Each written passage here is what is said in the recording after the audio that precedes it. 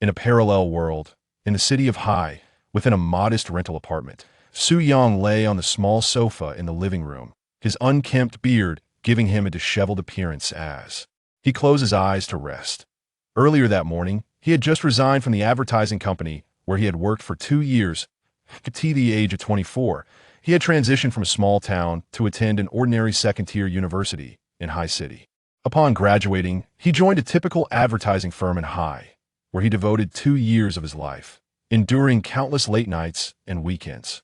Once a vibrant and sunny young man, he had transformed into a hollow-eyed shell of his former self, caught in an endless cycle of monotony. He had not intended to resign, especially given the current economic climate and his own lack of outstanding skills, which made the prospect of finding a similar job daunting.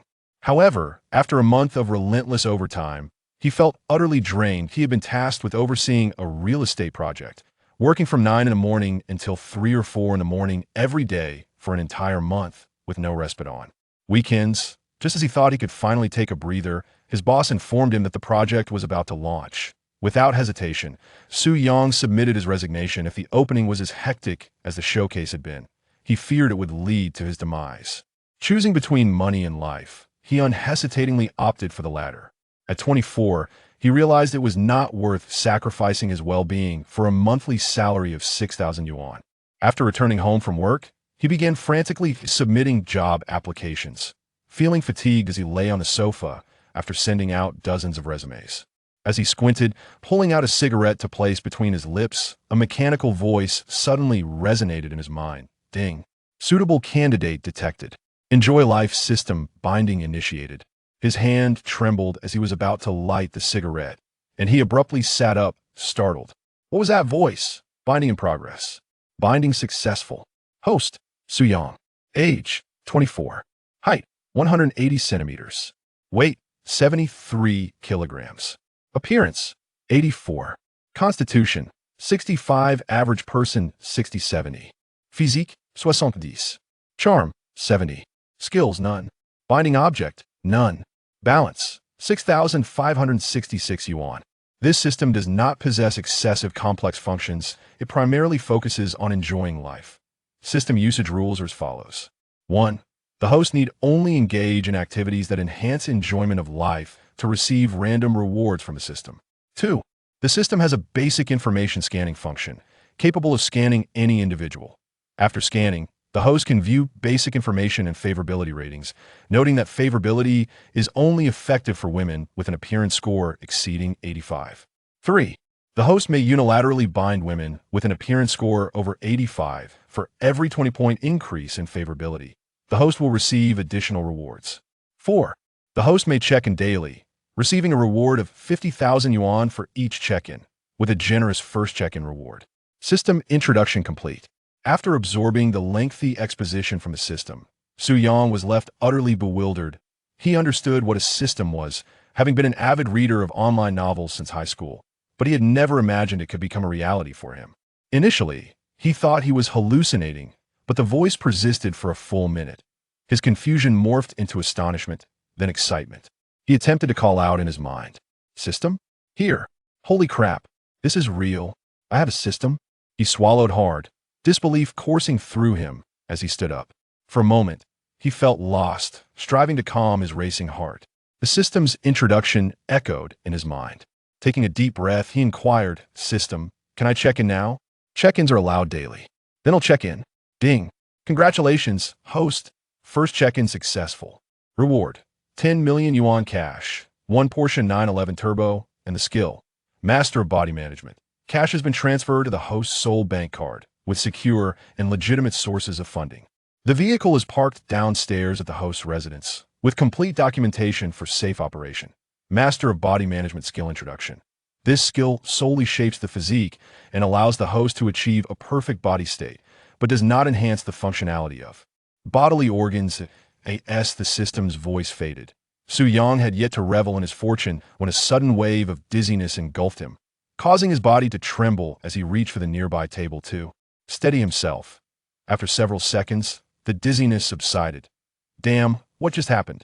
I felt like I was about to faint. As he spoke, he noticed a transformation in his hands. Raising them to inspect, he saw that they appeared slightly more muscular, and he could distinctly feel the tightness of his clothing. Realizing something, he dashed to the bathroom. Standing before the mirror, Su Yang's expression was one of disbelief. His facial contours had become sharply defined, his features more chiseled. His eyes were deep-set, his nose prominent, and his skin had transformed to a flawless complexion. All traces of acne and blackheads had vanished.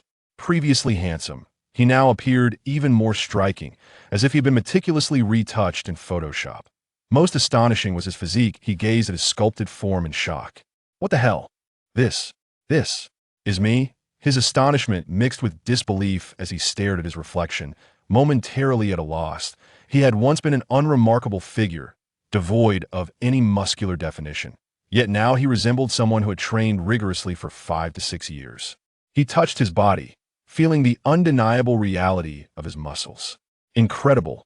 I could rival a professional athlete. With this physique, I'd surely turn heads at the pool. System, may I call you father? After admiring himself in the mirror for a full 2 minutes, Su Yang reluctantly returned to the living room, utterly convinced of the system's authenticity. Upon re-entering, he caught sight of a sleek black Porsche key that had mysteriously appeared on the table. He suddenly slapped his forehead, recalling that he had just acquired 10 million in a Porsche 911 Turbo worth 3 million. It is worth noting that the 911 Turbo has long been one of his dream cars. With its horizontally opposed 6-cylinder engine, it boasts an impressive 650 horsepower and 800 newton-meters of torque, capable of accelerating from 0 to 100 in a mere 2.7 seconds out on the road. This vehicle can easily claim to outpace 99 of cars.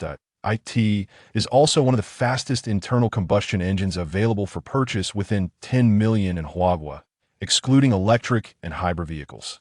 Su Yang, now clad only in his shorts, eagerly snatched the car keys to inspect them. Wow, it's the real key, not a lighter, he exclaimed. This first-sign reward is absolutely incredible. It starts with a turbo. He then remembered the money 10 million. Where's my phone? He quickly asked, locating it on the sofa. Upon unlocking it, he noticed an unread message. Opening it, he saw that a company named Haofeng Assets had transferred 10 million yuan to his Huagua bank account, ending in 6686, with a balance now showing 10,006,566 yuan. Wow, Su Yang gasped, counting the zeros repeatedly, his expression growing more exaggerated with each count. This was 10 million, a sum that, at his previous salary of 6,000 yuan, would take him over 100 years of relentless work to earn, provided he didn't eat or drink. By then, his grave would be overgrown with grass. For most ordinary individuals, 10 million is an unattainable figure, nearly impossible to accumulate throughout a lifetime without extraordinary circumstances. Su Yang remained motionless, staring at his phone. After swallowing hard, he opened his banking app for reassurance. The app confirmed the balance of 10,006,566 yuan. In that moment, he nearly lost his sanity. He wanted to scream in elation, but restrained himself, remembering the poor sound insulation of his old apartment. His hands trembled uncontrollably, excitement reddening his face. After a few minutes, he regained his composure, slowly rising with clenched fists.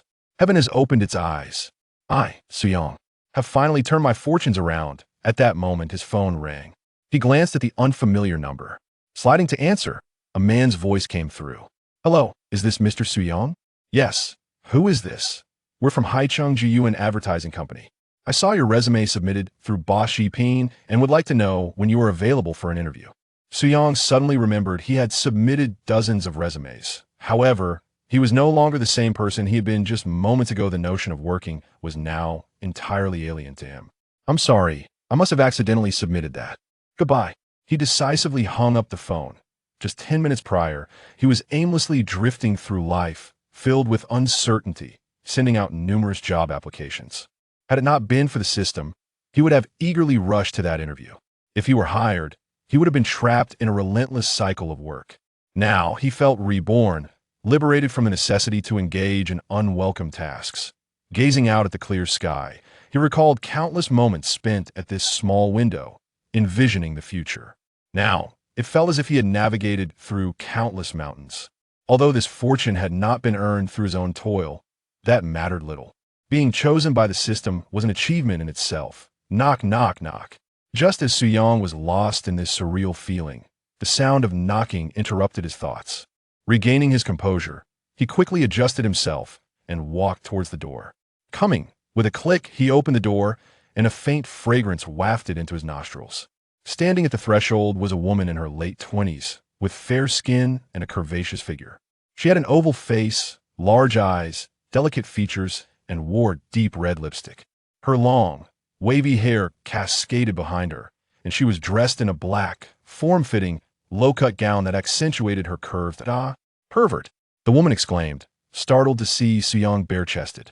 Realizing his state of undress, he scratched his head and chuckled. Sorry, Zhao Jia, I just finished exercising and forgot to put on a shirt.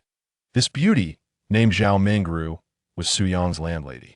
She covered her eyes with her hands, peeking through a small gap, and playfully chided, Then you better hurry and get dressed. Okay, I will, Suyang replied, turning to grab his t-shirt and quickly putting it on. Once he was dressed, Zhao Mengru lowered her hands and looked at him with surprise. Did you get plastic surgery? Huh? Suyang was taken aback. Realizing the changes in his physique, he laughed. No, why would a grown man get surgery? Haven't I always looked like this? That's impossible. You didn't look like this last month when I saw you. Suyang grinned. Well, you were too busy to notice. I've always been quite handsome. Zhao Mengru rolled her eyes, a blush creeping onto her cheeks. How narcissistic. And when did your physique improve so much? Suyang smirked inwardly. Don't think I didn't notice you peeking through your fingers earlier. Yet, he maintained his composure, replying, You're too kind, Zhao Jia. I've just been exercising. Lately a man should be a bit more robust. By the way, what brings you here today? Oh, right. I wanted to discuss something with you. Come in. Suyang invited her into the apartment. After pouring her a glass of water, they settled on the sofa. Zhao Mengru's gaze landed on the Porsche car, keys resting on the table. Is this your car key? She inquired, puzzled. Yes, I bought a car, and it just arrived today. What's up? Zhao Mengru pondered for a moment before asking. If you can afford a Porsche, why are you still renting from me? Are you secretly a wealthy heir experiencing life? Suyang's eyes darted as he fabricated a response. I'm hardly a wealthy heir. I had some special circumstances before, but it's a long story. I can explain it better another time. By the way, you came at the right moment. I was just about to message you that I plan to end the lease after these last few days. You're not renewing? Zhao Mengru responded, surprised. Yes, I've settled in Haicheng and plan to look for a house in the coming days. Have you suddenly become wealthy overnight? Buying cars and houses now? Zhao Mengru asked, astonished, and I previously made a bit of money in business, so I thought I would improve my quality of life, Suyang said with a cheerful smile. All right then, Zhao Mengru replied, though her heart was filled with skepticism. After all, she was nearly 30 and came from a well-off family, owning 3 or 4 rental properties in Haicheng.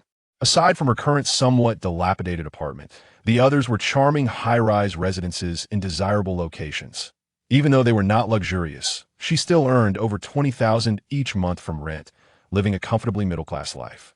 She had encountered her fair share of wealthy individuals, but it was her first time meeting someone like Suyang, who drove a Porsche yet resided in her modest one-bedroom apartment. Zhao Jia, is there something you need from me? Suyang asked, his gaze fixed intently on Zhao Mengru. Since receiving guidance from a master of body management, Suyang's eyes possessed a captivating allure, causing Zhao Mengru's cheeks to flush and her heart to race, momentarily. Forgetting her purpose for visiting right? I came to discuss the rent, but since you don't plan to renew, there's no need to go into it, she said, lowering her gaze and absent-mindedly adjusting her bangs. With a smile, Suyang suddenly recalled something. Oh, how could I forget the scanning function? System, scan Zhao Mengru. Ding, scanning target detected. Scanning. Zhao Mengru, age, 28. Height, 165 centimeters. Weight, 53 kilograms. Attractiveness, 86. Physique, 88. Number of relationships, 2. Currently single. Zhao Mengru has met the system's criteria. The host may choose to establish a favorable relationship. As the system spoke, a virtual screen appeared before Suyang, visible only to him, displaying Zhao Mengru's basic information clearly. Bind. Without hesitation, he responded in his mind. Zhao Mengru was certainly a striking beauty, and such an opportunity to bind was one not to be missed. If he were to wait for someone with a score above 90, he might be waiting indefinitely. And in reality, such exceptional women were scarce. If he were to find a flaw in Zhao Mingru, it would be her being a few years older than him. However, age was of little concern to Su Yang. He would accept even a 10-year difference. As long as the appearance was appealing, he had no intention of pursuing a romantic relationship with Zhao Mingru. He was simply attracted to her physique. Moreover, there's a saying that goes, youth does not appreciate the value of an older sister, mistaking a younger sister for treasure. Older women often possess a wealth of experience and advantages in various aspects. Ding. Finding successful. Zhao Mingru's favorability toward the host. 16 acquainted. The system's voice fell silent, leaving both individuals momentarily at a loss for words as the air grew still. Zhao Mingru continued to lower her head, deliberately toying with her hair. Due to the limited space of the living room, the small sofa left them merely 50 to 60 centimeters apart, with the scent of her perfume lingering around Su Yang. The atmosphere became subtly charged as Su Yang's eyes narrowed slightly, and he inadvertently glanced at Zhao Mingru's chest. He swallowed hard, feeling an uncontrollable surge of desire. Any normal man would be drawn to look more than once, especially in the presence of such a beauty. However, Su Yang was not the type to lose control. His rationality kept his impulses in check. He shook his head to maintain clarity, knowing that a moment's indulgence could lead to trouble. He had no desire to jeopardize his future for a fleeting thrill. Such matters required mutual consent, and he would wait until their favorability grew. To alleviate the awkward silence, Su Yang hurriedly spoke. By the way, Zhao Jia, do you have any friends who sell houses? Ah? Zhao Mingru blinked in surprise, lifting her gaze to meet his, her cheeks flushing once more. What did you say? I asked if you have any friends who sell houses. You have many friends, so I thought I would ask that. Oh well, as a matter of fact, I do have one, Zhao Mingru replied, exhaling lightly. That's great, Zhao Jia. It's beneficial to have connections. Although I used to work in this field, I hardly interacted with the clients. I'm planning to look at some properties in the coming days if you have time. Could you help me inquire? I can ask, but are you sure you want me to? My friend sells properties that are rather expensive. Su Yang pondered for a moment, then inquired, which project? Zhao Mingru picked up a glass of water from the table, taking a sip before smiling faintly. Sunhai Manor, that's senior. Sunhai Manor? No way. That's one of my favorite developments. But it is indeed quite pricey. Having worked in real estate design, Su Yang was well acquainted with various properties in Haicheng, although he had little interaction with clients due to his long hours. Sunhai Manor, while not the most luxurious, was still out of reach for the average person. The project primarily offered high-rises and large flats, with an average price of 21,000 per square meter for high-rises and between 20 to 45,000 for larger units. In a new first-tier city like Haicheng, that was no small sum. Purchasing a 400 to 500 square meter flat would easily require millions. While Su Yang did not currently possess such wealth, he could afford a smaller unit of 200 to 300 square meters if he chose to buy. Sunhai Manor boasted an excellent environment and location, situated alongside the Tianqing River that traverses Haicheng, classified as a prime riverside property. The surrounding amenities were also comprehensive, including subways, shopping malls, large supermarkets, and schools, making it incredibly convenient. Su Yang had often fantasized about owning a home there, though it had only been a dream until now. But with the system by his side, what was its purpose? To ensure his enjoyment, which meant he should acquire what he desired. It was merely a matter of time before he could afford properties in Haicheng or even in those ultra-first-tier cities. After contemplating, Su Yang looked at Zhao Mingru. I want to explore Sunhai Manor. When would you be available to help me inquire? Zhao Mingru regarded Su Yang, her expression a mixture of surprise, astonishment, and a hint of shyness. You truly intend to buy in Sunhai Manor? Each unit there costs several million. The most expensive is 1 to 2 million. Su Yang smiled confidently. I know. Let's go see it first. If I find a suitable layout, I'll make the purchase. Chapter 3. System, you truly are my dear father. Very well. Let me confirm once more. You are not jesting, are you? If your sole intention is merely to take a look, there is no need for me to summon friends. You can go directly. Su Yang spread his hands and laughed. Do I appear to be joking? Indeed, as Zhao Mingru mentioned, Su Yang could venture alone. Enlisting others was simply a means to garner additional discounts and gifts. However, to be candid, those perks were not his primary concern. His inquiry through Zhao Mengru was fundamentally aimed at swiftly enhancing their rapport. This not only promised greater rewards, but also the potential for a deeper relationship. All right, Zhao Mengru exhaled, retrieving her phone. Shall I inquire now? Sure, let's schedule a time. However, I doubt I can make it today, as I have to step out shortly. I'll ask around. As she spoke, Zhao Mengru opened WeChat and began typing. While waiting, Su Yang rose to pour himself a glass of water. 2 minutes later, Zhao Mengru shut her phone and turned to Su Yang.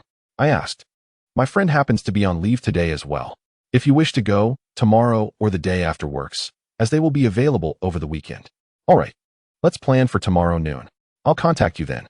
Zhao Mengru stood, smiling gently. Okay, I'll await your news. She picked up her small leather bag, preparing to leave, but her concern prompted her to remind Su Yang. I've already given them a heads up, so don't leave me hanging.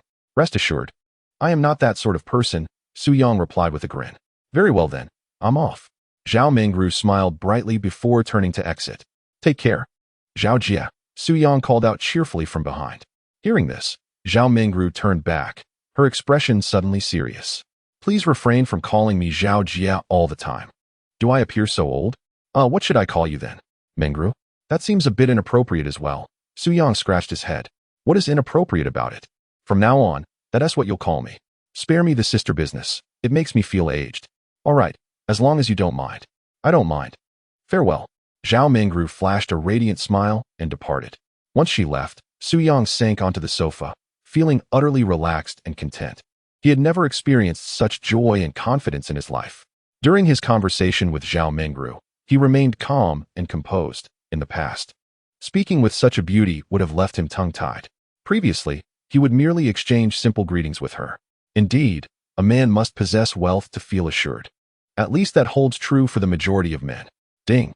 Zhao Mengru's favorability towards the host has increased to 30, acquainted. The system's voice suddenly echoed. Su Yang instinctively jumped, exclaiming, Damn, you startled me. He was still adjusting to the system's unpredictable announcements, yet he found the sound quite delightful. In such a short span, it has risen to 30? Quite impressive indeed. Su Yang could not help but smile. By the way, system, let me examine my current attributes. Host, Su Yang, age, 24 years, height, 180 centimeters, weight, 73 kilograms, attractiveness, 88, physique, 65, figure, 90, charisma, 90, skill, master of body management, binding object, Zhao Mengru, balance, 10.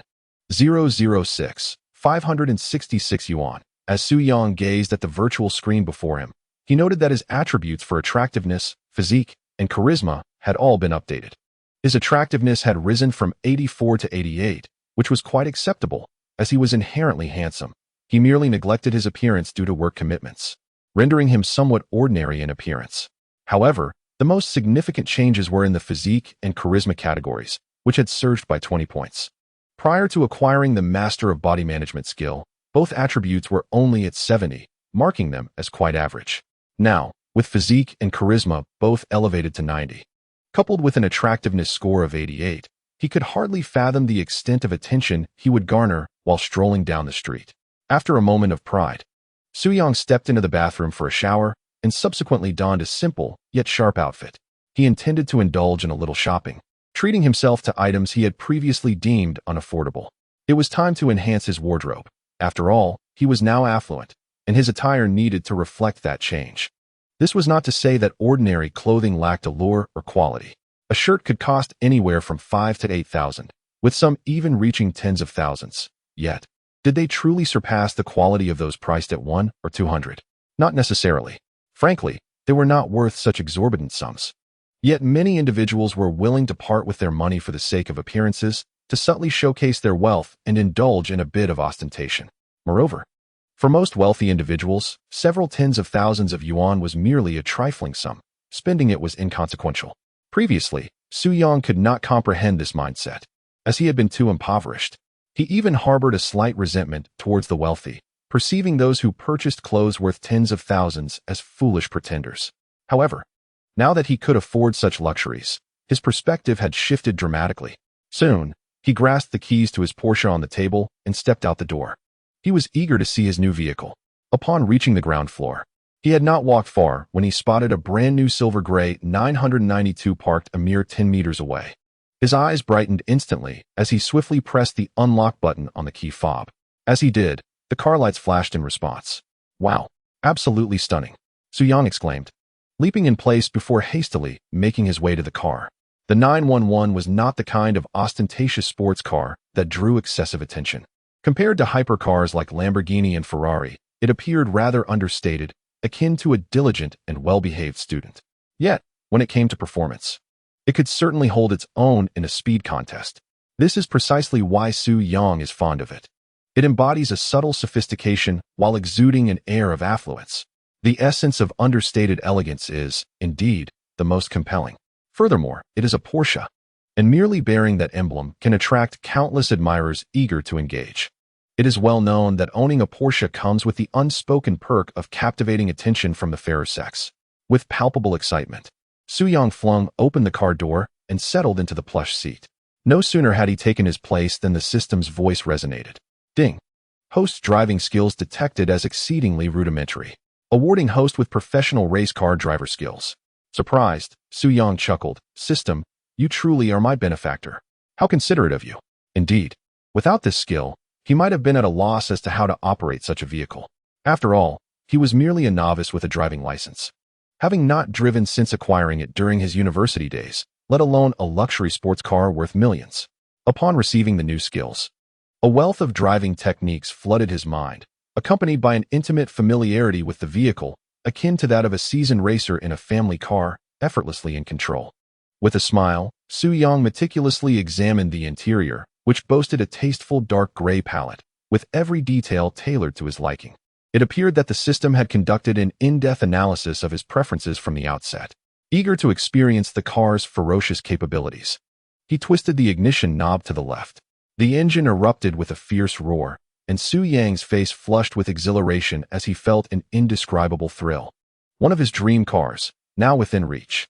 Chapter 4. Welcome to Louis Vuitton. Su-young pressed down on the accelerator.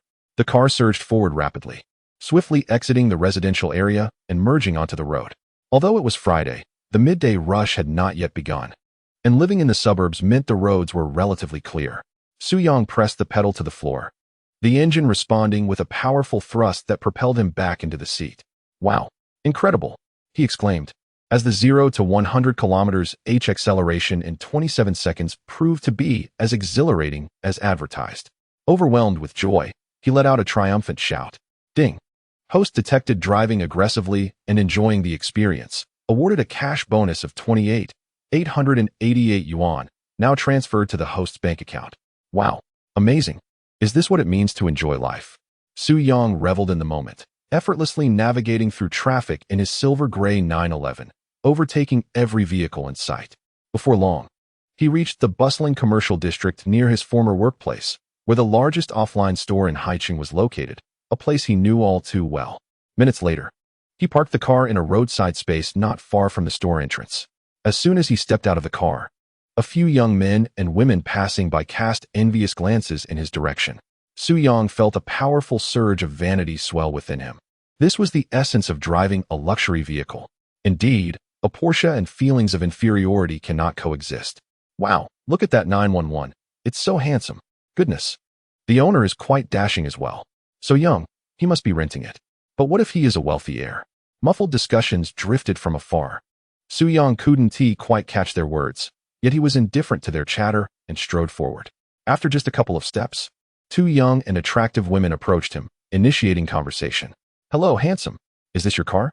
One of them, clad in extremely short denim shorts, blinked her large, expressive eyes at him. Su-young appraised the two women. The one who spoke seemed passably attractive, around 20 years old, with a commendable figure. Particularly noteworthy were her long, fair legs, neither too thin nor too plump. The other was rather ordinary, sporting red high heels and a black miniskirt, though she too displayed her legs. Their quality paled in comparison to her companions, and her makeup was rather heavy. Observing the two, Su-young smiled faintly and remarked, "Am I the kind of person who is so easily swayed?" The girls, undeterred by his response, pressed on. "Well then, could you give us a ride? We're feeling a bit unwell. Perhaps you could take us for some treatment?" At this, Su-young raised an eyebrow, thinking to himself, "Wow, Are they really this forward? It's true that when you're broke, no one pays you any mind. But once you have money, they become so proactive. System, scan these two women. Scanning target, Wang Fong. Age, 22. Height, 161 centimeters. Weight, 53 kilograms. Attractiveness, 71. Figure, 78. Number of relationships, 16. Currently in a relationship. Li Ting. Age, 20. Height, 164 centimeters. Weight, 55 kilograms. Attractiveness, 63. Figure, 69. Number of relationships, 17. Currently single. Goodness, what a pair of misfits. Together they had over 30 relationships. How lonely could they possibly be? Suyang glanced at them once more, and the smile that had graced his face vanished, replaced by a cold sneer. You're not really sick, are you? You'd best get checked at a hospital. I'd rather not be troubled by your ailments. Without waiting for their response, he turned and walked away, leaving the two women to stomp their feet in embarrassment and anger. Just then, a bystander watching the scene erupted with laughter. Ha ha ha, this is hilarious. Looks like they've been rejected. You girls are quite bold for rushing towards a rich heir. I applaud your courage. Two young ladies, he doesn't regard you, but I do. Allow me to take you for some treatment, shall I? I have studied medicine for several years and can assure you that a remedy will be found. Get lost. The two girls rolled their eyes and swiftly departed. Suyang naturally overheard their exchange and chuckled to himself, choosing to disregard this trivial incident. He approached the entrance and pushed the door open. Upon entering, a saleswoman clad in a sleek black uniform approached him with a warm smile. Welcome to Louis Vuitton. As Suyang raised his gaze, a sense of familiarity washed over him, though he could not immediately recall her identity. Compared to the previous two, this saleswoman appeared as if a celestial being had descended upon earth. Her long hair was neatly styled, her skin as smooth as cream, and she wore delicate, understated makeup. With an oval face, alluring peach blossom eyes, a petite, refined nose, and lips that seemed to glisten like a blooming pink rose, she exuded a captivating charm. Clad in black stockings that revealed a hint of her calves and elegant black heels, she embodied grace and poise. However, as Suyang momentarily lost his train of thought, the saleswoman also appeared slightly taken aback by his presence. Are you Suyang? Upon hearing his name spoken, Suyang finally recalled who she was, albeit with a hint of uncertainty. You are Lu Yun? Indeed. Lu Yun replied with a radiant smile. She was Suyang's high school classmate, Lu Yun. They had studied together in the same class for 3 years, though they were not particularly close during their school days, having exchanged scarcely more than 10 words in total. Lu Yun was the belle of the class, while Suyang had been preoccupied with basketball and soccer, entirely dismissing any notions of romantic entanglements.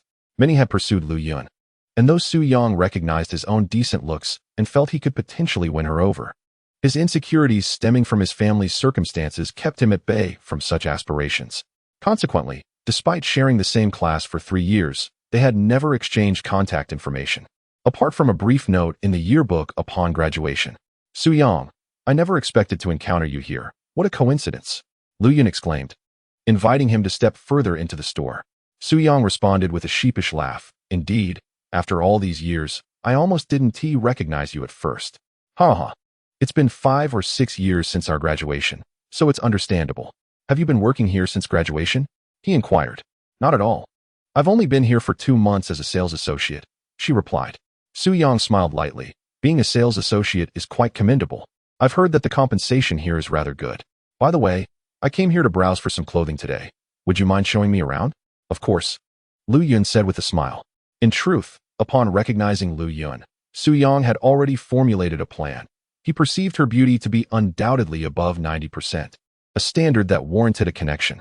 Moreover, Lu Yun happened to be his old classmate, which allowed her to guide him and earn a commission on the purchases, thereby facilitating a swift familiarity between the two. Lu Yun led Suyang towards the clothing section. Seizing the opportunity, Suyang promptly called out in his mind, System, scan.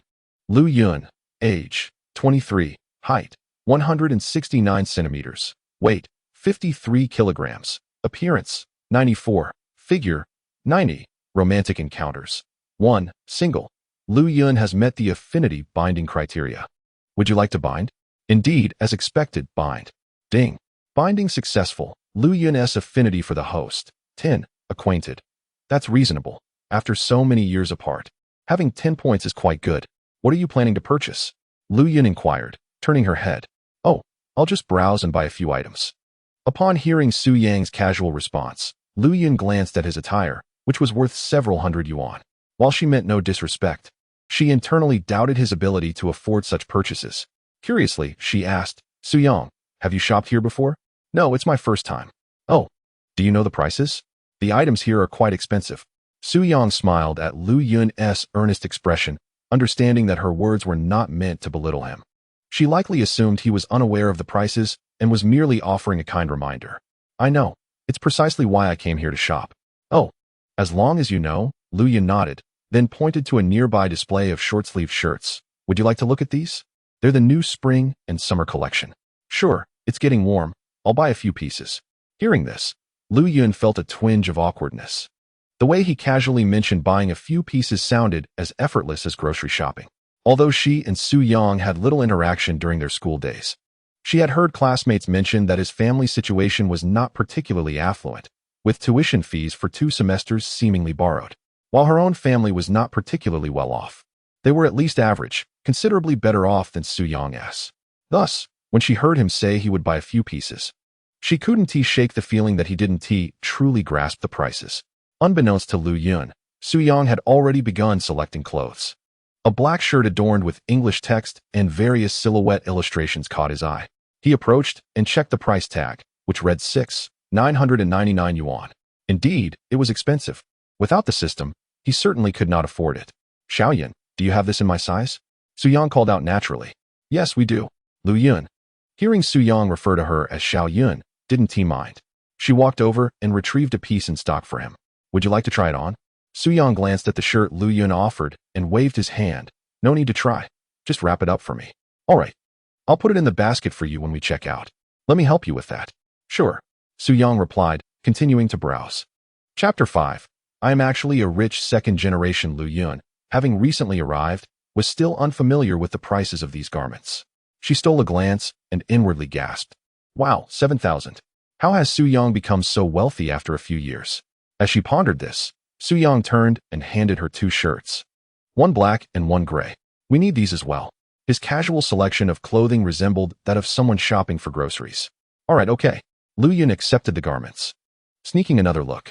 One shirt was priced at 5,600, the other at 8,799.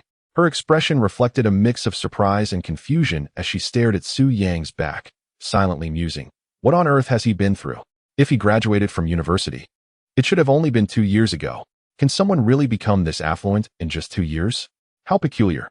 Oblivious to the curiosity he had inadvertently sparked in Lu Yun, Su Yang was reveling in the joy of shopping, a first for him, indulging without restraint, and thus he paid little attention to her behind him. Soon, he selected 2 more shirts, 2 jackets, 2 pairs of classic sneakers, 1 pair of jeans, 1 pair of casual trousers, and a men's backpack. At this moment, Lu Yun's mind was utterly astonished, for Su Yang had always been a poor student in her eyes. The sheer volume of his purchases easily exceeded 100,000, intensifying her curiosity. Moreover, Su Yang appeared completely unperturbed, even delighted. After all, those who can shop so freely are either genuinely wealthy and indifferent to such sums, or are attempting to impress while struggling to choose something satisfactory. Clearly, Su Yang belonged to the former category. After finalizing his selections, they approached the checkout counter. Lu Yun gazed at the pile of clothing, realizing that her commission from this sale would be considerable. Although she was immensely curious about Su Yang, the prospect of earning a nice sum made her quite happy.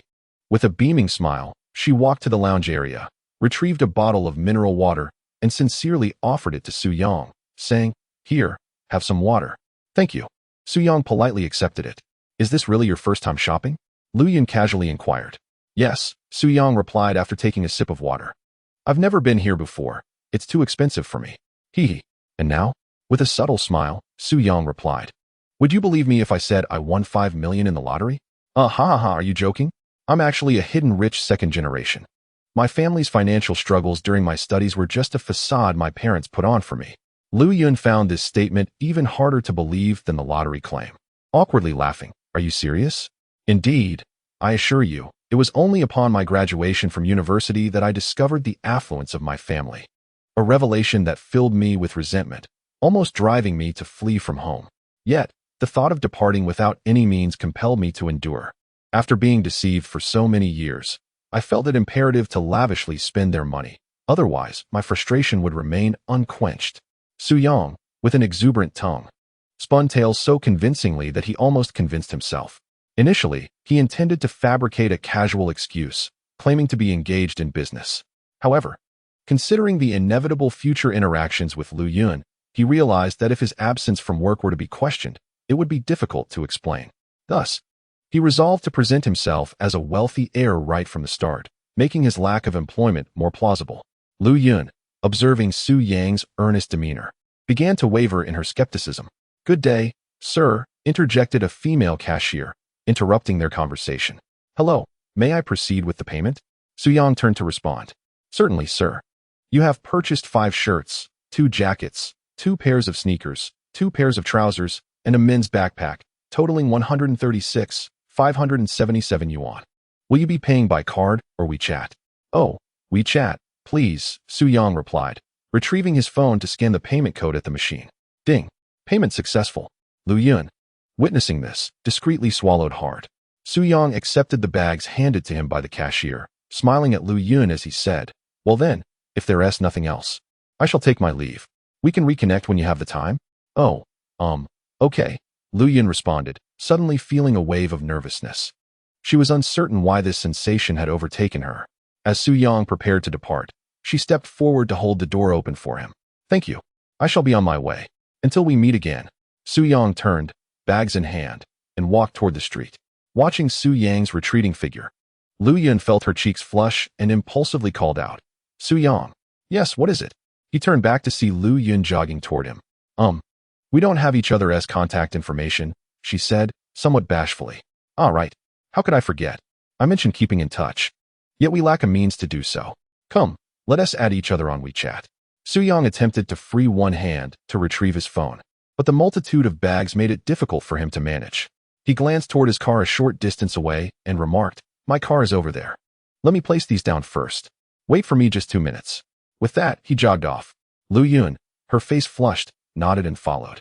This being the first time in many years she had taken the initiative to request someone's WeChat. Although Su Yang was not a complete stranger, they had not seen each other for 5 or 6 years, and during their school days, they had exchanged only a few words. She was surprised that in this brief encounter, their conversation had surpassed the total of their exchanges throughout 3 years of high school. She noticed that Su Yang seemed to have changed significantly, appearing more cheerful than during their school days, leaving her with a pleasant impression. However, she had not originally intended to take the initiative to ask for Su Yang's WeChat. However, observing that Su Yang chose not to mention the matter and was about to leave, an inexplicable feeling surged within her. She felt that if she did not approach him to request his WeChat contact, it would be quite challenging to meet him again in the future. With a hint of shyness, she followed Su Yang as he walked over. She noticed him bending down to place a bag into a sleek sports car. Her mouth fell open. The car's exterior immediately conveyed an air of luxury. As she stepped closer, she discerned the 911 insignia emblazoned on the rear. Although she was not well versed in automobiles, she recognized the significance of those 3 digits. In that instant, her belief in Su Yang's earlier words solidified. Once Su Yang finished placing his belongings, he turned to Lu Yun with a smile and said, "All set. Now let us add each other on WeChat." He pulled out his phone, opened the app, and said, "Let me scan your code." "Oh, all right," she replied. After they exchanged contacts, Lu Yun suddenly remarked, "Today you bought items worth over 100,000. I'll earn quite a commission from this sale. It's the most I've ever sold since I started working here." "Thank you." Su Yang waved his hand dismissively, saying, "Oh, there's no need for thanks. Even if you hadn't shown me, someone else would have. This just proves that we are destined to meet." His words caused Lu Yun's fair complexion to blush even deeper. Stealing a glance at Su Yang, she smiled and said, "Regardless, you've brought me a substantial commission, so how about I treat you to a meal sometime?" "Sure. How could I refuse an invitation from the class beauty?" Su Yang teased. "What class beauty?" "That's just what our classmates used to call me." She replied with a chuckle. "No matter how many years pass, you will always be our class beauty. You needn't be modest. Had there been a school beauty contest back then, you might not have just been the class beauty but the school beauty instead." "Oh, you're making me blush." Lu Yun said, her cheeks flushing as she lowered her gaze. Seeing her bashfulness, Su-yang laughed heartily. I genuinely believe that. Well then, I won't take up any more of your time. You should head back to work. I'll be looking forward to that meal.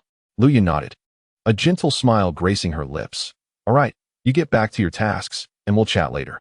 Su-yang waved goodbye as he approached his car, hopped in, and with a swift press of the accelerator, departed with style.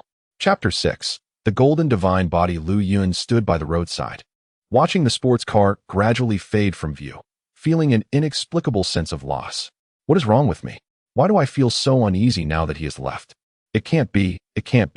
We've only just met. How could I feel this way? No. Lu Yun, you must not think like this. Hurry back to work. She muttered to herself, her cheeks flushing once more. Meanwhile, Su-yang felt elated to have successfully added Lu Yun on WeChat. In truth, even if she had not taken the initiative to ask for his contact, he would have sought it out himself. He had merely wished to test whether Lu Yun would approach him for his WeChat, initially believing she would not come. To his surprise, at the last moment, he emerged victorious in his gamble. Ding! Detected that Lu Yun's affection for the host has risen to 45, familiar, rewarding the host with a Portuguese series perpetual calendar wristwatch, valued at $3.45 million. Additionally, the host is granted the Golden Body skill, enhancing Constitution to 75. Ding! Detected that the host feels elated after conversing with an old classmate, rewarding 888 yuan in cash. As the series of notifications from the system resonated, Su-yang's lips nearly reached his ears, not solely due to the acquisition of a watch worth over 300,000, but rather because of the Golden Body skill, which sounded extraordinarily impressive. Oh, system, you are truly thoughtful. I could weep with joy. Could you please elaborate on this skill? Golden Body. This skill enhances the host's internal organs, including, but not limited to, improving the host's physical condition and cardiopulmonary capacity. The specific effects can be explored by the host. How remarkable! Su-yang's mouth curled into a smile upon hearing this. He had a few minor ailments, which had been a source of frustration for him over the years, aside from his lack of funds. In college, he had once faced disdain from a girlfriend due to these issues.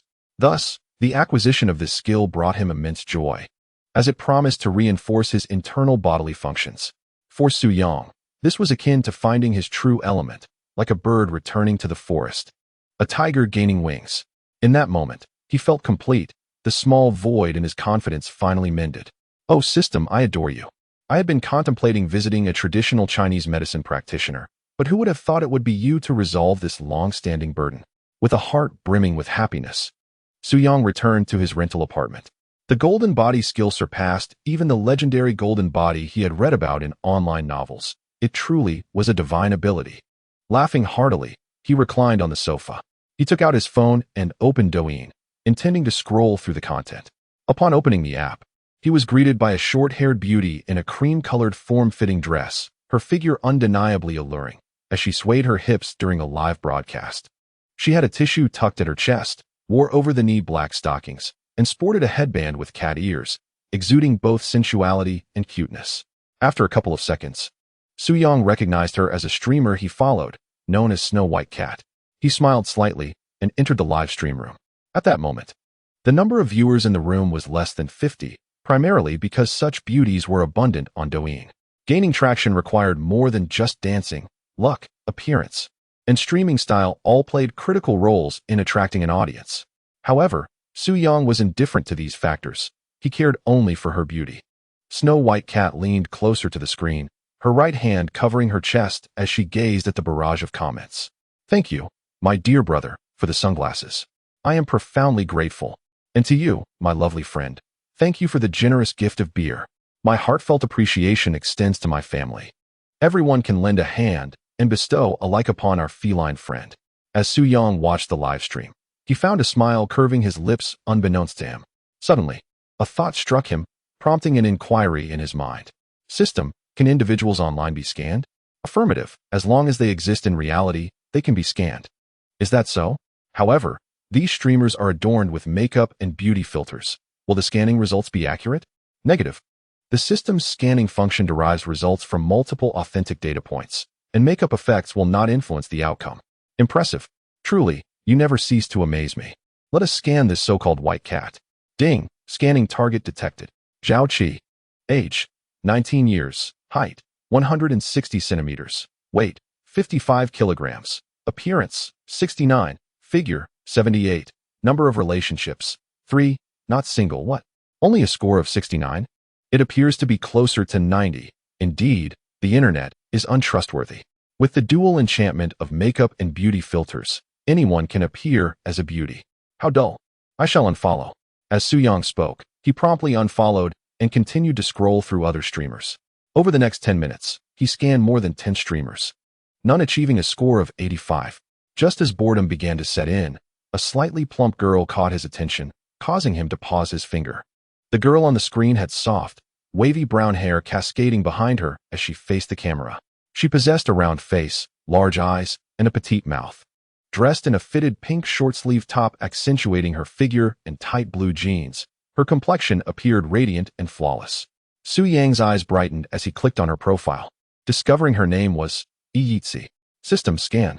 Lin Yi. Age, 22 years. Height, 165 centimeters. Weight, 57 kilograms. Appearance, 88. Figure, 95. Number of relationships, 0. Single. My goodness. How remarkable. Lin Yi meets the binding criteria. Would you like to bind? If not now, when? Bind. Ding. Binding successful. Lin Yi's affection for the host, 0. Stranger. Glancing back at the screen, Suyang noticed Lin Yi had risen, changing the background music and starting to dance. He swallowed hard, mesmerized by her stunning figure. Thank you, dear brother, for the little hearts. She exclaimed. Babies, please give me a like. Those who adore E can join her fan club. Suyang observed the online viewer count in the live stream room. It was comparable to that of the earlier White Cat, with only 30 to 40 viewers. He clicked on the other person's profile and discovered the address was in Haicheng. Without hesitation, he followed them and opened the gift interface, taking his first step forward. Chapter 7. The greatness of Kai. Since Suyang began using Douyin, he had never sent gifts to anyone, regardless of how much he liked them. He was committed to a strategy of enjoying without paying. Even a small heart had never graced his account, as he previously lacked the funds. However, circumstances had changed. And in order to add the person's contact information and perhaps arrange a meeting, it was imperative to send some gifts. Suyang was acutely aware of this reality. Without further ado, he opened the Douyin recharge page, preparing to add 50,000 yuan. After completing the transaction, his account balance proudly displayed 350,000 diamonds. That should suffice. Let the gifting commence. As Suyang initiated the gift-giving process, he sent 10 Porsche cars right away. At that moment, the screen erupted with Porsche effects, causing Lin Yi to beam with joy. She momentarily paused her dancing, her expression one of surprise as she approached the phone to express her gratitude. Wow, thank you, my car-buying brother, for the 10 Porsches. I truly appreciate it. Whoa, we have a big brother here? Impressive. Just look at that name. Buying groceries in a sports car. How can that not be amazing? Is that all it takes to be impressive? Just 10 Porsches? Then why don't you send 10 yourself and see? Suyang chuckled lightly at the barrage of comments, taking out a cigarette to light. Groceries brother, love you all. Everyone, help Yi by clicking follow. Host, what gifts can earn food? Lin Yi blushed a little as she read the comments aloud. What food? Don't play innocent. What gifts can earn you a WeChat ad? Brother, the host doesn't add WeChat. If you like Yi, just give her a follow and a like. Bah, no WeChat ads. What a pity for my fine Huazi. It seems we are not destined. Stop rambling. If you're brave, send one. A Huazi will almost certainly get you added. Indeed, if you want to add WeChat, send some gifts first. Forget Huazi, let's see a big rocket. At that moment, the comments began to flood in again. Suyang smiled faintly at the viewers' messages.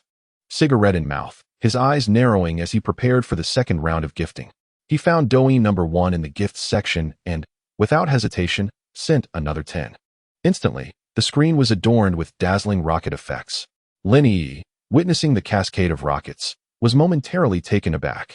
As a small streamer, she had only been live for about a month and never expected to receive 10 Douyin number 1 gifts in one go.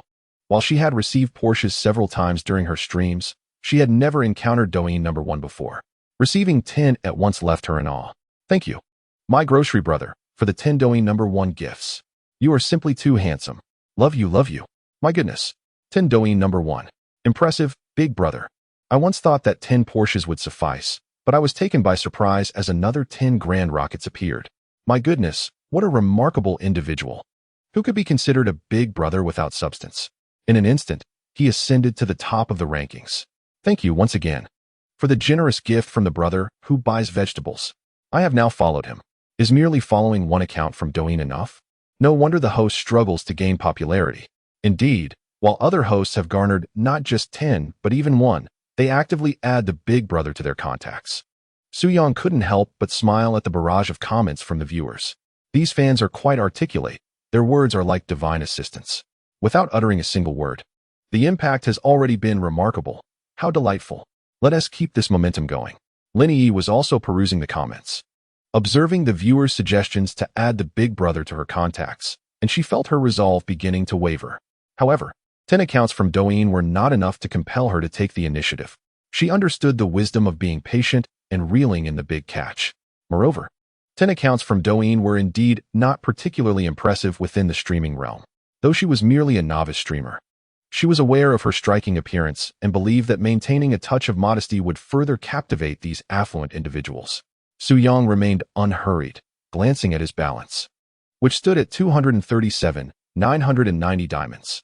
He intended to directly send a lavish gift. However, each grand gift costs 30,000 diamonds, and to send 10 at once would require considerably more, several tens of thousands short. He swiftly accessed the recharge interface and deposited an additional 100,000. Now, he possessed over 930,000 diamonds, nearly sufficient. He opened the gift interface and selected the grand gift, opting to send 10 consecutively. As the viewers engaged in playful banter, a new gift effect graced the screen, this time showcasing the most extravagant and dazzling carnival effect among all gifts. Incredible. Another 10 grand gifts. Amazing, Chef Kai. My goodness. This is undoubtedly a true big brother. Chef Kai must have taken a liking to this host. Chef Kai is truly impressive.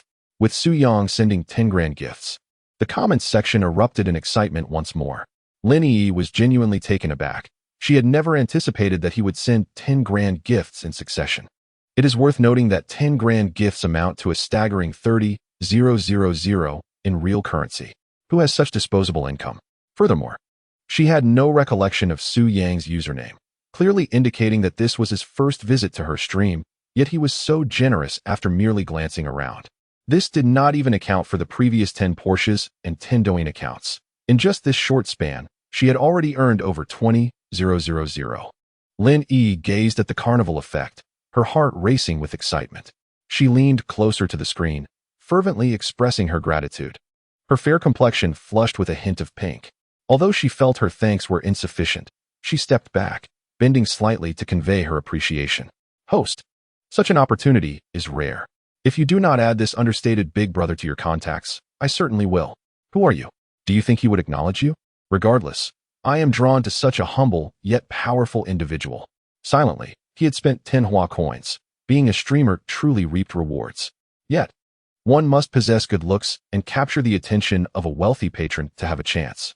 Suyang observed the barrage of comments flooding the screen, a smile gracing his face as he reveled in the thrill of indulgent spending. Ding.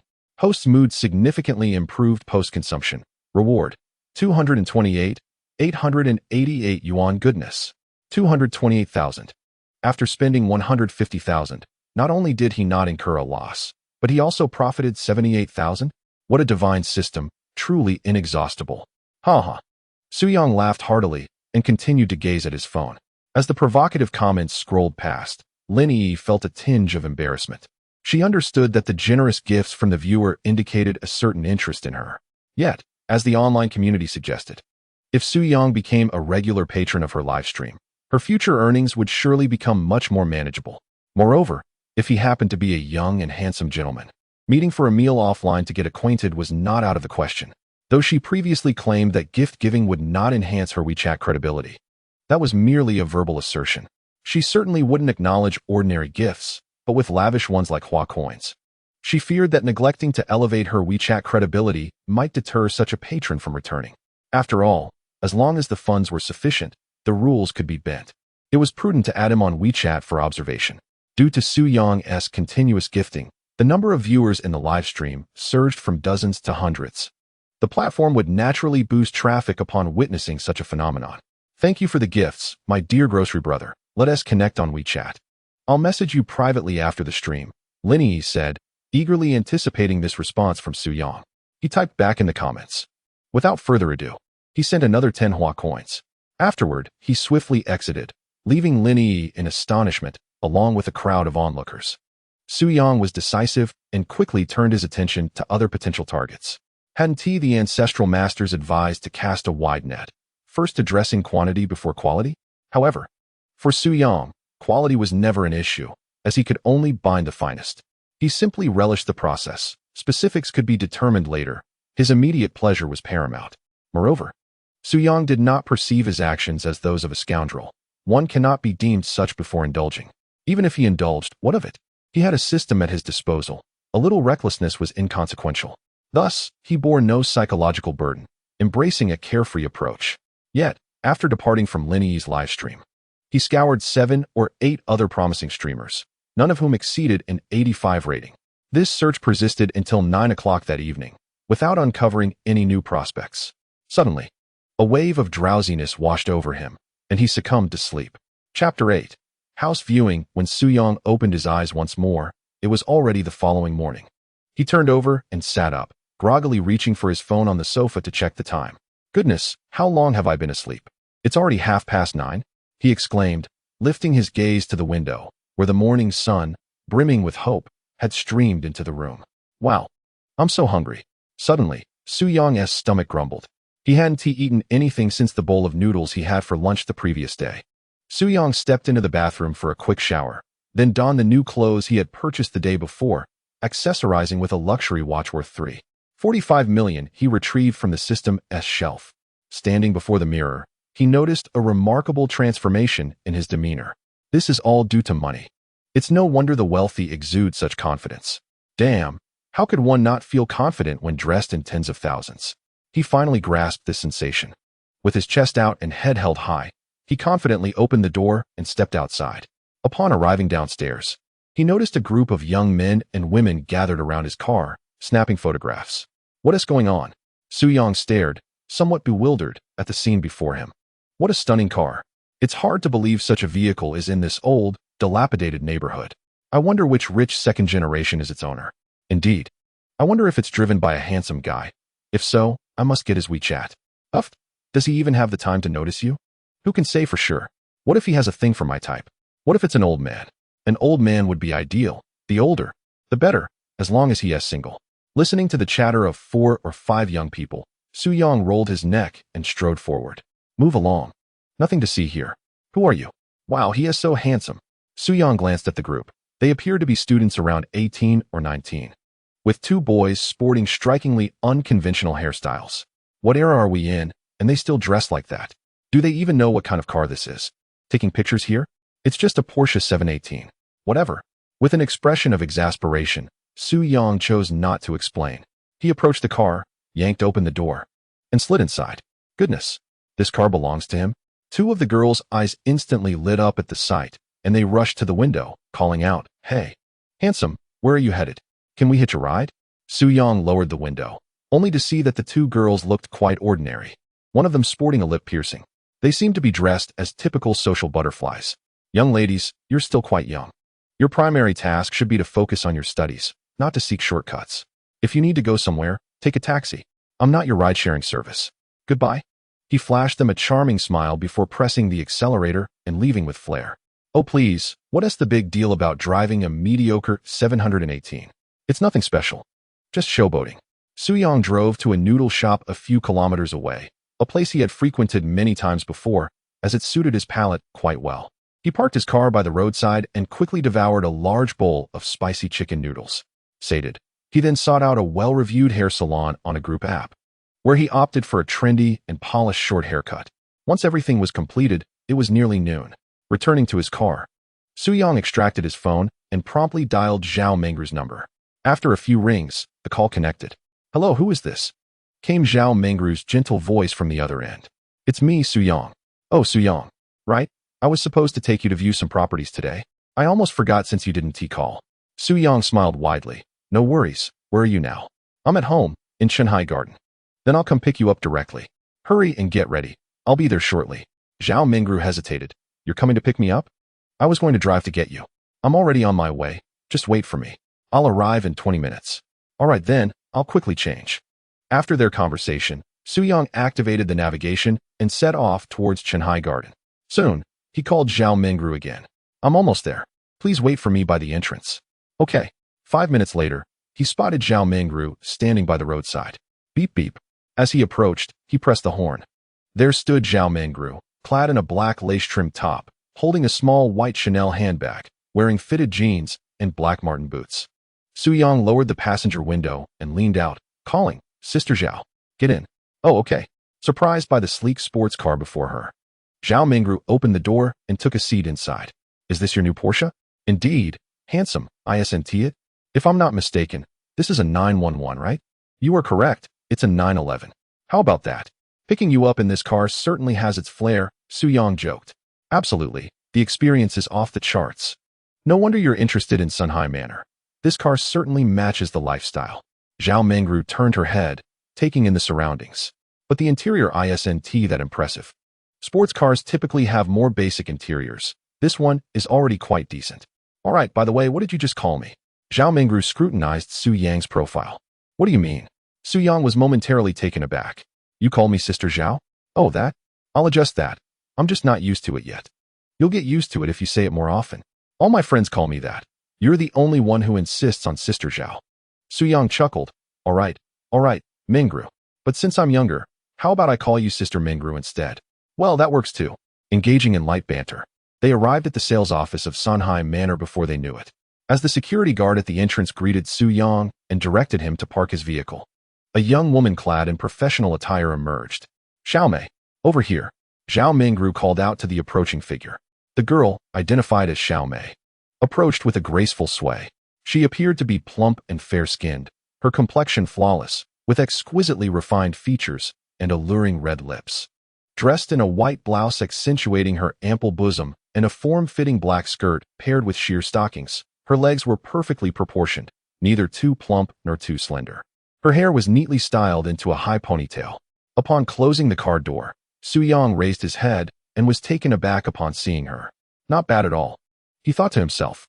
Gu Xiaomei, age, 27, height, 167 centimeters, weight, 54 kilograms, attractiveness, 88, figure, 90, number of relationships, 3, currently single, don't ask, just bind. Beep. Binding successful, favorability, 0, you all have arrived. Gu Xiaomei said sweetly as she approached them with a smile. Yes, Xiaomei, this is my friend Su Yang, whom I mentioned to you yesterday. He is interested in viewing the properties at Sunhai Manor. Of course, Gu Xiaomei replied, extending her delicate hand towards Su Yang. Hello, Mr. Su. I am Gu Xiaomei, the sales manager at Sunhai Manor. I will be your guide for the tour. Su Yang returned her gesture with a polite smile, shaking her hand before releasing it. Hello, no need for such formality.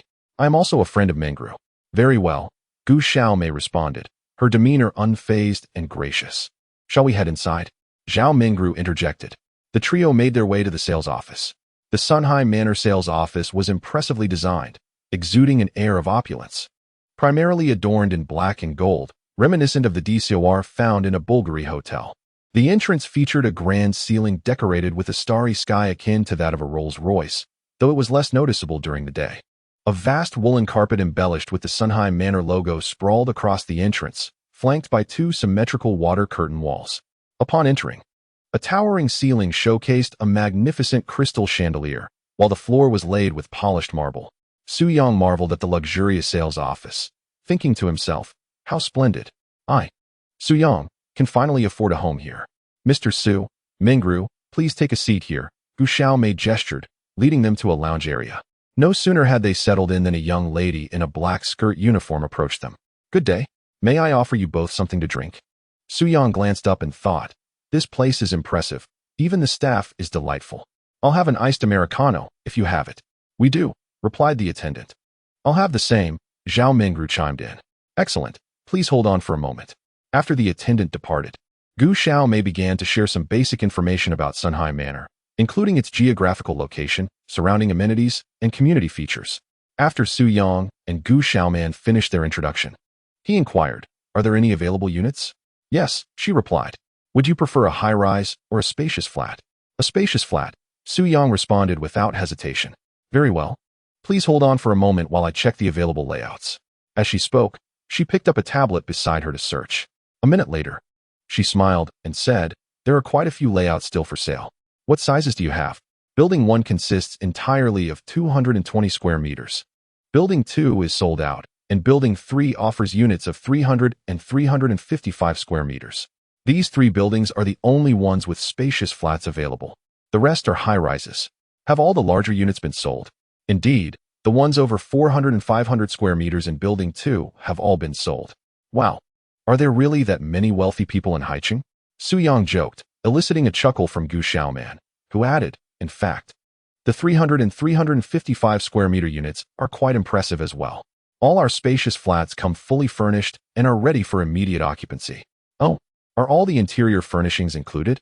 "Yes, we truly offer comprehensive furnishings. Not just the hard fixtures, but all soft furnishings are provided as well. So customers do not need to purchase any furniture. Moreover, the furniture we use is from first-class luxury brands available on the market." Su Yang nodded in agreement. "Then I would like to view the 2 layouts in Building 3. Chapter 9. Do you not wish to be the mistress of the house?" Gu Xiaoman, seeing his enthusiasm, beamed. "Great. Shall I take Mr. Su to see the model unit first?" Su Yang nodded and smiled. "Sure, but please don't keep calling me Mr. Su. It sounds a bit distant. Just call me Su Yang, or Little Su will do." Zhao Mengru, sipping coffee brought by the attendant, teased. "Why don't you let me call you Little Su?" "Well, you can do that, or simply call me Yang Yang," he replied with a chuckle. "How cheesy," Gu Xiaoman remarked, her lips curling into a smile as she observed the two. "Mengru, why Haven Tea? I heard you mention Su Yang before." "Oh, we Haven Tea met many times. I'm actually his landlord." "Really? He is renting from you?" "Yes, but this guy is a hidden rich second generation, out here experiencing life.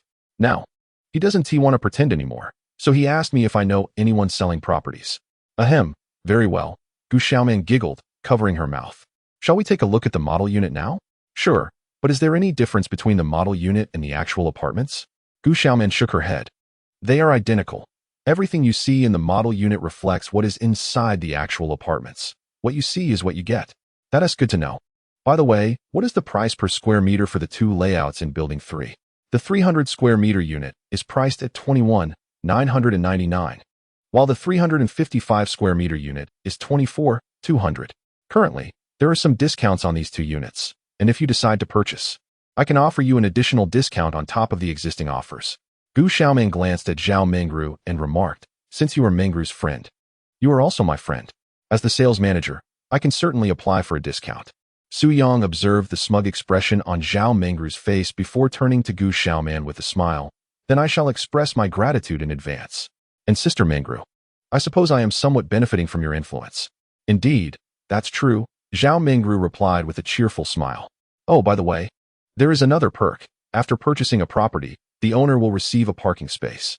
"That is indeed appealing," Su Yang nodded with a smile. "Considering that for properties ranging from hundreds of thousands to millions, offering a parking space is quite reasonable." "All right, let us proceed to take a look," Gu Xiaoman suggested. The 3 of them followed her towards the model apartment. Exiting through the back door of the sales office, they were greeted by a beautifully landscaped garden. After traversing the garden and ascending a set of stairs, they soon arrived at Building 3 of Sunhai Manor. Gu Xiaoman led them into the lobby, explaining, "Building 3 features 2 elevators serving 2 units per floor, one measuring 300 square meters and the other 355 square meters. We have a physical model apartment located on the 2nd floor." Su Yang and Zhao Mengru nodded in agreement and followed Gu Xiaoman. Upon entering the lobby, they were met with an impressive marble screen, the overall ambience matching that of the sales office, exuding sophistication. After circling around the screen, the trio took the elevator to the 2nd floor. Gu Xiaoman first guided them to the 300 square meter unit. As they approached the entrance, a grand dark brown door came into view, radiating a sense of stability and elegance. Gu Xiaoman stepped forward to press her fingerprint, and the door swung open. "You may need to wear shoe covers," she turned to inform them. "All right," they replied. After donning the shoe covers, the 3 entered the model apartment. A sweeping glance revealed that the predominant color palette within was deep brown, black, and shades of gray. The entryway featured a long hallway flanked by two transparent glass shoe cabinets. At the end of the hall, a wall adorned with a striking black and white design showcased an artistic sculpture at its center. Beyond the hallway lay the dining area and living room, which appeared exceptionally spacious. To the right of the dining room was a large open kitchen, featuring both Chinese and Western cooking areas. Adjacent to the kitchen, directly behind the entryway, stood a full-glass wine cabinet along with a multifunctional bar. On the opposite side of the kitchen, near the balcony, there was an open multifunctional room that could serve as a tea room or study. Connecting the living room and dining area was an expansive floor-to-ceiling window, offering 270 degrees of natural light, creating a brilliantly illuminated environment. Outside the window lay a generous balcony, perfect for leisure activities. As Gu Xiaoman continued her tour, she elaborated on the features of the space, stating that all the furniture was included. Su Yang looked around, a smile gracing his face. This layout is quite appealing to me. He spoke while walking to the balcony, gazing down at the splendid surroundings below, a landscape adorned with gardens, ponds, and pavilions, with the picturesque view of the Tianqing River not far away. Being on the second floor limited his view. Purchasing a higher floor would allow for an unobstructed panorama of the river. Are these interiors identical to the actual property? He inquired. Indeed, this is a physical model unit, and all amenities are the same, came the reply. So, Sister Zhao, what do you think, Mengru? Zhao Mengru's eyes sparkled as she exclaimed, I absolutely adore it. Alas, I cannot afford it. Su Yang chuckled and said, We are friends. Should I purchase it? You are always welcome to visit. He then turned to Gu Xiaoman. Let us go take a look at the bedroom. This way, Gu Xiaoman gestured, leading them to the bedroom. The bedroom area was situated behind the living room, accessible through a spacious corridor that led to a modest secondary bedroom. However, even this secondary room surpassed the size of many standard master bedrooms. On the opposite side of this room was another secondary bedroom, with the entire layout comprising 5 rooms, 2 halls, and 3 bathrooms. Aside from the multifunctional room and the master bedroom in the living dining area, Su Yang considered the remaining bedrooms to be merely secondary ones, simply rebranded as guest rooms or studies. After touring the secondary bedroom, they finally entered the innermost part of the bedroom area, the master bedroom. Upon entering, to the right was the sleeping area, which was exceptionally spacious. To the left of the bed was an entire wall of transparent glass wardrobes, while on the opposite side sat a sofa, complemented by a grand floor-to-ceiling window. Further inside, the bedroom featured an expansive ensuite bathroom, complete with dual sinks, an automatic toilet, and a separation of wet and dry areas, culminating in a lavish bathtub. As Su Yang beheld the bathtub, his mind wandered, and he remarked, This bathtub is splendid. Quite luxurious, and the toilet is impressive as well. Why is your face flushed? Zhao Mingru suddenly inquired, observing Su Yang. Is it? Perhaps it's just a bit warm. How curious, Zhao Mingru muttered softly. Gu Xiaoman led them out of the master bathroom, circling around the sleeping area to the ladies' walk-in closet. This closet was also quite spacious, featuring an encircling wardrobe with a long, narrow sofa in the center. What do you think of this walk-in closet? Gu Xiaoman asked with a smile directed at Zhao Mingru. I certainly love it, but alas, I cannot afford it. It seems I can only dream, Zhao Mingru lamented. Hee, Mingru, do you not wish to be the mistress of this bedroom? Gu Xiaoman whispered conspiratorially in Zhao Mengru's ear. Upon hearing this, Zhao Mengru's face flushed crimson, and she stammered, Oh, what nonsense. Su Yang and I are merely good friends, and I am several years his senior. It is impossible, Zhao Mengru replied softly, while Su Yang was oblivious to their exchange. He turned and noticed the rosy hue on Zhao Mengru's cheeks. Sister Mengru, why is your face also flushed? Chapter 10. What is a down payment? Upon hearing this, Zhao Mingru adjusted her bangs and replied, It's nothing, just feeling a bit warm. Indeed, I feel the same, Gu Xiaoman remarked with a smile as she glanced at the two. We've examined all the spaces in this layout. Let us proceed outside. All right. The trio made their way to the living room, where Gu Xiaoman inquired, So, how do you find it, Su Yang? Are you satisfied? Yes, quite satisfactory for now. Let us take a look at the 355 square meter unit, he responded. Very well, let us go. After spending another 10 minutes, they exited the 355 square meter apartment. Su Yang found it less appealing. Although it was significantly larger than the 300 square meter unit, he felt the layout was somewhat scattered, lacking a sense of intimacy and warmth. Having viewed both layouts, which one do you prefer? Zhao Mingru glanced at Su Yang. I leaned towards the 300 square meter unit. Its size is just right, and the layout is decent. What about you? Me? Zhao Mingru pointed to herself. I also prefer the 300 square meter unit. But it's not my purchase, so my opinion doesn't hold much weight. Su Yang smiled at Gu Xiaoman. What floors are still available? Let us return to the sales office. I'll check. Shortly after, they arrived back at the sales office. Gu Xiaoman, with her tablet in hand, stated, currently, there are units available on the 3rd, 4th, 7th, 8th, 15th, and 18th floors. All right, I'll take the 300 square meter unit on the 8th floor. You've made up your mind already?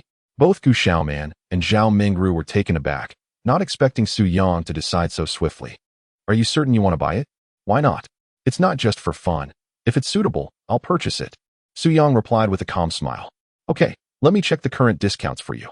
Upon hearing Su Yang's confirmation, Gu Xiaoman's demeanor became noticeably warmer. After all, selling a unit worth several million would yield her a substantial commission, making anyone more amiable. 2 minutes later, Gu Xiaoman turned to Su Yang and said, the pricing for the 300 square meter unit is 22,500 per square meter, but with the current promotion, it drops to 21,999. I can apply to reduce it to 21,000. Would that be acceptable? Absolutely. I'm glad to have you as a friend. Su Yang expressed his gratitude, shaking her hand. In truth, the discounts were not his primary concern. It was merely about spending a little less. Such money was easily attainable for him.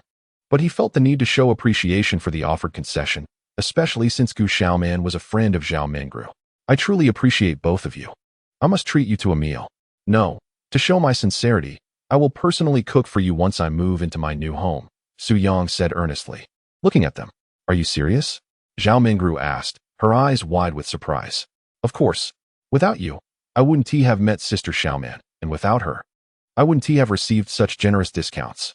Su Yang spoke with great passion, thus I must personally procure the ingredients and prepare the meal to express my sincerity. Zhao Mingru and Gu Xiaoman exchanged glances, momentarily taken aback by Su Yang's fervent speech. All right, once you move in, we shall certainly visit, Zhao Mingru replied with a smile. Excellent. Let us hasten to settle the payment. I can hardly contain my excitement. Su Yang exclaimed, rising from his seat with enthusiasm. Why are you suddenly so animated? How could I not be? This is my first home in Haicheng, my new abode, a sanctuary of happiness. How could I possibly remain calm? Shall we proceed with the purchasing formalities now? Gu Xiaoman inquired, looking up at Su Yang. Yes, let's do it now. All right. Please calm down for a moment while I calculate, Gu Xiaoman said, picking up the calculator from the table. After glancing at Su Yang, she continued. For our 300 square meter model, the unit price is 21,000, making the total 3 million. Based on a 30 down payment, you would need to pay 1,890,000. This amount may be quite substantial. Do you prefer a full payment or a loan? As she spoke, Gu Xiaoman rapidly pressed the calculator. Su Yang grinned and replied, what is a down payment? You don't know what a down payment is? Gu Xiaoman was momentarily at a loss for words. Zhao Mingru also looked at Su Yang in surprise. You don't know about down payments and you want to buy a house. Su Yang, observing their expressions, smiled smugly. What are you two so anxious about? I haven't finished my thought. What I mean is, what is a down payment? Do I need one? I will pay in full. The two were momentarily stunned, mouths agape. However, Gu Xiaoman quickly regained her composure. Having served as a sales manager, she had encountered many affluent individuals. It wasn't uncommon for her to meet those who could pay in full even for sums exceeding 6 million. Yet, she found it surprising that someone as young as Su Yang could produce nearly 6 million in cash at once. You're paying in full? 3 million in cash? Are you certain? Zhao Mingru asked, bewildered. Absolutely. I dislike the feeling of being in debt.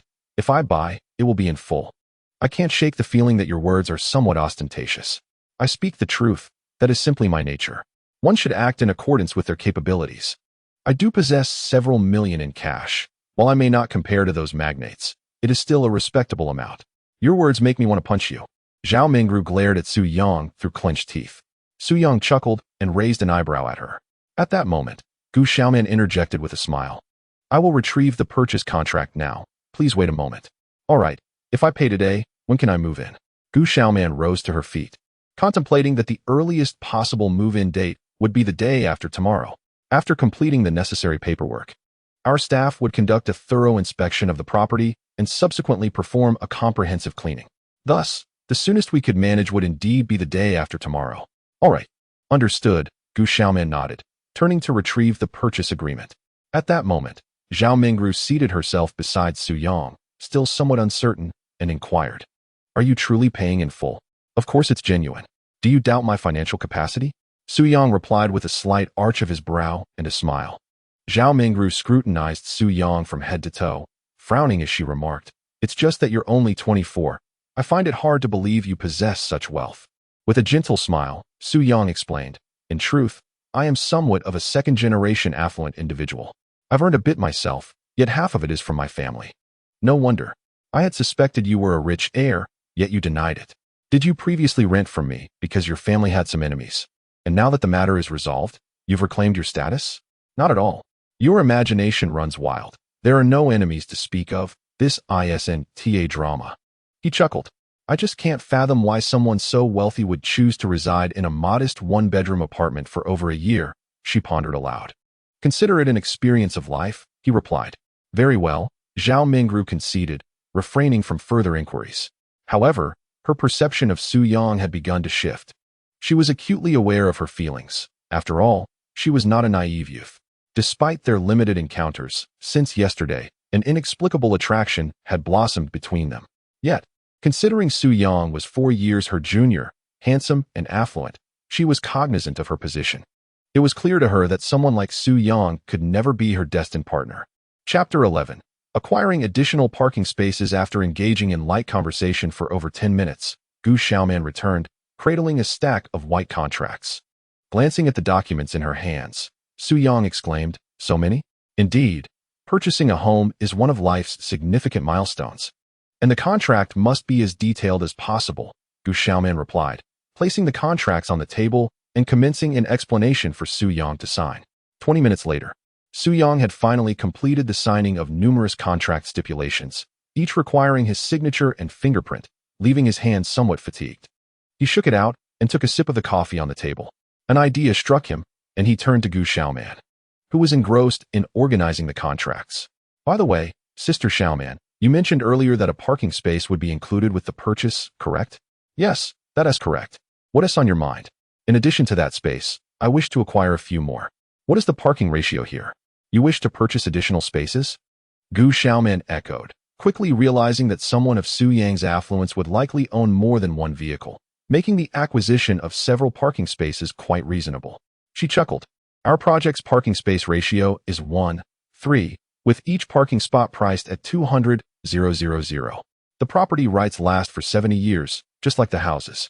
Besides the one parking space included with the purchase, you can buy 3 more. "Well, I was thinking of 4. "Oh, do you have that many cars?" Zhao Mingru couldn't help but exclaim. "No, just the one for now, but who knows, I might buy another in the future. The more parking spots, the better." All right. Wealthy folks are indeed different. We, the less fortunate, can hardly relate," Gu Xiaoman remarked, stifling a laugh. "It doesn't really matter, though. If you end up with too many cars, you can always rent out a space." "That works then. I'll buy 3 for now. By 4 o'clock in the afternoon." Su Yang finally completed all the paperwork. He leaned back on the sofa, exhaling deeply, relieved that it was all over. Buying a house is far more exhausting than grocery shopping. Zhao Mingru shot him an exasperated glance. "Please, stop with the humble bragging. I'm genuinely tired. It's my first time buying a house, and I had no idea it would take so long. But at least it's finally done." Turning to Zhao Mingru, he smiled. "Sister, do you have any plans for tonight? What do you have in mind?" Zhao Mingru feigned caution, shifting slightly away. "What do you mean?" "I want to treat you to dinner and maybe a drink. It would be a shame not to celebrate such a joyous occasion. You're one of my few friends in Haicheng, and the first person I thought of to celebrate my new home." Zhao Mingru returned to his side with a smile. "All right. If you insist, I'll accompany you." "Is that such a stretch? Am I going to eat you?" "You better not." She waved her fist in front of Su Yang's face. "Should we invite Xiaoman as well?"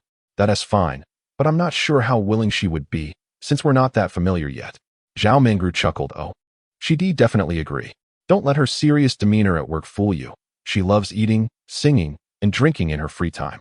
Su Yang thought, a contrast? "I like it. Then let us invite her. Otherwise, it'll look like we're having a secret rendezvous," Zhao Mingru teased. "I'll let her know when she arrives." Ding. Zhao Mengru's affection for the host has increased to 60. Trust. The host is awarded a fragment of a McLaren Senna. Collecting 5 fragments allows for the exchange of a limited edition McLaren Senna worth 23 million. Wow, a McLaren Senna? Su Yang trembled with excitement, his heart racing. Owning a supercar worth over 20 million would be far more thrilling than a 911. But then a thought struck him. Wait, what does collecting fragments even mean? Is this some kind of game? However, he quickly reassured himself that it shouldn't take long to gather 5 fragments, so it was all good.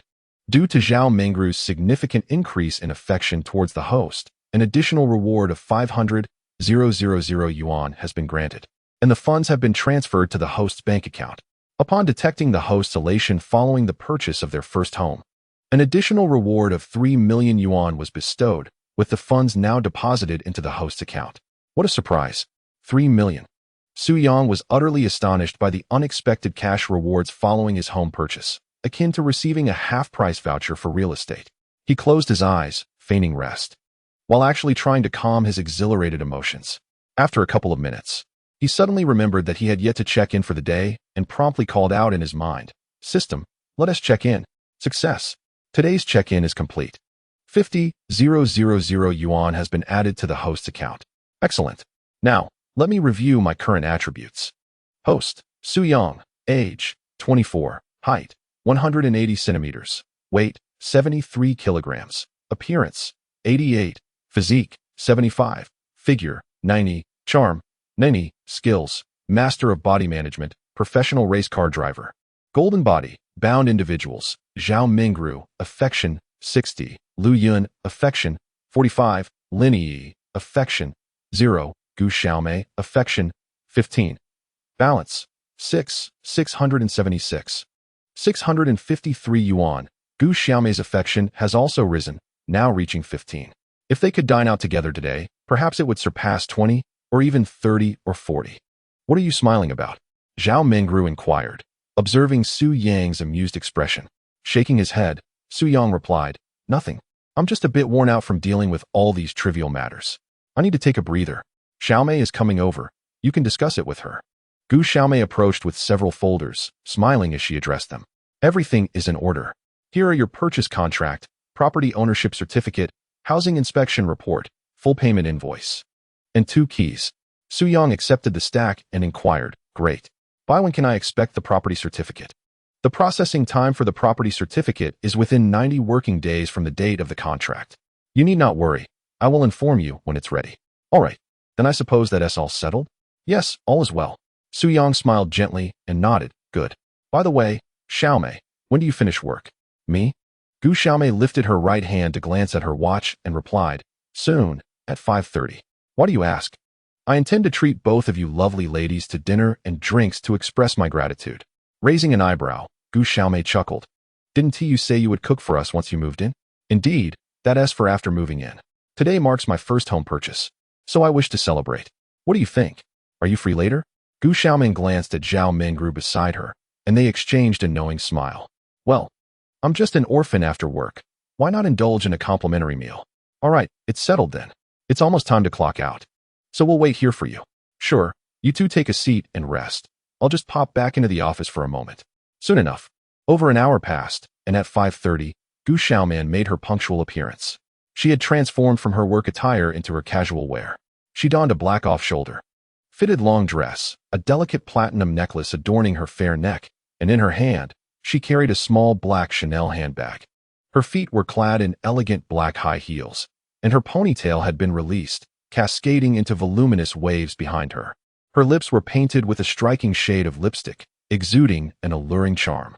She approached the two seated in the lounge area. "We can go now." "Wow, Sister Xiaoman. You look absolutely radiant. You're practically goddess level," Su Yang exclaimed, his eyes sparkling as he stood to give her a thumbs up. Feigning modesty, Gu Xiaoman responded with a slight smile. "Really? I never know what to wear each day. With your figure and looks, anything you wear would look good." Zhao Mengru interjected, rolling her eyes at Su Yang. "When did your tongue become so slick?" "I'm genuinely complimenting her. Where's the slickness in that?" "I'm just being honest." Su Yang defended himself. All right. Zhao Mengru, feigning disdain, moved to Gu Xiaoman's side and linked her arm, leading the way outside. "Wait for me." Su Yang called out, hastily gathering his belongings from the table to catch up. Chapter 12. Boyfriend Power. Upon exiting the sales office, the trio made their way to the parking lot. Gu Xiaoman had noted Su Yang's Porsche when she picked them up earlier, and turning to him, she smiled. I didn't drive today. How many people can your car accommodate? 4, with 2 spots in the back, though it might be a bit cramped, he replied. Gu Xiaoman glanced at the car and said, That's all right. It's not a long journey. Let us go. She herself owned a Mercedes-Benz 300, and at her age, being able to afford a car worth around 400,000 was already a remarkable achievement compared to most of her peers. Thus, she was more attuned to cars than Zhao Mengru, and she had a particular fondness for the 911. However, the 3 million price tag made it somewhat challenging for her current financial situation. Nonetheless, she was willing to endure the squeeze to experience the ride. With a smile, Su Yang stepped forward to open the car door, and once they settled inside, Zhao Mengru inquired, What are we going to eat? Do you have any recommendations? As a big man, I rarely eat out, so I'm not sure what's good. Let me take a look. Zhao Mengru said as she pulled out her phone to search. How about we try the Japanese barbecue on Dongha Road? What do you think? She turned to Gu Xiaoman in the back seat for her opinion. Despite being a girl, Gu Xiaoman found herself comfortably seated in the back of the 911. With her large, expressive eyes twinkling, she pondered for a moment and replied, Sure, I've dined at that place once before. The food was quite delightful, albeit a tad pricey. Pricey? What does that matter? Young Master Su, who can casually part with millions, would certainly not fret over the cost of a meal, retorted Su Yang, flashing a grin at Xiaoman. Indeed, Sister Xiaoman, there's no need to scrimp on my account. Indulge in whatever you desire. Are we all in agreement to dine there? Absolutely. Then let us embark. With a roar of the engine, Su Yang drove the trio toward their destination. However, given the peak hour of a Saturday evening, the roads were congested. After nearly 40 minutes, they finally arrived at the Japanese barbecue restaurant as indicated by Zhao Mengru, parking the car with care. As the 3 disembarked, a group of young men passing by cast envious glances at Su Yang. Look, a goddess. Where? Wow, who is that? And he is surrounded by 2 such stunning beauties. Why isn't that person me? You should first observe the car he is driving. If you can afford such a vehicle, perhaps you could also attract similar beauties. A 911? What is so special about it? There are plenty of luxury cars in Haicheng. Do you possess one? Alas, I do not. Then what are you bragging about? With a silent chuckle, Su Yang observed the crowd from a distance, relishing the unspoken aura of superiority that enveloped him. The trio walked side by side toward the entrance. On a dark wooden wall at the entrance, the words Wangshan were boldly inscribed. A wooden shelf extended from the wall, adorned with numerous empty bottles as decor, while beside it, a staircase spiraled upward. The 3 ascended in succession, entering the establishment to find an ambience that was both elegant and understated, exuding a refined simplicity. The decor embraced a retro Japanese style, harmonizing various woods with deep-hued marble walls, imparting an unmistakable sense of luxury. The restaurant was bustling with patrons, yet the atmosphere remained pleasantly subdued. Welcome. How many guests do we have? A courteous server approached the trio. 3. Is there a table available? Given the peak dining hour, you may need to take a number and wait. Very well. After obtaining a number from the front desk, the server guided them to a seating area where they settled down to await their turn. The waiting area was nearly filled to capacity, with stylishly dressed young men and women engaged in lively conversation. I wish we had made a reservation in advance, Su Yang remarked, surveying the throng. Not to worry. This place is usually quite busy, especially on weekends. We can wait. There's no rush, Zhao Mengru replied, pulling out her phone to scroll through Douyin. Barely a moment had passed when a young man in a casual suit approached their table. He navigated through the crowd and directly approached Su Yang and his companions. After adjusting his collar, he smiled politely at Zhao Mengru and said, Excuse me, beautiful lady. May I add you on WeChat? Zhao Mengru furrowed her brow and looked up, inquiring, Who are you? I came here to dine as well. I noticed you from afar and felt that you possess an admirable aura, so I wish to make your acquaintance. Thank you, but that's unnecessary. I prefer not to add strangers on WeChat. The man smiled, undeterred, and replied, We've exchanged a couple of words. Surely that no longer qualifies us as strangers? I genuinely wish to know you better. Just as Zhao Mengru was about to refuse once more, Su Yang shot her a look, signaling her to let him handle the situation. He then twisted his neck and stood up to face the man in the suit. As soon as he stood, a fierce aura emanated from him. After all, he was indeed a solid muscle man.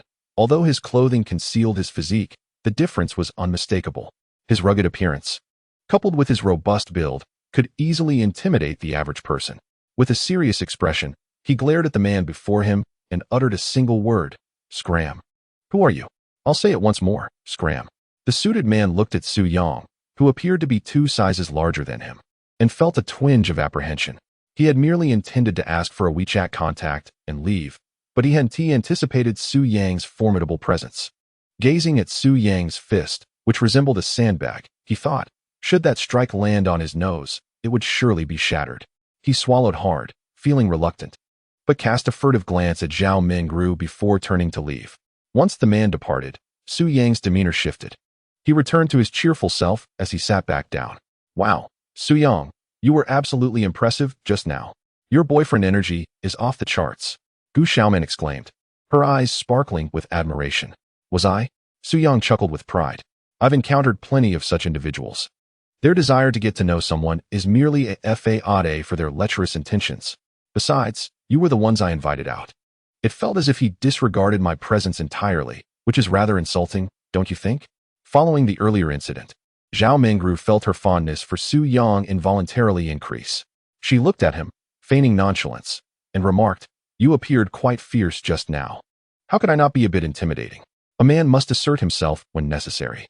Those who hide behind women cannot truly be called men, can they?" "Absolutely right." "Well said." Gu Xiaoman winked at Su Yang. Ding.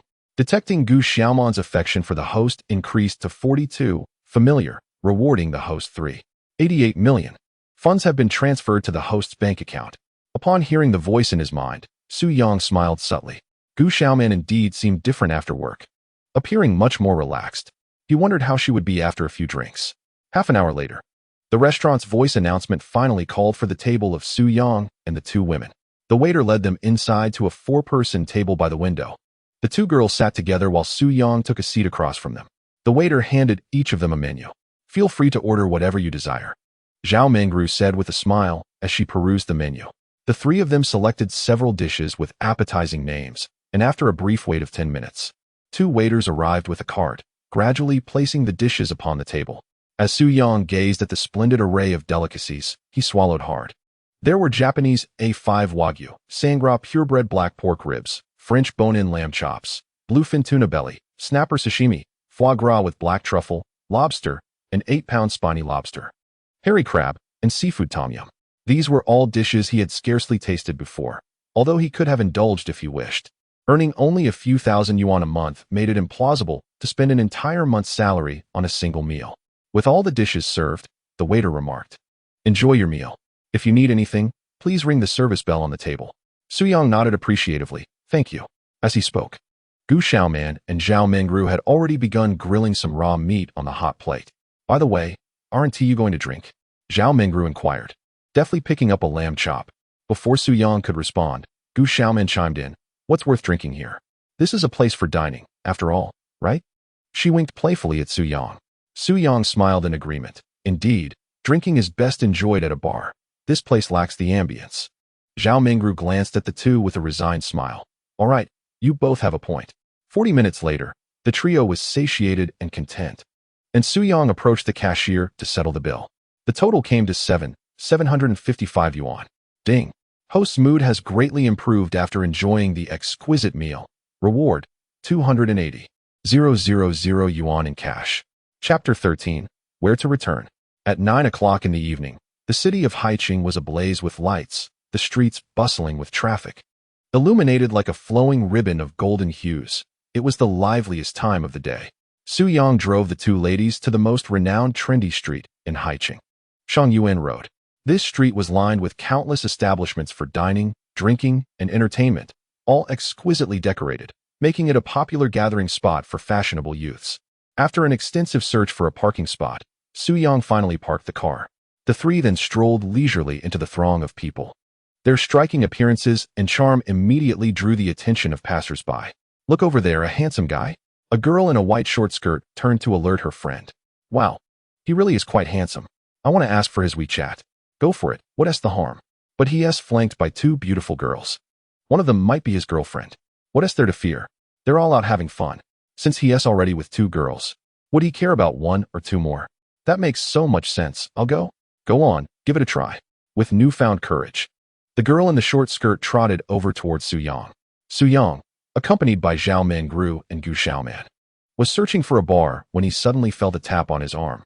Turning around, he encountered an adorable girl of approximately 165 centimeters in height, sporting twin ponytails, clad in a black crop top and a white miniskirt. Taken aback, Su Yang inquired, "Who are you?" "Hey there, handsome. May I get to know you?" The girl shyly replied. At this, Zhao Mengru and Gu Xiaoman glanced over simultaneously, their expressions eager to witness how Su Yang would respond. Maintaining his composure, Su Yang smiled subtly and promptly summoned the system in his mind. "System scan. Just tell me her attractiveness score." After receiving the answer, he cleared his throat and politely declined. "I'm sorry, beautiful, but my girlfriend is quite strict and doesn't allow me to add others on WeChat." "Oh, I see," the lovely girl said, her cheeks flushing as she turned and hurried away. "Impressive, Su Yang. You managed to resist adding such a charming girl." Zhao Mingru teased from the side. "I've mentioned that I am an honest person, quite innocent, in fact. Please, that's only because we're here, otherwise. I wouldn't believe you wouldn't add her. I wouldn't add her regardless of your presence. I am not that indiscriminate." Su Yang's initial statement was indeed truthful, as her score was merely 79, insufficient for the system's binding requirements. However, the latter part was a fabrication. Before long, the trio settled on a craft beer bar named Hidden Encounter. The dimly lit establishment exuded a vintage charm, with a long-haired young man in the center playing the guitar and singing. The slow-paced melodies enveloped the patrons in an intoxicating haze unique to craft beer venues. The bar was already bustling with numerous customers, all young men and women adorned with long legs that left Su Yang in awe. The 3 of them casually chose a round table, beckoned by the server. Su Yang took the menu, handed it to the others, and said with a smile, "You 2 order first, see what you'd like to drink." Gu Xiaoman took the menu and began browsing with practiced ease, indicating her frequent visits to bars. "Let us start with a pitcher of your house specialty and a few appetizers." "Certainly, please hold on for a moment," the server responded, taking the menu and departing. "Is just 1 pitcher enough?" Su Yang questioned, feeling it might not suffice. Gu Xiaoman chuckled, "If it's not enough, we can always order more. This pitcher holds 3 liters. All right then, should we require more, we'll order again." At that moment, Gu Xiaoman pulled out a pack of ladies' cigarettes from her Chanel bag. Noticing this, Su Yang asked, "Do you smoke?" "I smoke infrequently, just a few when I'm out drinking. I don't smoke otherwise." "In that case, I'll join you for 1. Before long, the beer and appetizers arrived at their table. Su Yang poured the beer and pushed the glasses toward the 2 women. Then, lifting his glass, he smiled and said, "Cheers. Here's to celebrating with these 2 beautiful ladies. This marks your first purchase of a home. Shouldn't you indulge in a solitary toast first?" Zhao Mingru smiled knowingly as she spoke. All right. I shall first raise a glass to you, my esteemed sisters," he declared, promptly downing the contents of his glass. Not bad. The flavor of this wine is quite pleasant," he remarked, refilling his glass. The 3 clinked their glasses together, and Zhao Mingru and Gu Xiaoman beamed with congratulations. "Congratulations on accomplishing a significant milestone in your life." "Thank you, 2 exquisite beauties," Su Yang replied, equally adorned with a smile. They all tilted their heads back, finishing their drinks in unison. "Su Yang, there's a question I've longed to ask you," Gu Xiaoman began, pouring herself another drink. "Feel free to ask. Do you have a girlfriend?" Su Yang smiled faintly. "No, I've only been in a relationship once during university, but it ended rather quickly." "So, you haven't dated since?" "With your looks, that seems improbable. Just earlier, beautiful women approached you for your WeChat. How can you claim you've only dated once?" "Sister, I previously lacked financial stability and neglected my appearance, spending all my time working overtime at the company. Where would I find a girlfriend?" Su Yang muttered internally, turning to Gu Xiaoman for clarification. "I assure you, I genuinely have only dated once. It's not that I don't wish to. Love must first be mutual, mustn't it? Have you not encountered anyone you fancy over the years?" "Not as of yet." Su Yang shook his head. After downing another glass, he turned to the 2 women and provocatively inquired, "What about you? Do you have boyfriends? What do you think?" Zhao Mingru rolled her eyes. "If we had boyfriends, would we still be out here dining and drinking with you?" Haha, that's a fair point," Su Yang acknowledged. "Shall we continue drinking without any game?" Gu Xiaoman suggested. Why not play a game of dice or cards while we drink? Exactly my thought, he. All right, let us go with the dice, Su Yang replied, calling out to a nearby waiter. Hey there, bring me 3 dice cups. Soon, the waiter returned with the requested items, and the trio commenced a classic drinking game. For threes, Su Yang declared first. 5 threes. Gu Xiaoman followed suit. When it was Zhao Mengru's turn, she glanced at her dice, contemplated for a moment, and said, 5 sixes. Open. Su Yang, without a moment's thought, flipped his dice cup, revealing none. Gu Xiaoman chuckled. I have 1. Zhao Mengru, 2, revealed 3, totaling only 4 sixes. She pouted, humph, it's just drinking. 1 glass, right? Indeed, 1 glass at a time, no cheating. Su Yang reminded her. TCH, just watch my drinking capacity, Zhao Mengru declared, downing her drink in one go. Impressive. Su Yang applauded. Time sped by as they played, the drinks flowing rapidly. Unbeknownst to them, they had consumed 2 more pitchers of craft beer. At this moment, Zhao Mengru and Gu Xiaoman's eyes began to glaze over. Particularly Zhao Mengru, whose complexion flushed and body swayed slightly. During his university years, Su Yang often played this dice game while drinking with his roommates. Thus he had developed a certain proficiency. However, after a prolonged absence from alcohol, he felt a bit lightheaded at this moment. He raised his hand to check the time. It was already 12:30 a.m. Ladies, are you still drinking? You both seem to be reaching your limits. Perhaps we should call it a night? No way. Keep drinking. Zhao Mengru exclaimed, waving her hand enthusiastically. Keep drinking? You're already drunk. Who says I'm drunk? Xiaoman, are you drunk? Zhao Mengru turned her dazed gaze towards Gu Xiaoman. I'm not drunk. Su Yang is the one who is drunk. Su Yang rolled his eyes. I think both of you are inebriated. Shouldn't we stop? Otherwise, if you both pass out, how will I get you home? Home. Where are we going home? Chapter 14. How did you know I was going to the hotel? Su Yang was momentarily taken aback by this remark, thinking to himself, hey, you had your chance, didn't you? Well then, don't blame me. And you? Are you going home? Su Yang inquired of Gu Xiaoman. Me? What about me? Gu Xiaoman leaned back in her chair, shaking her head in an attempt to regain her clarity. I'm asking if you're going home. Not going. Not until I'm sober. You're not going either, right?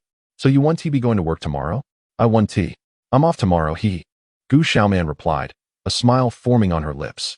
All right then, I'll drink with you until the end. Waiter, more drinks. An hour later, Zhao Mengru and Gu Xiaoman staggered one after the other to the restroom, where they both expelled their stomach contents in a tumultuous manner. Upon returning, they collapsed into their chairs, fast asleep. However, Su Yang was not faring much better himself. He hadn't drunk in a long time, and his tolerance had significantly diminished. Most of the last round of drinks had been consumed solely by him. At this point, he noticed that the 2 women across from him appeared to be blurring into double images. He vigorously shook his head to stay awake. Although he felt quite dizzy, he could still manage to walk. He stood up, swaying slightly as he made his way to the restroom to expel everything he had just consumed. Afterward, he approached the sink, bracing himself against the countertop as he gazed into the mirror. His mind felt numb, and the reflection staring back at him appeared to be doubled. The music from outside was playing, though he couldn't decipher the lyrics. I can't drink like this again. It feels awful. I wonder if the system has any skills related to drinking. I'll need to acquire one for next time. He mused as he turned on the faucet and splashed cold water on his face, the chill somewhat alleviating the effects of the alcohol. Su Yang didn't bother to dry his face, allowing the water to remain on his skin as he returned to his seat. He casually picked up a cigarette from the table, lit it, and began to smoke. With the sight of the 2 women slumbering in front of him, he found himself at a loss. He had been to Zhao Mengru's place during the day, but only to the entrance of her community. He had no idea which building, unit, or floor she resided on. Attempting to extract that information from Zhao Mengru now seemed an insurmountable challenge. Gu Xiaoman's words were utterly beyond his comprehension. The 2 had only just met today, knowing nothing of each other aside from names and ages. After finishing his cigarette, Su Yang took a generous gulp from the unfinished bottle of mineral water on the table, gradually regaining his composure. He shakily rose from his seat and made his way to the bar to settle the bill. Once he had paid, he returned to his place. Contemplating his next course of action, it appeared that the only feasible option was to book a hotel. Otherwise, he found himself at an impasse. However, how could he possibly escort them to the hotel? With these thoughts swirling in his mind, he approached Gu Xiaoman and Zhao Mengru, gently shaking them. Zhao Mengru had fallen completely silent, while Gu Xiaoman, after a few nudges, finally responded in a daze. "Oh, don't touch me. Who are you?" "Who else but me? Suyang." Gu Xiaoman slowly opened her eyes, gazing at him with a dreamy expression. "Xiaoyang, is there something you need?" Suyang was at a loss for words. "Come on, we're going home. Can you even stand?" "Who says I can't?" Gu Xiaoman replied, instinctively bracing herself against the chair as she wobbled to her feet. Seeing this, Suyang swiftly caught her. "Oh dear, steady yourself first." Once Gu Xiaoman leaned against the wall and regained her balance, Suyang shook Zhao Mingru once more. When she remained unresponsive, he had no choice but to hoist her up, bending slightly to carry Zhao Mingru on his back. Though Zhao Mingru was not particularly heavy, Suyang's physical condition had improved significantly, making the task relatively effortless. "Let us go," he called to Gu Xiaoman, who was leaning against the wall. "Oh, okay," she mumbled, moving entirely on instinct. The trio staggered out of the bar, with Suyang not only carrying Zhao Mingru, but also occasionally reaching out to steady the swaying Gu Xiaoman. After a challenging trek to the roadside, Suyang flagged down a taxi, carefully placing Zhao Mingru in the back seat. Beside her, Gu Xiaoman swayed with her eyes closed. "Hurry, get in the car," he urged, assisting her into the seat next to Zhao Mingru before taking his place in the front passenger seat. "Which hotel are we headed to, handsome?" the taxi driver inquired, glancing at Suyang before turning his gaze to the two lovely ladies in the back. "How did you know I was going to a hotel?" Suyang asked. "Huh, though I'm older, I've been your age before. How could I not know what young people get up to?" Suyang shot the driver a knowing look, one that men universally understand. "Wait a moment. I'll book a hotel." "No hurry." Suyang swiftly reserved a luxurious suite at the nearest five-star hotel on his app. "Let us go to the West Hotel," he said, showing his phone to the driver. "All right, buckle up. Safety first," the driver replied, accelerating away. 10 minutes later, Suyang, one hand carrying Zhao Mingru and the other supporting Gu Xiaoman, entered the hotel. He first settled the two onto a sofa in the lounge area before proceeding to the front desk. The enchanting receptionist at the front desk glanced at two young ladies in the distance, then turned her attention to Suyang, internally voicing her thoughts before inquiring, "Sir, would you like to check in? I have already reserved a room on Tuan." "Very well. Could you please present the Tuan QR code?" Suyang opened his phone to scan it. Shortly thereafter, the receptionist efficiently completed the check-in process and handed him a room key. "Sir, your room is 901. "Thank you. And could you kindly summon a female staff member to assist the young lady over there? It is quite inconvenient for me to both carry and support her." The receptionist glanced towards the lounge area and smiled. "Certainly. Ting Ting, please assist this gentleman." She gestured towards her colleague. The girl named Ting Ting nodded with a smile, "Of course." 5 minutes later, with Ting Ting's help, Suyang first escorted Zhao Mingru to one of the rooms where she could rest. He then assisted Gu Xiaoman to another room for her to sleep. Once finished, he was drenched in sweat and turned to Ting Ting with a polite smile. "Thank you for your assistance." "You're welcome, sir. Please take a good rest, and if you need anything, feel free to call the front desk." "Thank you." Once the staff departed, Suyang entered Zhao Mingru's room and sank onto the sofa. He gazed at Zhao Mingru, who lay on the bed with her back to him. Her figure perfectly sculpted, a slender waist and long legs that exuded sensuality. Suddenly parched, he grabbed a bottle of mineral water from the table and drank nearly half of it. After taking a deep breath, he rose and walked to the bedside to adjust Zhao Mingru into a more comfortable position. Just as he was about to cover her with a blanket, she, in a drowsy state, unexpectedly reached out and pulled on his arm. Suyang, already leaning forward, was pulled down completely. The ensuing events need not be elaborated upon. Chapter 15. A lesson for next time. 40 to 50 minutes later, as Suyang prepared to rise and shower, he was about to turn over when Zhao Mingru, still in a hazy state, reached out her delicate hand to grasp him, pleading, "Don't go, don't go." Suyang turned to look at her. She still had her eyes closed, but was mumbling intermittently. "You should sleep. I'll take a quick shower." He gently released her grip and made his way to the bathroom for a swift cold shower. Under the invigorating rush of cold water, the alcohol in his system dissipated almost entirely. He hummed a tune while showering. Ping. Host's mood detected as joyful, thoroughly enjoying. Reward 1,000,000. Ping. Host's current mood is exceptionally good, rewarding the host with an Aston Martin 707, valued at 3,500,000, now parked in the basement parking area of the West Hotel. Space 1,213. Wow, another car. And an Aston Martin. Splendid. 707 horsepower, a big beast. Fantastic. Just what I needed, a larger vehicle. 5 minutes later, Su Yang emerged from the bathroom, feeling elated after his shower. At this moment, Zhao Mingru had completely succumbed to slumber. He quietly approached her side to glance at her before turning away and gently closing the door behind him. Upon entering the living room of the suite, Su Yang was preparing to settle down on the sofa when his gaze fell upon the open door of Gu Xiaoman's room at the corner, the light within still aglow. Curiosity led him to investigate, and to his surprise, he found Gu Xiaoman had inexplicably tumbled to the floor. Fortunately, the carpet cushioned her fall, mitigating any harm. She lay on the carpet, her hair tousled and disheveled. Upon seeing this, Su Yang instinctively swallowed hard, then shook his head as he approached and lifted Gu Xiaoman horizontally, placing her back onto the bed. As soon as she was laid down, her hazy eyes fluttered open, and upon seeing Su Yang before her, she instinctively wrapped her arms around his neck, her breath laced with the scent of alcohol, mumbling incoherently, "I can still drink. If you drink more, you might just pass out," he replied, their noses nearly touching, sharing the warmth of their breaths.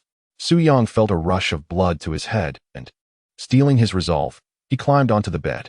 Time slipped away, and after a brief respite on the bed, Su Yang rose and exited the room. After taking another shower in the suite's bathroom, he finally settled down on the sofa to sleep. Meanwhile, in Gu Xiaoman's room, she gently pushed aside the covers. Her cheeks flushed and alluring. She glanced through the gap of the door and noticed the light outside had been extinguished. Carefully, she slipped out of bed and tiptoed to the bathroom to relieve herself. Oh no, how could this happen? This is so embarrassing. How will I face him tomorrow?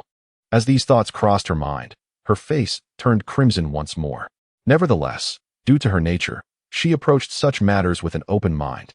She did not allow this incident to burden her conscience. In fact, she found it somewhat exhilarating, her blush merely a natural response. Moreover, she held a favorable impression of Su Yang. To her, he was not only handsome and well-built, but also affluent and of admirable character. Such a man held immense allure for a mature woman like herself, who had been single for quite some time.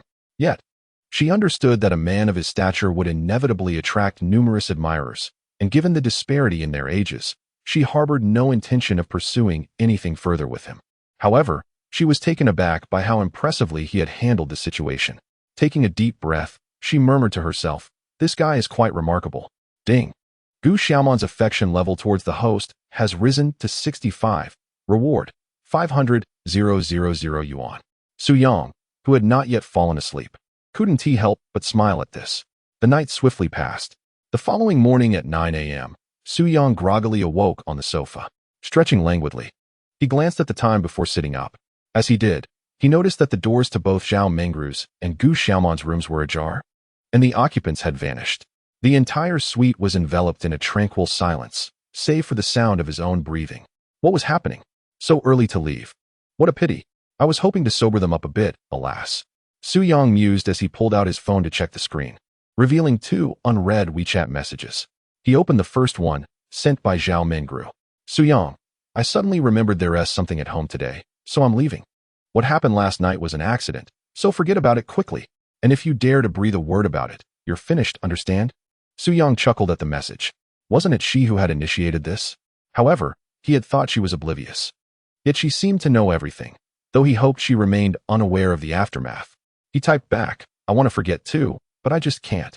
He then sent a playful emoji and exited the chat. The second message was from Gu Xiaoman. As Su Yang opened the chat, he felt a twinge of nervousness. After all, he had only just met Gu Xiaoman yesterday. He hardly knew her character, and if she were particularly conservative, it could spell trouble for him.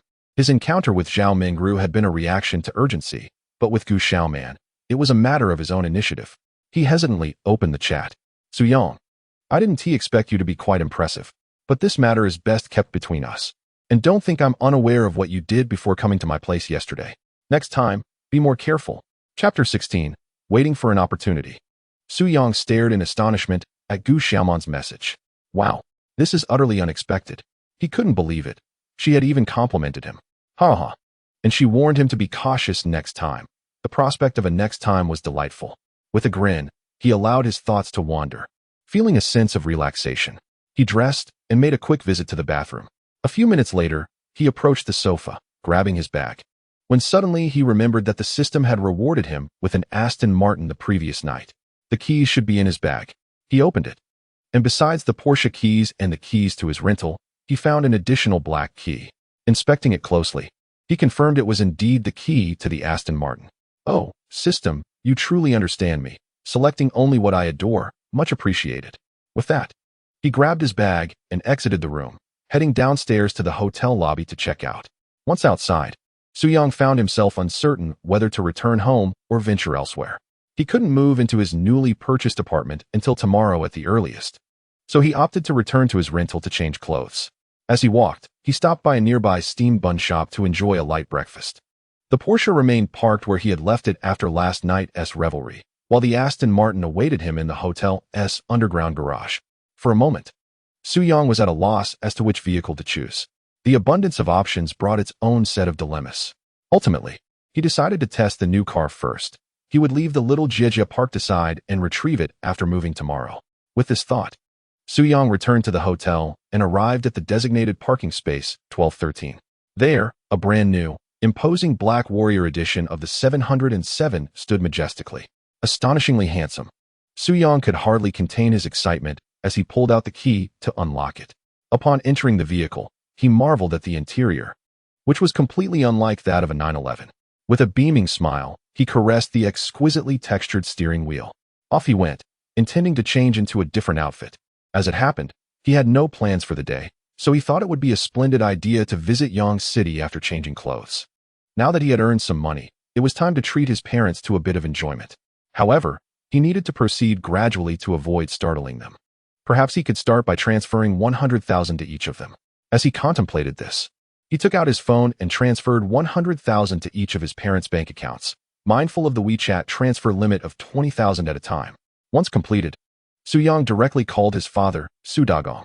After a few rings, the call connected. "Hello, Xiaoyong, why are you calling so early?" came the somewhat weary voice of Soo-dagong from the other end. "Dad, I just transferred 100,000 to you and Mom," Soo-young began. But before he could finish, Soo-dagong gasped in shock, exclaiming, "What? 100,000? He was well aware of Soo-yang's job ever since graduation. His son had been working as an ordinary designer at an advertising company. How could he possibly transfer 200,000 all at once? Soo-young chuckled and clarified, "Dad, let me explain. I actually quit that job last year, and didn't tell you. I've been doing business with a friend, and we've started to turn a profit over the past few months. Things are going quite well." He paused for a moment before adding, "I've achieved a modest success, and now that I'm earning, I definitely want to honor you and Mom. Don't you agree?" "Hee. Are you sure you're not joking with me?" Soo-dagong asked, his incredulous tone evident. "Would I jest about such matters? Rest assured, everything I say is true. Your son is now financially stable." Soo-dagong was left utterly speechless at this revelation.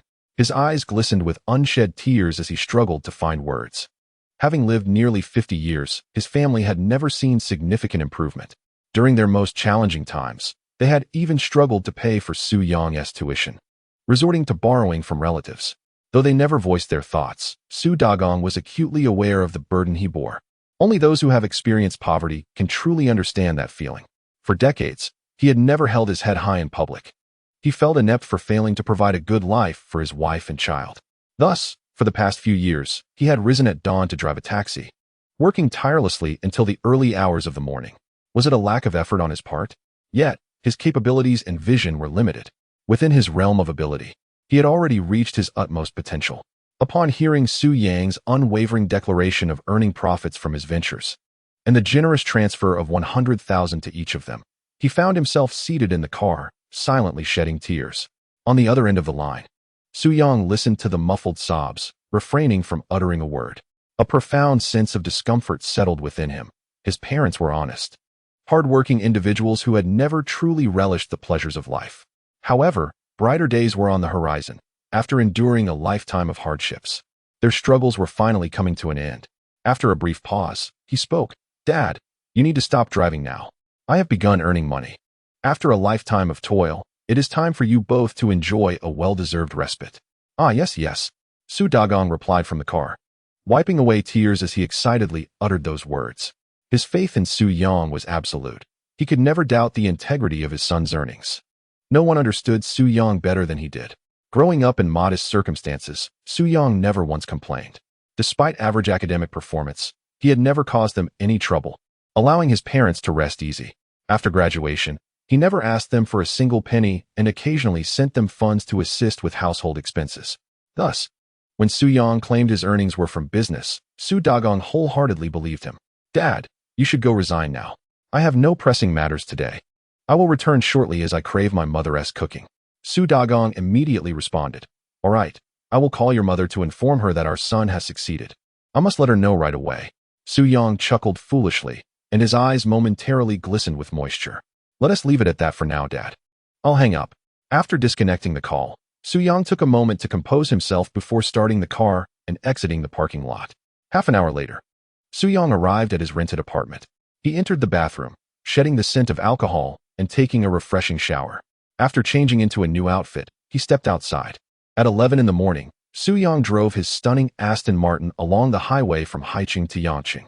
Yangqing is a relatively impoverished small city within Tianhai province, located approximately 170 kilometers from Haicheng. As the provincial capital, Haicheng attracts students from most cities in Tianhai province who wish to enroll in its universities, primarily because of its proximity to home and the quality of several universities, eliminating the need to venture far from the province. Su-young had chosen Haicheng for its closeness, which led him to attend a second-tier university there. Typically, the drive from Haicheng to Yangqing takes about 2 hours. However, Su-young had a rather impatient driving style and could not abide by those traveling at 80 km/h in the fast lane. Being stuck behind such drivers was unbearable for him. This was also his first experience driving on the highway alone, yet with his exceptional driving skills, he found it far easier than navigating through city streets. Consequently, he overtook every vehicle in sight, leaving no opportunity for those behind him to pass. At this pace, he would arrive in no more than an hour and a half. As he drove normally, a flickering light suddenly caught Su-young's attention in the rearview mirror. He was taken aback and thought, "What is happening? I'm already going 160, and someone is flashing me?" He glanced at the mirror, where a fast-approaching yellow Lamborghini emerged. Before he could react, the Lamborghini roared past him effortlessly. Su-young instantly perked up, exclaiming, "Oh, you think you can overtake me? It's a Lamborghini, huh? Just you wait." He swiftly switched his driving mode to track mode. However, within mere seconds, the yellow car was nearly out of sight. With a faint smile, Su-young pressed the accelerator, unleashing the 707 horsepower of his Aston Martin. Even at a speed of 156 miles per hour, the sudden acceleration provided a powerful push against his back. The speed rapidly climbed to approximately 250 miles per hour, and he quickly closed the gap between himself and the Lamborghini. After deftly overtaking a blocking Corolla, the road ahead became clear, devoid of any other vehicles besides the Lamborghini. "Wait for the right moment," Su-young shouted. He eased off the gas, then pressed down again, sending the revs soaring to 8,000. The Aston Martin roared, seamlessly surpassing the Lamborghini. Chapter 17. This car clearly exudes luxury. Ding. Host detected intense driving, mood elevated. Reward, 200,000 cash. All right, understood. At this moment, all of Su-young's attention was fixed on the driver of the Lamborghini. As their cars raced side by side, he turned to get a glimpse. With the windows closed and their speed exceeding 200 miles per hour, he could only vaguely discern that the other driver appeared to be a female. After overtaking, Su-young considered waiting for the Lamborghini to catch up again. Just as he eased off the gas, the Lamborghini swiftly passed him on the right lane. "Oh, you're feeling spirited, huh? Looks like we're matched. Fine, wherever you go, I'll follow." Su-young pressed down on the accelerator once more, and the two cars engaged in a thrilling chase down the highway. In truth, after overtaking, Su-young could have easily maintained his lead without being overtaken again. However, he slowed down each time to confirm the gender of the other driver, allowing the Lamborghini to reclaim its position. After 3 or 4 back-and-forth exchanges, Su-young finally confirmed her gender, female. To be precise, she seemed to be a young woman. Impressive. A girl driving like that? She must be a cool beauty. Half an hour later, the navigation indicated that Su-young was about to exit the highway. He glanced at the Lamborghini ahead and sighed. "What a pity. I have to get off the highway. If it weren't for going home to have dinner with my parents today, I would chase you to the end." With that, he floored the accelerator again and overtook the Lamborghini, this time not slowing down. The Lamborghini fell further behind. Su-young glanced in the rearview mirror and smiled slightly. "Goodbye, beauty." Just as he finished speaking, the mirror flashed once more. Come on, stop flashing, you can't catch up to me. After driving for another 2 kilometers, Soo-young gradually slowed down to enter the ramp. Barely having ventured onto the ramp, he noticed a Lamborghini in his rearview mirror swiftly approaching. What is going on? Even after exiting the highway, it continues to tail me. Does it intend to provoke me?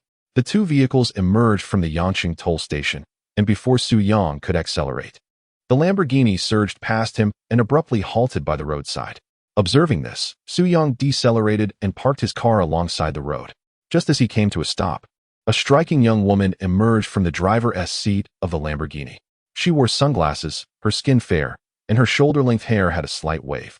Clad in a black Dior crop top and snug denim shorts, her long, slender legs seemed to stretch infinitely. Soo-young's eyes lit up at the sight of her. Goodness, what a figure! Though the sunglasses obscured her features, the allure was undeniable. Your turn now. Pan Ning. Age, 24. Height, 170 centimeters. Weight, 54 kilograms. Attractiveness, 93. Physique, 93. Number of relationships, 0. Binding status, bound at 24. She has never been in a relationship. How intriguing. Yet, I am curious to see if she truly merits a score of 93. As Soo-young pondered, Pan Ning approached the front of his car. She gestured for him to roll down his window. Feeling a bit lazy to comply, he decided it was a perfect moment to step out for some fresh air. He opened the door and exited the vehicle. Standing before him, Pan Ning removed her sunglasses and tossed her flowing hair back. At last, Soo-young could clearly see her features. She wore light makeup, her oval face adorned with exquisite features, arched brows, almond-shaped eyes, a high nose, and slightly full lips, exuding an undeniable sensuality. Soo-young's eyes sparkled with interest. Wow, this is my type. Is there something you need? He inquired politely. Pan Ning remained silent for a moment, then began to circle his car, her sunglasses in hand, before stopping in front of him to speak coolly. The new 707? Indeed, you certainly know your cars. Soo-young replied with a smile. In terms of speed on the highway, few can surpass my vehicle. But you are the first to overtake me and then deliberately brake repeatedly. I may have lost today, but I am not satisfied. Next time, I will return in a different car to compete, she stated flatly. You plan to come again? Why not? You defeated me and teased me a few times. I suspect you were playing with me. Well, that was not my intention. I merely wanted to see who was behind the wheel, male or female. As Soo-young spoke, he continued without waiting for Pan Ning to respond. But you would exit the highway for such a trivial matter? Pan Ning smiled faintly. To me, this is not a trivial matter. Besides, I wasn't specifically following you off the highway. I was already headed to Yangqing. Oh, what a coincidence. Do you live in Yangqing? I am from Haiqing. I have matters to attend to here. Soo-young nodded deliberately and said, Very well, if there's nothing else, I shall take my leave. Wait, where do you think you're going? Pan Ning stepped forward assertively, pulling out her phone. Take out your phone and add me on WeChat. We should meet again sometime to compare. With a smile, Soo-young thought to himself, how intriguing. I find this girl quite appealing. He glanced at Pan Ning and replied, Adding you on WeChat is certainly agreeable, but what vehicle do you intend to race me with next time? That's none of your concern. As long as it's a Martin, it will suffice.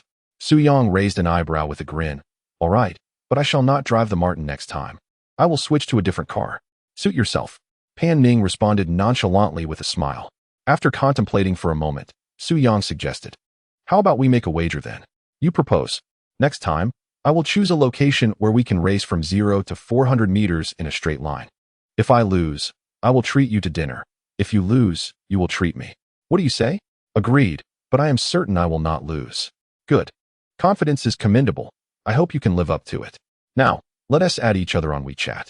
The two exchanged contacts. And Pan Ning looked at Soo-young and asked, Your name? Soo-young. Soo-young, I shall remember that. I am Pan Ning. Until next time. With that, Pan Ning turned and departed. Soo-young smiled as he watched her walk away.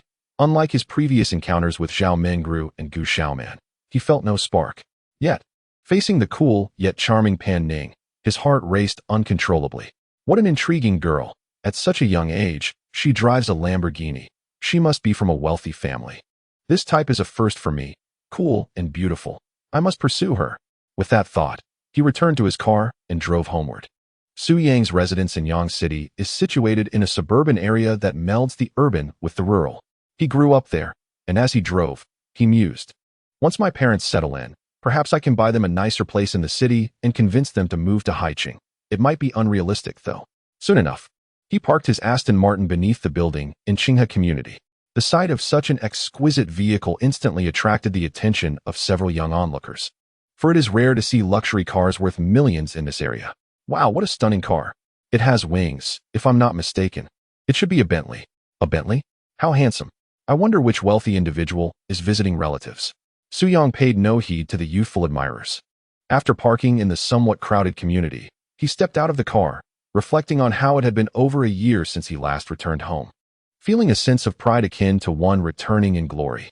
Just as he was lost in thought, a middle-aged woman in her 40s, slightly plump, approached him. Yang. Upon hearing his name, Su Yang quickly turned to see his mother, Chen Liping. A broad smile spread across his face as he exclaimed, Mom. He joyfully rushed forward and embraced Chen Liping. Although Chen Liping displayed a hint of disdain on her face, her unmistakable joy was evident. You finally decided to come home. Didn't you? All right. You're grown now, no need for hugs. Su Yang smiled as he stepped back. It's been over a year since we last met. I missed you, Mom. With a charming demeanor, he added, by the way, how did you end up outside? Your father called me, saying you would be home for dinner. So I went out to buy some groceries. Su Yang glanced at the bags Chen Liping was carrying and quickly took them from her. Here, let me carry those for you. Is that little Yang back already? At that moment, a middle-aged woman, approximately the same age as Chen Liping, approached from behind her. Su Yang greeted her with a smile. Aunt Zhang, it's been a while. Indeed, it's been too long. The last time I saw you, you were quite plump. Now, you've slimmed down, haven't you? Is this little Yang's car, Pingjia? Upon hearing this, Chen Liping finally noticed the sleek black vehicle behind Su Yang. She shook her head with a laugh. That car looks quite expensive. It can't possibly belong to Yang. Su Yang interjected, Mom, this is my car. Though it's not overly extravagant, just around 300,000 to 400,000. What? 300,000 to 400,000? Where did you get that kind of money? Chen Liping exclaimed in astonishment. It was well known that such sums had never graced their household. Their savings had barely reached a few thousand at best. Su Yang pondered. Has Dad not mentioned anything to Mom yet? He continued to explain, I called Dad earlier. Since last year, I've been in business with friends. And things have been going quite well recently, so I bought a nice car. I'll tell you more about it when we get home. Chen Liping remained in shock as she gazed at the car, unfamiliar with its brand but instinctively sensing its value. Aunt Zhang approached with a smile. I knew it. When I saw little Yang get out of that car, I thought it couldn't be anyone else's. Oh my, Yang, you're doing well. You've bought such a fine vehicle. You too will enjoy a blessed life ahead. Chen Liping's cheeks flushed slightly, but her heart swelled with happiness. It was the first time in decades that she felt pride in front of her friends. What blessed life are you talking about? We're getting old. As long as we can live peacefully in our later years and the children stay healthy, that's all that matters. Indeed, that is the most important thing. Aunt Zhang agreed, her face reflecting a hint of envy as she leisurely departed. Chapter 18. This matter is mine to decide once Aunt Zhang left. Su Yang and Chen Liping entered the adjacent apartment building. This community was an older residential area with a history spanning 2 to 3 decades, featuring several 7 to 8-story walk-up buildings. It appeared even more antiquated than Su Yang's rented accommodation in Haicheng. However, the area was bustling with life, predominantly inhabited by middle-aged and elderly residents, exuding a strong sense of community. Su Yang's family resided on the 5th floor, in a modest space of less than 70 square meters, comprising 2 bedrooms, a living room, a kitchen, and a bathroom. As he pushed open the door, a wave of familiarity washed over him. Su Yang placed the vegetables he was carrying into the kitchen, then tossed his backpack onto the table and sank into the somewhat worn sofa in the living room. There is nothing quite as comfortable as one's own sofa. With a smile gracing her face, Chen Liping approached and sat beside him, looking at Su Yang with a hint of curiosity. Yang, what exactly is going on? Please, tell me in detail. Su Yang understood the inquiry behind her question and replied with a smile. Actually, there's not much to it. Last year, I resigned from my job and started a business with friends. Over the past few months, we've begun to turn a profit. What kind of business? Chen Liping asked. Su Yang pondered for a moment before revealing the excuse he had prepared in advance. He opened a restaurant in Haicheng. Initially, business was mediocre, but surprisingly, it has picked up in recent months. Is that so? That is wonderful. My son is making a name for himself. Chun Liping felt relieved upon hearing that the money had come from the restaurant. In truth, her skepticism wasn't towards Su Yang. She was merely concerned about him being deceived. By the way, Mom, I transferred 100,000 yuan each to you and Dad's bank cards. You can buy whatever you like, and if you need more, I'll send you more. What? Why did you transfer so much? Chun Liping exclaimed, a mixture of surprise and concern in her gaze. You've just started. You should save more for yourself. Su Yang chuckled and explained, it's not that much. My restaurant is quite profitable, and things are stabilizing now. You both should feel free to use it. After working hard all your life, it's time to enjoy a bit. Hearing this, Chun Liping's eyes began to glisten with unshed tears. She grasped Su Yang's hand. Her voice choked with emotion. Yang has succeeded. Our family is finally on the right track. Mom, are you still working as a housekeeper? Su Yang asked. Chun Liping nodded. Yes, it's quite an easy job. I only work 4 days a week, and it's not tiring. The family I work for is also quite pleasant. Observing the roughness of his mother's hands, Su Yang felt an indescribable discomfort at the thought of her washing dishes and mopping floors for others. Mom, you should quit your job tomorrow. I am now capable of providing you with a good life, so there's no need for you to work for someone else. Chun Liping nodded with a smile. All right. I will resign tomorrow. After working hard all my life, I deserve to live a little better. Exactly. You and Dad should take some trips together, buy whatever you want. In due time, I'll get you both a nicer house in the city, so you won't have to live here anymore. Let us not rush into that. You should save more for yourself while you're earning, Chun Liping said, her eyes brimming with tears. Su Yang chose not to argue. He intended to finalize the matter once his father returned. After exchanging a few more pleasantries, Chun Liping got up to wash the vegetables in the kitchen. As Su Yang gazed at the small house they had lived in for over 20 years, he felt a deep sense of reflection. Ding! Detected the host's emotional sentiment during the conversation with his mother. Reward of 300,000 yuan granted. Time passed swiftly, and soon it was 5 in the afternoon. Su Yang reclined on the sofa for a brief rest when he heard the sound of the door opening from outside. A middle-aged man entered, weary from his travels. He donned a simple gray outfit, with thick brows and a square face, standing at around 170 centimeters, neither overweight nor underweight. However, the wrinkles etched on his face were quite pronounced, giving him the appearance of a remarkably honest and unpretentious individual. Upon seeing him, Su Yang rose with a smile, exclaiming, "Welcome back, Dad." "Ah, Yang is already here?" Su Dagong's face instantly brightened upon noticing Su Yang's presence. "Yes, Dad, come sit down. By the way, did you resign?" Su Yang stood and walked to the water dispenser to fetch a glass of water for his father. "I did resign, but as a formal employee. I won't be able to leave for at least another 2 weeks, Su Dagong replied, gratefully accepting the water from Su Yang and settling onto the sofa to drink. "That's fine. You can just take it easy for the next few days. No need to wake up early." "Got it, haha." Su Dagong looked at his son, genuinely amused, the crow's feet at the corners of his eyes becoming quite apparent. "Back, are you?" At that moment, laughter resonated from the kitchen, where Chun Liping was preparing food. "Ah, yes. By the way, Yang transferred 100,000 yuan to each of us. I didn't have the chance to tell you while I was driving," she said, still busy with her vegetables. "Yang already informed me. I was aware." She continued with a smile. "I always said our son was destined for greatness. Indeed, remember when I consulted a fortune teller for him when he was little? They predicted that Yang would lead a prosperous life. And you didn't believe it," Su Dagong chuckled, his smile unwavering since he stepped through the door. "I never said I didn't believe it. It was just that the old man didn't seem very credible.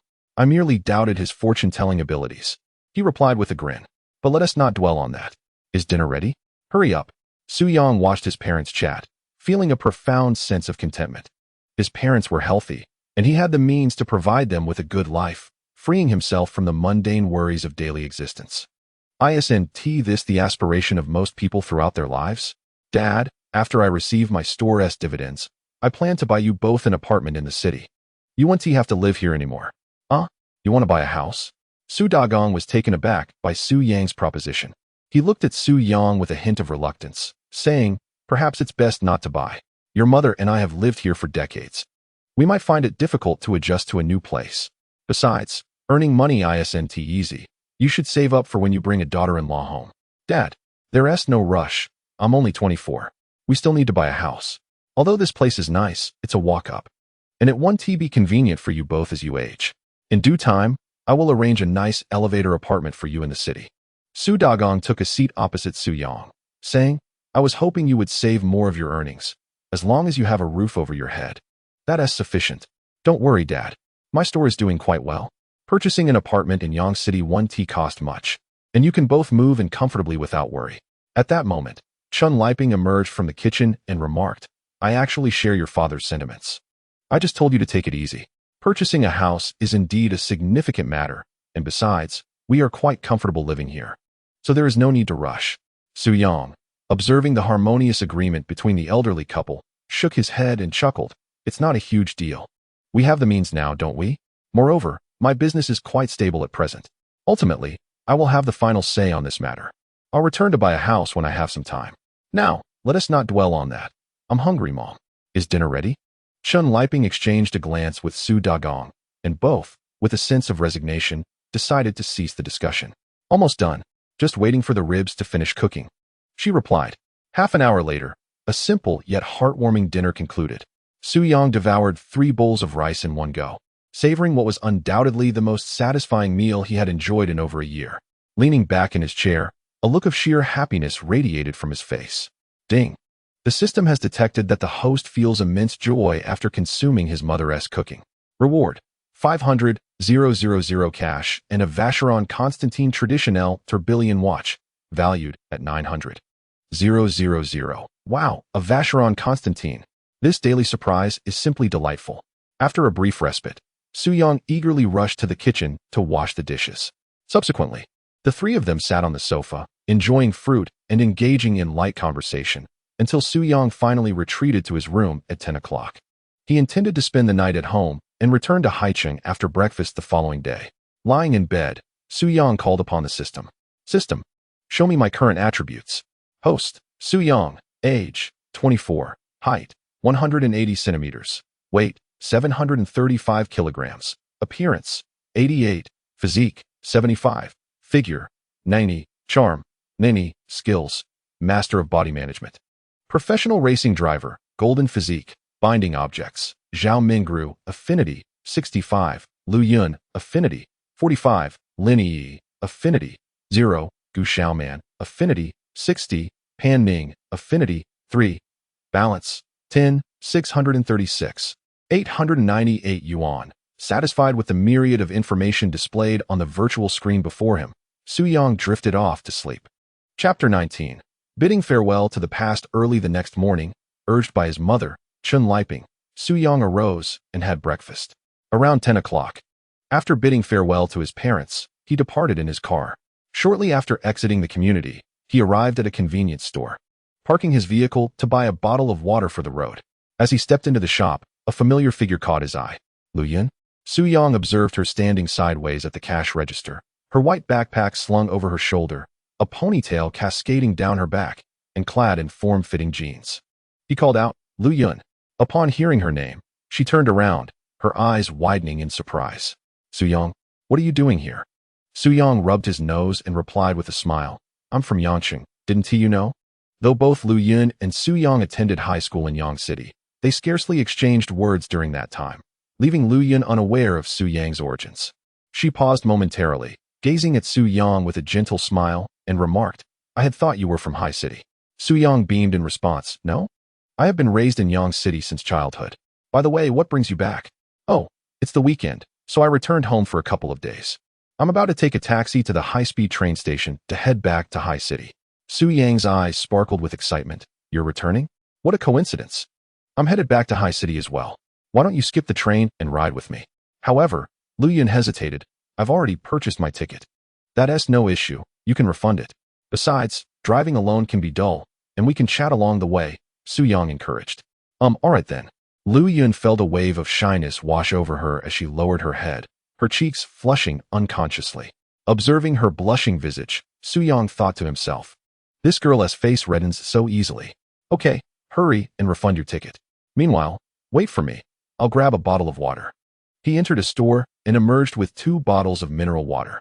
After settling the payment, he handed one to Lu Yun. As they approached the roadside, he retrieved his car keys and pressed the button. The lights of an Aston Martin flickered in response.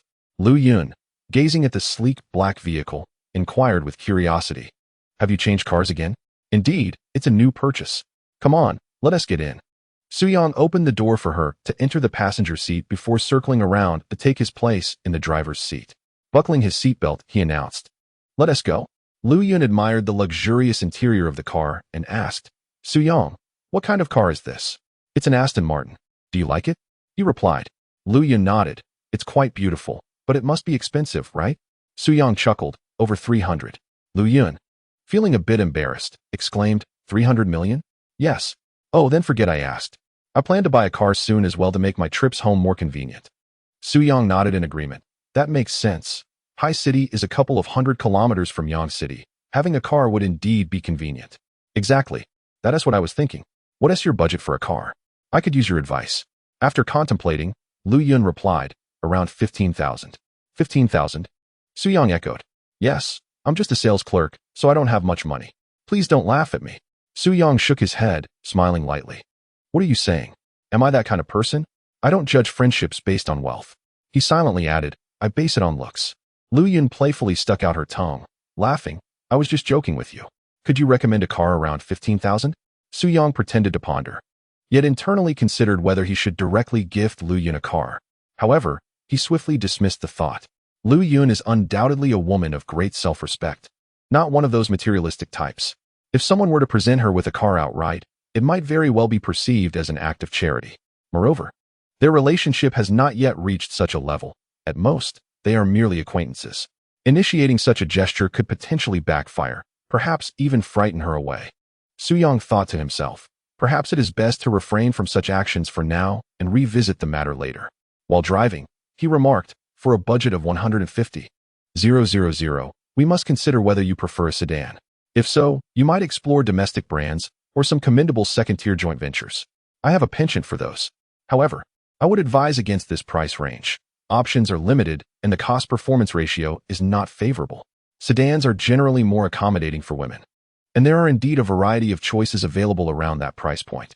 As he spoke, Soo-young glanced at Lu-yun and continued, Do you prefer an electric vehicle or a gasoline one?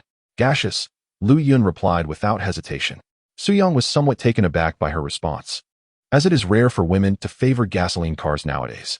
He had not anticipated that Lu-yun would express such a preference. Do you have a brand in mind? He inquired. Lu-yun pondered for a moment and replied, I don't really know much about cars, nor do I have a particular brand I favor. Once I return, I can help you select a few models to consider. If any catch your eye and you wish to test drive, just let me know, and I will accompany you to ensure you are not taken advantage of. Upon hearing that Soo-young would personally take her, Lu-yun blushed and smiled, saying, That would be wonderful, thank you, Soo-young. There's no need for such formality. It's a trivial matter, he replied. Their conversation flowed seamlessly, with Soo-young intentionally reducing the speed of the car. It took over 2 hours to reach the toll station at Haicheng. Through their engaging dialogue, their relationship deepened, particularly for Lu-yun, who discovered that Soo-young could effortlessly connect with her on any topic, and the atmosphere felt refreshingly relaxed. He maintained an appropriate boundary, navigating the conversation with skill, which increased her fondness for him subtly yet appreciably. Upon entering the city, Soo-young inquired about Lu-yun's residence and drove her to her doorstep. After she exited the vehicle, a grateful smile broke across her face as she said, Thank you, Soo-young, for your assistance today. There's no need to mention it, just head inside. I'll take my leave, Soo-young replied as he prepared to depart. Just as he started the engine, Lu-yun suddenly remembered something and waved, calling out, Soo-young, wait. She jogged towards the car as she shouted. What is it? Soo-young asked, stopping the car upon seeing her in the rearview mirror. As she reached the window, her cheeks flushed, she said, I suddenly remembered that I promised to take you out for a meal. After uttering those words, her face grew even warmer. Soo-young was momentarily taken aback by the sight of the endearingly bashful Lu-yun. Soo-young, she called out, noticing his dazed expression. Soo-young shook his head, regaining his composure. Excuse me, what did you just say? I mentioned treating you to a meal, came the reply.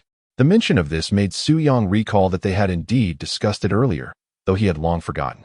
Oh, that? I'm afraid I won't be available today. I need to move houses later. Moving? Lu-yun was taken aback. Yes. I bought a new apartment and can move in today. I have to tidy up a bit. Lu-yun gazed at him, her expression a mix of surprise and delight. Then let us postpone it to another day when you're free. How about tomorrow? I'll be free then, and I'll treat you. No, no, no. I insisted on treating you. So let us make it tomorrow after I finish work? Sounds good. I'll come find you then. All right, take care on the road. Goodbye. You should head back now. With that, Su Yang drove away. Lu Yun stood by the roadside, watching the car gradually disappear into the distance. Her emotions a swirl of complexity, her cheeks flushed. The thought of having dinner alone with Su Yang the next day made her feel shy. Unbeknownst to Su Yang, Lu Yun was lost in her own thoughts. Had it been the old him, he would have unhesitatingly canceled other plans to dine with Lu Yun. However, after a few days of introspection, his mindset had undergone a significant transformation. Previously, he had been somewhat of a sycophant, unwilling to refuse any request from a beautiful woman, especially someone as stunning as Lu Yun. Yet, in recent days, the system had provided him with substantial financial rewards, gradually erasing his previous neediness. His current approach was one of nonchalance, neither overly proactive nor dismissive. In essence, the former Su Yang had lacked confidence, feeling unworthy of a girl as attractive and charming as Lu Yun, thus attempting to win her over through other means. However, most women do not enter relationships merely out of fleeting emotions. They possess a clear understanding of what they desire. Attraction is based on genuine interest, and no amount of emotional appeal can sway them otherwise. Many women may find themselves intrigued by a man's unique actions or qualities that align with their standards, but they rarely respond to mere sentimentality.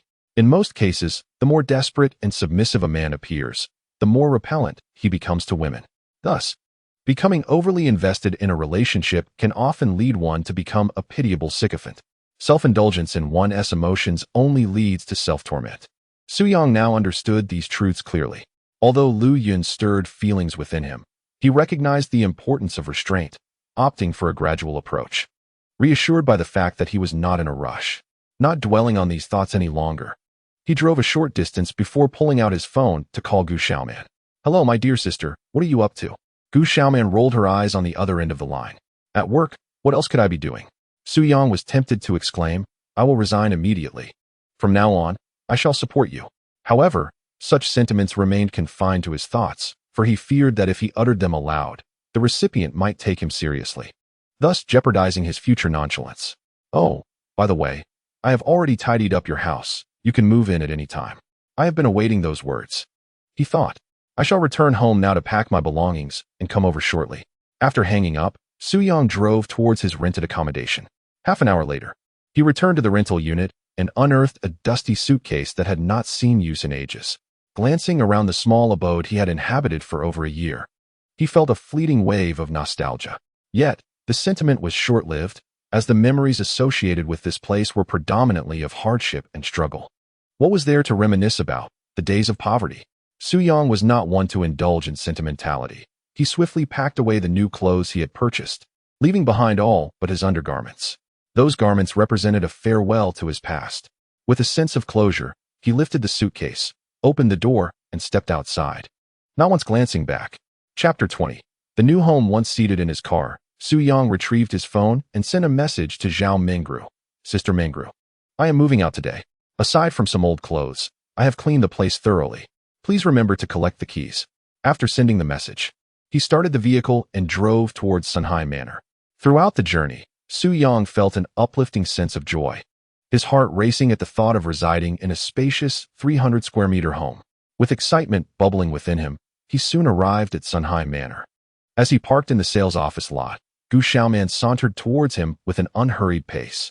She appeared perfectly composed, showing no signs of embarrassment from their previous game of hide-and-seek. Noticing her approach, Su Yang stepped forward, raising an eyebrow with a smile. Sister, your makeup looks splendid today. Gu Xiaoman rolled her eyes. Enough of the flattery. Hey, have you switched cars again? She inquired, glancing at the sleek black Aston Martin behind him. Indeed. What do you think? Handsome, isn't it? He replied. Absolutely. You wealthy folks are on another level, purchasing multi-million cars without a second thought. Heh, it wasn't that costly. Let's go? All right. Earlier on the way, Su Yang had contacted Gu Xiaoman to request her assistance in registering his vehicle at the property management office. Under her guidance, they arrived at the office to complete the registration for both cars before returning to the parking lot. Gu Xiaoman took the initiative. Come on, I'll show you your parking spot. Sure thing. Su Yang drove the car into the underground garage of Building 3. After reaching the entrance hall, Gu Xiaoman pointed to a set of 4 adjoining parking spaces. This is it. Park here. After stopping the car, she gestured towards the 4 connected spots. These are your designated spaces. Su Yang inspected them, nodding in satisfaction. Very nice. By the way, sister, would you like to join me upstairs for a moment? A knowing expression appeared on Su Yang's face. Gu Xiaoman, crossing her arms, felt a slight flush on her cheeks. She rolled her eyes and asked, "What do you want in broad daylight?" "What do you mean? I merely wish to invite you upstairs for a glass of water." "Humph. Don't think I'm oblivious to your intentions. I'm still at work. You should return on your own. I'm leaving." As Gu Xiaoman swayed away, Su Yang called out, "Aren't you coming up for just a moment?" Gu Xiaoman waved her hand dismissively. "I'm at work. Let us talk another day?" "All right then." After parking his car, Su Yang took the elevator to the 8th floor, standing before the door of room 802, with a heart brimming with excitement. He retrieved his key and opened the door, even registering his fingerprint. Upon entering, he gazed at the spacious and bright living room, tossing his suitcase aside as he dashed towards the soft sofa, flopping onto it. What bliss! I can hardly believe I've truly moved into Sunhai Manor. Ding! The system detects the host's elation upon moving into a new home and rewards him with 500,000 yuan. System, you won't just disappear one day, will you? Host, please rest assured. This system is designed to assist you in reaching the pinnacle of your life. This is merely the beginning, and once bound, the system will not unbind unless the host meets with death. That is a relief. Your assurance puts my mind at ease. Suddenly, Su Yang remembered he hadn't checked in today. System, check-in. Ding. Check-in successful, rewarded with 50,000 yuan. All right. Now bring forth that Vacheron Constantine watch for me. No sooner had he spoken than a wristwatch with a deep green strap materialized in his hand. Glancing at the watch, Su Yang took out his phone to investigate. Although he had heard of the Vacheron Constantine brand, he was not well acquainted with it, simply knowing it was quite expensive. It wasn't that he had no desire to learn. He had never imagined he would own a watch of such caliber, thus deeming it unnecessary to delve into. However, he had a genuine fondness for watches. After all, what interests do men typically have? Cars, watches, and beautiful women. Moreover, wearing a watch worth nearly $1 million would certainly lead to awkwardness if he encountered someone knowledgeable and was unaware of its details. He found an image titled Global Watch Ranking and began to peruse it. The pinnacle brand, ranked 0, was Patek Philippe. The next tier had 4 brands: Vacheron Constantine, Audemars Piguet, Breguet, and Lang. To his astonishment, Vacheron Constantine was so esteemed. Wearing such a watch would make it hard not to feel confident. After briefly glancing at the subsequent rankings without committing them to memory, he concluded that he was indifferent to such classifications. What mattered most was that he liked it. He didn't place much importance on the tiers. It seemed he should take some time to purchase a watch cabinet, as his collection would surely grow, and having a designated space would facilitate access when he wished to wear them. With this thought, Su Yang rose to push his suitcase into the master bedroom, methodically placing his clothes into the wardrobe. As Su Yang gazed into the vast expanse of his wardrobe, which contained only a few garments and trousers, he mused aloud. It appears I must venture out once more to procure some clothing, shoes, and toiletries. Otherwise, this place lacks the essence of home. With this thought, he made his way to the living room, grabbed his bag, and stepped outside. Upon reaching the entrance of the community, he hailed a taxi. To the original route, please. Certainly. 10 minutes later, the taxi arrived at its destination, and Su Yang beamed at the sight of the parked Porsche 911. Ah, it is indeed you. No matter how I look at it, you are undeniably handsome, he said, approaching the car, opening the door, and settling inside. His objective for the day was crystal clear: to indulge in a shopping spree and furnish his new home. The engine roared to life as the 911 sped towards Qinxiang City, the largest shopping center in the city. Shortly thereafter, Su Yang arrived at the underground parking lot of Qinxiang City. After parking, he took the elevator to the mall and headed straight for the men's clothing section. Noticing a colossal hook adorning the entrance of a store, he wasted no time entering to browse. While he couldn't wear luxury items every day, he enjoyed varying his wardrobe from time to time. This particular brand was one he cherished, offering an extensive array of clothing and footwear, with prices ranging significantly from affordable options around 100 yuan to extravagant pieces costing tens of thousands. Su Yang selected 8 shirts, a pair of sneakers, a pair of collaborative brand shoes, and a pair of black Air Force Ones, totaling 15,000 yuan. The expense was primarily due to the collaborative shoes, but for Su Yang, such an amount was hardly burdensome. After completing his purchase, he exited the store and wandered into a nearby trendy brand shop, acquiring several short-sleeved shirts, jackets, and trousers. That should suffice for the summer. He would postpone purchasing formal wear until it became necessary. With an armful of bags, Su Yang returned to the parking lot to store his purchases, then retraced his steps to the first floor of the shopping center, where he began to explore a large chain supermarket. Upon entering the supermarket, it wasn't long before Su Yang spotted a massive glass display in the liquor section, showcasing an array of Maodai. As he pushed his cart closer, a cheerful attendant approached him. "Sir, are you looking to purchase some liquor? Do you sell Maodai?" "Indeed. Our supermarket offers Maodai at 650 yuan a bottle, with a guarantee of authenticity. If it's counterfeit, we compensate tenfold, and it's cheaper than the market price." Su Yang was not particularly versed in spirits and had no idea of the market price for Maodai. However, at that moment, he was unconcerned with such details, as long as it was genuine. "All right, I'll take a case." "A case?" the attendant asked, somewhat uncertain. "Yes, a case. Is there a purchase limit?" "Oh, no limits. No limits. I shall fetch it for you right away. Please hold on." The attendant cheerfully dashed off. With a subtle smile, Su Yang continued to peruse the aisles. Entering the red wine section, he found an extensive shelf, approximately 30 meters long, filled with a diverse assortment of red wine brands. Su Yang possessed a profound ignorance regarding red wine, carelessly selecting 5 bottles, each priced over 3,000, to place in his cart. At that moment, a server approached, pushing a small cart. "Good-looking gentleman, your wine has arrived," the server cheerfully announced as he lifted the boxes into Su Yang's cart.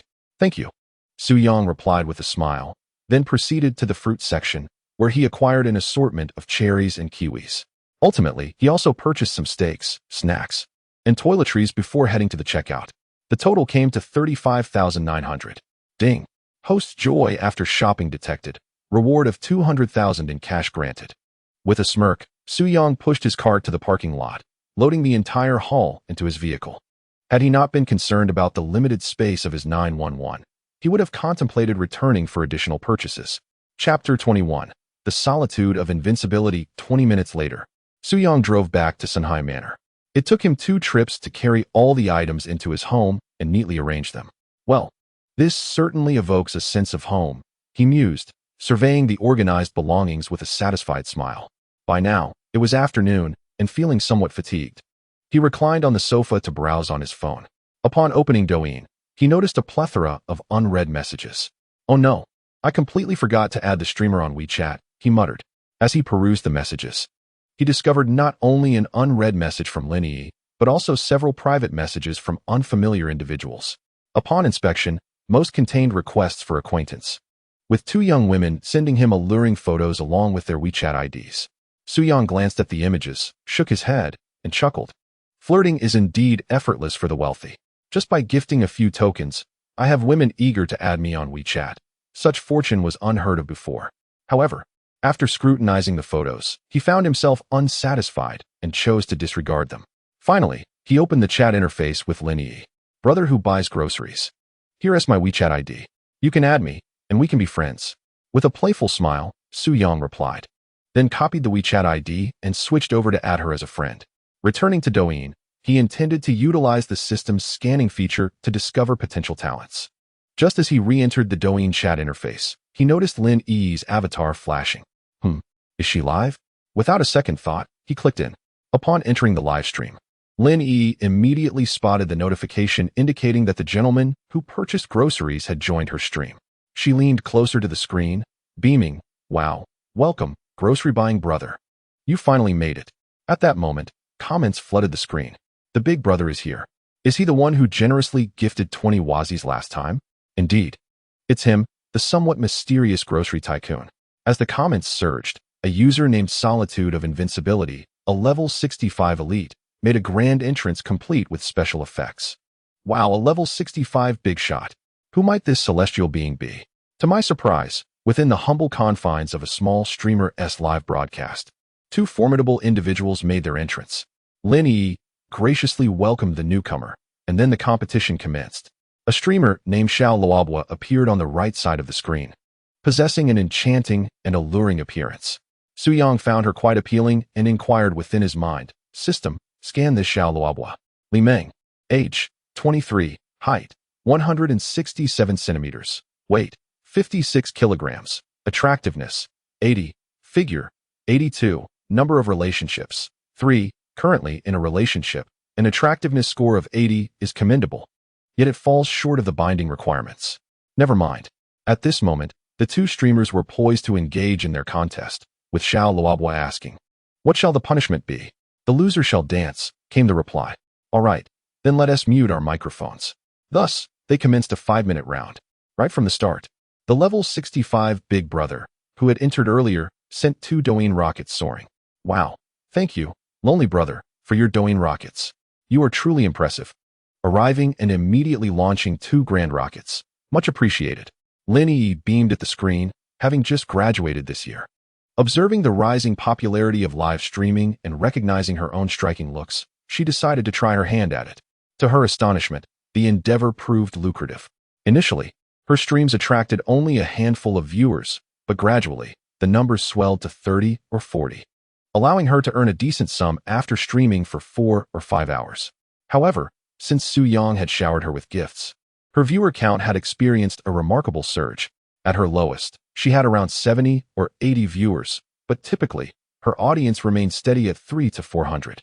Daily earnings of 3 to 400 were significantly superior to a conventional job, and the work was far less taxing. Her routine involved dancing and engaging with various netizens in her live chat.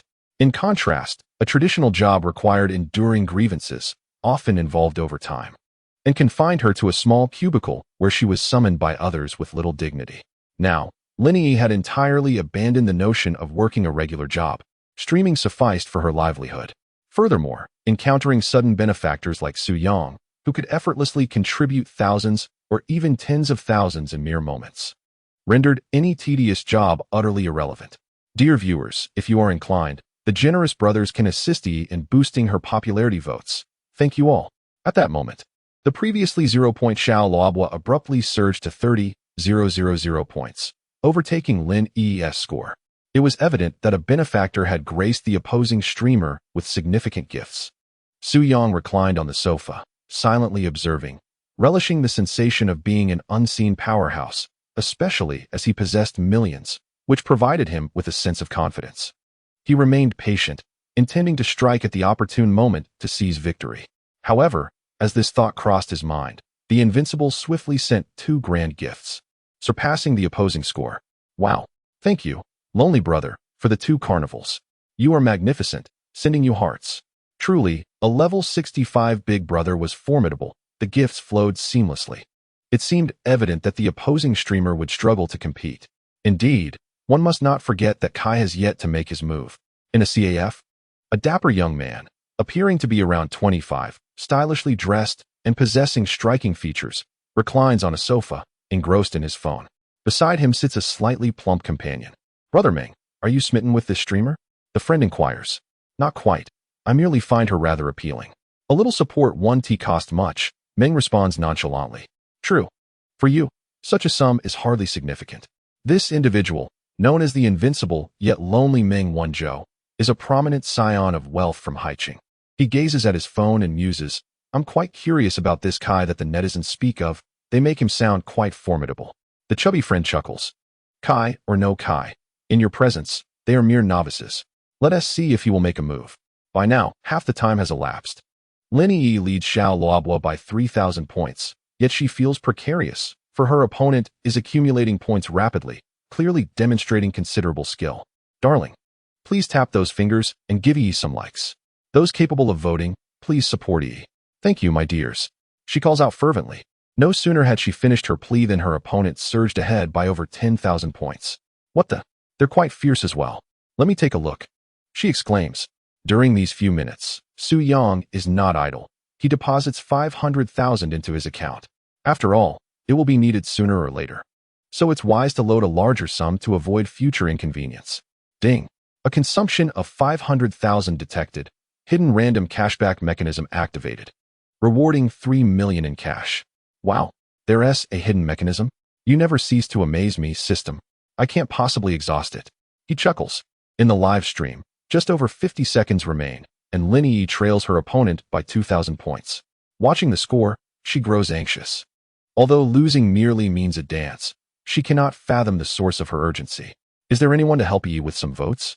Noticing the time, Su Yang opens the gift options and sends a Huazi, instantly surpassing Xiao Luobu's score. Wow. Thank you, my dear buying brother. You've finally made your move. Love you. Kai is about to unleash his prowess. Let me see just how formidable this Kai truly is. I regretted missing the last opportunity to witness it firsthand. Just you wait. When Kai makes his move, it will start with at least 10 Huazi. Impressive. Meng Wanzhou, observing Su Yang's Huazi, smiles faintly. It's finally begun. Without hesitation, he swiftly sends 5 Huazi. Wow. Thank you, lonely brother. I'm so grateful. Seeing this, Su Yang thinks, oh, you wish to steal my thunder, don't you? Let us play along then. Chapter 22. Is winning or losing really that important? Su Yang opens the gift menu and, holding down the button, sends out 10 consecutively.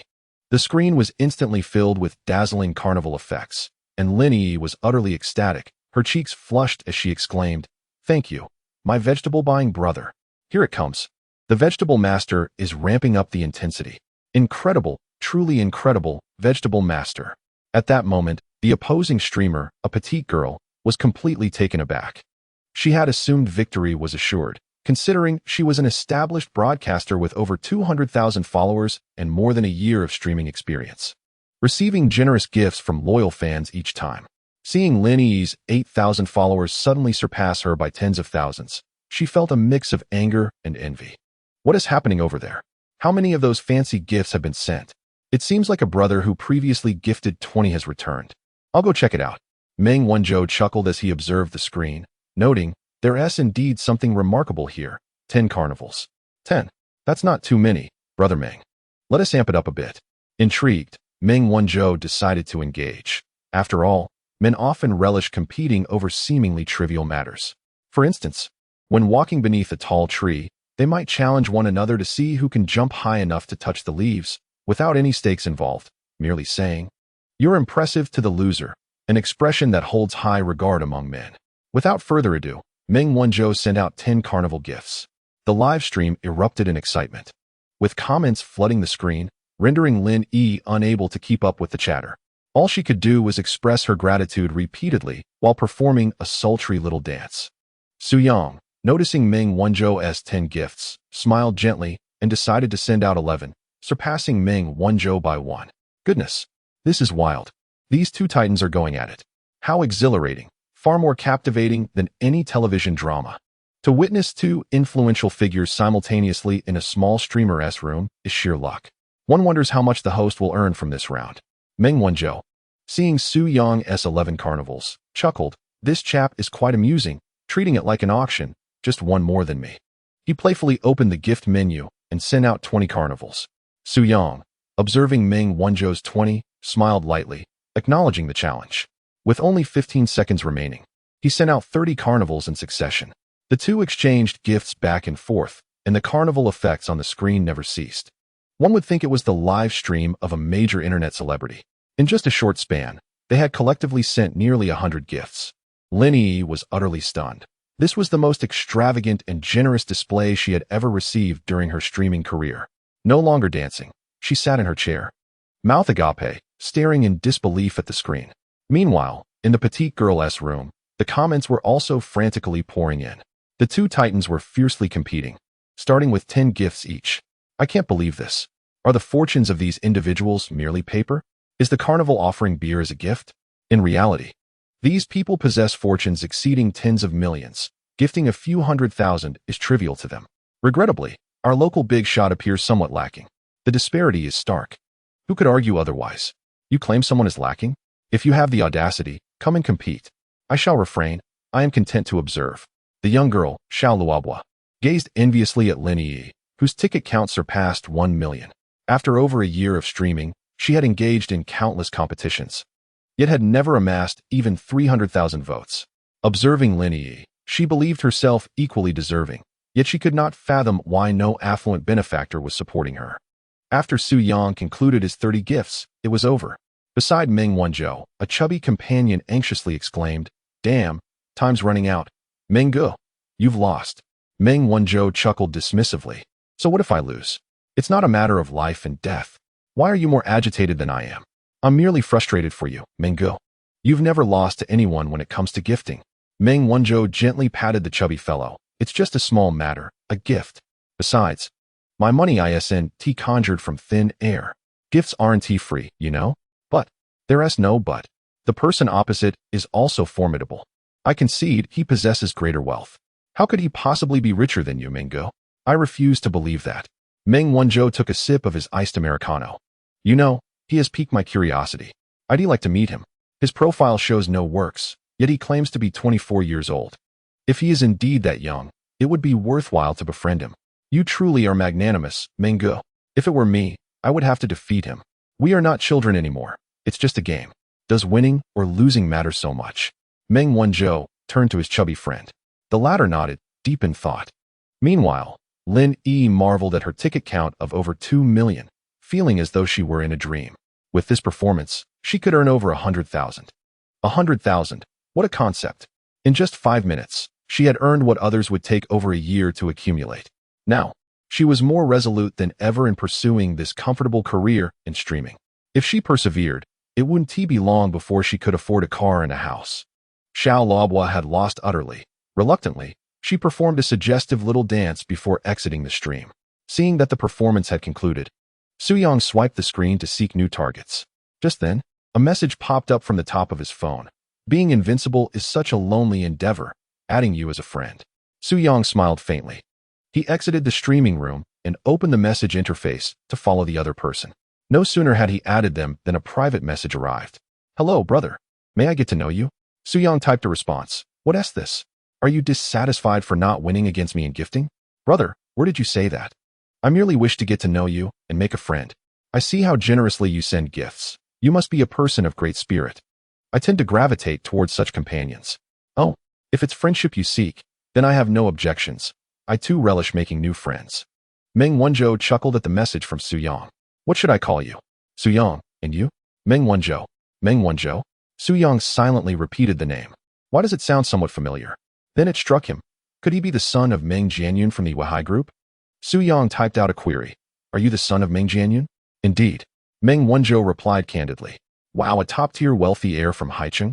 Suyong thought in surprise.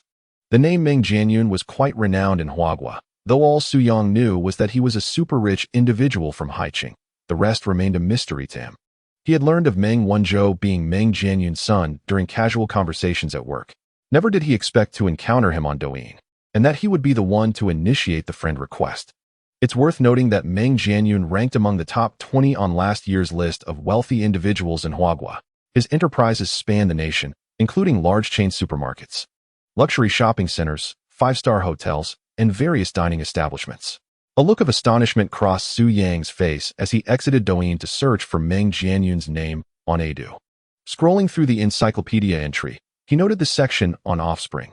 Meng Wanzhou, Meng Qianyu, 2 names. Indeed, he is his son, but to his surprise, this distinguished gentleman also has a daughter. Meng Wanzhou, splendid. It would be advantageous to forge a connection with someone of such stature. Suyong mused as he returned to the chat interface with Meng Wanzhou. I cannot believe you are Meng Jianyun's son. It is quite unexpected for a distinguished heir like you to take the initiative to connect with me, he typed. Meng Wanzhou promptly replied, what of it? We share similar interests. It is merely friendship. Suyong was taken aback by the affable nature of this wealthy heir, which significantly enhanced his impression of Meng Wanzhou. Then, my brother Meng, shall we exchange WeChat? It would facilitate any future business dealings, he suggested. Certainly. Meng Wanzhou quickly sent over his WeChat ID. Suyong copied it to WeChat and noticed that Lin Yi had just accepted his friend request. He set that aside momentarily to add Meng Wanzhou. Meng Wanzhou was efficient. As soon as Suyong completed the addition, it showed that he had accepted. Soon after, the two exchanged a few more messages on WeChat to get acquainted before exiting the chat. No sooner had Suyong departed from the conversation with Meng Wanzhou than Lin Yi sent a message. Are you the grocery brother? Indeed, that would be me. My real name is Suyong. Greetings, brother Su. I am Lin Yi. I find myself at a loss for words to express my gratitude for the gifts you have bestowed upon me on 2 occasions. Perhaps I could invite you to dinner as a token of my appreciation? Suyong replied with a gentle smile, tapping his response. Have you finished your live broadcast? Yes. Indeed. The gifts from you and that lonely gentleman today have been quite overwhelming, and I momentarily lack the inclination to continue streaming. Suyang chuckled. It wasn't that much. Whenever you go live, I shall make an effort to support you. How very kind of you, Brother Su. Regarding the dinner I mentioned, that sounds agreeable. But are you in Haicheng? Yes, I am. Very well, dinner time approaches. Please send me your location. I shall come to fetch you. All right. Chapter 23. Meeting online friends. Shortly thereafter, Lin Yi sent her location. Suyang glanced at the details, noting it was a rather ordinary residential area. Approximately 7 kilometers away, not too distant after all. Brother Su, may I invite a friend to join us for dinner? Being a young woman, Lin Yi felt a tinge of unease about dining alone with Suyang. Their relationship thus far had been merely that of online acquaintances. Despite Su Yang's generous gifting, she remained uncertain of his true character, and a degree of caution seemed prudent.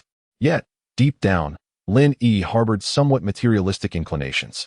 While she projected an image of innocence, she did not come across as a gold digger. Nevertheless, she was undeniably eager to engage with someone who could generously shower her with gifts in her livestream. If he were indeed a wealthy heir, she would be inclined to pursue a deeper connection, regardless of his looks.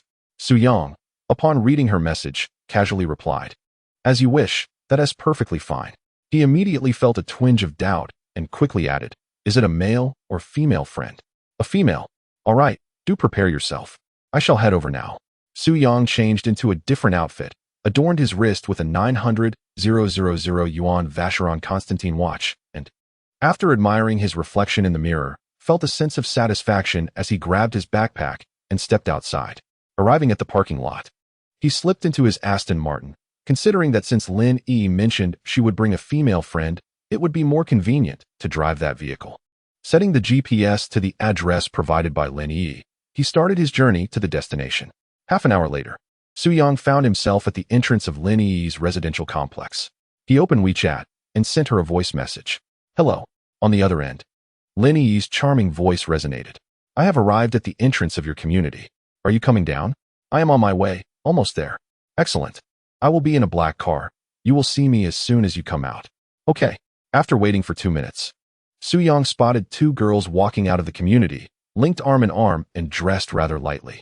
He instantly recognized Lin Yi, primarily due to her conspicuously ample bosom, which was strikingly prominent, and her appearance closely resembled that of her livestream persona.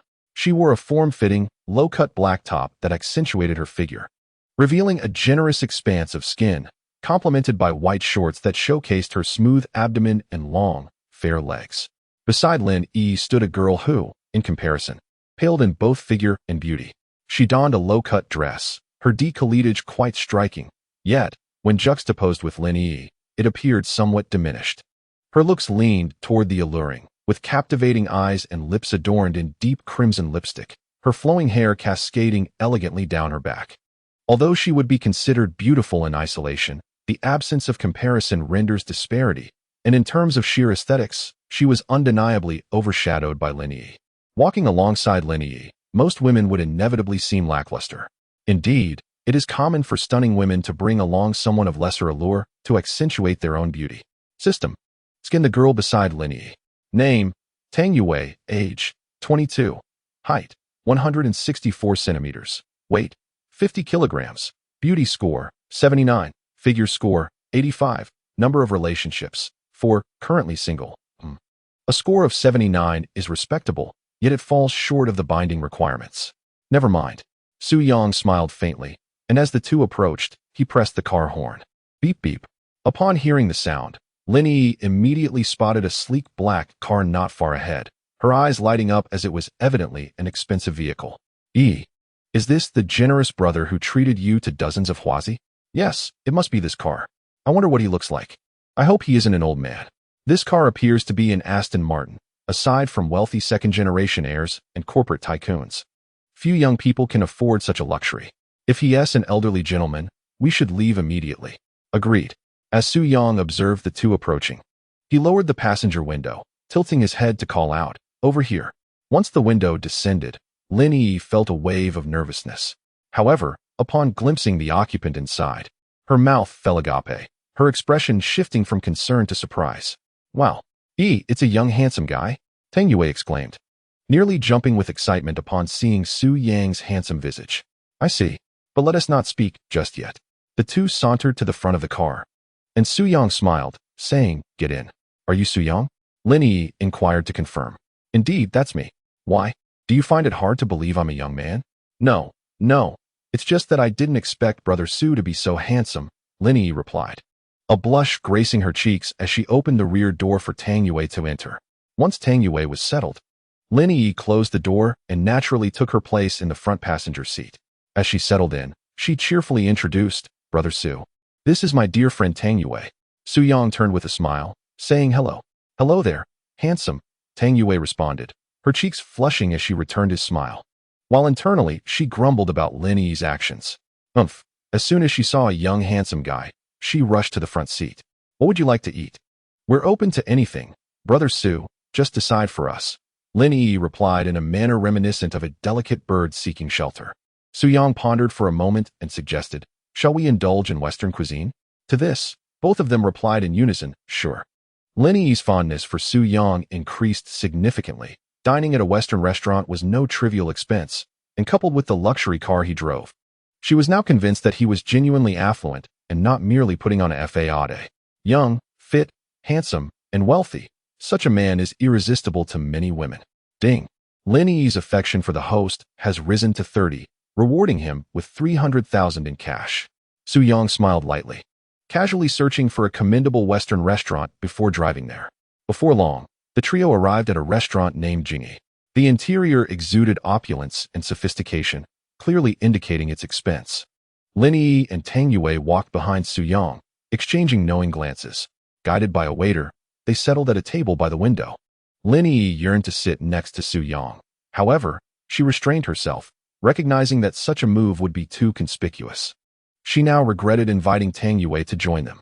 Initially, she had not anticipated that Su Yang would be so dashing, which was why she had asked Tang Yue to help her navigate the situation. She had considered that if the dinner turned out to be unenjoyable, she could easily find an excuse to leave. Yet, it seemed that such an escape was no longer necessary. In fact, she was tempted to suggest that Tang Yue depart early. She could have shared a delightful dinner with Su Yang in this charming establishment, followed by a visit to a private cinema or a cozy bar for drinks, and perhaps concoct an excuse about forgetting her room key to naturally lead to a night at the hotel. Unfortunately, an uninvited third party now accompanied them. However, this was her own doing, and lamenting it was futile. Lin Yi glanced at Tang Yue, noticing that her eyes had scarcely strayed from Su Yang. She understood well the kind of person Tang Yue was. Facing a high, rich, and handsome man like Su Yang, competition was inevitable. While she was confident in her own looks and figure to outshine Tang Yue, she was uncertain of Su Yang's preferences. What if he favored the more playful type that Tang Yue embodied? Moreover, in matters of relationships, Tang Yue was undoubtedly more seasoned than she was, a fact she reluctantly acknowledged. Thus, she felt a twinge of anxiety that Su Yang might be swayed by her so-called friend. A man of such caliber was not one to be overlooked. She was determined to seize the opportunity. Chapter 24. A taste of delight at that moment. The waiter approached with 3 menus in hand. Su Yang accepted them and glanced at the 2 women across the table. "Feel free to order whatever you desire. No need to be shy." Lin Yi nodded, offering a slight smile as she opened the menu. However, while she perused the selections, Tang Yue had already noticed the watch adorning Su Yang's wrist.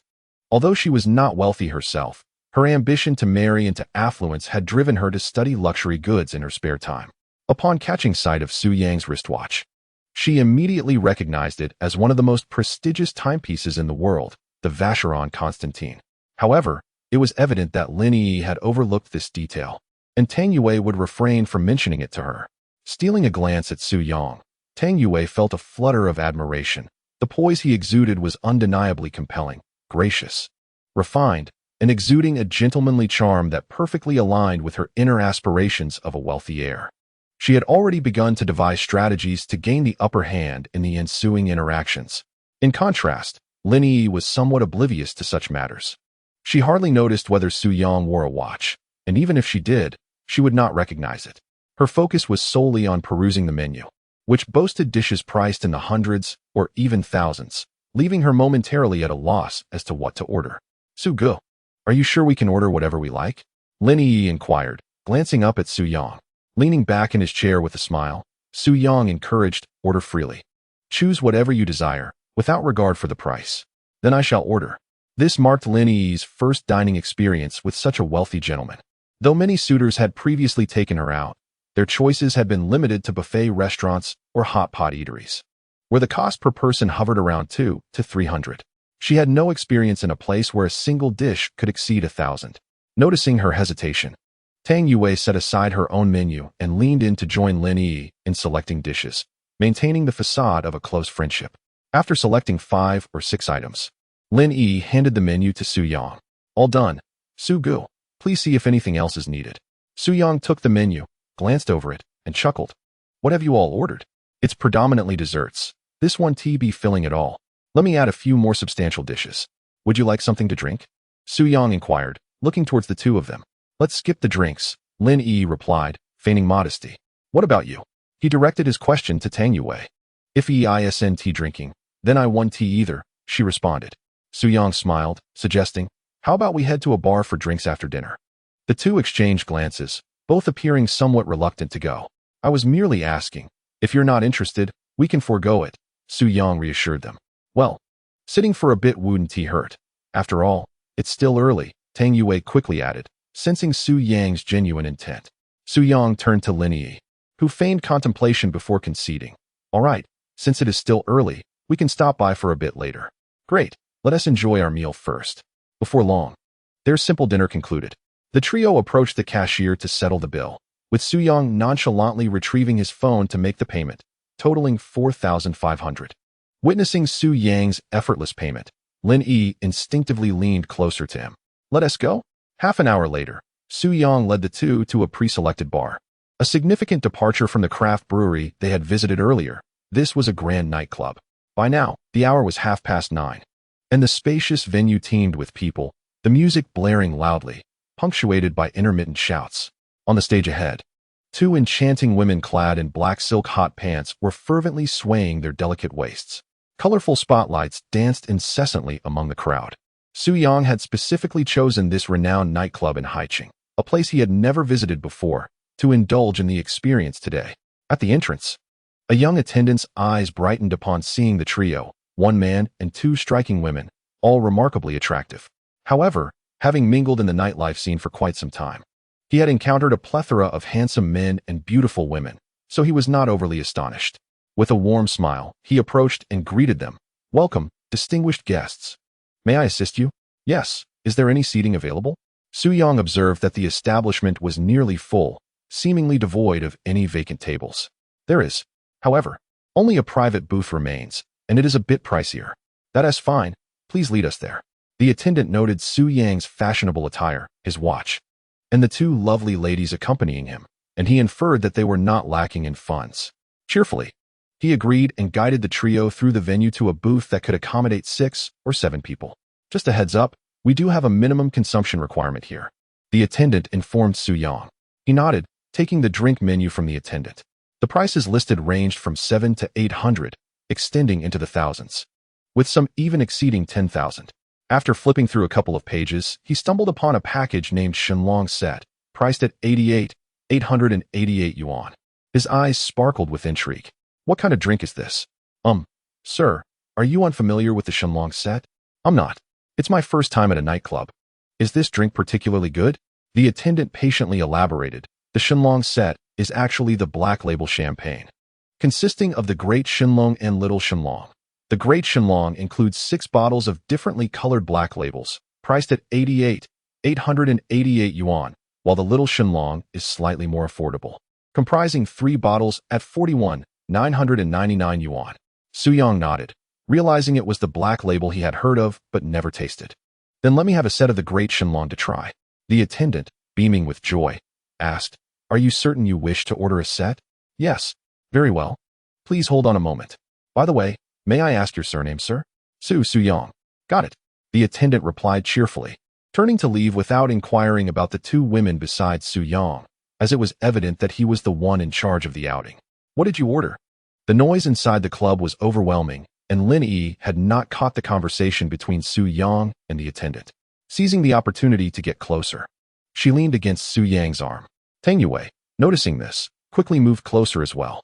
I ordered a Shenlong set. I've never tried it before. Su Yang casually replied. Ah, the Shenlong set? Lin Yi and Tang Yue exclaimed, covering their mouths in feigned astonishment. While Su Yang was unaware of what the Shenlong set entailed, the two women were well aware, having frequented nightclubs with friends on numerous occasions. However, they had not ordered it.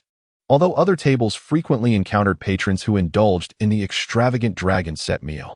This set costs nearly 90,000 yuan, a sum that truly requires considerable means to afford. Isn't that rather exorbitant? Su Yang remarked nonchalantly. It's all right. Since we're here, let's savor the experience. While the two were still in astonishment, suddenly all the lights in the venue converged upon Su Yang's table, and the music came to an abrupt halt. The large screen within the establishment illuminated with the images of Su Yang and his companions, instantly making them the focal point of the gathering. Su Yang, momentarily taken aback, uttered in disbelief, "What on earth is happening? Mr. Su at table 36 has ordered the dragon set," exclaimed the previously mentioned waiter, standing on the stage with a microphone. As soon as he finished, music erupted, and a throng of people jubilantly advanced towards Su Yang's table. Several beautiful waitresses clad in short black skirts brandished sparkling light signs, bearing drinks and an array of complimentary dishes, and approached Su Yang. At that moment, all the other patrons in the establishment turned their attention to Su Yang's table. Wow, no wonder this drink is so pricey. I didn't realize such service was included. Su Yang exclaimed, wide-eyed. Chapter 25. New skill. Wow, that man is quite handsome. Indeed. He is young and well-built. And do take note of the watch on his wrist. What kind of watch is that? It seems to be a Vacheron Constantine. Even a basic model would cost over 1 million. Goodness, he must be a wealthy second-generation heir. Just look at the two stunning ladies seated beside him. Indeed, the affluent certainly know how to enjoy themselves. Due to the spectacle at hand, patrons at other tables began to murmur amongst themselves. The waitress set the drinks upon the table, and the earlier male server approached Su Yang with a beaming smile. So, Brother Su, how's the prestige? Quite impressive. This is my first time experiencing it. Now, let me settle the bill. Of course, the server beamed even wider. Selling a dragon set would earn him a substantial commission. As Su Yang completed the payment, the brief moment of attention came to an end. The establishment swiftly returned to its usual ambience, and the sultry dancers on stage resumed their rhythmic movements. Ding! Detected that the host has spent 888 yuan at the night venue. The host's mood is exceedingly splendid, rewarded with 500,000 yuan in cash and a basic combat skill, with physical attributes enhanced to 85. What is this new development? Basic combat skill? It doesn't sound particularly formidable.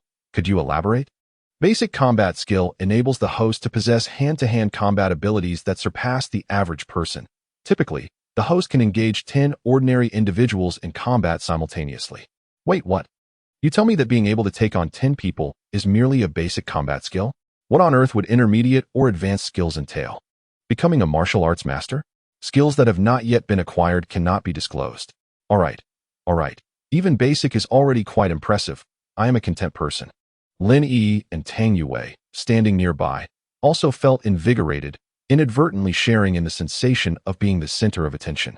This was an experience they had never encountered before. Previously, they had only observed others. Now, they finally relished the sensation of being the center of attention, which significantly gratified their vanity. Ding! Detected that Lin Yi's favorability towards the host has risen to 50, rewarding 300,000 yuan. After concluding his dialogue with the system, Su Yang instinctively glanced at Lin Yi, whose favorability had once again ascended. Such a rapid increase in favorability? It seemed that securing her tonight would pose little challenge. He mused as he picked up a freshly opened bottle of champagne to pour. Come, stop dawdling and drink up. Su Yang filled the glasses for the two of them. In this atmosphere, Lin Yi and Tang Yue felt less constrained, accepting their drinks and starting to indulge. The trio engaged in a game with the dice cup while sipping their drinks. Su Yang, observing the two before him, thought to himself, just the other day, it was Zhao Mingru and Gu Xiaoman. Today, it was Lin Yi and Tang Yue. Ah, such a fulfilling life. As several cups of alcohol were consumed, the two girls' cheeks flushed slightly. Su Yang sat between them, with Lin Yi and Tang Yue snugly pressed against him. The young men at other tables, witnessing this scene, erupted in exclamations of envy. "Look at that guy," one shouted. "Where's the justice? Why isn't it me sitting there?"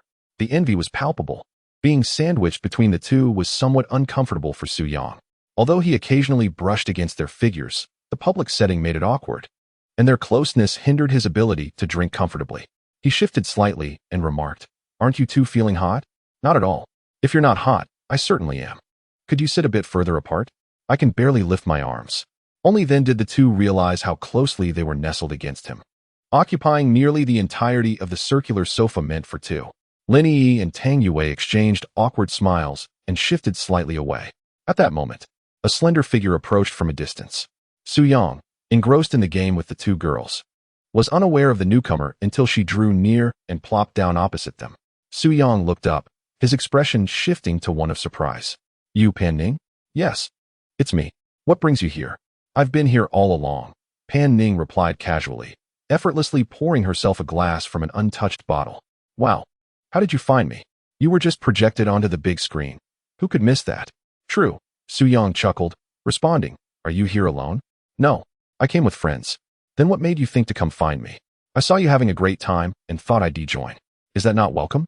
"Not at all. You're very welcome." As they conversed, Lin Yi furrowed her brow momentarily.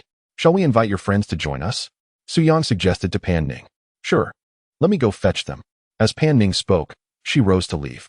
Su Yang, momentarily taken aback, had merely intended to be polite and did not expect her to actually call for someone. "Is this person your friend, Sugo?" "Not quite. I've only met her once," he replied. "Then why is she so familiar?" "That's just her personality. She tends to be quite assertive. But we are not well acquainted with her. If a crowd arrives later, we might feel out of place," Lin Yi said reluctantly. "It's fine. They're all young people. It's good to get acquainted," Su Yang responded, leaving Lin Yi momentarily at a loss for words. She glanced at Tang Yue, who wore an indifferent expression. "All right then," Lin Yi pouted, growing increasingly frustrated. Today was supposed to be a date for just the two of them, but now not only was Tang Yue by her side, vying for attention, but soon a group would arrive, and in her eyes, Pan Ning posed an even greater threat. How annoying. Had I known, I wouldn't have invited Tang Yue. Otherwise, perhaps I would already be holding his hand, Lin Yi thought to herself as Pan Ning returned. Accompanying her was a girl and two young men, all appearing to be around 24 or 25. As they approached, Su Yang smiled and stepped forward from between Lin Yi and Tang Yue. "Are these your friends?" "Yes." "This is Shun Yishue," Pan Ning replied, turning to the two men behind her. "You introduce yourselves. I'm too lazy to do it." With that, she and Shun Yishue took their seats. One man was slender, handsome, and impeccably dressed in luxurious brands, sporting a Richard Mille RM 1103 watch, and appeared to be of similar height to Su Yang. The other was slightly shorter, around 175 centimeters, with a round face, medium-sized eyes, a fleshy nose, and somewhat thick lips, giving him a charmingly cute appearance. Despite being less conventionally attractive, he exuded a fashionable aura. "Hello, I'm Meng Wanzhou." The slender man stepped forward to greet Su Yang. "Meng Wanzhou?" Su Yang exclaimed. "What, you know me?" Meng Wanzhou asked, surprised by Su Yang's reaction. "What a coincidence.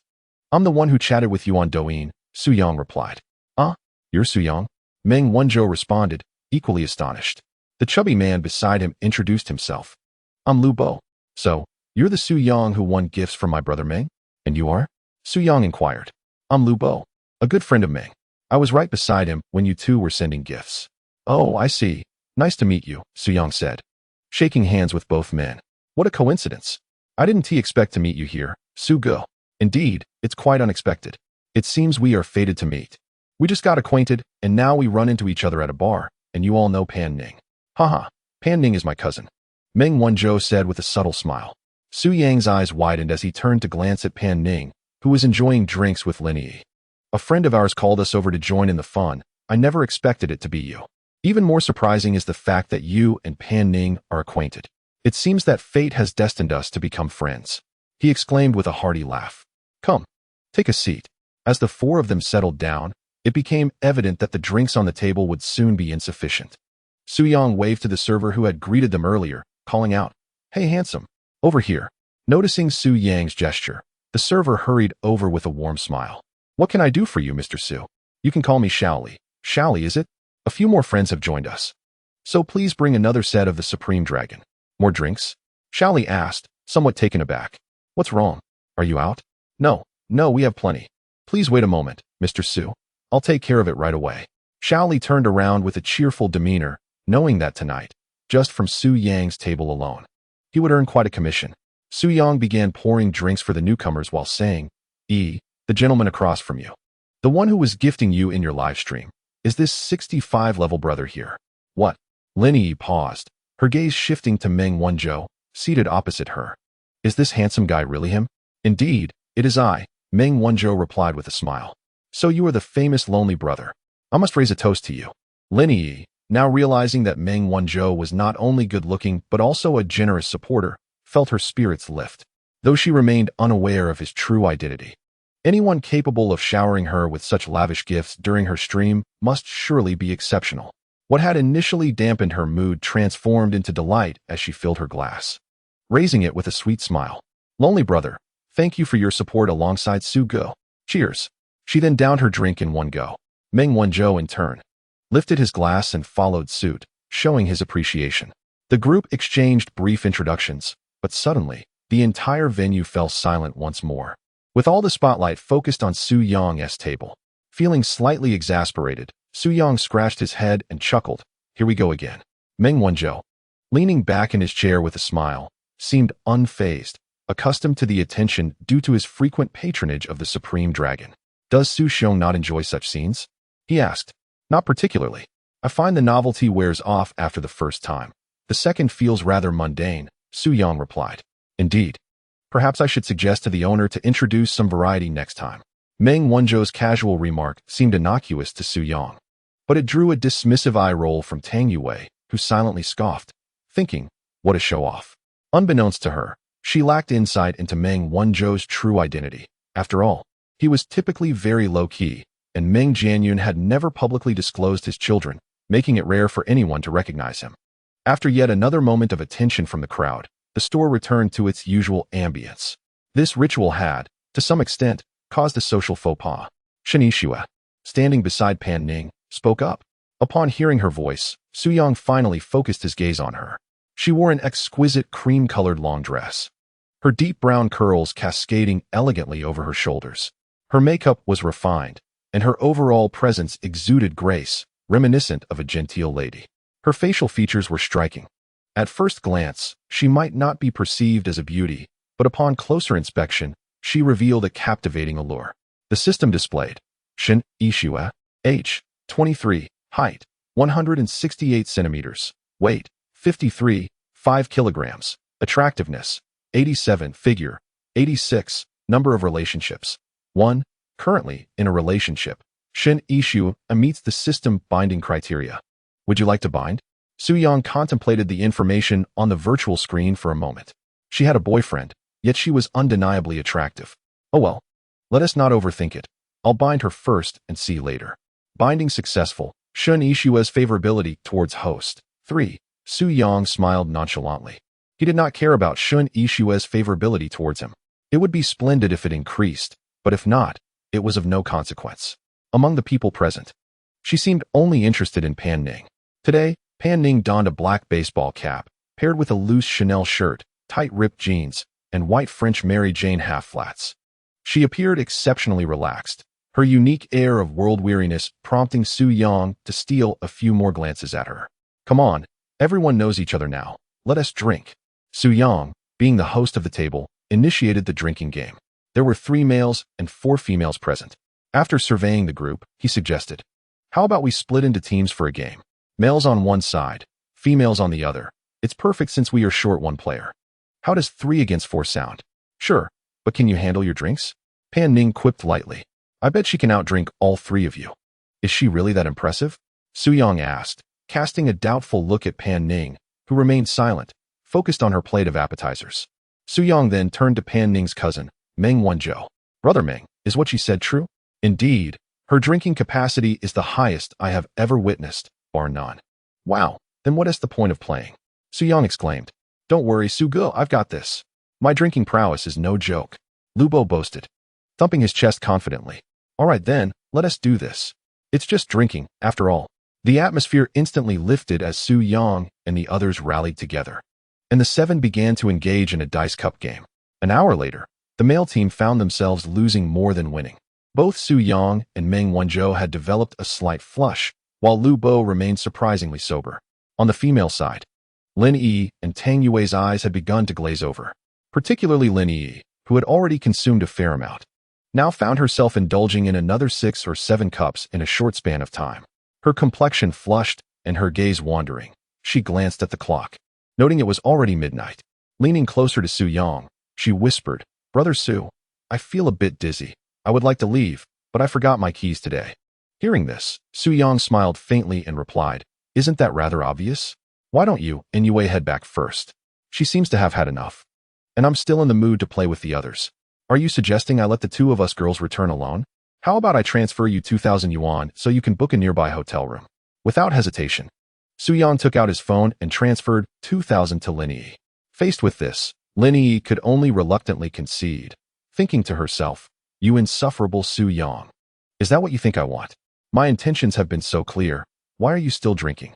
Humph. Do I need to directly invite you to a hotel? Forget it." After exchanging a few words with Tang Yue, who, despite having drunk a fair amount herself, was not inclined to leave, Lin Yi departed, leaving Yue with a greater chance of winning over Su Yang that night. Following a few parting words, Lin Yi stormed off alone. "Hey, why is that beauty leaving by herself?" Lu Bo inquired, noticing Lin Yi's departure. "It's nothing.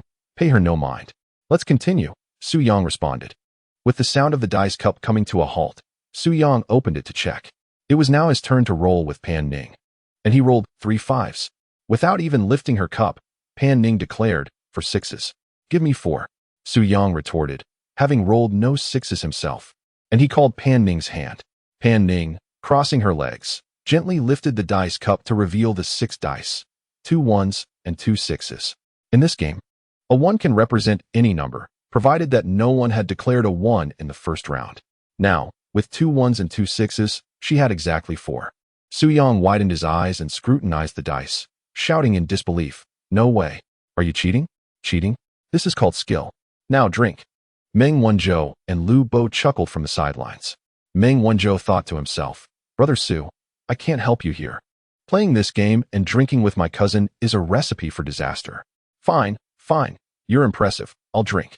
Su Yang complied, filling a cup and downing it in one go. Next, it should have been Meng Wanzhou and Pan Ning's turn to roll, but Su Yang interrupted. "Wait. I refuse to accept this. I want to challenge her again." Pan Ning, still crossing her legs, replied nonchalantly, "According to the rules, if you wish to challenge me, you must wait until this round is over." Faced with Pan Ning's assertive demeanor, Su Yang had no choice but to relent. As expected, Meng Wanzhou also lost to Pan Ning, prompting Lu Bo to clap his hands and cheer himself on, exclaiming, "I'll take them all on. Go for it, brother. Take them down. Don't worry, little one." Lu Bo retorted dismissively, shaking his finger. Suddenly, he picked up the ornate dice cup and began to shake it vigorously. Pan Ning casually rattled it a couple of times, peered inside at her score, and then covered it again. Noticing Lu Bo was still shaking it like a madman, she shot him a sharp glance, urging him to hurry. All right. Lu Bo complied instantly, while Meng Wanzhou suppressed a chuckle, remaining silent. Lu Bo scratched his head and lifted the lid of the cup. Beside him, Su Yang and Meng Wanzhou leaned in to take a look. 3 2s, 1 1, 1 5, and 1 6, a score that would be hard to lose with, even if called haphazardly. Lu Bo grinned. "For 2s, 5 6s. 5. Damn, how do we even call that?" Meng Wanzhou and Su Yang, feeling a bit dazed, mumbled, "Open it. I bet she doesn't have that many 6s. I feel like she does. Then let us just call out random numbers. What is there to fear? Worst case, we drink." "Fine, I'll go with 6 2s. "Open it. I don't have any 2s. Pan Ning gently lifted the lid of the cup. Wow. Lu Bo stood up to look at Pan Ning's dice. And indeed, there were no 2s. "Damn it, we can't win." "It's not that you can't win. It's that you 3 are simply inadequate," Pan Ning remarked calmly, reclining on the sofa. Su Yang turned to Meng Wanzhou. "How does your sister play these games so well?" "How would I know? I rarely come to bars with her." Nearby, Shun Yixue and Tang Yue clapped their hands in delight. "Impressive. These 3 guys are hopeless." "Who is hopeless?" "The most detested thing for a man is to be told he is incapable. To prove their worth, The three men downed a shot and continued to challenge Pan Ning. They took turns, but still lost more than they won. After more than an hour, Su Yang waved his hand and leaned back on the sofa. I can't take it anymore. I can't drink anymore. Lu Bo urged him. Come on, man, you can't say you can't. I'm not a man. I just can't drink another drop. Su Yang began to play the rogue. At that moment, Meng Wanzhou leaned his head on Su Yang's shoulder and dozed off. Across from them, the three girls, aside from Pan Ning, Shen Yixue, and Tang Yue, had also drunk quite a bit, especially Tang Yue, who had already gone to throw up once, but was still holding on. Pan Ning glanced at them, and seeing they had all had enough, she took out her phone and sent a message to Su Yang. Su Yang, groggy, pulled out his phone and glanced at it. Wait a moment, don't leave yet. I'll treat you to a late-night snack. Su Yang blinked, pondering, huh? What is going on? She actually wants to treat me to a late-night snack? Sounds good. He quickly typed back, got it. Shall we leave then? Su Yang looked at the others and said. Tang Yue, seeing everyone was preparing to leave, hurriedly stood up and walked over to Su Yang, whispering, Brother Su, I didn't bring my keys with me today. I won't have anywhere to go later. What? You didn't bring yours either? Then go find Linyi. I'll transfer her some money to book a room. You can just go find her. I am not inclined to seek her out. If you wish to go, you may reserve a room for yourself. However, I am fearful of staying alone, Tang Yue murmured. Su Yang internally rolled his eyes. What are you afraid of? Even the exquisite Linyi has given up tonight. Surely I can't accompany you? You go ahead. I'll join you later. Is that true? Absolutely. Go first, and send me the room number later. Delighted by the response, Tang Yue bid farewell to a few people and left with a smile. Finally, she has been dispatched. How bothersome. Let us take our leave as well, Lao Meng. Wake up. Su Yang nudged Meng Wanzhou, who was resting against his shoulder. Are we leaving? Meng Wanzhou, his gaze unfocused, sat up straight. It's about time. It's getting late, and look at your condition. You ought to head home and rest. All right, let us go then. Su, fatty, see me home. Certainly. Lu Bo stood up and helped Meng Wanzhou to his feet. He turned to Su Yang and said with a grin, Sugu, we'll take our leave now. Let us gather again next time. Indeed, until next time. Wait a moment. What is the matter? I haven't added you on WeChat. Let us do that. Sure thing. Lu Bo cheerfully took out his phone, added Su Yang on WeChat, and then assisted Meng Wanzhou as they exited first. Now, only Su Yang, Pan Ning, and Shen Yixue remained. The three stood up, preparing to leave. The previous server, Shaoli, hurriedly approached with a smile. Are you leaving, Sugu? Yes. I can't drink any longer. All right. Shall I add you on WeChat? Next time you come, you can let me know in advance so I can reserve a spot for you. That works. Let us do it. Su Yang agreed. And he and Shaoli exchanged WeChat details. Afterward, Shaoli beamed as she saw the three of them off. Upon exiting the venue and stepping onto the street, Pan Ning turned to Shen Yixue. Is your boyfriend not here to pick you up? He is likely still singing with his friends. I'm planning to invite Su Yang for a late-night snack. Would you like to join? Shen Yixue glanced at Su Yang, shook her head with a smile, and said, I'll pass. I'm off to find my boyfriend. You two enjoy yourselves. All right then, take care on your way. Sure I will. Shen Yixue waved goodbye to Su Yang and Pan Ning before hailing a taxi and departing. Shall we go? Where shall we dine? Su Yang inquired. There's a beef noodle place not far from here. It's quite delightful, especially after drinking. A bowl is very comforting. Very well, let us proceed. Thus, the two strolled through the streets of Haiqing in the late night, now past 1:30 in the morning. Few pedestrians remained, and the traffic had significantly dwindled. The summer night breeze caressed Pan Ning's delicate features, her flowing short hair dancing gently in the wind. What prompted you to invite me for late-night snacks? Pan Ning turned to Su Yang. I wanted to discuss the competition with you. Competition? Su Yang paused, suddenly recalling. Oh, you mean the straight-line acceleration event? Yes. When will you have the time? At any time, feel free to decide. How about the day after tomorrow? I will ask Meng Wanzhou to help me find a venue tomorrow. Do you and your siblings address each other by name? Indeed. Is there a problem with that? No. Just a casual inquiry. After walking for about 10 minutes, they finally arrived at a bustling alley. Within the alley, a street vendor was busy cooking noodles, steam rising continuously from the boiling pot. In front of the stall were 3 or 4 wooden tables, surrounded by a group of young people relishing fragrant beef noodles, exuding a lively, homely atmosphere. This is the place. Pan Ning glanced at the stall. There are still so many people at this late hour? Yes. She only opens in the evening. Haven't you eaten here before? No, I didn't even know there was a noodle place here. Then let's give it a try. As they spoke, they entered the alley. Boss, please prepare 2 bowls of noodles for us, and add 2 soft-boiled eggs. Certainly, you may find a spot to sit first. The proprietor cheerfully replied. Ding! Detected that Pan Ning's affection for the host has increased to 25. Reward of 200,000 yuan granted. Finally leveled up. Though it's only 25, I suppose I shall take my time. Pan Ning felt that winning him over might prove to be a challenge, yet she relished high-stakes endeavors. The two found a spot to sit. While waiting for the noodles, Pan Ning propped her chin and gazed at Su Yang. What was your relationship with those 2 girls at the bar earlier? Huh. Su Yang scratched his brow and replied, just ordinary friends. That Lin Yi is a streamer. I sent her some gifts, and she invited me for a meal. And the other one? The other is her friend, whom I don't know well. But why did they seem so familiar with you, practically leaning against you? Oh, well. You needn't explain. I'm merely curious. Also, I noticed as they left. They were whispering to you. What were they saying? Oh, if they were inviting me to a hotel, would I even mention it to you? It was nothing. Just a casual goodbye. Really? That doesn't seem right. If I'm not mistaken, they were saying something about not having their keys and wanting to go to a hotel with you, right? What? You have quite the keen ear. Chapter 28.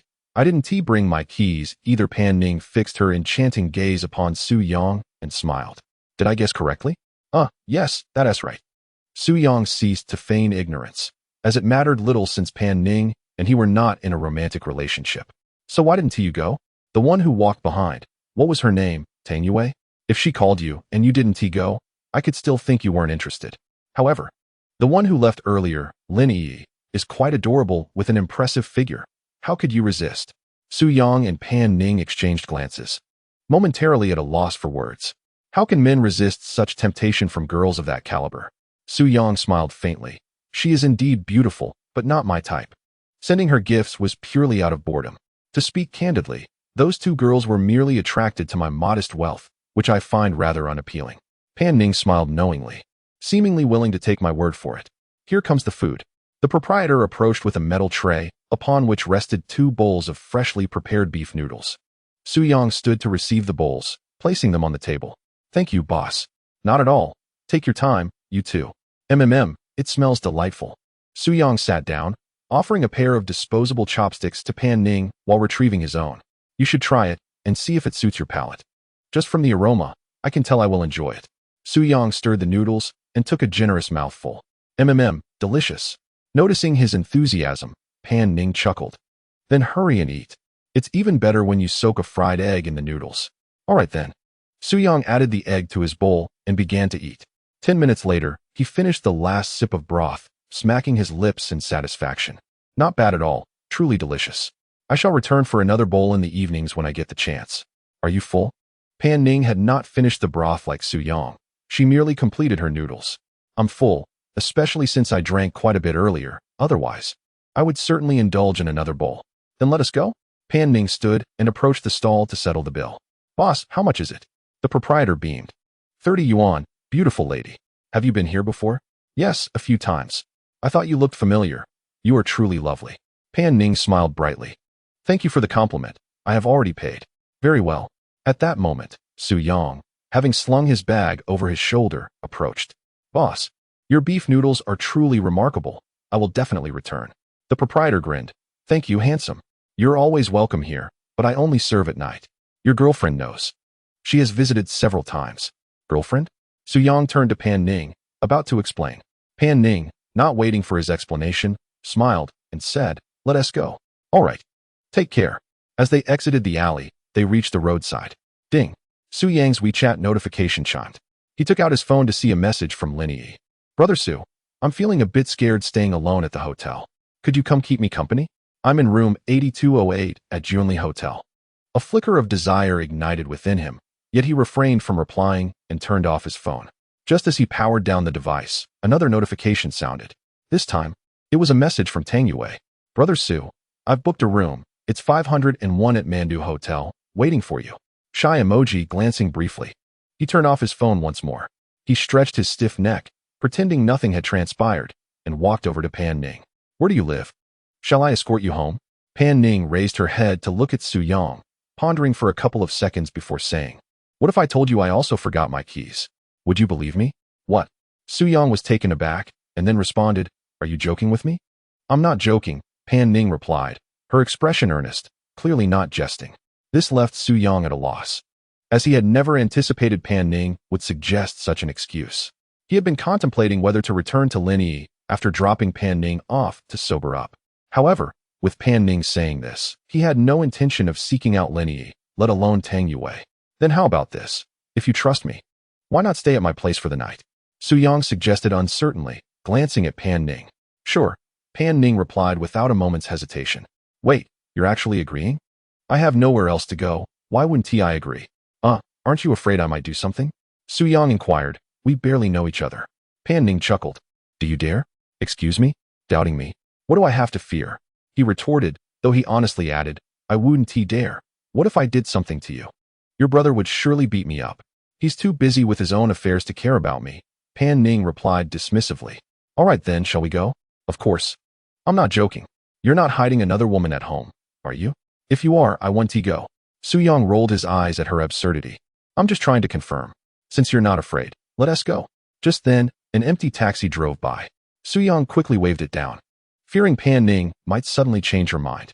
Sit in the back, Pan Ning said, pulling Su Yang away from the passenger seat to join her in the rear. Su Yang was bewildered, wondering what her intentions were. She had only a 25-point affinity for him, yet it seemed there was some interest. Was it because of his 90-point charm? It must be that. Driver, to Sunhai Manor. All right. During the ride, Su Yang turned to look at Pan Ning, who was admiring the night scenery outside the window. What does it mean that you want me to sit in the back with you? He asked. Nothing much. It's just easier to chat, she replied. But I don't see you chatting. I'm tired. Is that a problem? I just want to rest, so please don't talk, she said, closing her eyes and leaning against the window. System? Has Pan Ning's affinity changed? Pan Ning's affinity for the host. 25. Strange.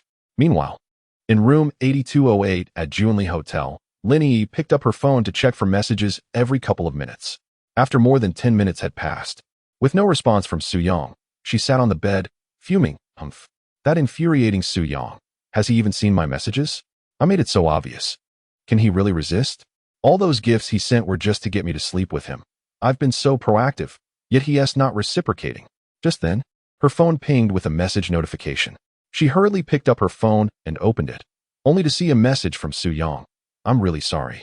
I had a bit too much to drink today, and my head is spinning. I'll come by. Let's arrange another time. That's Su Yang. Lin Yi threw her phone onto the bed in frustration. What on earth is going on? Could he really be spending the night with Tang Yue? That is impossible. He wouldn't even come here, so he shouldn't be with her. Could it be that other girl? It must be. He has definitely gone to a hotel with her. What a scoundrel. Akio, Su Yang sneezed. Who is cursing me? Meanwhile, Tang Yue had just finished her shower and wrapped herself in a towel as she stepped out of the bathroom. She picked up her phone and noticed that Su Yang hadn't replied.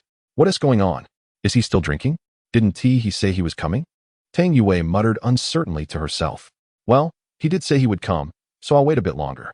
15 minutes later, a taxi arrived at the entrance of Sunhai Manor.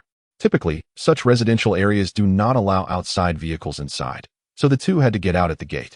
After paying, Su Yang immediately turned off his phone, fearing that if he got caught up in something, Tang Yue might message him and disturb him. Better to shut it down completely. If questioned later, he could simply say he was drunk and his phone had died. As they entered the community, she asked, Do you live here? Yes, I just moved in. Well, you must be quite wealthy. Houses here are not cheap. It's no wonder those two girls were interested in you. Is that what you think? If I didn't live here, would they have overlooked me? I'm not too bad looking myself, am I? Handsome. Indeed, like a cricket, she teased. Chapter 29. Can't get drunk on red wine. Su Yang chuckled at her words. All right, I'll embrace the cricket title. But when it comes to wealth, I certainly can't compare to you. Your cousin is Meng Wanzhou. I may not know many, but I'm aware of that. He is my cousin, not my brother. His wealth doesn't really affect me. True enough, but your family must be well off too. Considering you have Lamborghinis and Ferraris. Let us just say we're not lacking in funds, but it's incomparable to my cousin's family. Indeed, his father is a billionaire. If you can rival that. However, his demeanor is not what one would expect from a top-tier wealthy heir. What do you mean? Pan Ning inquired. How should I put it? You see those super rich heirs, like a Kong, always surrounded by beautiful women and not particularly easy to get along with. But Meng Wanzhou is different. Pan Ning smiled faintly. He has been this way since childhood. He doesn't exhibit the usual traits of a wealthy heir. Those who don't know him would mistake him for an ordinary person. You'll understand better once you spend more time with him. As they chatted, they had already exited the elevator and arrived at Su Yang's doorstep. He pressed the fingerprint lock to open the door, and as soon as it swung open, the lights inside automatically illuminated. Please, come in. Are there slippers? Yes, Su Yang replied. Retrieving 2 pairs of sandals he had bought from the supermarket from the cabinet by the door, Pan Ning changed into her shoes and stepped inside. Su Yang closed the door behind him and casually took a seat. Would you like something to drink? I can get it for you. Is there any liquor? What do you mean? Liquor? You still drink? I'm not drunk. If you can't handle it, just have something else. All right, in my own home. I'm not afraid of you. Today, I shall brave the storm alongside you. Let us drink. Su Yang said as he walked over to the kitchen and opened the double-door refrigerator. Upon inspecting its contents, he realized he had forgotten to buy beer. Well, I just moved in and didn't have time to purchase beer. All I have is red wine and white liquor. What would you prefer? Anything works. Is the white liquor Matai? Yes. So, you only drink Matai? Not exactly, but I have only ever drunk Matai since childhood. I'm not accustomed to other types of white liquor. Wow, drinking Matai since childhood. No wonder you're affluent. Then it's Matai? Of course. Pan Ning said nonchalantly as she plopped down on the sofa. I never expected you to choose white liquor. It's quite unexpected to drink it in such an artistic setting. Su Yang had dimmed the lights of the living room upon entering, creating a perfect atmosphere for a bit of red wine. Red wine doesn't get one drunk. Su Yang replied, Are you so eager to get drunk? If I get drunk, wouldn't that give you a chance? Pan Ning leaned back on the sofa, her enchanting gaze fixed on Su Yang. Are you outright tempting me? If I can't resist and end up doing something, don't blame me, provided you can get me drunk. How audacious. Su Yang feigned indignation as he walked over to the liquor cabinet and opened a box of Matai he had bought earlier. He took out 2 bottles and sat beside the sofa. Today, I will surely get you intoxicated. Don't just talk the talk, show some action. All right, just wait a moment. However, it seems there are no snacks to accompany the drinks. Su Yang glanced at the empty table. Just some peanuts will do. Peanuts? Su Yang widened his eyes at Pan Ning, utterly unable to fathom the sight of such a stunning beauty, casually drinking white liquor paired with peanuts. You truly broaden my horizons. I never imagined you would be so unrestrained. You don't have any other snacks, do you? Otherwise, I wouldn't opt for peanuts. Mainly, I just had a bowl of noodles. I do have steak, as well as fruits and snacks, but I really don't have peanuts. Then it's up to you. I'm fine with anything. All right, just wait a moment. I'll go fry a couple of steaks. You wash some fruits for me. Okay, soon. Su Yang had finished frying the steaks, and Pan Ning had already washed the fruits, sitting on the sofa in anticipation. Here I come, Su Yang announced as he placed the steaks on the table. He opened the Matai, took out 2 small glasses from the box, wiped them clean, and then, following what he had observed from others, he pulled the red ribbon off the bottle. This was, in fact, the first time Su Yang had ever opened Matai in his life. Noticing this, Pan Ning frowned and asked, Are we using these tiny glasses? What else would we use? This is white liquor. Switch to something else. We won't get drunk until dawn with these. Hearing this, Su Yang smiled helplessly. Sister, you are truly remarkable. Just wait. I shall fetch you a larger cup. As he spoke, he moved to the bar beside the kitchen to retrieve 2 whiskey glasses. This should suffice, right? Yes. It will do. A woman of great stature. Su Yang gave a thumbs up to Pan Ning. After pouring the liquor, he raised his glass. Come, let us have a toast. They clinked their glasses. Su Yang took a small sip, while Pan Ning downed half her glass in one go. Su Yang's eyes widened. Sister, this is white liquor. Who drinks it like that? Why are you so chatty? Had I known, I wouldn't have come. Are you drinking or not? All right, I take it back. Would you like to have something to accompany the drink? Sure, Pan Ning replied, picking up a fork to spear a piece of steak and bringing it to her mouth.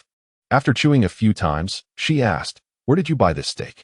At the supermarket. Why? The taste is quite mediocre. And it doesn't seem to be a prime cut. Is that so? I saw prime cut written on it. You can try it yourself, but it's passable. Let me have a taste, Su Yang said, also spearing a piece and putting it in his mouth. However, he could hardly discern the quality of the cut. Having rarely eaten steak before, he found it rather delightful. I think it's quite good. Then eat more. I'll stick to fruits, Pan Ning declared, popping a cherry into her mouth. If you enjoy steak, I'll bring you some another day. That sounds great. It's convenient. By the way, where do you live? Qianshan Peninsula. Where is Chinshan Peninsula? I've never heard of it. It's just an ordinary villa district. No wonder I hadn't heard of it. My previous real estate work involved high-rise apartments and similar projects. I've never dealt with villas. Suyang pondered for a moment. Is it far from here? About 7 or 8 kilometers, not too far. Now hurry up and drink. You're too talkative, Pan Ning said as she lifted her glass again. Seeing Pan Ning so bold, Suyang felt inspired and took a larger gulp himself. However, he nearly choked as he swallowed. Cough, cough, I went too hard. Here, have a cherry. Pan Ning picked up a washed cherry and offered it to Suyang. I can do it myself. Open wide. All right, all right. Suyang opened his mouth and ate the cherry she offered. How is it? Tasty? Pan Ning asked with a teasing smile. It's good, though a bit intimidating. Do you find me intimidating? No, no, no. Come, let us drink. Pan Ning shot a glare at Suyang, and the two of them leisurely chatted and drank. The lighting was dim, the night outside enchanting, with a gentle breeze occasionally wafting in. The Harman Kardon speakers in the living room played beautifully fitting music as the two sat on the carpet beneath the sofa, laughing and enjoying their drinks. Suyang gazed at the enchanting Pan Ning before him, the dim yellow light casting its glow upon her fair visage, accentuating her exquisite features to perfection. Suddenly, a notification chimed. Ding! The system detects that the host is currently in immense enjoyment. Reward, 2 million yuan. Time swiftly passed, and soon it was 4 in the morning. Suyang had consumed nearly 3 cups, while Pan Ning had polished off the remainder. At this moment, Suyang felt dizzy, acutely aware that another sip would surely induce nausea. He glanced at Pan Ning, who appeared utterly unfazed. Dear sister, I can't go on. I truly cannot drink anymore. Shall we save it for another day? Very well. It seems this bottle is finished anyway. I shall take a shower. Where's the bathroom? The bathroom. Suyang slurred, struggling to maintain his balance. Over there. Allow me to guide you, Pan Ning said, stepping forward to steady him.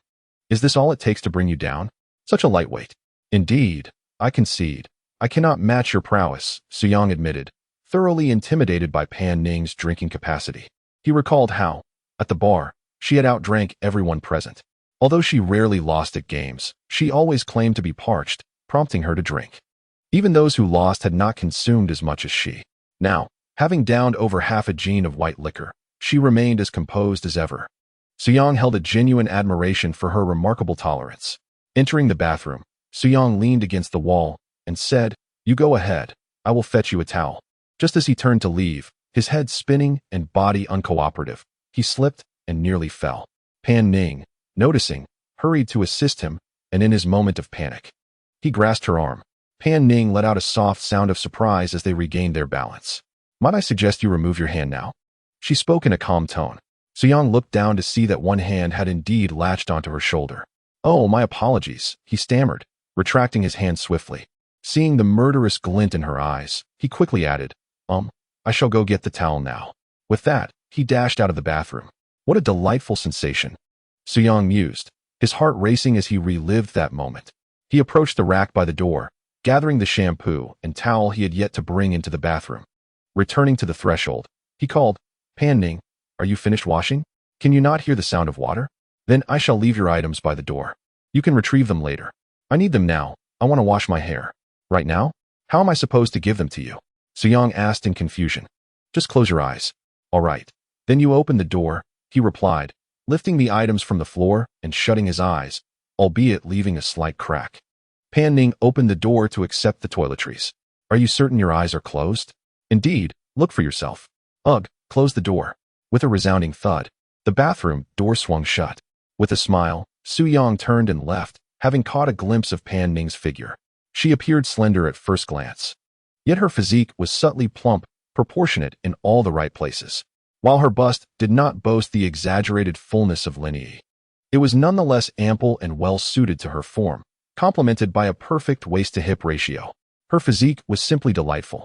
20 minutes later, Pan Ning emerged wrapped in a bath towel, shaking loose her hair as she removed the towel from her head.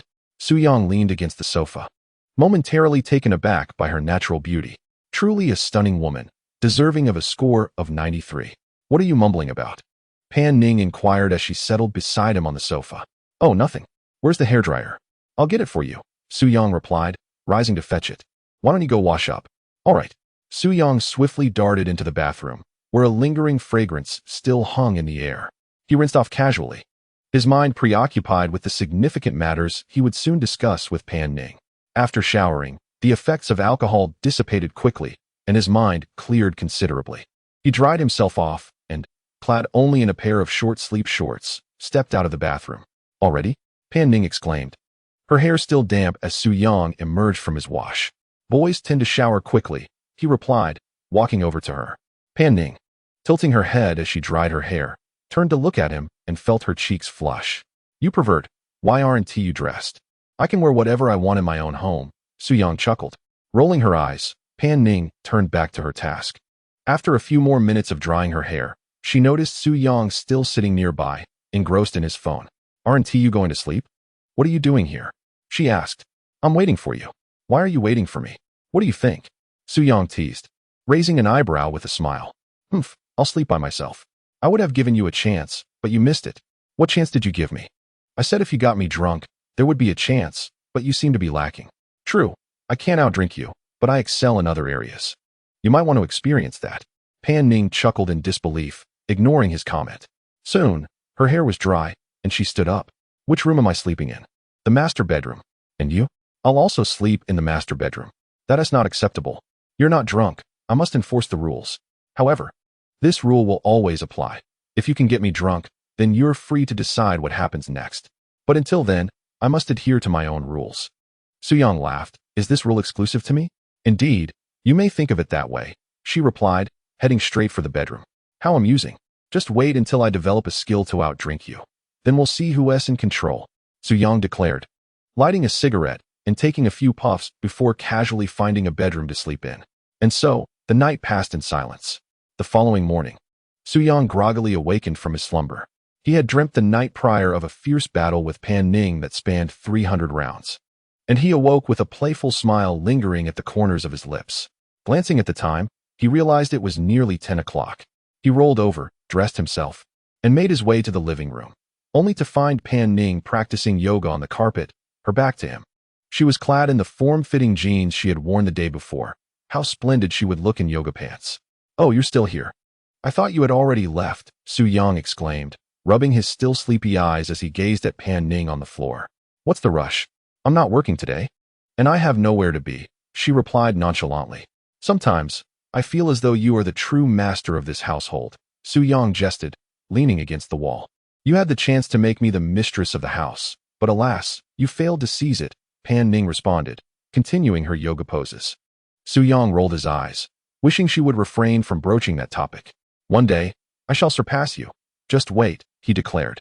Challenges are always welcome, she replied, unfazed. Su Yang turned his attention away and proceeded to the kitchen, frying a few eggs and quickly toasting 2 slices of bread. This is all we have for now. Will this suffice? He inquired. That'll do, Pan Ning replied, rising to take a seat at the dining table. Su Yang handed her a bottle of yogurt. What are your plans for later? She asked, munching on her breakfast. I'm not sure, but I plan to contact Meng Wanzhou to secure a racing venue. She stated. You're still fixated on that? Of course. My interests are simple. Cars, drinks, travel. You bested me last time. I must reclaim my victory. Su Yang looked at Pan Ning, intrigued. Do you truly care about winning or losing? There are many things I can overlook, but when it comes to my passions, I care deeply. Fair enough. You also enjoy traveling? Indeed. I'm planning a short road trip in a few days, not too far, just around Haicheng. Seeking a spot to camp. Would you care to join? Is this an invitation? Is it even a question? Pan Ning finished the last piece of bread. Then, I shall certainly join. But it would be perfect if you could be a tad gentler, Su Yang teased. I cannot be more gentle. I am already quite soft with you. You have no idea how many times I've bested Meng Wanzhou since childhood. What? Ha. No wonder he seems too intimidated to speak to you. It all makes sense now. This is hilarious. Su Yang laughed uncontrollably.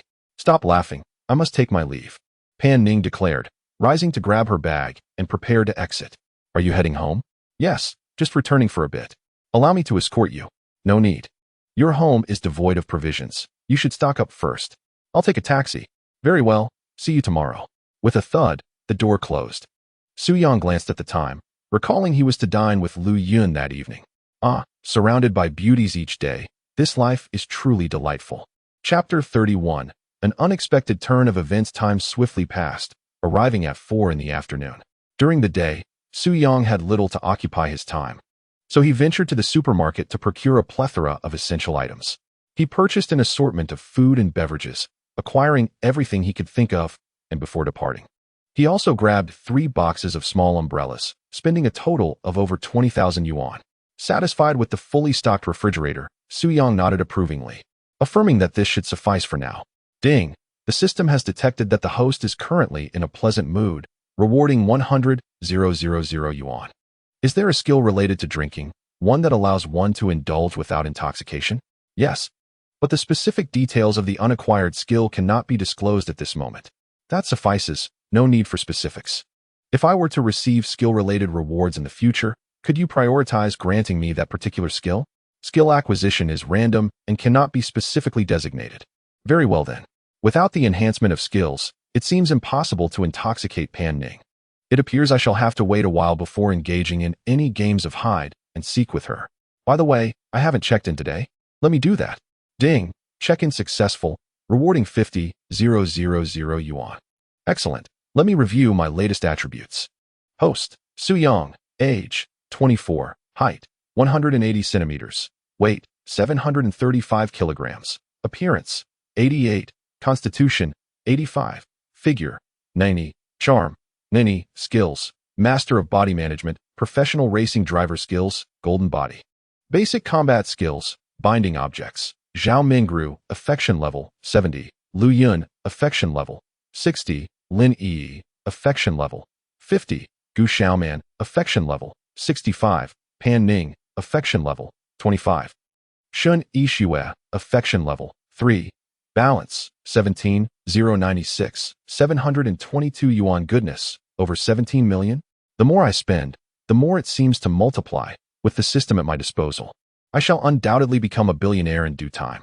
As Su-young contemplated, he glanced at the affection levels of each binding object displayed on the virtual screen. A few individuals had indeed improved their affection, although none had surpassed an increase of 20 points. The system only issued notifications for increases exceeding 20 points. He looked at Pan Ning's affection level, which remained stubbornly fixed at 25. Strange, he mused. An affection level of 25 is merely a slight elevation above that of a stranger, indicating only an acquaintance. After our interaction last night, our relationship should reasonably exceed 40 points. I cannot fathom it. This girl seems rather enigmatic. Unable to unravel the mystery, Su-young decided to set it aside. After organizing his purchases, he noted that the time was appropriate and took out his phone to message Lu Yun. Are you off work yet? Almost there. Lu Yun replied almost instantaneously. I'll come pick you up now. What do you feel like eating tonight? Well, I'm not sure, but I believe it should be me asking you what you want. Remember, I'm treating you, so don't try to take my offer. Understood. I want to compete with you. Then let us have hot pot. It's been ages since I last enjoyed it, Su-young responded. Sounds good. All right. I'll see you shortly. Turning off his phone, Su-young grabbed his backpack and stepped out the door.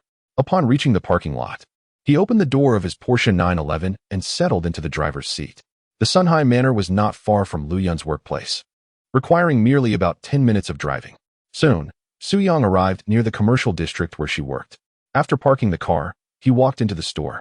At that moment, the shop was bustling with customers, and Su-young could not immediately spot Lu Yun. Noticing the arrival of a new customer, a beautiful young saleswoman hurried over. Upon seeing Su-young's handsome face, she was momentarily taken aback, thinking to herself, how strikingly handsome. Welcome to Louis Vuitton. What can I assist you with today, sir? The saleswoman gazed at Su-young with sparkling eyes. Su-young cast her a glance and smiled lightly. I am not here to purchase anything today. Is Lu Yun around? Lu Yun? Oh, she is currently attending to another customer. Are you her friend? Yes, I am here to pick her up after work. Su-young nodded and replied with a smile. The saleswoman's eyes inadvertently revealed a hint of regret and envy at his words. However, she quickly regained her composure and smiled. In that case, sir, you can take a seat in the lounge area for a moment. Following the saleswoman, Su-young made his way to the lounge and sat down. Would you like something to drink? She inquired. Just a bottle of water will suffice. No need to trouble yourself, he replied. Certainly, please hold on a moment, the saleswoman said before turning to leave. At the counter, an older-looking female staff member pulled the young saleswoman aside and asked, Who was that gentleman? The saleswoman, referred to as Xiao Zhao, replied with a smile. He is likely Lu Yun's boyfriend. He mentioned he was here to pick her up after work. Wow. When did Lu Yun secretly find such a handsome boyfriend? Who knows? I was stunned the moment I saw him. He is truly handsome, and his physique is remarkable. The two exchanged whispers, glancing at Su Yang furtively. Xiao Zhao returned with a bottle of water. Here is your water, sir. Thank you. Su Yang responded politely. Noticing that Su Yang did not seem inclined to engage in further conversation, Xiao Zhao said, Please relax here, and feel free to call me if you need anything. Please. Continue with your work, he replied. As Xiao Zhao discreetly glanced at Su Yang's watch, she was taken aback and turned to leave. Li Jia, when I brought the water over. Do you know what kind of watch that handsome guy was wearing? What watch? Li Jia leaned in, intrigued. It seemed to be a Vacheron Constantine. What? Vacheron Constantine? Is he that wealthy? Li Jia exclaimed, realizing her voice was a bit too loud, quickly covering her mouth. She looked around to ensure no one noticed before lowering her hand. Her gaze shifted to Su Yang, who sat not far away, admiration etched on her face. Her eyes sparkling with interest. He is so striking. I haven't encountered someone of such caliber in ages, and he is wealthy too. Where on earth did Lu Yun find such a gem? Who knows? It's almost too enviable, Xiao Zhao replied, seated in the chair and engrossed in his phone. Su Yang remained blissfully unaware that two seemingly earnest young women were secretly discussing him. He did not instruct the system to skin Xiao Zhao, as he deemed her appearance, albeit pleasant, insufficient to meet the 85-point standard. While he was engrossed in his phone, an unexpected commotion erupted within the store. Robbery. Su Yang's attention was abruptly diverted as he lifted his gaze, spotting a man clad entirely in black dashing towards the exit, clutching several handbags. In that fleeting moment, many patrons were caught off guard. After all, this was the city center, and incidents of robbery had become rather scarce in contemporary society, leading no one to anticipate such an occurrence. As Su Yang glanced at the fleeing figure, he recognized the voice of the commotion belonged to Lu Yun, who had previously escorted the man as he browsed for bags. A sudden thought struck Su Yang. His martial arts skills could finally be put to use. With a steely focus, he set aside his phone and sprang into action, sprinting toward the man in black. Chapter 32. Who would dare to confront? Upon acquiring the rudimentary combat skills, Su Yang's physical prowess surged to an impressive 85 points. His bodily functions underwent a significant enhancement, far beyond the capabilities of an average individual, whose physicality hovers around 70, with the pinnacle being a mere 100, an ideal state rarely attained by even the world's elite athletes, who seldom approach the 90 mark. With the advent of the system, Su Yang's physical potential transcended the ordinary limits, presenting an unbounded capacity. Yet, he remained blissfully unaware of this transformation. As he closed the distance to the man in black, Su Yang noted that the thief appeared considerably slimmer and not particularly tall. Even without the benefits of his newly acquired combat skills, he felt confident in his ability to subdue him effortlessly. In a flash, before the man could reach the door, Su Yang swiftly caught up and grasped the thief's back. The man was jolted to a halt, startled, and spun around, shouting, "Get away!" After this outburst, he clutched his haul tighter and sprinted towards the exit. Fueled by determination, Su Yang yanked the thief down to the ground with a forceful pull. Kneeling swiftly, he pressed his knee against the man's abdomen while securing his head with one hand and prying open his grasp on the bags with the other. As soon as he released the hold, the bags tumbled to the ground. Robbing in broad daylight. "You've got some nerve," Su Yang exclaimed. The man struggled desperately against Su Yang's grip, yet the latter's superior size and strength rendered him unable to escape. The thief swung his fists towards Su Yang's face, but he effortlessly evaded the blows with a twist of his head. "Let me go, and I'll take you on one-on-one." Hearing this challenge, Su Yang chuckled, eager to test the might of his rudimentary combat skills. "Very well," he replied, loosening his grip to allow the man to rise. The thief, freed from restraint, quickly regained his footing. He glared fiercely at Su Yang and shouted, "I'll kill you." No sooner had the words left his mouth than he launched a kick towards Su Yang's abdomen. Su Yang swiftly sidestepped, delivering a solid punch to the man's face. Blood gushed from the man's nose in an instant. He cried out, clutching his nose, and stumbled backward several steps. "Come on, I'll take you on with one hand," Su Yang said with a smile, placing his left hand behind his back and extending his right hand to invite his opponent to come again. The man swallowed hard and, steeling himself, charged at Su Yang once more. In the moment of his advance, he seized a nearby chair and swung it at Su Yang. Realizing the gravity of the situation, Su Yang, who was not very experienced in fights, felt apprehensive. He wondered if he could withstand the blow if struck.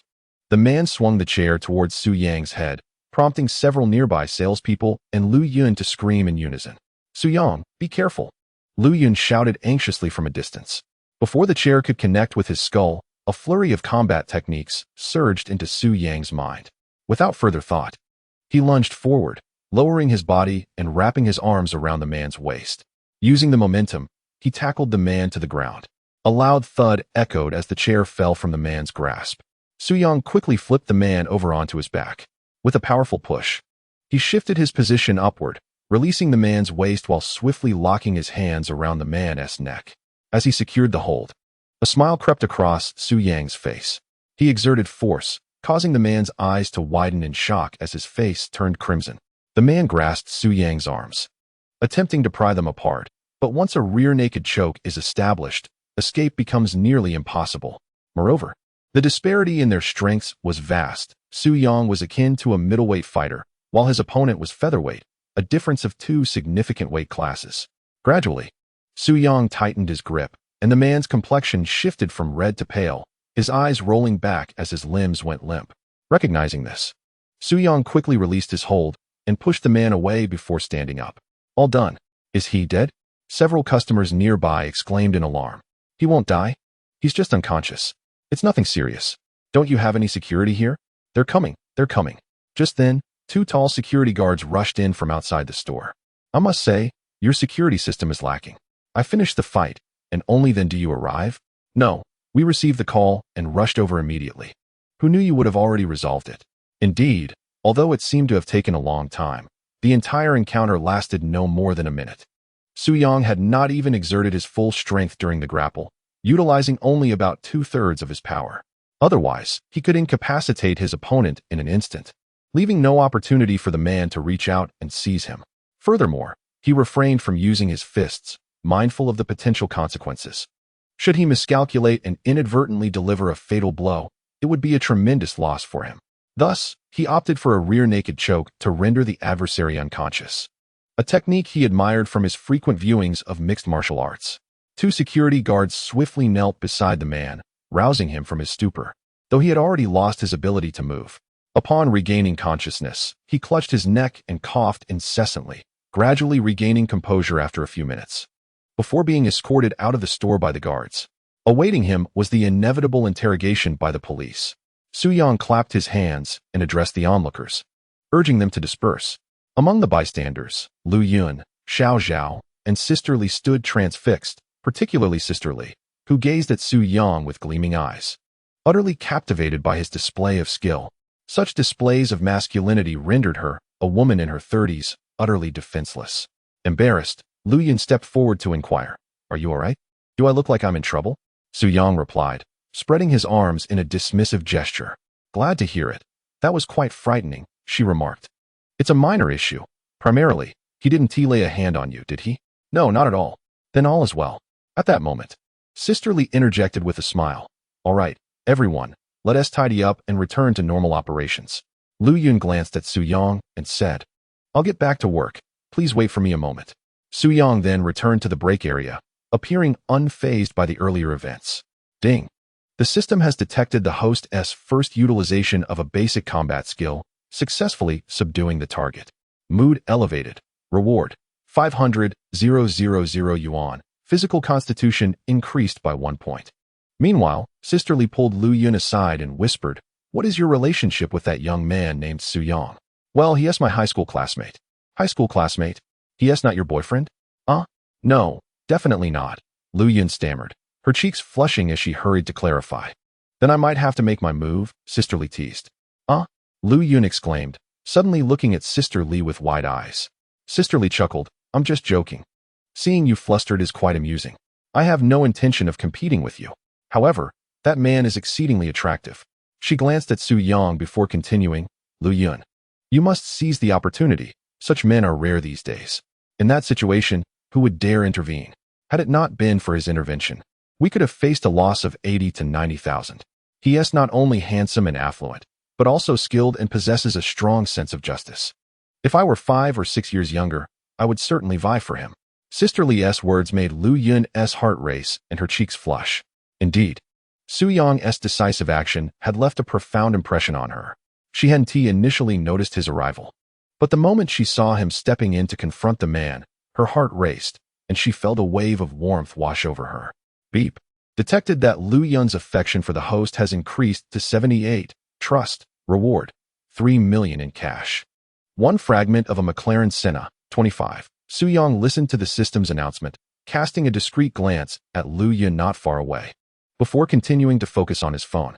As time swiftly passed to 5:30, Lu Yun emerged from the changing room, clad in her attire. Su Yong turned to look.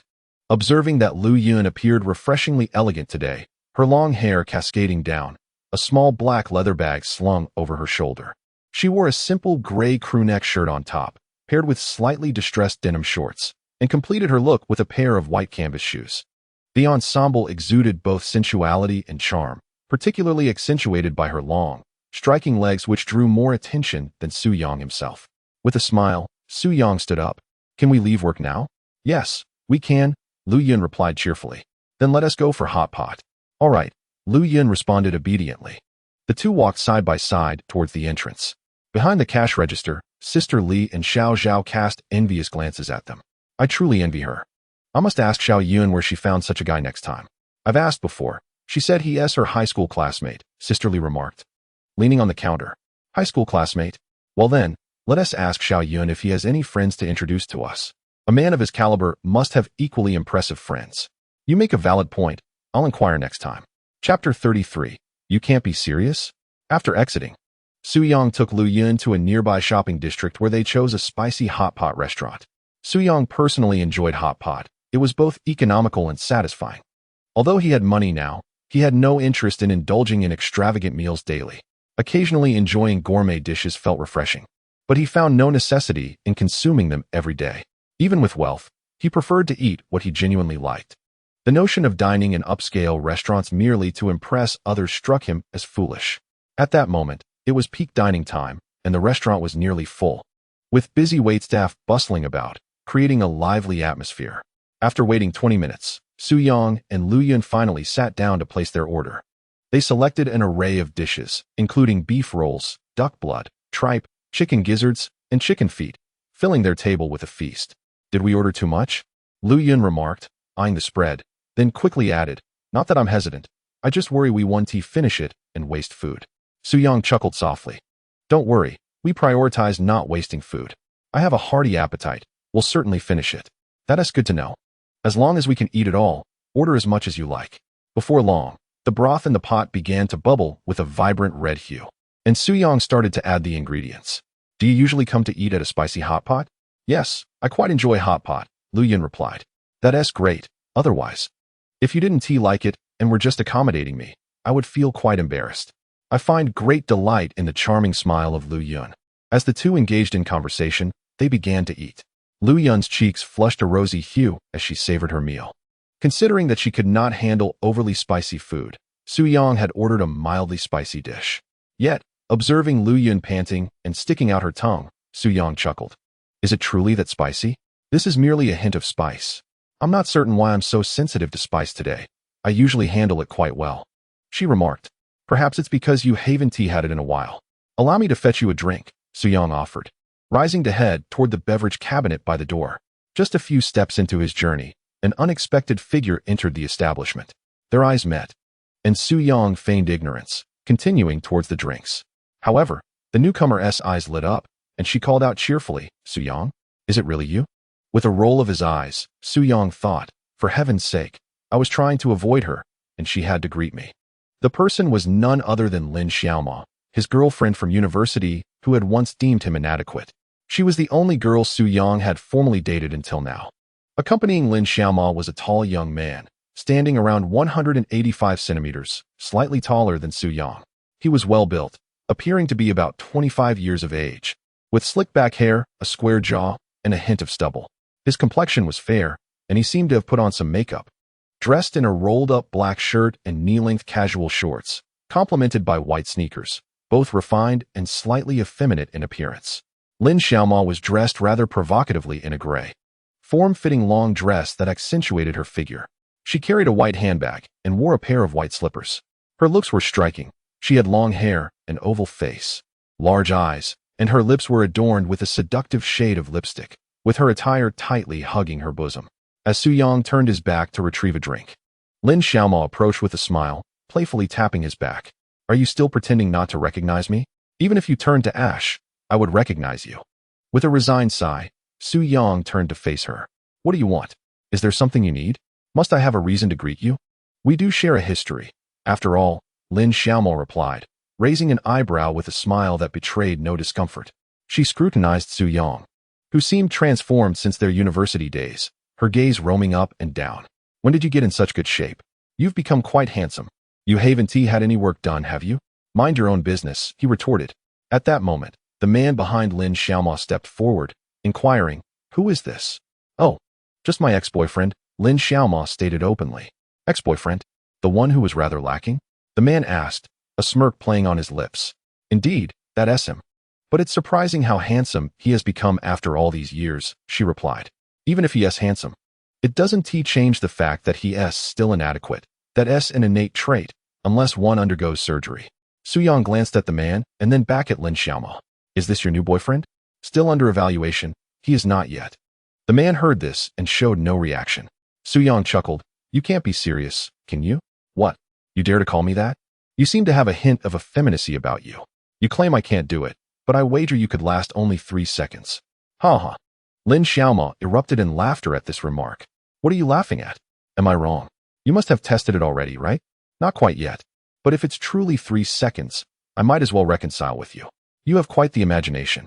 All right, I have no time to idle here with you. Farewell. With that, Su Yang picked up his drink and turned to leave. Wait, Lin Xiaoma called out from behind. What now? Add me on WeChat. You deleted me back then.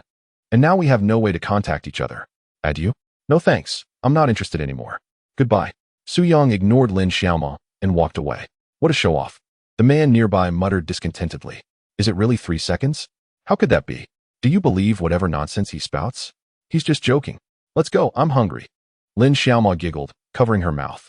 Lin Xiaoma and the man followed a waiter into the establishment, and serendipitously, their seats were right next to Su Yang and Lu Yun. Upon seeing Lin Xiaoma and the effeminate man seated beside him, Su Yang felt utterly speechless. How on earth did they end up here? After Lin Xiaoma approached, she glanced at Su Yang and the lovely Lu Yun, thinking, oh, so it turns out you're dining with a beautiful lady. What a coincidence. Lin Xiaoma smiled at Su Yang. He rolled his eyes, prompting Lu Yun to ask, somewhat bewildered, Su Yang, who is this? Oh, she's my ex-girlfriend. Hearing this, Lu Yun offered an awkward smile, responding with a simple "Oh, is this your girlfriend?" Lin Xiaoma inquired after placing her order. No, just a classmate. A classmate? She is quite pretty. What a shame. What a shame for what? Su Yang retorted irritably. What a shame she met you. You're wasting her potential, Lin Xiaoma teased. For heaven's sake, can you be quiet? Su Yang interrupted Lin Xiaoma, who was grinning gleefully. He desperately wanted to show her his current prowess. But the words failed to escape his lips, especially with Lu Yun sitting across from him. However, his interest in Lin Xiaoma had waned considerably. Although she was quite adept at provoking him, his mindset had shifted significantly, and he no longer craved rivalry. Yet, should Lin Xiaoma persist in her relentless teasing, he would not hesitate to ensure she remained in her place. Chapter 34. The God of Wine System. Scan Lin Xiaoma. Lin Xiaoma, ex-girlfriend. Age, 24. Height, 166 centimeters. Weight, 53 kilograms. Attractiveness, 88. Physique, 88. Number of relationships, 1. Currently single. Goodness, is it really necessary to label her as an ex-girlfriend? Su Yang gazed at the information displayed on the virtual screen, his eyes widening in surprise as he glanced at the section detailing romantic encounters. Just once. What could this possibly mean? It was evident that this solitary instance referred to his own relationship with Lin Xiaoma. Impossible. How could someone so fond of socializing have not engaged in another romance over the years? Is the system mistaken? No error detected. Lin Xiaoma has met the binding criteria. Would you like to bind? Su Yang fell into a contemplative silence, grappling with conflicting emotions. He had not anticipated Lin Xiaoma achieving a score exceeding 85. nor could he fathom that she hadn't pursued another relationship after their breakup. However, he was resolute. He would not return to past affections. Even if binding her was a possibility, he had no desire to proceed. Detection indicates Lin Xiaomao is the host's ex-girlfriend, and her foundational affection for the host is exceptionally high. Binding will yield substantial rewards. Are you certain you wish to refrain from binding? Oh, how can you say such a thing? For the sake of the reward, I'll consider it. Ding, binding successful. Lin Xiaomao's affection for the host, 60. The host receives a reward of 2 million in cash and the skill of the wine god. Su Yang exclaimed in disbelief. What? It's done before I could even finish speaking? I seriously suspect you might be profiting from this binding process. Not the case. Nevertheless, it wasn't a loss. He had gained a skill related to drinking. Finally, it had arrived. He eagerly requested an introduction. Wine god, immune to intoxication. Is that all? That is all. Fine. Fine. You seem increasingly adept at cutting corners. Su Yang, Lin Xiaomao, observing his stillness, waved her hand in front of his eyes. He was abruptly pulled from his conversation with the system. What is the matter? Why are you dazed? Did I say something wrong? Lin Xiaomao pressed, while a nearby effeminate friend smiled quietly, watching them. If you continue to use this against me, I won't hesitate to ensure you're bedridden. Su Yang muttered under his breath. Oh, have you really undergone surgery? Lin Xiaomao teased, unfazed. Don't even joke about that. Now I'm genuinely curious to try again. Su Yang thought silently, cursing under his breath as he chose to ignore Lin Xiaomao. Xiaoyan, how about we catch a movie after we finish eating? Su Yang suggested between bites. Sure, but are there any good films out recently? I haven't kept up with new releases in ages. Xiaoyan observed the interaction between Su Yang and Lin Xiaomao, feeling discomfort yet maintaining a facade of calm. I'm not sure. We can check later, he replied. Sounds good. 20 minutes later, Su Yang and Xiaoyan had their fill. Seeing that they were nearly done, Xiaoyan hurried to the front to settle the bill, anxious that Su Yang might insist on paying. Su Yang merely smiled. A meal of hot pot was hardly worth disputing over payment. In the intricate dance of relationships, mutual investment is the ideal state, a scenario where a man solely expends effort and resources, while a woman merely revels in the pleasures of such affection, is destined for brevity. Su Yang is well aware of this truth. As Lu Yan steps away to settle the bill, Lin Xiaomao once again brandishes her phone. Smiling at Su Yang, are you certain you want to add me on WeChat? There's no need. Our relationship has long since concluded, and adding you now would serve no purpose. Ah, very well. You spoke of experiencing my prowess, yet it seems you are merely all talk. What a pity. Honestly, I find no interest in you anymore. Seek someone else to indulge your whims, Su Yang declared, picking up his bag and striding toward the exit. A fleeting glimmer of sadness flickered in Lin Xiaomao's eyes, though it went unnoticed by others. Upon exiting the hot pot restaurant, Su Yang retrieved his phone to browse the latest cinematic offerings. How about this one? He inquired, presenting his screen to Lu Yun. Lu Yun glanced over. Ah, a little part of the cloud. I've heard good things about it. Then it's settled. I'll purchase the tickets for the 9:10 p.m. showing. Is that acceptable? Absolutely. Great. It's around 8 o'clock now. Shall we explore the mall or find a cozy CAF to linger in? I'm fine with either. But perhaps a stroll would help us digest, she suggested. Agreed. Let's go. The two made their way toward the shopping center. Lu Yun felt an urge to inquire about the current dynamics between Su Yang and Lin Xiaomao, but she quickly stifled the thought. Stealing a glance at Su Yang, she noted that he was oblivious to her scrutiny. What am I doing? Why entertain such thoughts? It's not my place to question whom he associates with. I must banish this notion, vanish at once. Before long, they entered a large shopping mall, where Su Yang's attention was drawn to the myriad of cosmetic stores on the first floor. Let us go check out some fragrances, he proposed. Are you considering purchasing perfume? Lu Yun asked, her surprise evident as she looked up at him. She hadn't anticipated that such a refined young man would indulge in cologne. However, she refrained from voicing her thoughts and followed him to a Dior boutique. As they entered, a sales associate greeted them with a bright smile, having noticed them the moment they walked in. After all, their striking presence, handsome man and beautiful woman, was hard to ignore. Observing Su Yang's trendy attire and the expensive watch adorning his wrist, the associate recognized him as someone of affluence. What can I assist you with today? Are you interested in something specific? Just browsing. Do you have any perfumes? Certainly. Our fragrance selection is quite popular, with options for both men and women. Shall we find a scent that suits her? Su Yang suggested, glancing at Lu Yun. Only then did Lu Yun realize that Su Yang intended to purchase perfume for her. A blush crept onto her cheeks, and she shyly replied, Su Yang, you really don't need to buy me perfume. I already have some. Look, today you're treating me to dinner, and I'm gifting you something in return. It's simply a matter of reciprocity. However, Lu Yun felt compelled to say that we are not in a romantic relationship. In her eyes, gifting perfume is something reserved for either very close female friends or couples. There's no need for hesitation. Our relationship makes this gesture of giving you a bottle of perfume quite trivial. Please don't refuse. If you do, I might become upset. Seeing Su Yang speak with such earnest conviction, Lu Yun worried that he might genuinely be angry. With her cheeks flushed, she replied, All right, if you insist. Thank you in advance. Oh dear, why are you always so formal? Just be casual around me. Pick whatever you like, or perhaps try some first. Su Yang turned to the sales associate and inquired, Is it possible to try them? Absolutely. Feel free to sample until you find one you love. The sales associate cheerfully responded. Then please, show her what we have.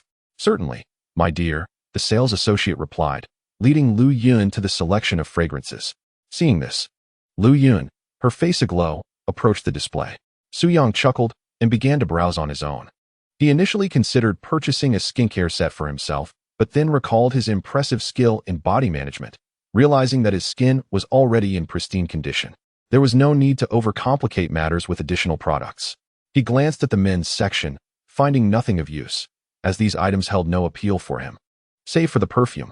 Yet, he had never used any. To him, it seemed unnecessary for a man to wear fragrance. Maintaining a fresh and odor-free body was sufficient.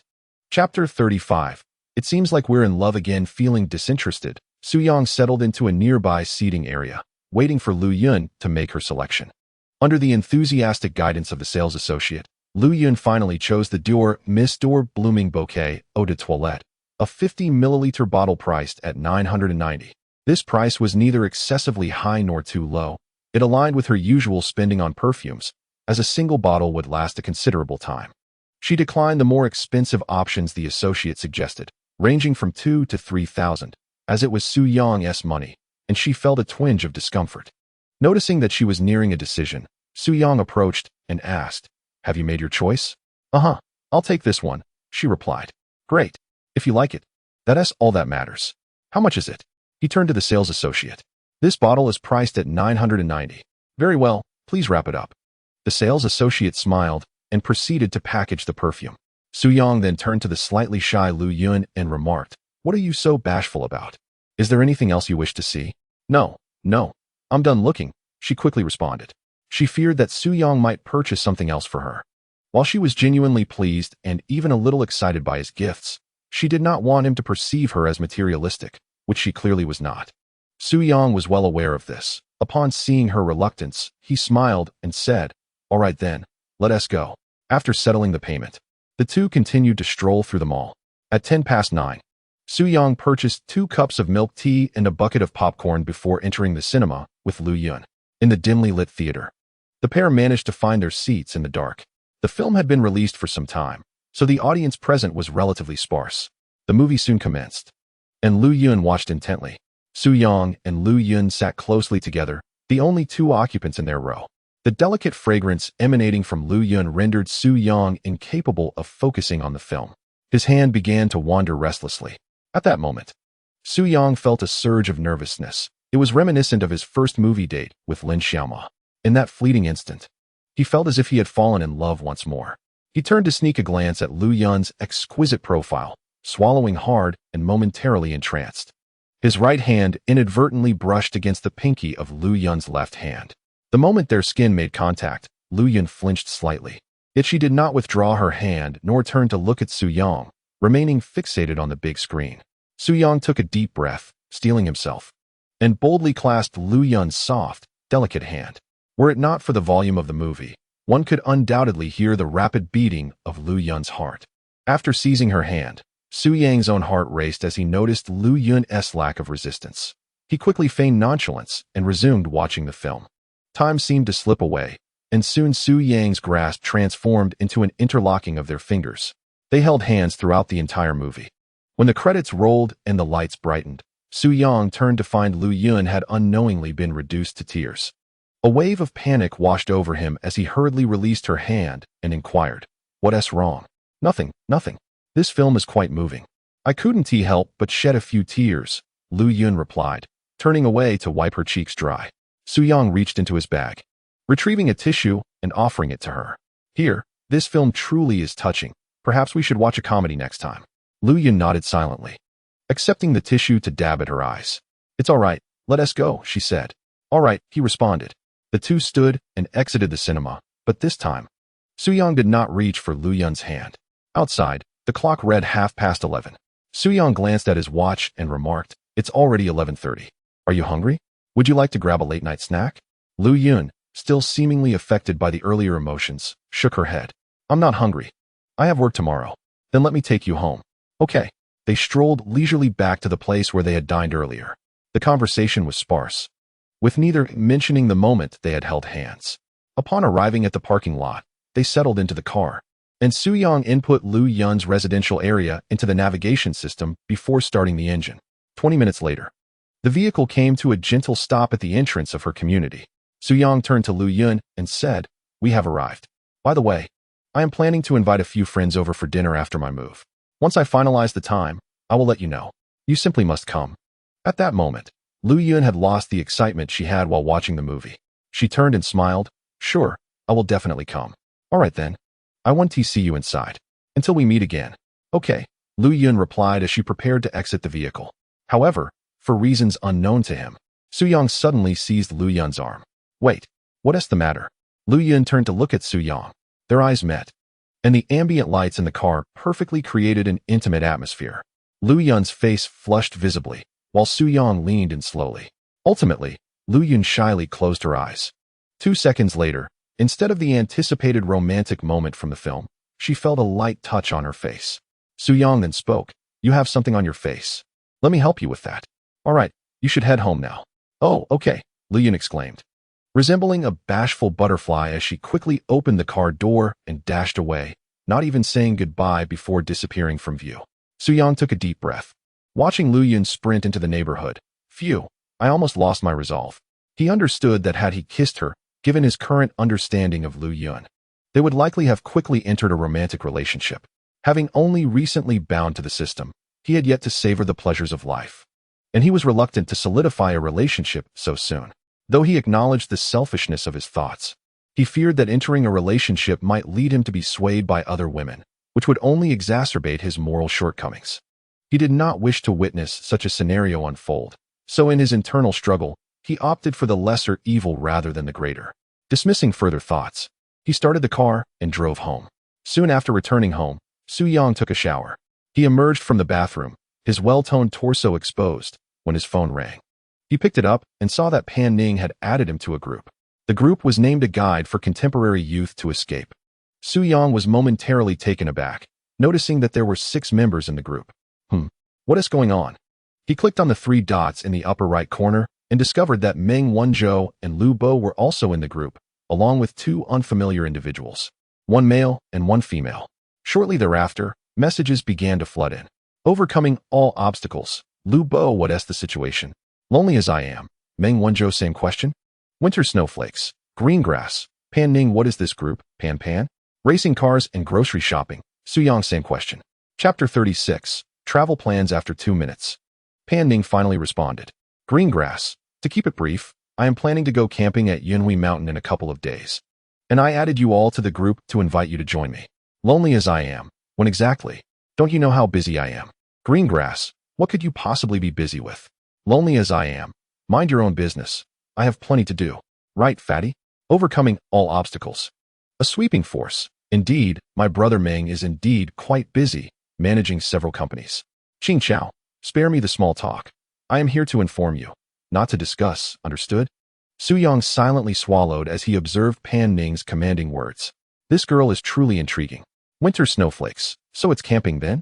I wish to join. I have a fondness for it. Night bug. If my snow is going, I shall certainly follow. Suyang pondered the unfamiliar name, thinking, snow? Who could that be? Perhaps it is Shini Xue? Yes, it must be her. It seems that this night bug is her boyfriend. Qing Chao, driving a sports car to buy groceries. What about you? Suyang. As for me, I have nothing pressing.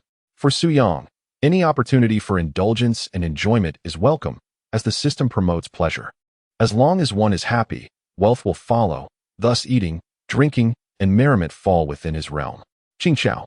All right, by the way, tomorrow at 1 in the afternoon. Haicheng International Racing Circuit, I shall await you. Winter snowflakes. What is happening? Eating melon expression, Qing Chao. Qing Chao. I've arranged a race with Su Yang tomorrow afternoon. If you have no other engagements, feel free to come and witness my victory over him. Nightbug. I'm in. I love racing, but who is Su Yang? Qing Chao. Did you not notice the person I tagged? Nightbug. Oh, I missed that. Can I sign up to compete? Qing Chao. You? Sure, but with your driving skills. You might just end up being the one defeated. Nightbug. Haha, I'm just joking. I am a professional. Winter snowflakes. How was I not aware of this? Lonely as I am. Speaking of racing, I too wish to register. I found the venue. Su Yang. Oh, Brother Meng is interested as well. Lonely as I am. Of course. What man does not enjoy racing? Su Yang. Very well. Everyone shall come tomorrow. Lonely as I am. I can manage the racing. But camping. Qing Chao. What's wrong with camping? Lonely as I am. Camping seems a bit dull. May I offer a small suggestion? Qing Chao. Go ahead. Lonely as I am. If you wish to have an outing, we have a decent number of people. Why not venture a bit further? Qing Chao. Where to? Lonely as I am. How about Luching? It seems everyone hasn't been there in quite some time.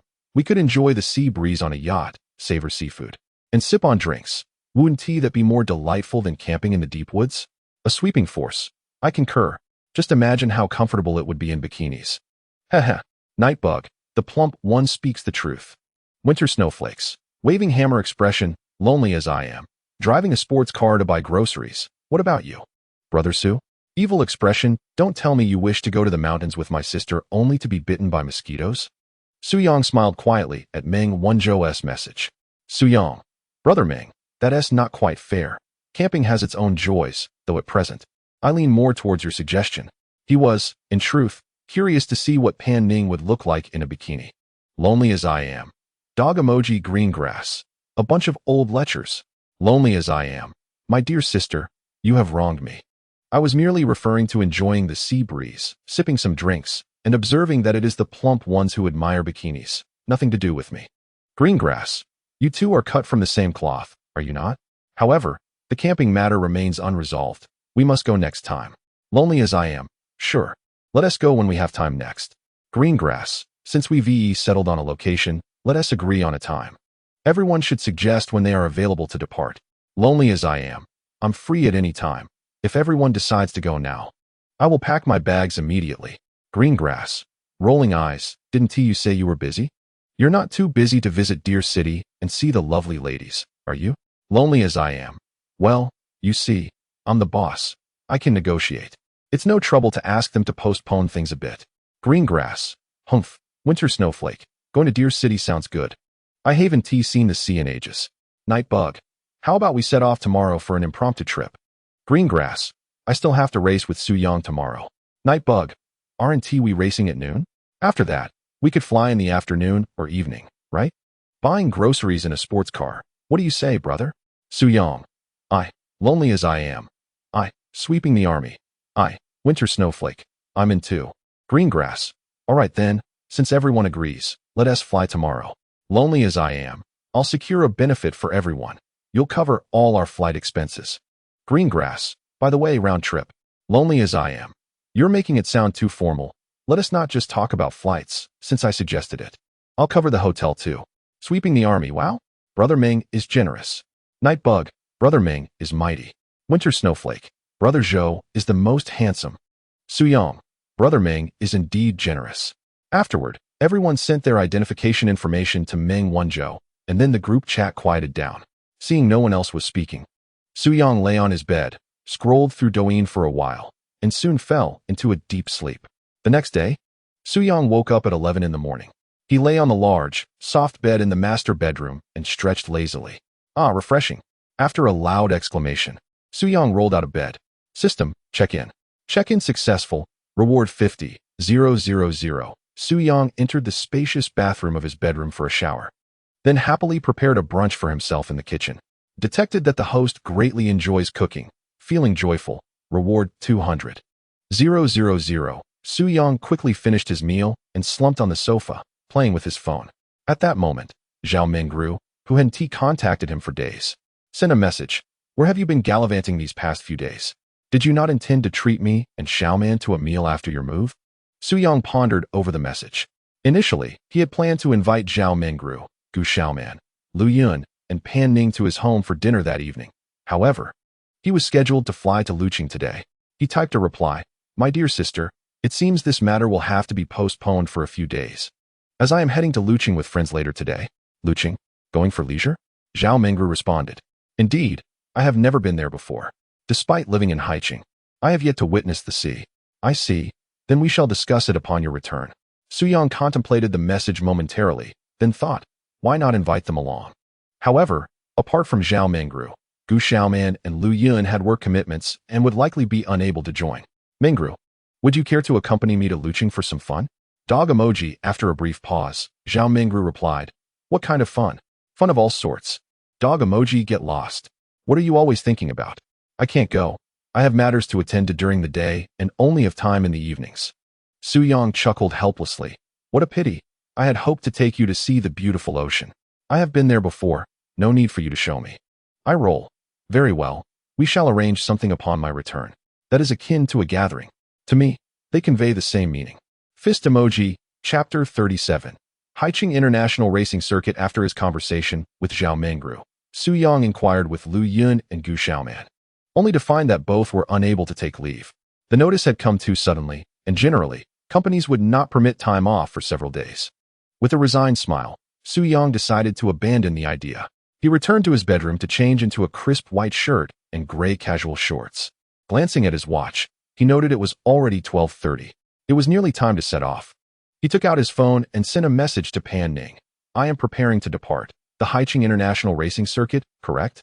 Pan Ning promptly replied with a voice message. Yes, I am already on my way. Hurry up. Just as he turned off his phone, another notification chimed. Su Yang opened it to find a group message from Lu Bo overcoming all obstacles. Everyone, Mengge has booked the flight for 5:45. Afterward, we will head to the racing circuit. Mengge suggests we pack our luggage now and, once the race concludes, find a place to dine before heading directly to the airport. Night bug, acknowledged. Winter snowflakes, acknowledged. Green grass, you could have mentioned it sooner. I am already en route. Lonely as I, you should hurry home and pack. There is still time, no need to rush. Green grass, all right then. Su Yang read the messages and replied, preparing to leave, thankful for the timely notifications. He returned to his bedroom, casually packed a few t-shirts and shorts into his backpack, not needing a suitcase. Once his belongings were secured, he grabbed the keys to his Porsche and stepped out. Half an hour later, Su Yang arrived at the Haiqing International Racing Circuit. As he approached the entrance, a striking orange Lamborghini Aventador sped into view. Noticing this, Su Yang slowed his pace and lowered the window to catch a glimpse inside, where he recognized Meng Wanzhou. With a smile, he honked the horn. Beep beep.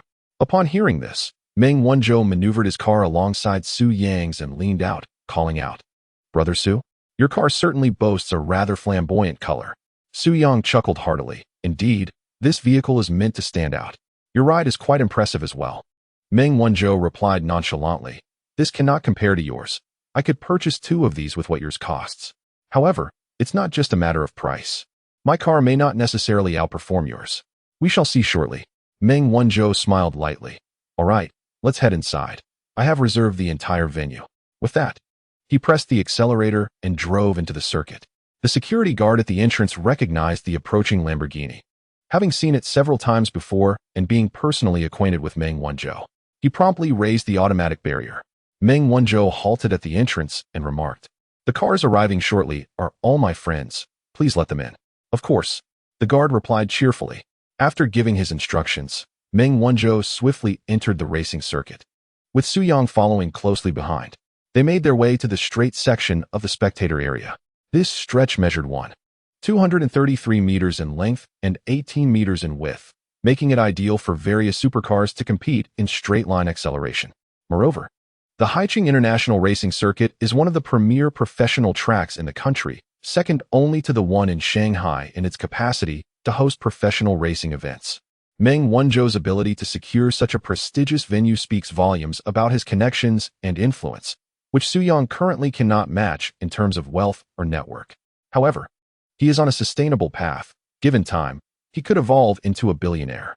Stepping out of the car, Su Yang gazed at the racing circuit, as Meng Wanzhou also exited his vehicle. Wow, this racing circuit is impressive. No wonder it belongs to you, brother Meng. Meng Wanzhou chuckled. It's just a small matter. How much does it cost to rent this place for a day? Su Yang inquired. Meng Wanzhou pondered for a moment. Typically, it's around 300,000 a day. But since I know the owner, he waived the fee. Excellent. This is a fantastic location. We should come here for racing whenever the mood strikes. Beep. Detected that the host has visited a professional racing circuit for the first time. Feeling elated. Reward. 300,000. While the two conversed, others began to arrive. The first was Pan Ning, who pulled up beside them in a striking red Ferrari 90, eyeing Su Yang's Porsche 911. She removed her sunglasses with her delicate hand and asked, "Is this your car?" With a smile, Su Yang nodded. "Yes, it is. What do you think? It's nice, but it certainly can't compete with mine. A straight line may not necessarily outrun you, yet across the entirety of the racetrack, you certainly cannot surpass me. Shall we put that to the test shortly?" Surely. As the two concluded their banter, the portly Lu Bo arrived, piloting a sleek black Maybach 600. He was not present to compete, but rather to assist in transporting Meng Wanzhou's and his own luggage. Shortly thereafter, Shen Yixue and her boyfriend, Zhang Ziming, known as the Night Bug, made their entrance. Zhang Ziming drove a pristine white Aston Martin, with Shen Yixue seated beside him. Upon witnessing this, Su Yang mused inwardly, "Goodness. It appears he too is a scion of wealth. Enhancing Shen Yixue's affections may prove challenging. Nevertheless, it matters not, for he is merely a means to an end." With everyone assembled, Pan Ning, clad in a gray camisole and alluring hot pants, showcased her strikingly attractive legs, capturing the attention of all. However, only Su Yang dared to gaze unabashedly. Meng Wanzhou, being Pan Ning's cousin, naturally held no such inclinations, while Lu Bo seemed somewhat intimidated by her presence, refraining from even a furtive glance. After Zhang Ziming and Shen Yixue parked their vehicle, they alighted and exchanged greetings with the group. Su Yang's gaze shifted toward Zhang Ziming, who stood at a height of 182 centimeters, possessing an unremarkable yet well-proportioned physique, adorned with a neatly cropped hairstyle. In terms of appearance, he may not rival Su Yang or Meng Wanzhou, yet he exuded an undeniable charm and athleticism. After exchanging pleasantries with the others, Zhang Ziming approached Su Yang, casting a quick appraisal of him. Noticing Su Yang's commendable attire and countenance, particularly the watch gracing his wrist, he stole a few extra glances. Individuals of their affluent circle often exhibit a certain exclusivity, generally looking down upon those of lesser means. Yet, Su Yang's overall attributes left a favorable impression on Zhang Ziming. He stepped forward, extending his hand with a smile. "You must be Su Yang, correct?" Su Yang reciprocated the gesture, shaking his hand. "Indeed, and may I inquire your name?" "Zhang Ziming. It's a pleasure to make your acquaintance. I apologize for my absence during your last gathering. However, since you are friends with Lao Meng and the portly fellow, we shall be friends as well. I look forward to spending more time together. I believe we can cultivate a genuine friendship." "Indeed, I appreciate your forthright nature. It resonates with me," Su Yang replied. Meng Wanzhou interjected with a grin. "It is precisely this character of Su that draws me to his companionship. We must convene more frequently." "Absolutely," Pan Ning interjected, arms crossed, leaning against the car with impatience. "Can we commence already? You gentlemen seem awfully chatty. Let us begin then. Arrange the cars. The track is spacious enough for 4 vehicles to race simultaneously. We shall commence with a 400-meter straight-line acceleration," Pan Ning proclaimed as she settled into her vehicle. Chapter 38. The racing line. In no time, the 4 positioned their cars side by side, from left to right. They were Meng Wanzhou's Lamborghini, Su Yang's 911, Pan Ning's 90, and Zhang Ziming's Aston Martin. Each of these 4 vehicles, when unleashed upon the road, commands an extraordinary level of attention, epitomizing the essence of top-tier sports cars. However, now they stand side by side, preparing to contest their straight-line acceleration, a scene that appears somewhat surreal to Su Yang. Just days ago, he was a mere pauper, yet he now finds himself amidst a circle of affluent peers, often questioning whether this is all merely a dream. The 4 sports cars are parked in alignment. In terms of specifications, only Su Yang's 911 boasts a 6-cylinder engine, with the least amount of power at a mere 650 horsepower. In contrast, The Ferrari 90 is equipped with an 8-cylinder engine and augmented by 3 electric motors, achieving a staggering maximum output of 1,000 horsepower. The Lamborghini and Aston Martin are fearsome 12-cylinder beasts, with the former producing 657 horsepower and the latter 725 horsepower. Judging by the figures alone, Su Yang appears to be at a disadvantage. However, he remains unperturbed, fully aware of the prowess of his vehicle. And he smiles as he awaits Lu Bo's command. At that moment, Lu Bo, having procured a small red flag from an unknown source, strides to the front of the 4 cars and loudly proclaims, "Everyone, prepare yourselves. When I count down to 3, upon my call of 1, you shall take off. The first round will commence with a full throttle start. Understood? Sound your horns if you comprehend. Beep, beep, beep, beep." For horns echo in response. All right, prepare. 3, 2. Lu Bo dramatically swishes the small red flag downward. As he shouts 1, Su Yang immediately floors the accelerator. In an instant, the 4 sports cars unleash a cacophony of roaring engines and bolt forward. Surprisingly, it is the car with the least power that surges ahead first, quickly followed by Pan Ning's 90, with Meng Wanzhou's Lamborghini and Zhang Ziming's Aston Martin neck and neck. Utilizing manual mode, Su Yang deftly shifts gears using the paddles on his steering wheel. The vehicle with the lowest specifications takes the lead with remarkable speed. After 100 meters, Su Yang glances into his rearview mirror, astonished to see Pan Ning's striking red Ferrari rapidly closing the gap. He internally exclaims, "Goodness, how is this possible?" At that moment, he wishes he could push the accelerator even further. He has already pressed it to the floor, yet the lead he held is gradually being eroded by Pan Ning's pursuit. As the race surpasses the halfway mark, Pan Ning successfully overtakes Su Yang. The Lamborghini behind is also widening the gap, though the difference is minimal, with only half a car's length separating them. However, it is evident that neither of these two formidable machines can hope to catch Su Yang and Pan Ning. The 400 meters conclude in the blink of an eye, with Pan Ning crossing the finish line first, followed by Su Yang in second, Meng Wanzhou in third, and Zhang Ziming in fourth. Once they have all come to a halt, Zhang Ziming incredulously leaps from his vehicle to address the others. "What the heck? How are you all so fast? I can't believe I came in last with my 52 and 12. You all must have cheated." Pan Ning shoots a glare at Zhang Ziming. "Is it necessary? Even if I let you cheat, you still couldn't surpass me. I can concede that I cannot beat you. Given your hybrid car's 1,000 horsepower, but why can't I outperform those two, especially this 911? As he speaks, he walks over to inspect Su Yang's car closely. "Yang, are you sure you didn't cheat?" Su Yang was momentarily taken aback. He had not anticipated that this fellow would affectionately address him as Yang. However, he merely smiled and confirmed, "Indeed, it is purely factory-made. Is the factory truly that formidable? If memory serves me right, this vehicle boasts only 650 horsepower and is powered by a 6-cylinder engine." Zhang Ziming, with a look of astonishment, approached the driver's seat, peering inside and examining every detail. Meng Wanzhou, indifferent to the outcomes, strolled over and remarked with a grin, "Do not underestimate this car's 650 horsepower. Porsche's transmission is remarkable, achieving 100 kilometers in just 2.7 seconds. You cannot compete with that. How can I, with over 700 horsepower and a 12-cylinder engine, concede defeat? I refuse to accept it. Then let us have another go, this time employing the launch mode." "Agreed, that must be the reason. If we launch, I can at least secure second place. Let us return and try again." The 4 of them entered the car and drove back to the starting point. Lu Bo approached with a cheerful demeanor. "The 911 is indeed powerful. How could it not be, with 3 electric motors enhancing its performance? Who can outrun that?" Zhang Ziming chuckled. "All right, for the second round, we will use launch mode. Are you ready?" Lu Bo shouted. One by one, the 4 pressed their horns. Lu Bo then positioned himself in front of the cars. "Okay, ready."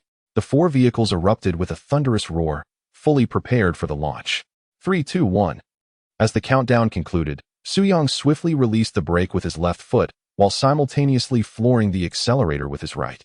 In an instant, he surged forward, the intense force pushing him back into the seat, and once again, he was the first to take off. The 911's acceleration was indeed exhilarating. This time, due to the launch, he maximized his potential, gradually extending his lead. However, just past the halfway mark, Pan Ning caught up once more. Su Yang glanced into the right rearview mirror, exclaiming in disbelief, "Oh no, not again." As soon as he spoke, Pan Ning leveled with him, and in the next moment, she overtook him again. Su Yang smacked the steering wheel, begrudgingly shouting, "I can't believe this." Meng Wanzhou and Zhang Ziming were still left behind. Inhaling the exhaust from the two leading vehicles, Zhang Ziming gritted his teeth. He realized it was impossible to catch up to Su Yang and Pan Ning, yet he was unwilling to finish last for the second time. Meng Wanzhou's lead was not substantial. He still desired to chase, but felt powerless, the accelerator fully pressed down, yet still trailing by half a car length. Soon, the second round concluded. First place went to Pan Ning, second to Su Yang, third to Meng Wanzhou, and finally, Zhang Ziming. Stepping out of the car, Zhang Ziming looked skyward and howled, "Why?" Meng Wanzhou couldn't help but chuckle. "Perhaps you should consider switching cars. This one is not suited for racing." Pan Ning, ignoring Zhang Ziming's outburst, approached Su Yang and asked, "So, how is it? Do you concede?" Su Yang, resigned, nodded. "I concede, indeed. In straight-line acceleration, I cannot compete with you, but on the full track, you certainly cannot rival me." Su Yang's remarks were quite reasonable. Firstly, a Porsche is inherently well-suited for track racing. Secondly, Su Yang possessed the skills of a professional race car driver, instilling in him the confidence to claim victory. Not to mention Pan Ning. Even if faced with a professional driver, he would not feel intimidated. Pan Ning responded with a subtle smile. "How about we race on the track then?" "Fine, I'll give you a head start." "Humph, as my defeated opponent, what gives you the audacity to be so arrogant?" "Forget about my arrogance. The race will reveal the truth." "All right then, shall we race a few laps?" Pan Ning inquired. 5 laps. Winner takes all, Su Yang declared. "Sounds good," Pan Ning replied, promptly entering the car and driving back to the starting point. Su Yang glanced at Zhang Ziming, who was still grumbling, to Meng Wanzhou, and chuckled, "Ziming, stop overthinking it. I'm about to race Pan Ning on the track. Are you joining us?" "Absolutely. I refuse to believe I can't keep up on the straight. The track is my domain," he exclaimed as he settled into his vehicle. Meng Wanzhou shook his head, acknowledging Su Yang's obsession with racing. Su Yang smiled in response, and the trio drove back to the starting line. "Hey, for the final round, we'll race on the track for 5 laps. You'll handle the timing." Meng Wanzhou, he instructed Lu Bo from inside the car. Lu Bo gestured affirmatively and replied, "All right, make sure you're ready." Chapter 39. Are you Fujiwara Takumi? After a brief adjustment, the 4 signaled to Lu Bo that they were set to go. Su Yang's earlier comment about giving Pan Ning a head start was merely a jest. While he could indeed win easily with such a margin, it felt somewhat dismissive of Pan Ning's abilities, which could likely provoke a stronger response from him. Ultimately, he decided against it. Observing that the group was ready, Lu Bo produced a professional stopwatch from seemingly nowhere. Approaching the cars, he announced, "Final round, 5 laps." The professional circuit of Haicheng International Racing Track spans a total of 340 meters, with the fastest lap time for a driver being approximately 1 minute and 25 seconds. However, aside from Su Yang, the others were merely amateurs. Typically, an ordinary racing enthusiast would complete a lap in about 1 minute and 50 seconds to 2 minutes, meaning the total duration for 5 laps would be close to 10 minutes. This was achievable only for those somewhat familiar with racing. Although Su Yang boasted the skills of a professional driver, he was not well acquainted with the track, whereas Meng Wanzhou, Pan Ning, and Zhang Ziming had prior experience, seemingly giving them a slight edge. Once Lu Bo confirmed everyone was prepared, he shouted, "All right, prepare to start. 3, 2, 1. As the countdown concluded, the 4 cars surged forward. Su Yang aimed to put his professional driving skills to the test. He was the fastest off the line, but was soon overtaken by Pan Ning. This time, he remained composed. After all, it was a 3-kilometer race over 5 laps, providing him ample opportunity to reclaim the lead. Following the straight, there was a sharp right turn, and as Pan Ning approached the corner, he had no choice but to decelerate.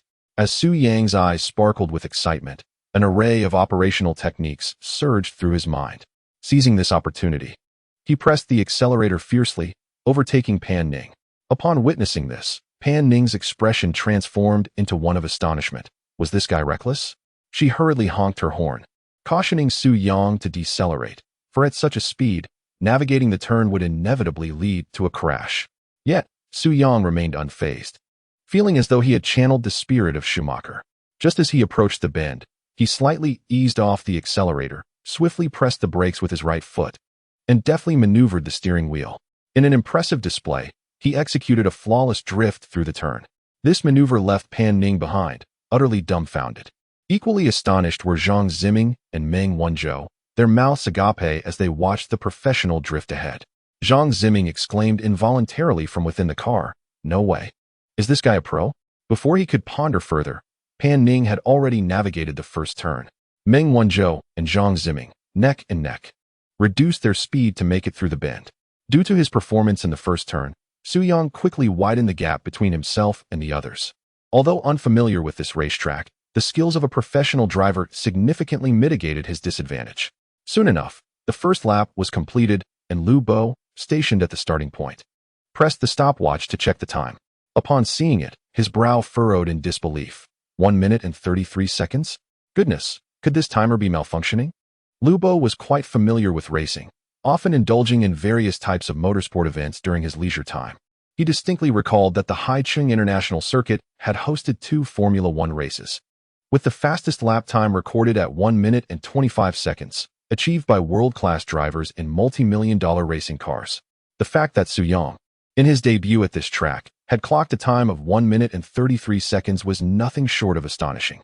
He swallowed hard, at a loss for words. Before long, Pan Ning completed her first lap in her red Ferrari, and Lu Bo glanced at the timer once more, 1 minute and 53 seconds. Well, the timer seemed to be functioning correctly. Unbeknownst to Su Yang, after finishing his first lap, he had already committed each turn to memory. He approached the second lap with greater confidence, and upon reaching a long straight, he accelerated to 300 km/h. However, the speed was overwhelming, and he had to decelerate as he neared the bend. Each turn was executed with a drift, which took a toll on the tires. He figured he would need to replace them after a few laps. Yet, at that moment, he was consumed by the thrill of racing. Ding! The system detects that the host is immensely enjoying the racing experience, gaining profound insights. Reward: 3,000,001 McLaren Senna fragment, 35. Su Yang paid no heed to the system's notification, wholly focused on the racetrack ahead. At this point, behind him, the 3 competitors, aside from Pan Ning who could still faintly see Su Yang's taillights, had given up. After completing the first lap, Meng Wanzhou and Zhang Ziming parked their cars outside the track to watch Su Yang and Pan Ning showcase their skills. Su Yang swiftly completed his second lap, and Lu Bo glanced at the stopwatch once more. This time, Su Yang's performance was even more astonishing, clocking in at a mere 1 minute and 29 seconds.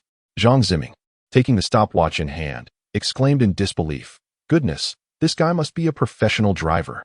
How can we possibly compare?" Meng Wanzhou merely smiled in silence, lost in his thoughts as he gazed at the racetrack. As seconds ticked by, the fourth lap concluded rapidly. By the time Su Yang commenced his fifth lap, Pan Ning had only just finished her third lap, having been completely outpaced. This stark contrast exemplified the disparity between an ordinary individual and a professional racer.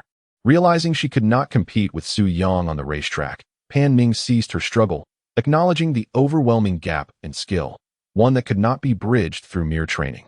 She understood that no matter how diligently she practiced, surpassing Su Yang was an unattainable feat. After concluding her third lap, she steered her vehicle to the side and halted. Su Yang soon completed his final lap. Lu Bo promptly pressed the stopwatch as Su Yang crossed the finish line, revealing a total time of 6 minutes and 51 seconds. The expressions of the onlookers were akin to that of witnessing a marvel. Su Yang parked his car beside his companions, inquiring, "What is going on? Why did you all withdraw from the race?" Zhang Ziming cast a resentful glance at Su Yang, retorting, "What do you expect? We're on entirely different levels. You drift through every turn like you're Takumi Fujiwara." With a hearty laugh, Su Yang replied, "Ah, you caught me. My apologies, heh." Meng Wanzhou added with a grin, "Su, your skills are truly unexpected. You could easily compete in professional races." Su Yang waved his hand dismissively. "No need for that. Competitions are far too exhausting for me." At this moment, Pan Ning turned to Su Yang and remarked, "While I certainly can't match you on the track, I did win in a straight line. So let us call it even." "All right, even it is. Now that the race is over, shall we head out?" Meng Wanzhou checked his phone and noted the time, suggesting they grab a bite to eat before heading to Feilu City. Su Yang asked, "Sounds good. Where are we dining? Please share the location in the group chat." Meng Wanzhou sent the restaurant's coordinates to the group, and soon, the 5 luxury cars set off in succession. Upon entering the city, their convoy sparked quite a commotion, as nearly every vehicle on the road turned to glance at them. Although luxury cars and supercars were commonplace in Haicheng, the sight of 5 exquisite vehicles together was still a rarity. Pedestrians eagerly pulled out their phones to capture the moment. Before long, the group arrived at a high-end restaurant specializing in local Haicheng cuisine. After parking, the restaurant owner hurried out, visibly excited, and approached Meng Wanzhou with a respectful demeanor. "Young Master Meng, you've arrived. The private room is ready for you." Meng Wanzhou nodded. "Thank you. Please have the dishes served now. We need to eat quickly to make our flight." "Of course, right this way." The owner courteously led them into the establishment. Chapter 40. The first flight. Su Yang observed the scene, thinking to himself, "Finally, I am witnessing the opulence of his wealthy upbringing." The restaurant they visited was a renowned establishment in Haicheng, celebrated for its authentic local cuisine.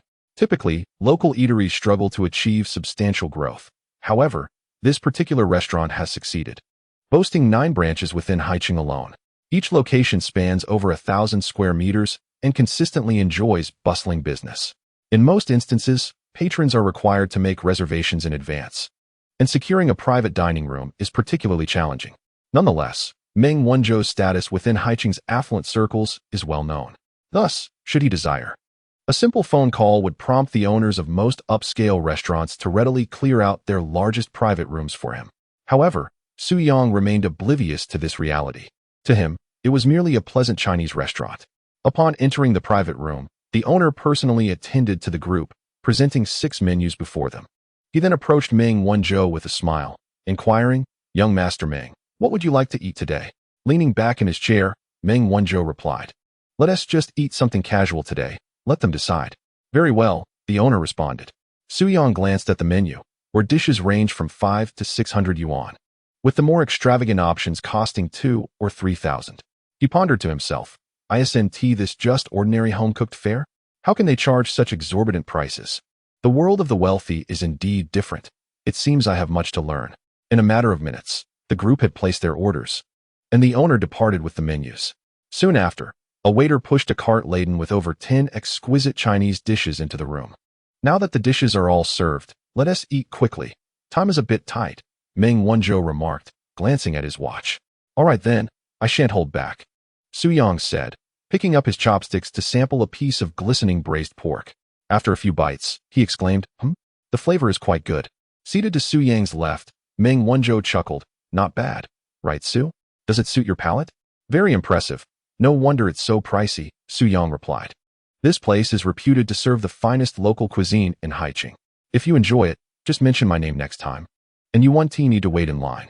Su Yang smiled lightly. "Then I thank you, Brother Meng." 20 minutes later, the 6 individuals emerged from the restaurant. Fully satisfied, the owner personally escorted them out, standing at the entrance to watch as they drove away before re-entering the establishment. At that moment, the remaining patrons began to murmur among themselves. Who were those people? The owner was so courteous when they arrived, and now he even sees them off personally. Clearly, you are rather uninformed. Do you know who one of those men was? I don't. That's why I'm asking you. That was Meng Jianyun, wasn't he it? Meng Jianyun? The wealthiest man in Haicheng? Indeed. Are you implying one of those individuals was his son? Precisely. I see now. It all makes sense. I mean, the owner of this establishment usually exudes an air of superiority, dismissing everyone. Yet today, he behaves so unusually. It turns out the son of our city's wealthiest tycoon is here. Indeed, a person of his stature would receive nothing but the utmost respect from any proprietor. It is a pity we do not have such a father. In this lifetime, it seems we are destined for mediocrity. Perhaps in the next, we shall strive to be born into better circumstances. At precisely 5 o'clock, Su Yang and his 5 companions arrived at Haicheng International Airport. After parking the car, Su Yang slung his bag over his shoulder and stepped aside to smoke while waiting for the others. Lu Bo glanced at Su Yang, who carried only a small backpack, and asked incredulously, "Su Gu, where is your luggage?" "This is it," Su Yang replied. "You mean to say you are bringing just that tiny bag?" "Indeed. Is there a need for more? We aren't relocating to Luqing.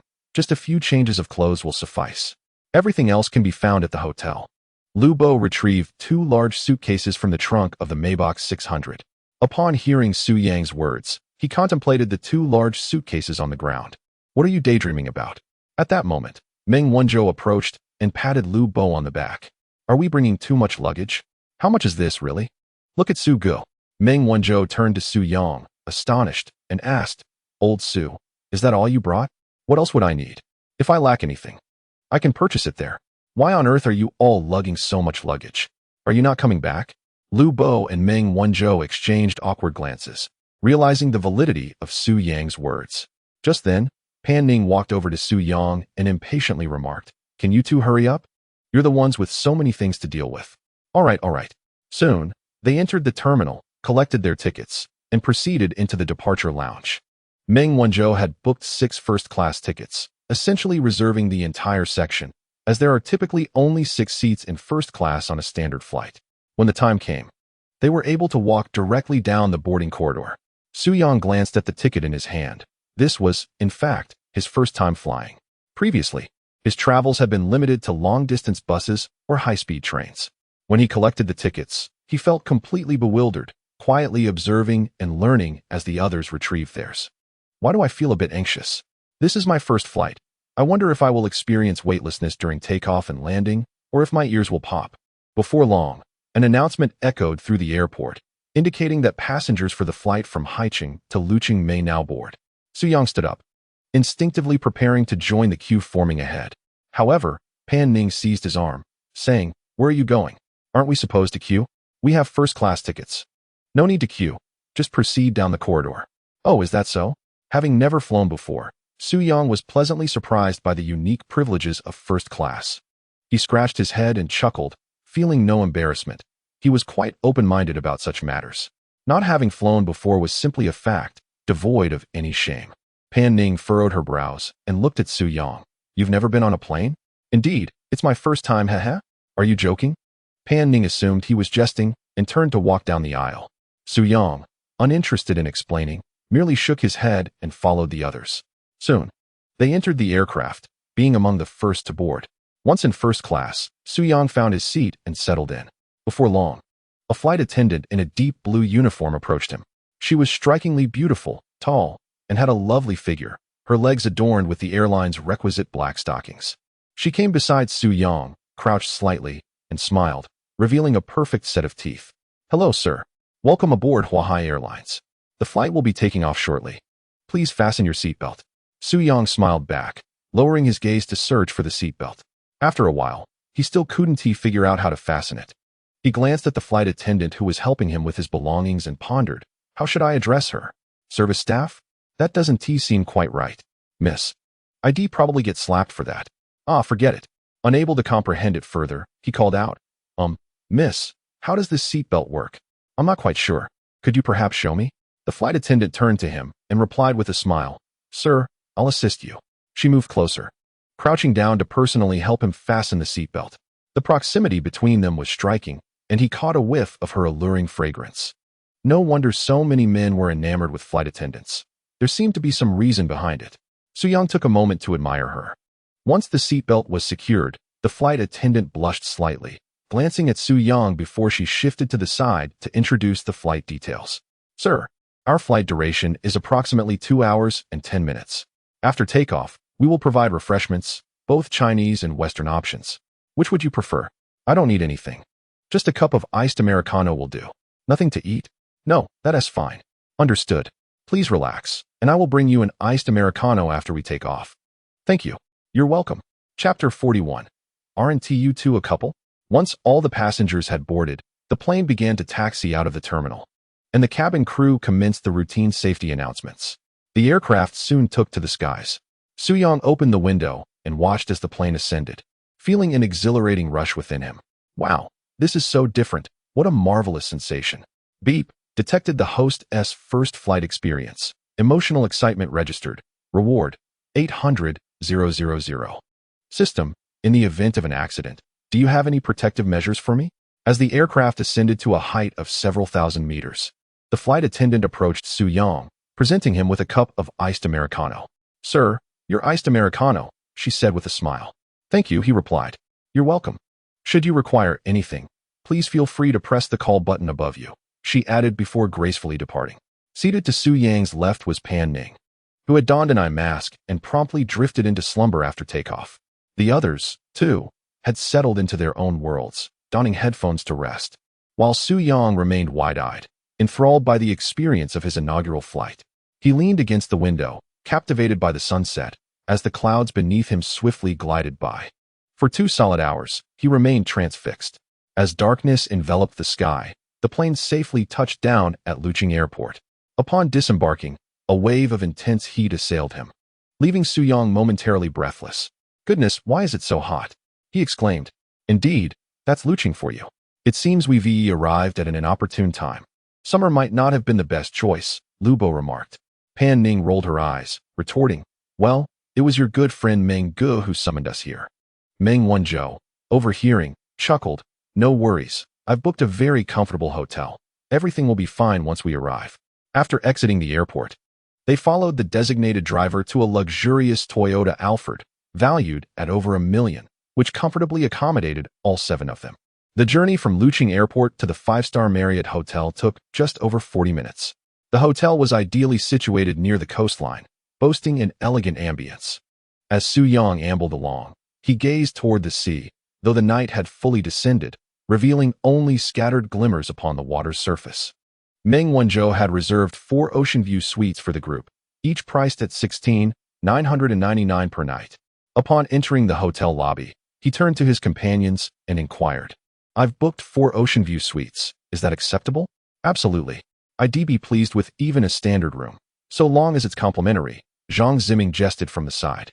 Hearing this, Suyang glanced at the others, pondering, 6 people, for rooms? Unable to contain his curiosity, he asked, "Meng, why did you only reserve 4 rooms?"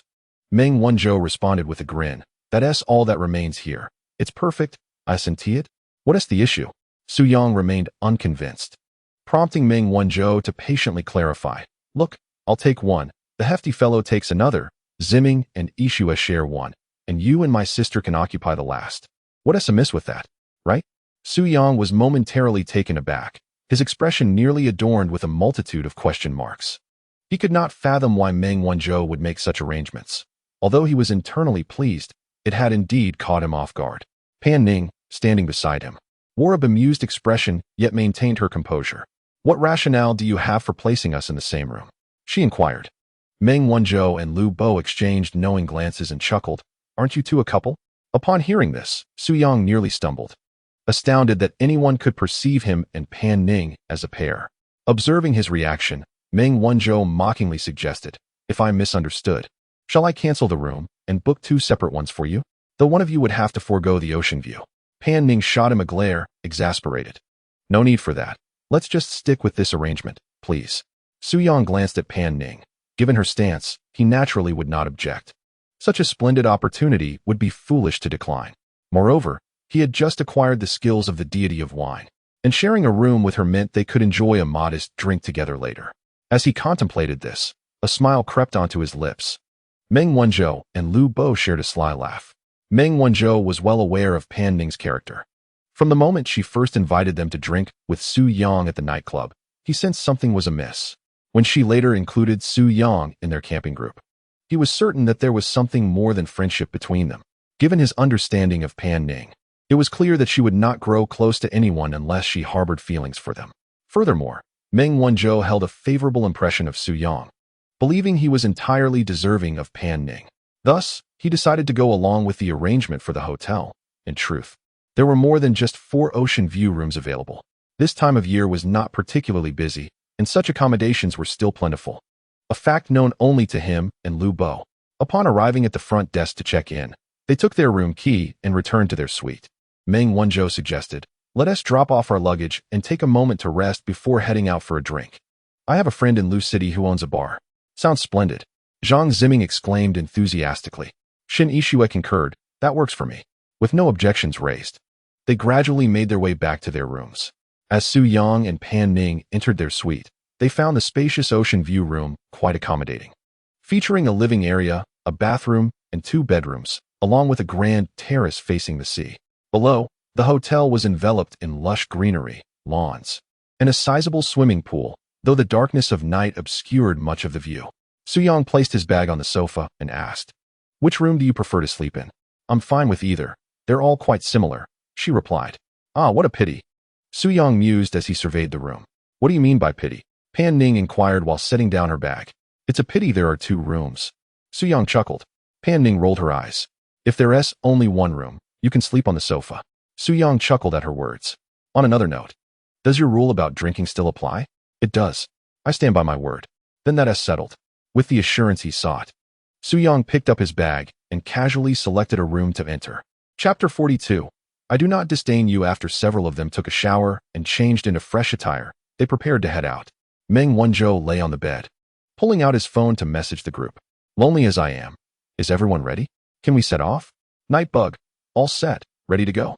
Overwhelming troops. Just finished my shower. Give me a moment to change into something dapper. In Su-young and Pan Ning's room, the 2 took turns showering. Pan Ning emerged in a refreshing cream-colored plaid maxi dress, adorned with a pink headband, and wearing white flip-flops, exuding both sensuality and charm. Su-young, on the other hand, remained in a loose-fitting black and white short-sleeved shirt and shorts, having merely swapped his footwear for flip-flops. All done. Yes, the room card is with you. Pan Ning stood in front of the mirror, tidying her hair. I still have to take care of this household. After finishing her hair, she turned to Su-young. Arms outstretched. What do you think? I didn't want to compliment you to avoid inflating your ego, but I can't help it. 2 words, celestial beauty. Cut it out. You flatterer. Truly, those celebrities and influencers pale in comparison to you. To share a dwelling with a fairy like you, my life feels complete. Pan Ning rolled her eyes once more. Enough chatter, let us go. Let us go, let us go. I'll strive to get you tipsy tonight. The group gradually donned their outfits and gathered in the hotel lounge to await Meng Wanzhou. The time was 9:30 in the evening, and the spacious, opulent lounge was filled with numerous tourists, all seemingly ready to revel in the night. The arrival of Su-young and his companions stirred a noticeable excitement among the patrons.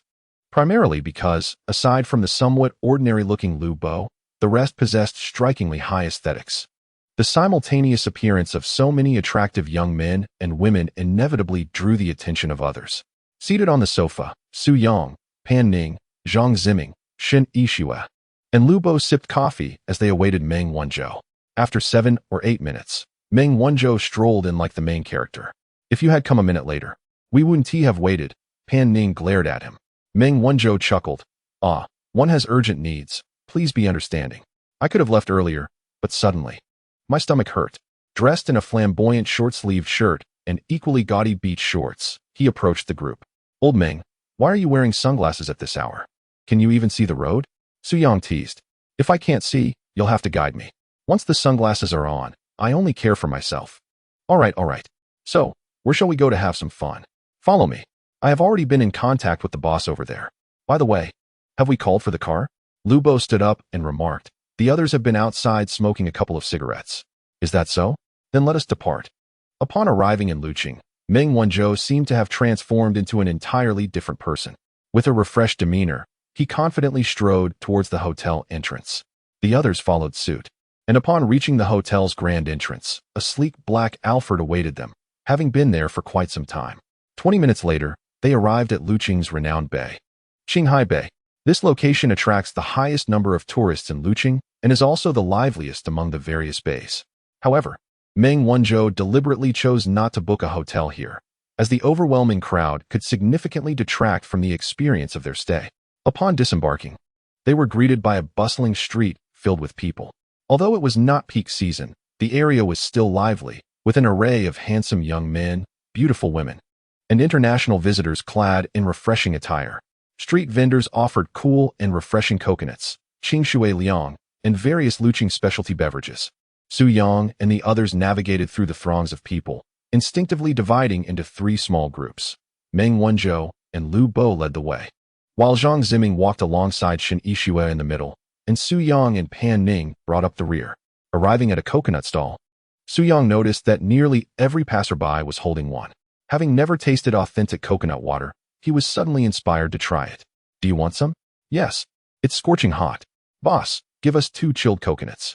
The vendor, who had been busy slicing coconuts for other customers, looked up and responded with a hearty laugh. Coming right up. After a few minutes, the vendor finally presented them with their coconuts. Here you go, handsome and beautiful. The vendor exclaimed as he handed the coconuts to Su-young. How much? 15 each, totaling 30. All right, I'll pay you. With a beep, Su-young completed the payment. At that moment, the others had already vanished into the crowd. Where did they go? I don't know. I'll ask them for a location. Pan Ning replied as she took out her phone to send a message. Suyang took a sip from his coconut. Initially expecting the liquid inside to be the coconut milk he had always consumed from the supermarket. To his surprise, the drink was exceptionally light. A transparent liquid with almost no flavor. What on earth? Is this just water? How ignorant of me to think coconut water would be creamy. He chuckled to himself in self-mockery. After receiving the location, Pan Ning said, "They sent it. Let's go." All right. The two strolled leisurely towards their destination, sipping on their coconut water. As Pan Ning walked, she took a couple of sips from her own coconut, only to furrow her brow. Without hesitation, she snatched the coconut from Su Yang's hands and took a sip, regardless of whether he had already tasted it. She nodded while drinking, her expression softening. Yours tastes better. I want to swap." Without considering Su Yang's willingness, she thrust her coconut into his hands and joyfully began sipping from his. Su Yang stood momentarily stunned, his heart inexplicably racing. However, considering Pan Ning's personality, he refrained from commenting further. He gazed at Pan Ning, who was walking ahead, with a hint of affectionate indulgence and a resigned smile. Their behavior was undeniably reminiscent of a couple, instantly attracting the attention of numerous passers-by, with several young men casting envious glances filled with jealousy towards Su Yang. Unperturbed by the gazes of others, he quickened his pace to catch up to Pan Ning, deliberately exclaiming, "Why did you take my coconut? Besides, I already drank from it. My saliva is still on the straw. Is it so delicious that I can't drink it just because you've had some?" "I'm not bothered by it," she retorted. Su Yang couldn't help but grin at her words, bemused by her intent. "Right, let me ask the system." System, check Pan Ning's affection level. Pan Ning's affection for the host. 25, It hasn't increased? No, that can't be right. Is it conceivable that such actions stem from merely 25 points of affection? System check normal, host need not doubt. It's not that I doubt you. I simply can't comprehend Pan Ning. He glanced at Pan Ning beside him, unable to fathom her intentions. Moreover, he noticed that she seemed to act this way only towards him. Hence, the notion of her having merely 25 points of affection was perplexing. If Pan Ning harbored feelings for Su Yang, her affection should naturally increase. However, after several checks, it consistently remained at 25, steadfastly adhering to its initial increment. Unable to unravel this mystery, Su Yang decided to take action to test Pan Ning. "How much further?" he inquired. Pan Ning retrieved her phone to check. "Not far. Just 500 meters. It seems to be over by the beach." Su Yang nodded, pondering whether he should seize this last stretch of distance to attempt holding her hand. If she released his grasp, it would indicate that her affection truly was only at 25. If she didn't, it would suggest there were other reasons for deliberately suppressing her feelings. Lost in his thoughts, he failed to notice Pan Ning beside him. She soon finished her coconut water and tossed the shell into a nearby trash bin. Upon looking up, she noticed Su Yang was walking ahead alone, prompting her to quicken her pace and complain, "Why are you walking so fast? Why didn't you wait for me?" Su Yang was taken aback, completely unaware of Pan Ning's earlier actions. She shot him an annoyed glance before executing an unexpected gesture. To his astonishment, she reached out and linked her arm with his, leaning her side against him.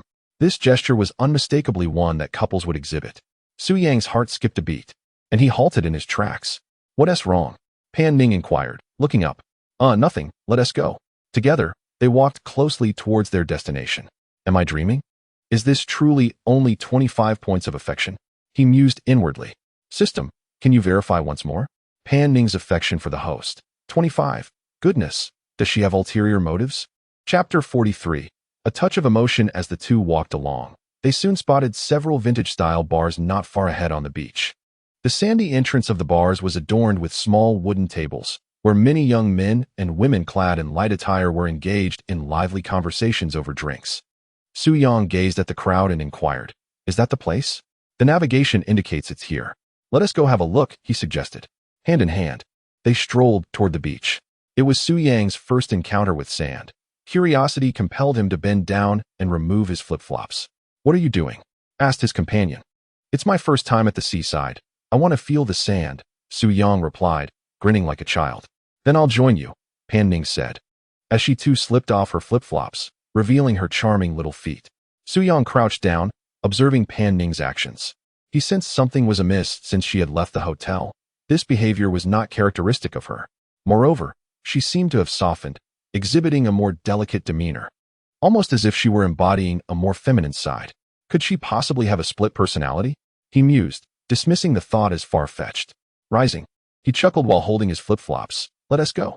Okay, Pan Ning replied, following Su Yang. This time, she refrained from linking her arm with his. Su Yang did not dwell on it, and they quickly arrived at the entrance of the first bar. There, Lu Bo and Zhang Ziming were standing next to a beach buggy, smoking. Upon seeing Su Yang and Pan Ning arrive, Lu Bo laughed. What took you two so long? Where have you been?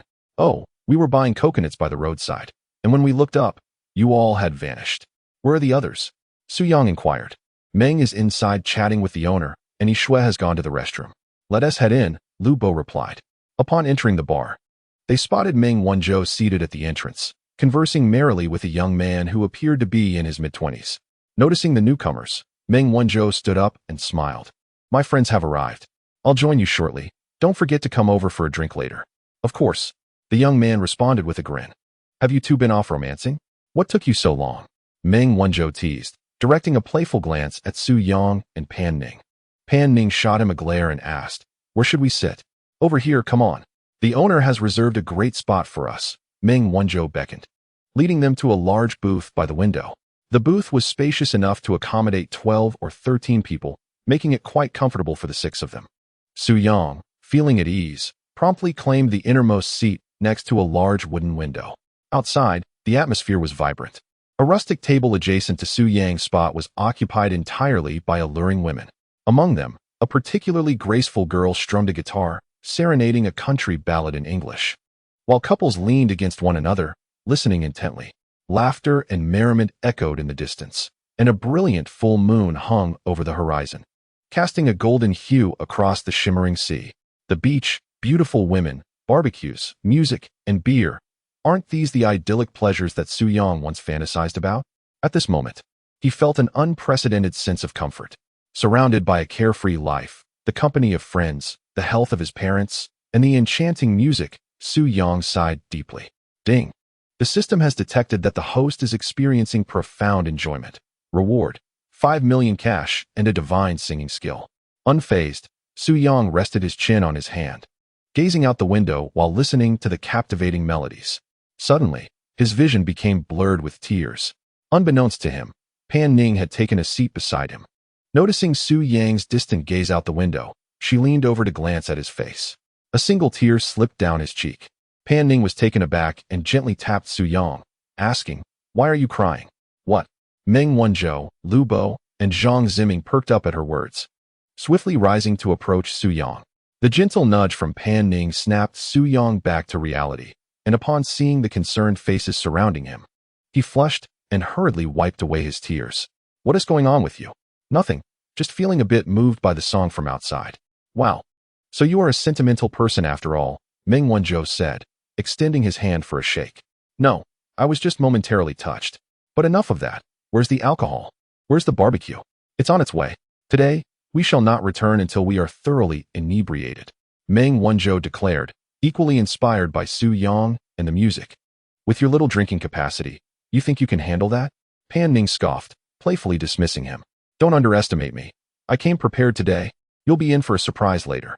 Oh, did you bring someone? Heh, just wait and see. Today will not be easy for you. Meng Wanzhou plopped down in a chair, chuckling. Pan Ning rolled her eyes, hardly taking his words to heart. Just then, Shen Yishui returned from the restroom, and the group was complete. As a song concluded, thunderous applause erupted from outside.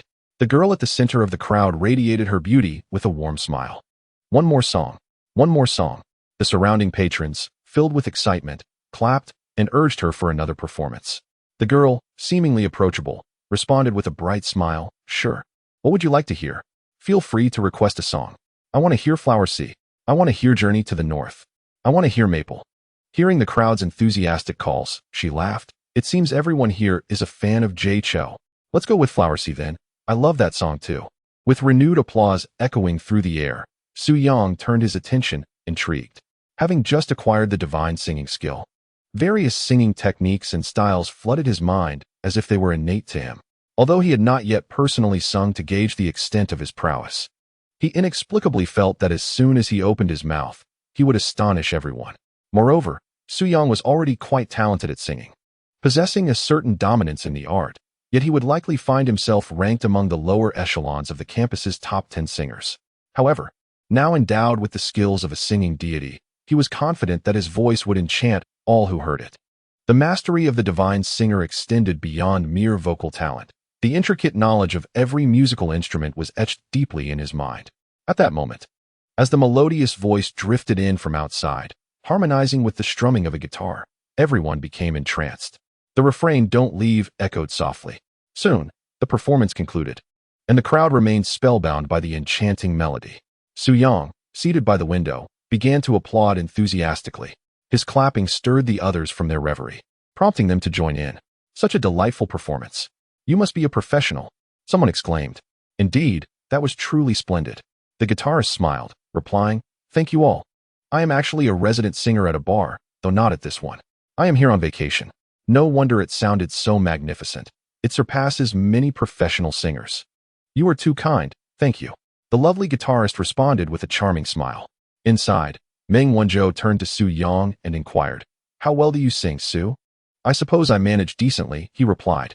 "Decently?" I sense a hint of modesty. "Why not take the stage and perform a song?" "Oh no, I wouldn't want to overshadow anyone," he demurred. "Come now, if you say that, then you simply must sing today, right everyone?" Meng Wanzhou rallied the group. Lu Bo and Zhang Ziming chimed in. "Yes, indeed. Since you've suggested it, we must hear your captivating voice. Can you even sing?" Pan Ning asked Su Yang. "Just a little," he admitted. "Then do sing a piece." Meng Wanzhou grinned. "My sister is urging you to perform. How can you refuse?" Seeing the eager gazes of his friends, Su Yang decided to relent. "All right, I shall sing a song. Let us hear it." They cheered. Their enthusiasm caught the attention of a table of beautiful women outside.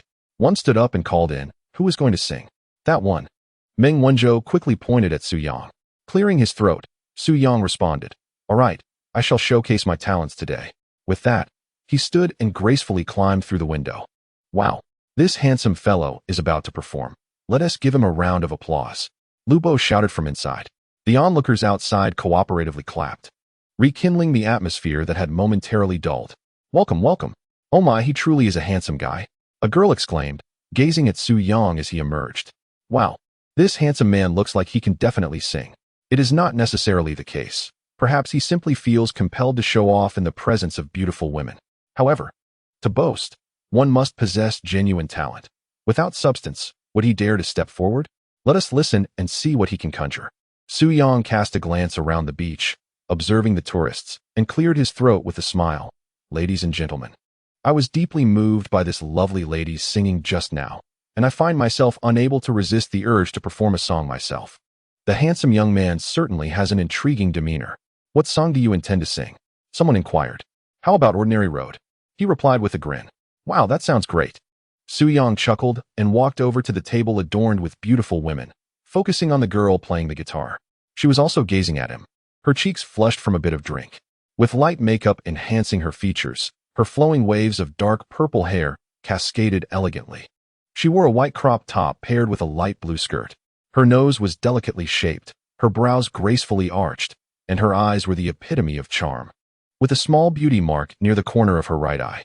Before Su Yang could call for a system scan, he approached the girl's table and politely asked, "May I borrow your guitar for a moment, beautiful?" "Of course," she replied generously, smiling as she handed him the instrument. Su Yang took the guitar and settled onto the ground, tuning the strings. At that moment, the crowd quieted, eager to hear the unexpected performance from Su Yang. Pan Ning, intrigued, positioned herself by the window, leaning on the sill to observe him. "Your boyfriend can sing?" she remarked. "He is quite talented, racing and singing both." Suddenly, Shen Yishua chimed in. Pan Ning paused, then shot a glare at Shen Yishua. "Who told you he is my boyfriend?" Shen Yishua shrugged. "Ziming and Liubo just discreetly mentioned it to me." "What did they say?" Pan Ning turned her attention to Zhang Ziming and Liubo, who quickly feigned ignorance. Looking up at the ceiling, "What is going on?" Meng Wanzhou leaned in, curious. "Can you share?" Shen Yishua whispered. "Hurry up," Pan Ning urged, raising her voice intentionally to look at Shen Yishua. They just said they saw you holding Su Yang's hand, looking quite intimate." Shen Yishua hurriedly distanced herself from the implication. "Really? I thought it was something serious," Meng Wanzhou said, unimpressed as he lit a cigarette. To him, Such matters were quite trivial. After all, they were all young, and holding hands was nothing out of the ordinary. Nevertheless, this confirmed his inner thoughts. Pan Ning did not bother to elaborate, as she had indeed held Su Yang's hand moments ago. Outside the window, Su Yang had begun to sing. Seated cross-legged on the beach, he cradled the guitar, his eyes gently closed. His fingers delicately strummed the strings, and the prelude began to resonate. Wandering on the road. Do you wish to leave? Fragile pride. That once was my reflection. As the first few notes of the song resonated, the surrounding crowd was initially taken aback, only to soon be completely immersed in the melodious voice of Su Yang. The boy who had previously questioned Su Yang fell silent, his eyes wide open, fixed on the singer. How delightful to listen. Let us refrain from speaking and simply savor the moment. Accompanied by Su Yang's enchanting vocals, everyone instinctively swayed gently to the rhythm of the music. The song Ordinary Road proved particularly fitting for a journey, and Su Yang's rendition was nearly indistinguishable from the original, perhaps even more captivating. Enhanced by the aura of a musical deity, his timbre possessed a unique quality that resonated beautifully with the song. 3 minutes later, the performance concluded, leaving the faces of the onlookers adorned with expressions of pure enjoyment. Applause erupted. Lu Bo, moved by the melody, couldn't contain himself and shouted from within the window, clapping fervently. His exuberant outburst instantly roused those still entranced by the song. Everyone joined in the applause. Musical genius. Your singing is simply superb. Handsome guy. You must be a professional singer. Indeed, it's astonishing. I feel your rendition surpasses the original. Su Yang basked in the praise, feeling a tinge of pride within. Ah, system.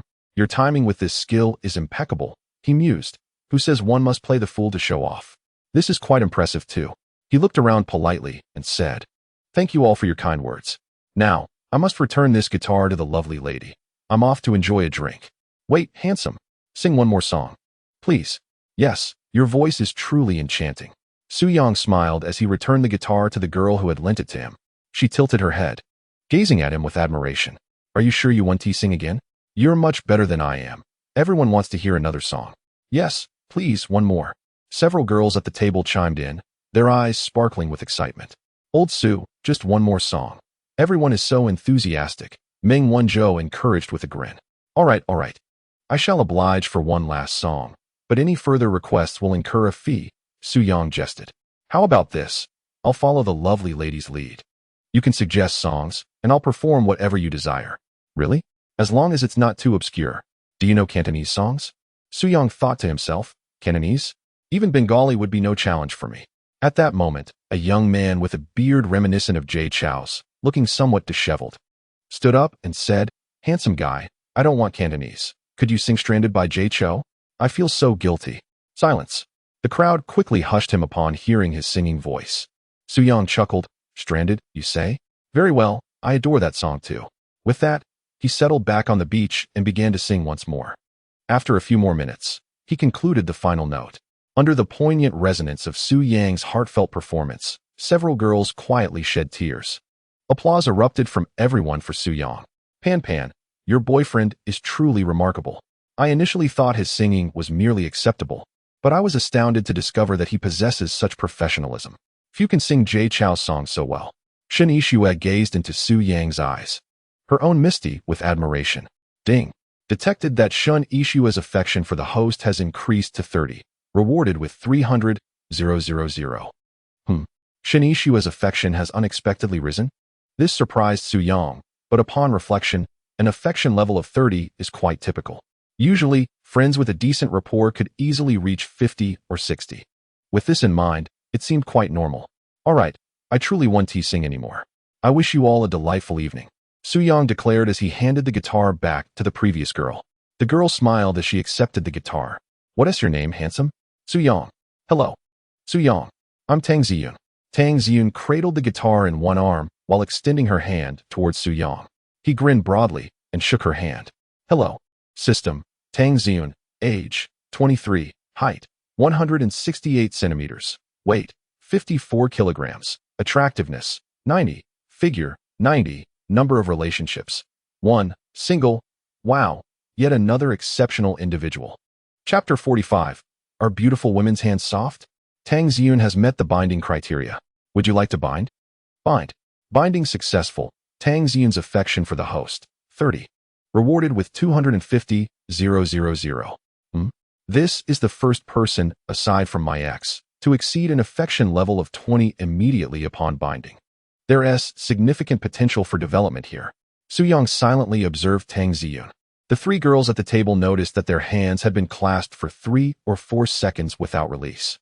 One girl cleared her throat and remarked, "How long are you two planning to hold hands?"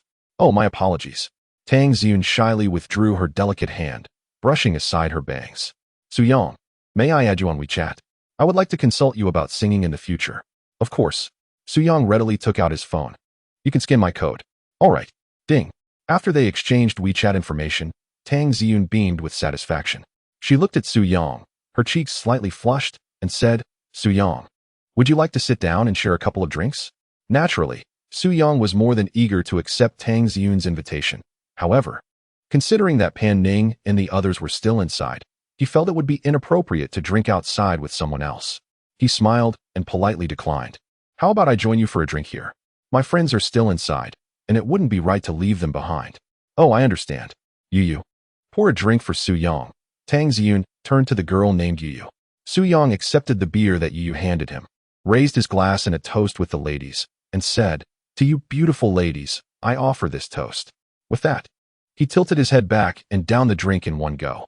"Well, I'll head back inside now. Enjoy yourselves." Su-yang, with a swift motion, grasped the window ledge and climbed inside. As he entered, he was met with the piercing gaze of Pan Ning, whose eyes glimmered like blades fixed upon him. The onlookers nearby wore amused expressions, eagerly observing the unfolding drama between the two. Shen Yishue subtly turned to Zhang Ziming and whispered, "This guy is finished." "What happened?" Su-yang stammered. Pan Ning, crossing her legs with an air of authority, fixed her sharp eyes on Su-yang and slowly inquired, "Is the wine to your liking?" It's just average," he replied hesitantly. "What about the softness of a beautiful woman's hand?"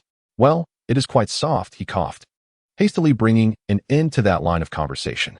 He quickly diverted his gaze towards Meng Wanzhou. "By the way, old Meng, why has the food not arrived yet?" "I'm starving." Su-yang incessantly signaled to Meng Wanzhou. Meng Wanzhou, suppressing laughter, responded, "Oh, I've already followed up twice. They are rather busy today, but it should be arriving soon." Just as the atmosphere grew increasingly awkward, the server promptly appeared, pushing a black cart towards them. The cart was laden with an array of delectable seafood barbecue, Boston lobsters, mantis shrimp, crab, long crab legs, shrimp, and various shellfish, all looking utterly mouth-watering. "I apologize for the wait, esteemed guests. We have an overwhelming number of patrons today, and I appreciate your understanding," the server said as he began to place the culinary delights upon the table. "No worries. By the way, Shaoli, what about the wine I ordered?" "Oh, the wine will be right out. Please bear with us." The server, known as Shaoli, arranged the food and then dashed off towards the bar. Gazing at the bountiful feast before him, Su-yang quickly shifted the topic. "Wow, everything looks so delicious. I won't hold back. I shall indulge." With that, he seized a Boston lobster and began to feast. Pan Ning, no longer preoccupied with the earlier exchange, had merely intended to tease Su-yang. After all, they were not yet in a romantic relationship, and Su-yang's aspirations regarding others were none of her concern. Soon, Shaoli returned, carrying a wooden crate to their table. The crate was open, revealing 12 chilled bottles of dark beer nestled within circular openings. "The drinks have arrived. Meng Xiao, shall we open all of these?" "What do you think? This amount of beer is merely a mouthwash for me. Bring me 10 more cases." "Understood. Let me open these first." Shaoli began uncapping the beer bottles one by one. Curious about the unfamiliar beverage, Su-yang inquired, "What kind of beer is this?" As Shaoli opened the bottles, he replied, "This, my friend, is known as the Rolls-Royce of beers, the Ziffia 12 craft beer, claimed to be the finest beer in the world." "Claimed?" Su-yang questioned. "How much does it cost per bottle?" 150 per bottle. 150 for a bottle of beer? Su-yang was taken aback. Not because he found the price exorbitant, but because he considered beer to be unworthy of such a valuation. In his recollection, a bottle of beer typically cost only a few yuan, with the pricier options hovering around 10 to 20 yuan. He had never anticipated a price of 150. "Heh, handsome. Do not think it expensive. This wine is quite rare. Today, it was specially ordered by Meng Xiao for our boss, exclusively for your table." "Heh, as expected of my brother Meng. He always ensures exceptional service wherever he goes, Lu Bo remarked with a chuckle. Enough chit-chat, let's drink freely tonight. There is plenty of wine, and no one leaves without getting drunk. Shaoli, fetch me 50 more bottles. Understood, Meng Xiao? I'll be right back. Shaoli scampered away eagerly. After a lengthy silence, Zhang Ziming turned to the group and suggested, I have a small proposal. Simply eating and drinking lacks excitement. Why not introduce a bit of pressure? Do share, they urged. Let us play a simple game of who is the undercover. The loser of each round drinks half a bottle. What do you think? Half a bottle? Shen Yixue pinched Zhang Ziming, her annoyance evident. Are you trying to kill me? Zhang Ziming winced. Ouch, that hurts. All right, if you lose, just drink one glass while the rest of us drink half a bottle. Hearing this, Shen Yixue glanced at the cups on the table and replied, that works. At this moment, Pan Ning interjected, are you foolish? This wine is 330 milliliters per bottle, and a full cup is at least 160 milliliters. Isn't that nearly the same? What? Shen Yixue was taken aback. She hurriedly poured a bottle of beer into a glass, and as she filled it, she noticed just about half a bottle remained. Turning to Zhang Ziming, she huffed. Zhang Ziming, are you tricking me? I didn't know. I thought filling the cup would leave less, Zhang Ziming hastily explained. Humph. This way I'll be tipsy after just a few glasses. I'll stick to half a glass. That is fine. What about the rest of you? Any objections? Not at all. Let us get started. I'm parched. Lu Bo urged while munching on oysters. All right, we'll use my phone to play, Zhang Ziming said, picking up his phone to open the game. After a few moments of setup, he announced, each person gets a word to describe. Since there are only 6 of us, one undercover will suffice. I've seen my word. Here, take a look. After glancing at his word, he shook his head and passed the phone to Lu Bo. Lu Bo took the phone, waited 3 seconds, then checked his word, shaking his head before passing it to Meng Wanzhou. The same procedure followed with each person.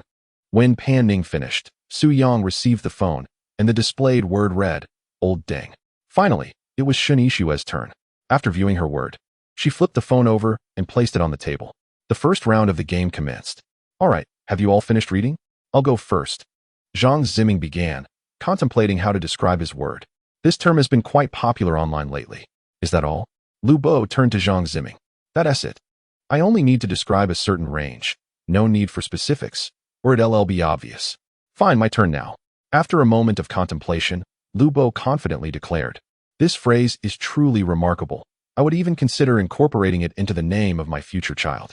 Upon hearing this, the others immediately frowned and turned their gazes toward him. Meng Wanzhou, suppressing a chuckle, remarked, I believe this term suits you better. Lu Bo, filled with pride at the comment, nodded in agreement, indeed. When it was Pan Ning's turn, she pondered for a moment before stating, this is merely an internet slang. Such a term did not exist before. Who says so? This phrase has transcended time, existing from ancient to modern eras. How can it merely be classified as internet slang? Lu Bo quickly countered. Unable to contain his laughter, Su Yang chimed in, I think the situation is quite evident now. Do I really need to elaborate? Zhang Ziming, shaking his head as he rested his forehead in his hand, turned to Lu Bo and said, Brother Fat, you are my brother. Have you never played Who is the Undercover? This game is called Who is the Undercover, not Why am I the Undercover? You might as well just announce that you are the undercover.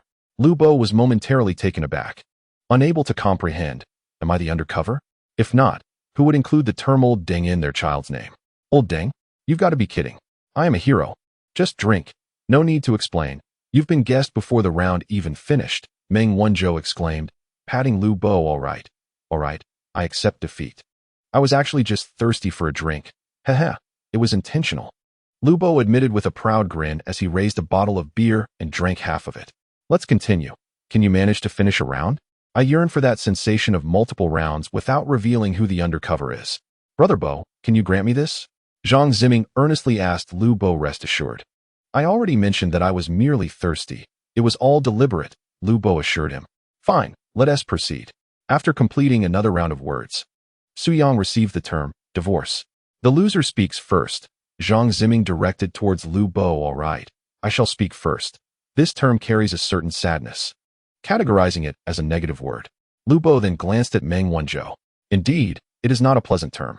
I certainly do not wish for such an occurrence in my life, Meng Wanzhou replied.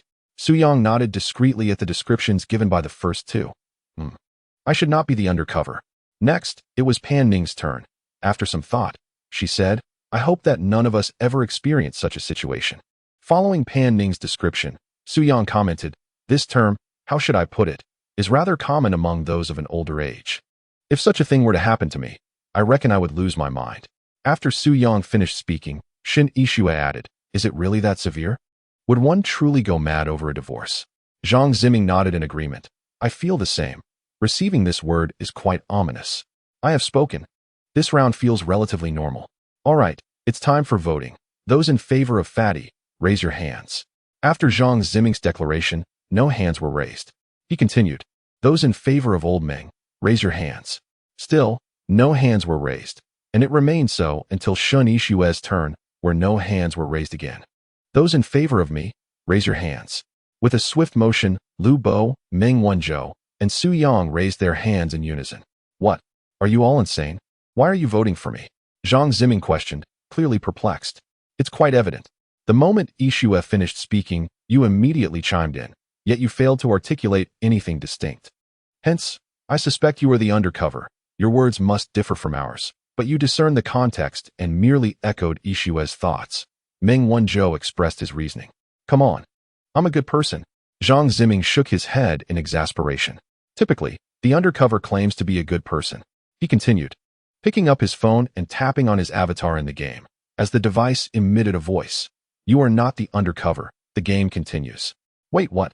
Meng Wanzhou was momentarily taken aback by this revelation. I already stated that I am a good person. Fine, you all carry on. Lu Bo elaborated. If this situation were to occur, it would indeed be a rather tragic affair. Meng Wanzhou nodded in agreement. This term is generally used to describe circumstances that arise post-marriage. Su Yang, pondering for a moment, remarked, honestly, one should take such matters lightly. It's not as significant as it seems.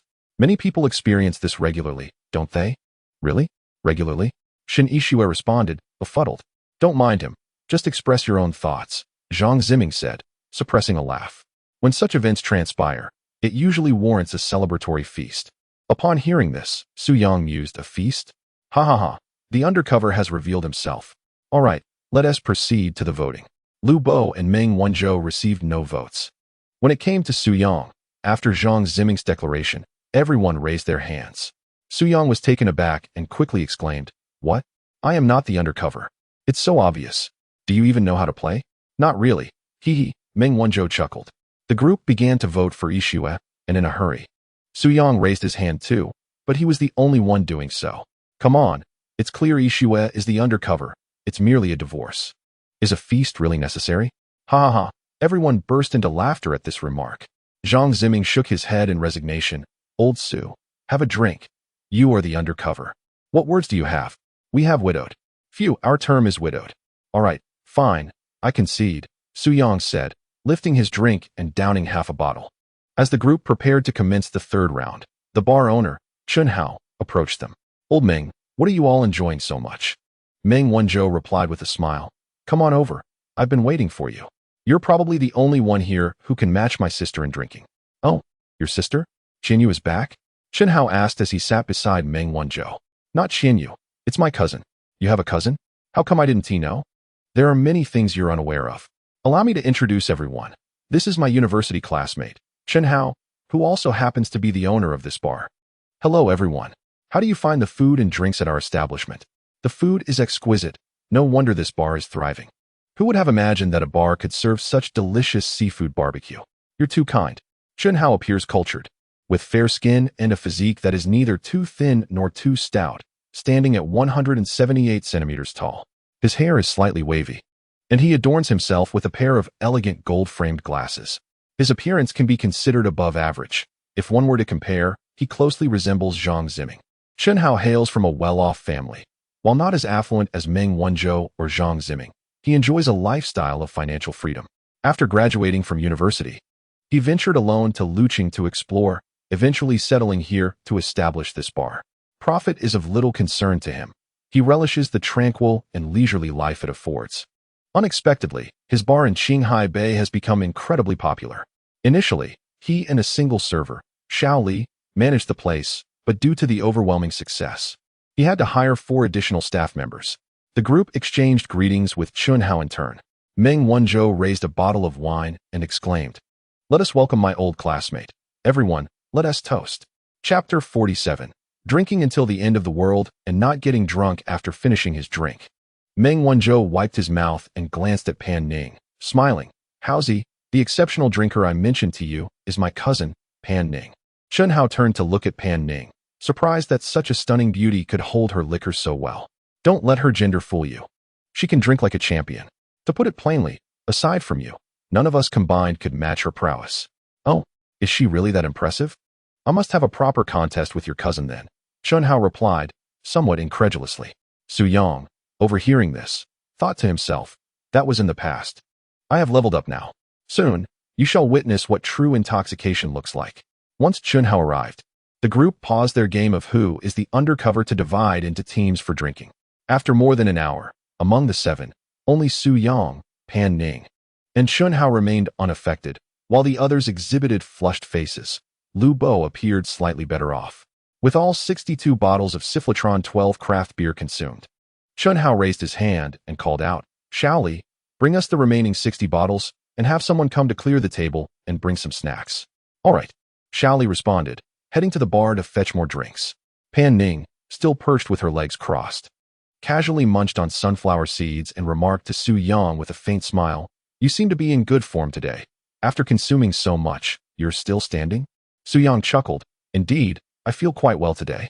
You might just have to pay the price for your earlier bravado." Pan Ning dismissed him with a scoff. She had no doubt that he could not possibly intoxicate her. For reasons unknown, she had always enjoyed drinking since childhood. Who among her peers dared to drink at such a young age? Yet, Pan Ning did, often sneaking away to buy alcohol behind her parents' backs. Due to the incessant surplus of pocket money provided by her family each month, she devoted the majority of her savings to purchasing an array of alcoholic beverages, various beers and spirits, many of which individuals in their 40s had yet to experience. By her teenage years, she had already sampled them all. At the time, she believed she might be dependent on alcohol. However, she discovered that abstaining for a few days did not elicit any discomfort. It was merely boredom that drove her to drink. And she realized that no matter how much she consumed, she would not succumb to inebriation, a condition that has persisted until now. Thus, when Su Yang spoke, she could only smile, as the prospect of getting her drunk seemed nearly impossible. Fully aware of her own physical constitution, she had previously dared to assert in Su Yang's presence that if she were to become intoxicated, she would be entirely unrestrained, for she understood the inevitable outcome. Unless she chose otherwise, Su Yang would never be able to gain her affections. Unbeknownst to her, however, Su Yang had received a divine gift from the system, the god of wine. Should they truly engage in a face-to-face drinking contest, while Pan Ning could consume copious amounts, she remained merely human and would eventually succumb to drunkenness without any supernatural advantage. Yet Su Yang would not falter. He would remain sober until the end of time, even if faced with a deluge of spirits. Previously, when Su Yang inquired about the god of wine, the system had merely stated that he would never become intoxicated, a true testament to perpetual sobriety. Shaoli, accompanied by 2 waitstaff, brought forth the drinks and cleared the table to make way for a plethora of snacks and fruits. Chen Hao glanced at the group with a grin. Addressing Zhang Ziming, "Brother, can you still drink?" Zhang Ziming, determined to maintain his pride, replied, "Can I still drink? I have reason to suspect you look down on me." Laughter erupted, and Chen Hao responded, "Oh, come now, my brother, it's just that I noticed your neck is getting a bit red. If you can't handle it, don't force yourself. This alcohol packs quite a punch." Zhang Ziming waved his hand dismissively, exclaiming, "Enough of that. Let us drink." With that, he seized an open bottle and tilted it back, gulping down a generous mouthful. Seeing this, Shen Yixue, concerned, tugged at Zhang Ziming's shirt. "Take it easy. If you get too drunk, I won't be able to carry you. You think I can't handle it?" Zhang Ziming's declaration revealed to everyone that he had indeed begun to lose his composure. However, the atmosphere was at its zenith. Aside from Meng Wanzhou, it was likely that no one else could reach him at this point. Meng Wanzhou produced a pack of cigarettes, distributing them among the young men, and handed one to Zhang Ziming, saying, "Ziming, take a breather and smoke a bit. Compose yourself before drinking more." Zhang Ziming accepted the cigarette with a smile, assuring, "Don't worry, old Meng. I haven't had too much yet. If I reach my limit, I certainly won't drink anymore." "That is good to know. After Meng Wanzhou's remark, they resumed their drinking games, engaging in punch-drinking games for those who knew how, while others played simple games like rock, paper, scissors. An hour later, the 60 bottles of beer that had been brought in were nearly finished. Shen Yixue had already ceased drinking. Her capacity was typical of a normal girl, knowing when to stop. The others did not press her further. The group favored a philosophy of indulgence without coercion, allowing those who could drink to partake freely while not urging those who could not. Their decorum was commendable, as they understood that pressuring someone to drink is a rather distasteful practice. At this moment, Meng Wanzhou had also more or less arrived. His complexion flushed and his gaze somewhat unfocused as he leaned against the chair. Lu Bo was in good spirits today and felt he could still persevere. Zhang Ziming had excused himself briefly to be sick, but had returned after resting for about half an hour and was now engaged in a game of rock, paper, scissors with Su Yang. Chun Hao and Pan Ning appeared to be oblivious to their surroundings. Chun Hao was somewhat tipsy, yet Pan Ning seemed unaffected. However, Pan Ning was slightly surprised by Su Yang's impressive drinking capacity, as he showed no signs of inebriation. Shaoli, Chun Hao called out again. Seeing this, Shaoli hurried over. What can I do for you, Brother Chin? Is there any more of that wine? That particular wine is finished, but we have plenty of others available. All right, let me ask around. Chun Hao then turned to the others. Are you all still drinking? Of course. We agreed to drink until we drop tonight. It's barely past midnight. We've just begun. Zhang Ziming was the first to raise his hand. Seeing this, Meng Wanzhou forced a smile. Let us keep going until we're thoroughly satisfied. Okay, then bring me 30 bottles of Roosevelt number 10. Got it. I'll be right back, Shaoli replied, preparing to fetch the drinks. Wait, I can't leave my side today. Please attend to the other guests while you're at it. Don't worry, Brother Chun. Just enjoy yourself. I'll handle the customers. Shaoli said with a grin as he turned to leave. Chun Hao looked at Su Yang, who was engaged in rock, paper, scissors with Zhang Ziming, and remarked, Brother Su, your drinking capacity is quite impressive. To still be standing after all this is commendable. Su Yang turned his head and politely replied, You flatter me, Brother Chun. Your own capacity is nothing to scoff at either. After a brief exchange of compliments, Shaoli reappeared pushing 30 bottles of drinks. The guests at the other tables had long been aware of their gathering, exchanging astonished glances as they whispered amongst themselves, noting the staggering number of bottles consumed. Those folks are terrifying drinkers. I estimated they've down nearly 100 bottles already. Is it really that outrageous? Do you think beer isn't alcohol? I'm not joking. Mainly, I was distracted by the two beautiful women at their table. What? You didn't mention there were beauties. You kept it to yourself? Hee, I just forgot. Damn. I'm coming over to your side. I didn't even notice those lovely ladies. Chapter 48. Friends, don't take offense, all 30 bottles of Roosevelt No. 10 had been opened. The group was no longer concerned with the type of alcohol. No one was inclined to savor the drinks. Chen Hao looked to Meng Wanzhou and asked, Are you okay? I'm fine. Just give me a moment to recover. You all go ahead. All right, take your time. He then looked at the remaining group. Now it's just the 5 of us. Shall we split into teams? Sure. Su Yang replied with a smile. How about this? Brother Su, since you have a strong tolerance for alcohol, why don't you team up with Ziming and Liubois, while I pair with Sister Panning? Before Su Yang could respond, Panning interjected, You 3 can group together. I'll team up with Su Yang. Chun Hao felt a fleeting sense of regret, as he had hoped to partner with Panning, using it as an excuse to sit beside her. However, Panning dismissed him without a glance, which left him feeling somewhat embarrassed, though the sensation was ephemeral, and he quickly moved on. Once the 5 were divided into teams, they resumed playing games. After more than 10 rounds, Zhang Ziming conceded defeat, having rushed to the restroom to vomit. Upon his return, he managed to remain upright, but Shun Yixue adamantly refused to let him drink any further. With only 4 remaining and 15 bottles of liquor left, Chun Hao glanced at Meng Wanzhou, who had already succumbed to slumber, and decided against waking him. At that moment, Lu Bo could hardly continue. He swayed unsteadily, his gaze wandering. You should stop drinking, Su Yang called out to Lu Bo. All right. I'll just head to the restroom, Lu Bo replied, wobbling to his feet. As he stood, the urge to vomit hit him, and he hurriedly covered his mouth, racing toward the bathroom. Take your time, Su Yang called out, exasperated. Noticing that Panning and Su Yang seemed unaffected by the alcohol, Chun Hao ordered 20 more bottles. Panning had consumed more today than she had in recent years and was finally experiencing a slight dizziness. But it was merely a mild sensation that did not hinder her desire to drink further. Chun Hao, on the other hand, was feeling somewhat inebriated. His tolerance had been honed over the years running a bar. Today marked one of his heaviest drinking sessions in the past year. However, with the arrival of 20 more bottles, there were now a total of 35 bottles on the table. He chuckled. Perhaps we should know when to stop after finishing these. Regardless of our capacity, we should call it a night. Our bodies can only endure so much. It doesn't matter, Panning replied nonchalantly. Su Yang chimed in, indeed. We've consumed quite a bit today. No matter how good our tolerance, we shouldn't drink excessively. His words were sincere, primarily out of concern for Panning.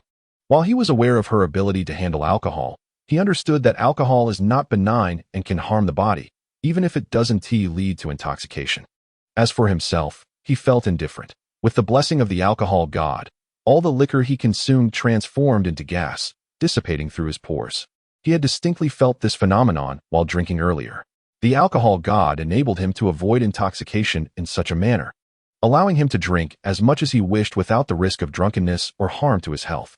Moreover, after several hours of drinking, everyone had made numerous trips to the restroom, while Su Yang experienced no urge to relieve himself. To avoid raising suspicion, he pretended to excuse himself a few times. With the three of them unable to form groups, they resorted to individual competitions. An hour later, Chun Hao, his face flushed, waved his hand and declared, "That's enough. I've truly had my fill of the two of you today. I simply cannot keep up."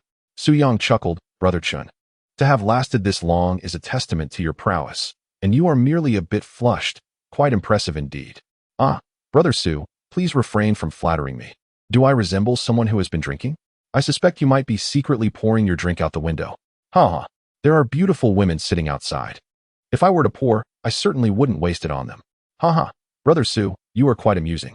At this moment, Pan Ning felt increasingly dizzy and turned to the two men, asking, "Shall we continue drinking? If not, we should retreat." "No more drinking, no more," they replied. Just as they were about to rise, two shirtless men approached from a nearby table. One was bald, adorned with tiger and dragon tattoos on his arms, while the other sported dyed blonde hair and a large tattoo on his chest. Both appeared to be in their mid-30s, yet their features, round faces, thick lips, small eyes, and flat noses, combined with their slick, oily skin, were quite off-putting.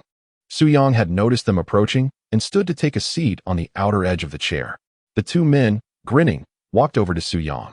The slightly plumper bald man, holding a bottle of beer, grinned at the group. "Hello, handsome gentlemen and beautiful ladies. I must say, your drinking capacity is astonishing. My brother and I admire you greatly and wish to introduce ourselves over a few drinks. Would you be so kind as to welcome us?" Chun Hao's expression shifted slightly, but he remained courteous, replying, "We've finished our drinks and are preparing to leave. Perhaps another time." "Oh, finished already? Have we arrived at an inopportune moment?" the bald man said with a smirk. "How about this?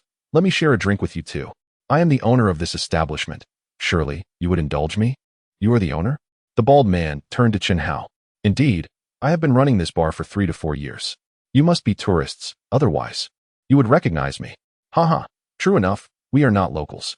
However, I have no desire to drink with you. I wish to drink with these two lovely ladies." The bald man turned his gaze toward Pan Ning and Shun Yishua, grinning broadly with an oily smile. Chun Hao's demeanor grew more serious upon hearing this. "My friends, these two ladies cannot partake in alcohol. I shall drink with you." As he spoke, he picked up the remaining half bottle of wine from the table and stood to face them. The bald man chuckled with his eyes closed. "Brother, are you trying to deceive me?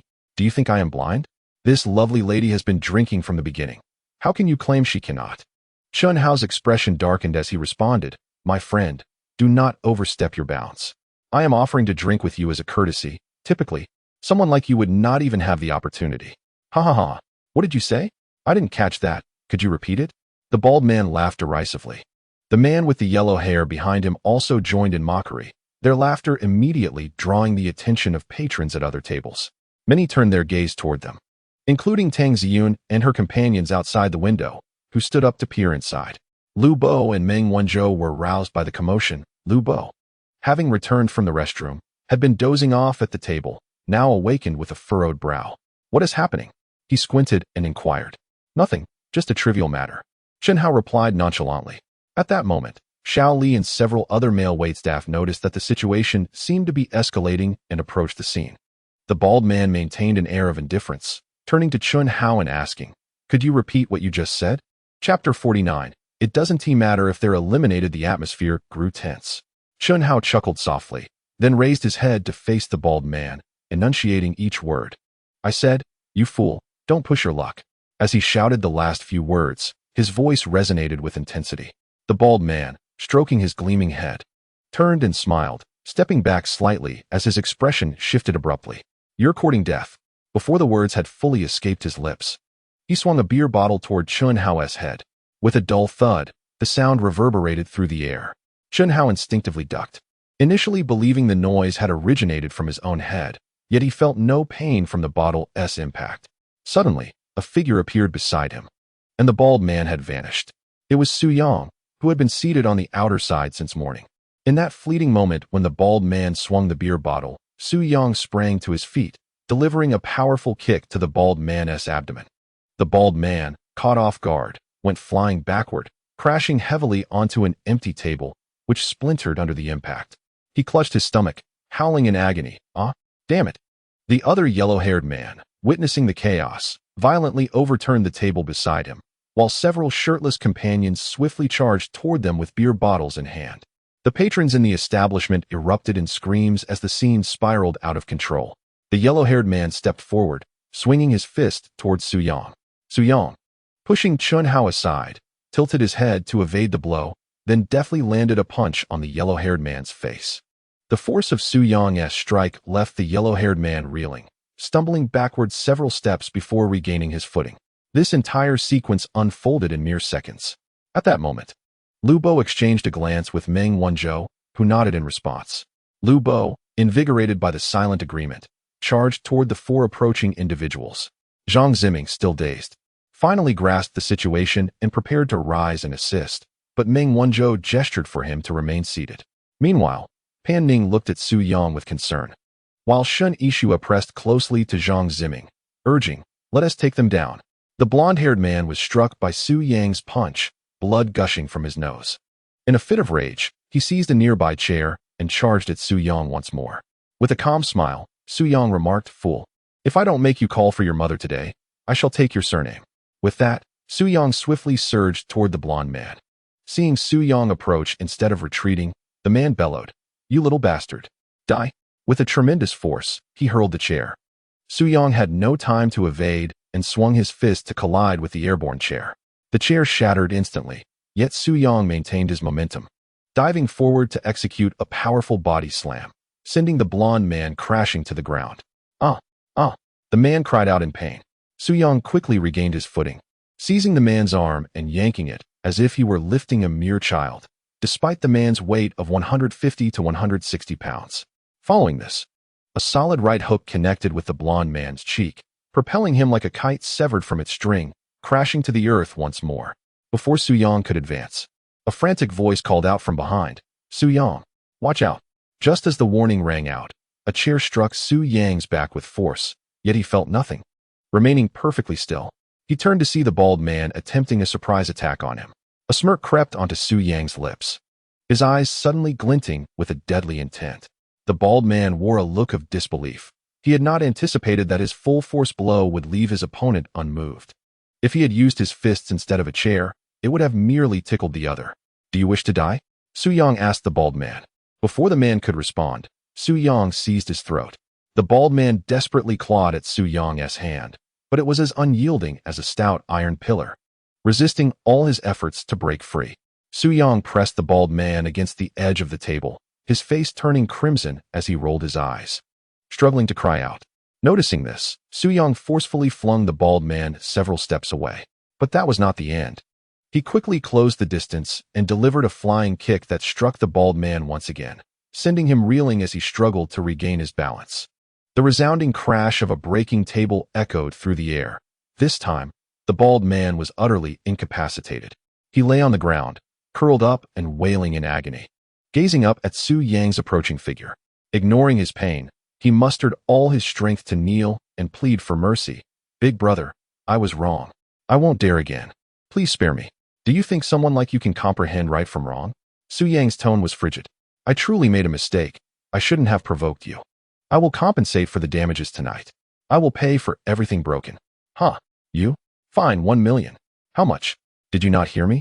Would you like me to repeat myself? Weren't you just acting quite arrogant? And no, please. You are magnanimous and should overlook my transgressions. I was merely drunk and foolish. Had I known of your prowess, I would not have dared. Are you implying that if I cannot fight back, I must endure your bullying? No. That's not what I meant, my apologies. The bald man realized he had misspoken and promptly slapped himself a few times. At that moment, Lubo approached Su Yang with quick strides. He twisted his neck and inquired, "Are you all right, Brother Su?" "All is well. However, did I not see several of their people rushing towards us just now? Where are they now?" "Oh, they're all taken care of," Lubo said, rubbing his hands and glancing back with a smile. Su Yang turned to look behind Lubo and observed 5 individuals sprawled on the ground, one of whom was the yellow-haired thug he had just sent flying. "Goodness, Fatty, are you really this formidable?" "Heh, this is nothing, just a trivial matter, inconsequential," Lubo replied with a smug smile, deliberately breaking down his phrase. Su Yang thought to himself, "I never would have guessed. It seems this guy is quite the skilled fighter, perhaps a boxer or a former soldier."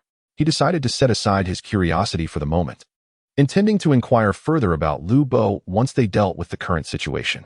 At that point, Meng Wanzhou, Chun Hao, and Zhang Ziming approached. The earlier confrontation had sobered them up considerably. Meng Wanzhou looked at Su Yang and asked, "Are you all right, old Su?" "All is well." Meng Wanzhou nodded, relieved. "I truly did not expect your skills to be this impressive." Su Yang chuckled and replied, "I practiced for a while in the past. What should we do now?" Lubo asked Meng Wanzhou, "Shall we send them to the police, or perhaps silence them directly? After all, they are merely worthless lives. Extinguishing them wouldn't matter. I have the means to suppress this incident." The bald man, kneeling on the ground, felt a surge of despair upon hearing this. He quickly exclaimed, "Big brother, I was wrong. Please, show mercy and just take me to the police. I beg you." His tears and the sight of his bare, tattooed torso added an element of absurdity to the scene. Su Yang chuckled, "Since he is pleading so earnestly, perhaps we should let it go and just send him to the police." "All right then. Have you called the police?" Chun Hao interjected. "I already asked Xiao Li to report it. The police should be arriving shortly." "Very well." In truth, Meng Wanzhou had only intended to frighten these individuals. He was not yet inclined to the severity of murder. Although he indeed possessed the capability to suppress such matters, it was, after all, a civilized era. It was best to refrain from resorting to such drastic measures. Chapter 50. The milk bath. Just then, Tang Ziyun and her companions entered the room. Tang Ziyun had observed the entire process from outside, her heart in her throat, until she saw Su Yang effortlessly handle the 2 adversaries, which finally allowed her to breathe a sigh of relief. Ding. Tang Ziyun's affection for the host has increased to 50. Reward, 800,000. Ding. Shen Yishua's affection for the host has increased to 50. Reward, 800,000. Su Yang, are you all right? Tang Ziyun approached Su Yang and inquired, "Is everything all right?"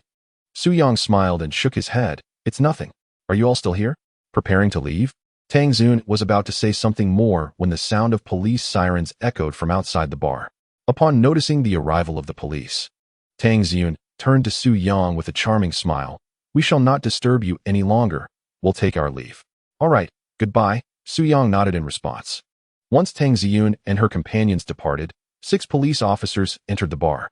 After a series of inquiries, the officers reviewed the surveillance footage for evidence, and subsequently, Su Yang and his friends accompanied them to the police station to provide statements. Once everything was clarified, it took approximately an hour and a half for them to emerge from the station. As they walked along the road, Meng Wanzhou spoke up, "Howsy, please calculate the losses from tonight and let me know. I will transfer the amount to you later." Chun Hao waved his hand with a smile. "Oh, it's a minor issue, not a significant sum. I can handle it myself." "That won't do," Meng insisted. "One must be accountable. After all, we were the ones who caused the damage, and compensation is warranted." Su Yang interjected, "Old Meng, allow me to take care of it. I broke most of the tables and chairs. Once you tally the amount, I will compensate Chun Hao double." Chun Hao looked at the two with a grin. "Why are you being so formal? Those tables and chairs aren't worth much. I can easily replace them. Would I charge you for something that occurred in my establishment?" He then turned to Su Yang. "Besides, if it weren't for you stepping in, I might have ended up in a worse condition. You assisted me. How could I then ask you for money?" "That can't be said," Su Yang replied. "You are a friend of old Meng, and now that we have met tonight, we are also friends. How could I stand by while you were being assaulted? Those individuals were clearly seeking trouble. After a brief pause, Su-yang continued.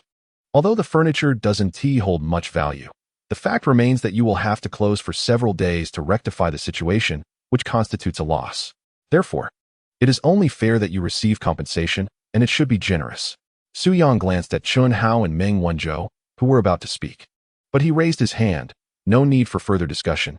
Just calculate the total and let me know. Let us connect on WeChat. As he spoke, he retrieved his phone, opened the QR code, and presented it to Chun Hao. Chun Hao glanced at Meng Wanzhou with a resigned smile. I truly can't argue with you two. Very well. I will inform you once I've calculated everything. After they exchanged contact details, Chun Hao took a taxi back to the bar to handle the subsequent matters. Meng Wanzhou patted Su-yang on the back. Thanks to you tonight. Otherwise, Haozi might have ended up in the hospital. I truly judged your character correctly. You are someone who steps up in times of trouble. For that, you have my utmost respect. Meng Wanzhou extended his thumb in admiration towards Su-yang. Oh, it was merely a small matter, a simple act of friendship. The term friend holds significant value for me, far beyond mere words. Indeed, let us leave such matters for future encounters, Meng Wanzhou declared, patting his chest with earnest conviction. However, returning to the matter at hand, it appears that the seemingly overweight individual is quite a skilled fighter. A fact I had not discerned earlier. Su-yang shifted the conversation towards Lu Bo. Meng Wanzhou chuckled softly, remarking, do not be deceived by his size. When it comes to action, he is more agile than anyone else. In truth, he could have handled those few individuals all by himself. Lu Bo, slightly embarrassed, responded with a shy grin. Oh, it was a trivial matter. Su-yang turned to Lu Bo, inquiring about the curiosity that lingered in his mind. Have you had training in the past? Well, somewhat. I served in the military, Lu Bo replied. He is no ordinary soldier, Meng Wanzhou added. Oh, a special forces operative? Su-yang asked, intrigued. Indeed, but I gained weight after retiring, Lu Bo admitted. No wonder you are so formidable, Su-yang praised, giving Lu Bo a friendly pat on the shoulder. At that moment, Zhang Ziming produced cigarettes to share among the group and looked at Su-yang with a smile, saying, Yang, I can accept this friend of yours. Does that imply that you were previously skeptical of me? Su-yang jested. Not exactly. After all, we have only known each other for a day and are not yet well acquainted. However, your prompt assistance during the crisis tonight demonstrates that you are indeed someone worthy of deep friendship. I, Zhang Ziming, hold great admiration for individuals like you. Haha, all right. Enough of that. While tonight may not signify a bond of life and death, we have fought together, and from now on, let us communicate openly whenever there is a need, Lu Bo responded. Zhang Ziming clarified, initially, I was prepared to assist. But Old Ming suggested that the heavier fellow take action. Hence, we refrained from intervening, so do not overthink it. Since he stepped in, our involvement would have been redundant. Su-yang waved his hand dismissively. I understand. No need for further explanation. The group engaged in heartfelt conversation for quite some time, and unbeknownst to them, they had walked back to the hotel, as the police station was only a few kilometers away from the Marriott. Throughout the journey, Pan Ning and Shun Yixue remained silent, aware that matters of this nature were particularly significant to the boys. Thus, they quietly accompanied them without uttering much. Upon returning to the hotel, it was already 4:30 in the morning. The six did not exchange further words, and each retreated to their respective rooms to rest. Once inside her room, Pan Ning opened the refrigerator and retrieved 2 bottles of water, handing one to Su-yang. Here you go.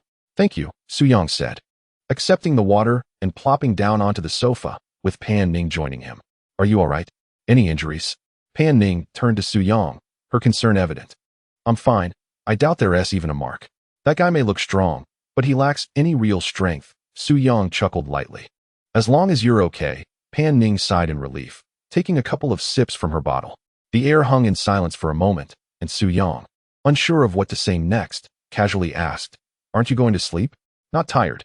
I'm planning to take a bath, she replied. Then you should hurry. It's quite late. He urged. No rush.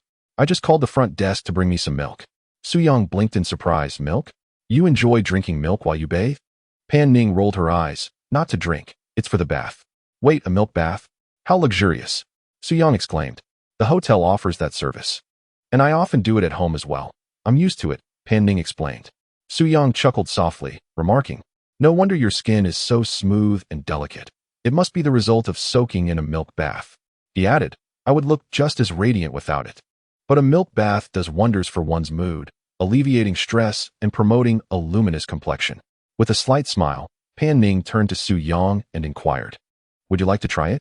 "Me? Absolutely," Su Yang replied with a broad grin. "But can we share the bath?" "Not at all. That is a fanciful thought." She retorted, "Oh, how dull it would be without sharing. Besides, what kind of man takes a milk bath unless it's alongside a beautiful woman?" Pan Ning couldn't help but roll her eyes once more. As they conversed, a knock echoed from the door, prompting Pan Ning to rise and answer it. A charming staff member stood outside, cradling a wooden box. "Miss Pan?" she inquired with a smile. "Yes," Pan Ning responded. "Greetings, I am from the Marriott Hotel. Here to prepare your milk bath. Please, come in." Pan Ning welcomed the staff member into the room. After a brief interval of over 10 minutes, the attractive staff member emerged from the bathroom. "Miss Pan, everything is ready." "Thank you," Pan Ning replied. "You're welcome. If you need anything, feel free to contact the front desk." "All right. Thank you for your assistance," she said. "Good night to both of you. I hope you enjoy your evening." The staff member beamed before departing. Leaning back on the sofa, Su Yang chuckled. "You see, even she encourages us to enjoy together." Pan Ning shot him a glare before teasingly responding, "In your dreams. If you wish to soak, you can wait until I am done. It's quite fragrant." Chapter 51. Have you had too much to drink tonight? Hearing her words, Su Yang envisioned that scenario. While it might indeed be pleasant, he didn't possess such a penchant. "No, that won't be necessary," he concluded. Pan Ning laughed softly and gathered her bathing essentials, making her way into the bathroom. With nothing pressing to occupy his time and feeling far from sleepy, Su Yang rose and strolled to the balcony for a smoke. It seemed he hadn't checked his attributes in 2 days. It was time to do so. System, display the latest attributes. Host, Su Yang, age, 24, height, 180 centimeters, weight, 74, 5 kilograms, appearance, 88, physique, 86, body, 90, charm, 90, skills, master of body management, professional racing driver, golden physique. Beginner combat skills, god of wine, god of song, binding object. Zhao Mingru, affection level, 70. Lu Yun, affection level, 78. Lin Yi, affection level, 50. Gu Xiaoman, affection level, 65. Pan Ning, affection level, 25. Shun Yixue, affection level, 50. Lin Xiaoma, affection level, 60. Tang Xin, affection level, 50. Balance, 32, 495. 732 yuan. Su Yang scrutinized the virtual screen before him. Goodness, how is it possible that it has grown to over 30 million in such a short span? The sensation of wealth is indeed delightful. However, it appears that the system will not grant me a house. Once I accumulate a bit more money, I shall acquire a charming little villa to reside in. How exhilarating. Nonetheless, it seems there are quite a few bindings. 1, 2, 3, 7, 8. Oh, this Pan Ning is truly peculiar. Even the affection levels with Shun Yixue and a newly acquainted girl surpass hers. Never mind, I shall not dwell on it. As Su Yang was lost in his musings, a voice echoed from the bathroom, calling out, "Su Yang! Su Yang!" Upon hearing the call, he discarded his cigarette into the ashtray and responded as he entered the living room. "What is it?" "Come in here." "What do you mean by come in?" Su Yang thought he had misheard. "I said come in here. Are your ears not functioning?" "All right. This is your own request, so don't blame me later." "Stop wasting time, hurry." Su Yang's heart raced. He envisioned a scenario of the two of them in the bathtub and approached the bathroom door with a smile. "I'm really coming in. Quickly." "Okay." Su Yang pushed the door open, and a wave of warmth enveloped him. The air was infused with the rich scents of milk and honey. Through the steam, he glimpsed the bathtub at the far end, where Pan Ning was soaking. "What's the matter? Come over here." I might not be able to control myself if I come over." Pan Ning replied, exasperated. "Hurry over." All right. I've confirmed this with you time and again. Don't blame me later." He walked over to the edge of the tub. The white bathtub held Pan Ning, her hair damp, revealing her head with a rosy complexion that was utterly enchanting. However, due to the density of the milk, Su Yang could see nothing beyond her head. "What is going on? I'm feeling a bit dizzy. My whole body is numb. I can't move right now. You need to help me up." "Huh?" Su Yang was momentarily taken aback, unsure of how to respond. "How could you be numb?" "I don't know. It's probably due to the alcohol, combined with the heat in here. I can't move. You need to help me up quickly." Su Yang swallowed hard. "Are you wearing clothes? What do you think?" Do you bathe in clothes? Pan Ning shot him a glare. All right then, I'll assist you. Do you plan to get up and dress immediately or rinse off again? Help me up first to recover, and then I'll rinse off. Very well. Su Yang extended his hands, but found himself at a loss for how to proceed. What are you doing? Nothing, I'm coming. Su Yang steeled himself and plunged his hands into the bathtub. Pan Ning exhaled, her face flushing even more. Don't move around. Lift me up. Okay. Su Yang grasped Pan Ning's hands and pulled with all his might, lifting her from the tub. In that instant, his mind went blank, his grip faltered, and Pan Ning slipped back into the bathtub, splashing water everywhere and soaking his clothes. Oh no! As Su Yang witnessed Pan Ning completely submerged in the milk, he hurriedly reached out to grab her. However, his foot slipped unexpectedly, causing him to tumble headfirst into the bathtub. 2 minutes later, he awkwardly assisted the blushing Pan Ning out of the tub, settling her onto a chair that accompanied the bathroom. He draped a towel, which hung by the door, over her shoulders. Forget about what just happened, Pan Ning panted. Her cheeks flushed with embarrassment. It was the first time Su Yang had seen her in such a shy demeanor since they met. All right, I'll step outside now. If I don't, I truly won't manage, he stammered. Wait, Pan Ning, her forehead slick with sweat, exclaimed, could you open the door? It's unbearably hot. I can hardly breathe. Okay, Su Yang replied, moving to the door and opening it. Shall I go out now? Can you move? I'm recovering. It feels like ants are crawling all over my body, she said. Perhaps I should wait until you feel better before I leave. I wouldn't want you to fall again. No, it's fine. Just hurry outside. All right, he agreed, swiftly exiting the bathroom. He stepped onto the balcony, pulling open the floor-to-ceiling windows to breathe deeply. In truth, he had nearly succumbed to temptation earlier. After all, sharing a bathtub of limited space inevitably led to some contact. Yet, considering Pan Ning's vulnerable state, he felt that such actions would be ethically questionable and managed to restrain himself. Now drenched, he realized he would need a shower once Pan Ning was finished. 20 minutes later, Pan Ning emerged wrapped in a towel. Seeing her, Su Yang inquired, is everything all right? Yes, you can go shower now. Oh, okay, he responded, entering the bathroom. He quickly stripped off his clothes and adjusted the hot water to cool down his body. A few minutes later, after showering, he realized he had rushed in without grabbing clean clothes. He called out from the bathroom door, Pan Ning? What is it? She replied, could you fetch me a shirt and pants from my room? I forgot to bring them.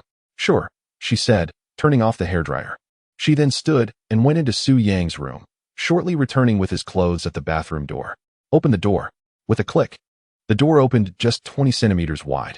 Su Yang, hidden behind the door, reached out and inadvertently grabbed Pan Ning's towel, mistaking it for his clothing, and pulled it inside. The towel fell into his hands. Ah, what are you doing? Pan Ning exclaimed. Hearing her shout, Su Yang quickly opened the door. What's wrong? In that moment, their eyes locked, a silent exchange of surprise. Su Yang's mind momentarily blanked. Before Pan Ning could respond, he awkwardly asked, did you drink too much tonight? A bit. She replied. Upon hearing this, he lifted Pan Ning into his arms and rushed into his room. Chapter 52. I love swimming. About an hour later, Su Yang lifted the covers and sat up. Pan Ning was still nestled in the blanket. Ding.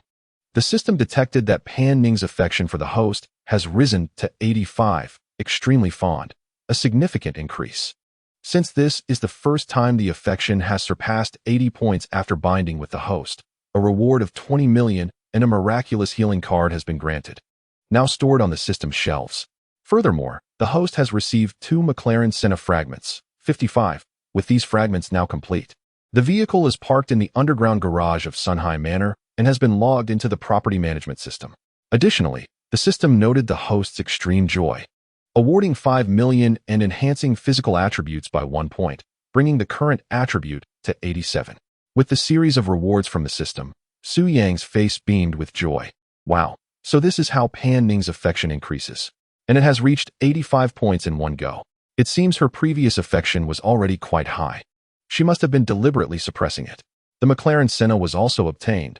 What a delight. What are you shaking about? Pan Ning asked from beneath the covers. Oh, it's nothing. I'm just too excited.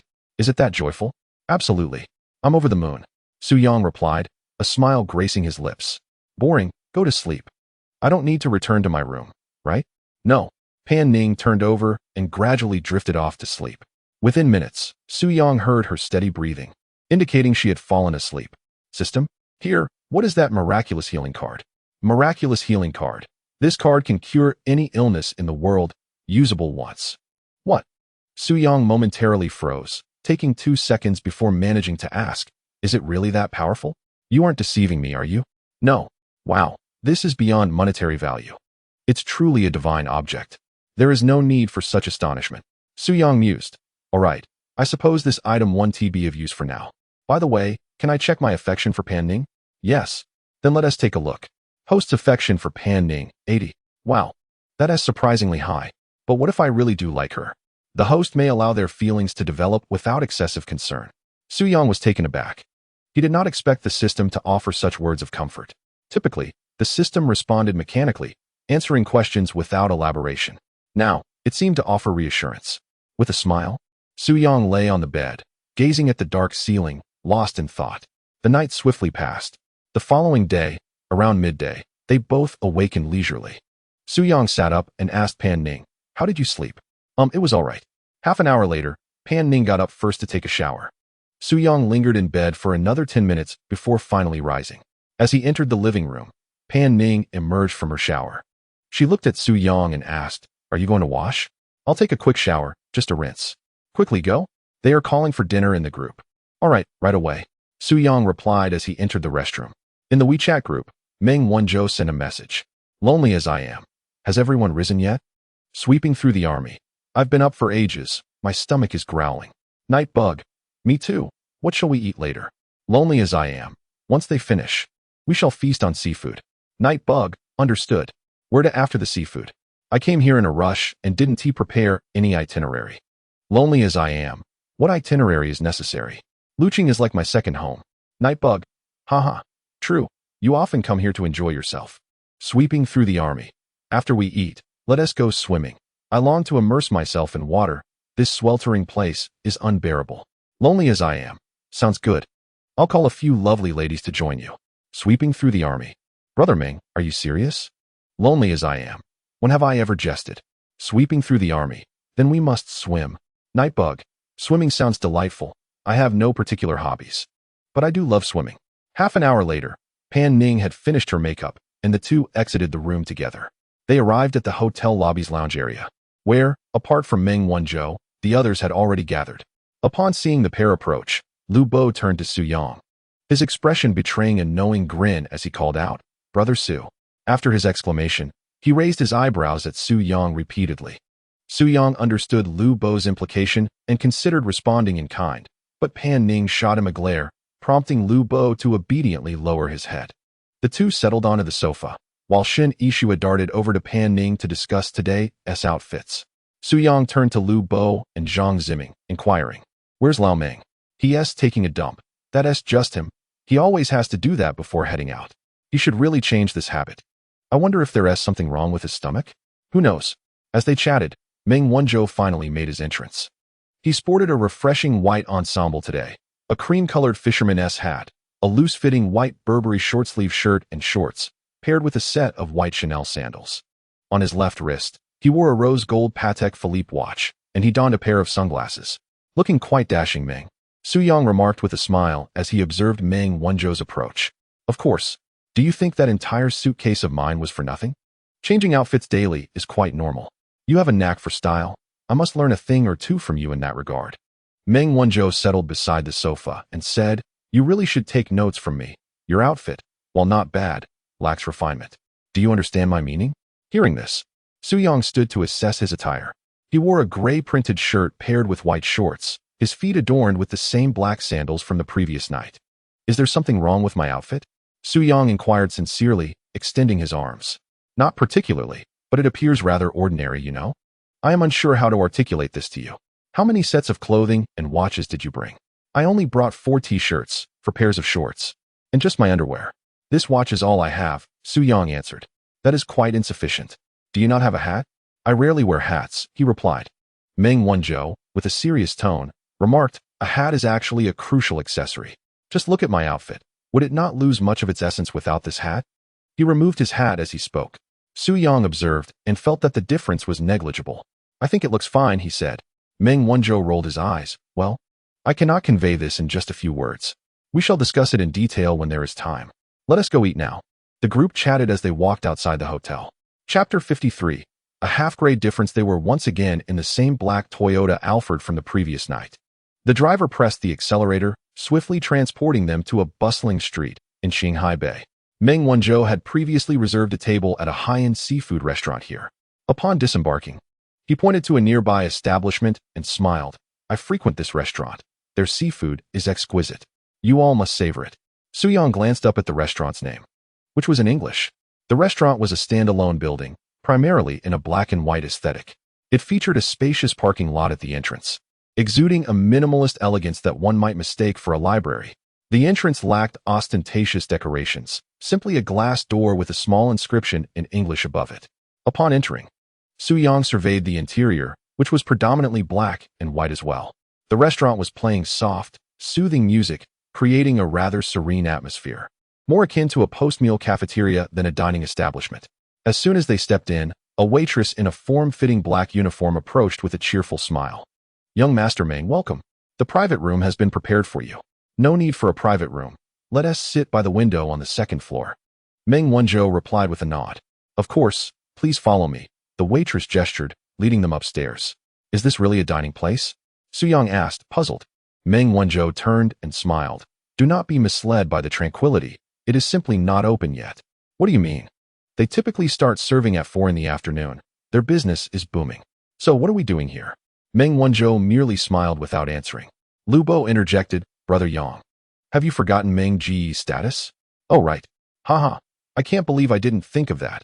Suyang chuckled, tapping his forehead. Show off. Pan Ning remarked with a hint of disdain. Meng Wanzhou turned his head and cast a furtive glare at Pan Ning, feeling a mix of anger and restraint. Primarily because he had been bullied by her since childhood. Although they were not biological siblings, their bond transcended such distinctions. Meng Wanzhou's biological sister, Meng Qianyu, had spent most of her upbringing abroad, returning only once or twice a year. Over time, this circumstance deepened the relationship between him and Pan Ning. However, due to Pan Ning's personality, he often found himself at her mercy. Nevertheless, his upbringing had instilled in him a tendency to be accommodating towards girls, especially since she was his cousin. Thus, he had grown accustomed to this dynamic and had long considered Pan Ning as his own sister. The group followed the waiter to the second floor. As soon as they arrived, Suyang was greeted by the melodious sound of laughter. Looking up, he was surprised to see Tang Ziyun and her companions, whom he had met at the bar the previous night, also present. What a coincidence! They made their way to a 6-person table by the window. At that moment, Lu Bo inquired of the waitress, Excuse me, why are there other guests here? Oh, one of those guests is a black gold member of our establishment, entitled to dine here during off hours, she replied. Really? Who is it? I'm sorry, sir, but it's against our policy to disclose customer names. All right then. The group, while conversing, settled down at their table. Tang Ziyun, seated 3 tables away, caught sight of Suyang. She paused momentarily, then stood up with a friendly smile, extending her hand in greeting. Suyang, what a surprise to see you again. Suyang responded with a smile. Indeed, such a coincidence. Who would have thought we would run into each other while dining? And in a restaurant not yet open for business? Tang Ziyun nodded with a smile. Yes, this place serves exquisite seafood. Make sure to savor it. Thank you, Suyang said as he took a seat, casting a sideways glance at Pan Ning. He noticed her expression remained neutral, showing no reaction to his greeting with Tang Ziyun. He breathed a silent sigh of relief. Soon, the dishes they had ordered began to arrive. Australian lobster, king crab, sea cucumber, East Star grouper, caviar, geoduck, and tuna. All beautifully presented. Shen Yixue couldn't resist pulling out her phone to snap a few pictures. Meng Wanzhou encouraged everyone, dig in. I highly recommend this restaurant. If you're in Luqing, you must truly experience the seafood here. Let's enjoy.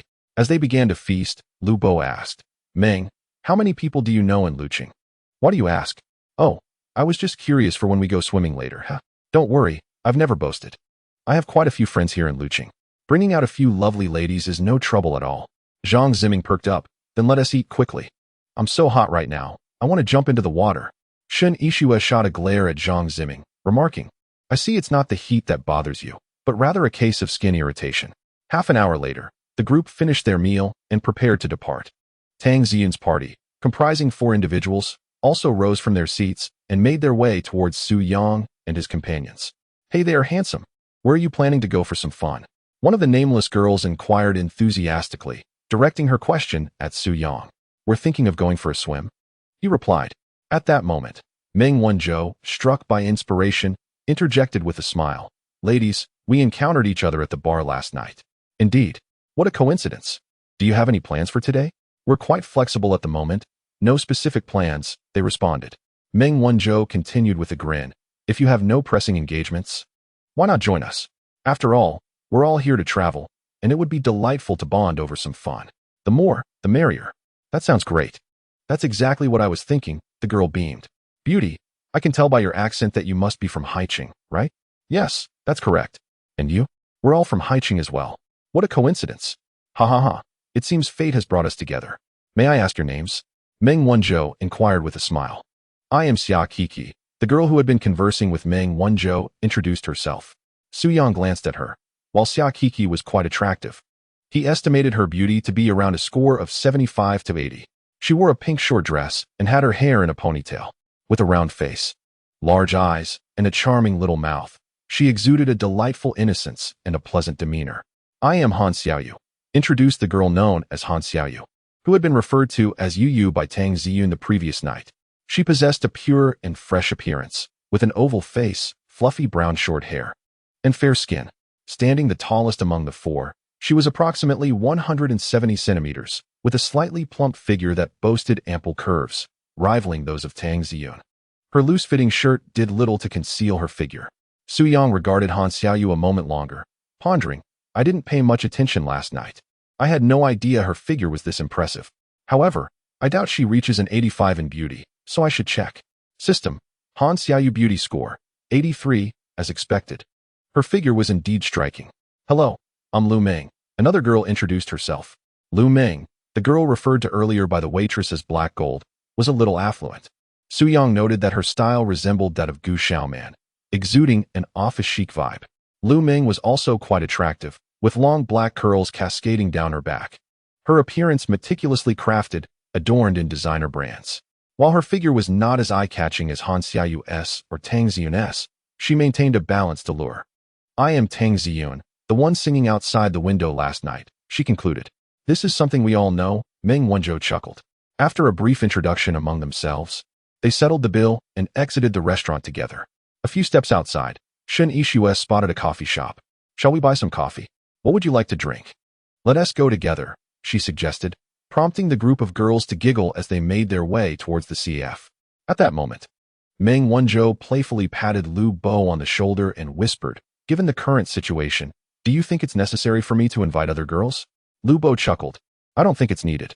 That girl Tang Ziyun alone is worth 4 or 5 beauties. Ah, so you do have an eye for beauty, Meng Wanzhou replied. I usually don't pay much attention, but that doesn't mean I'm blind.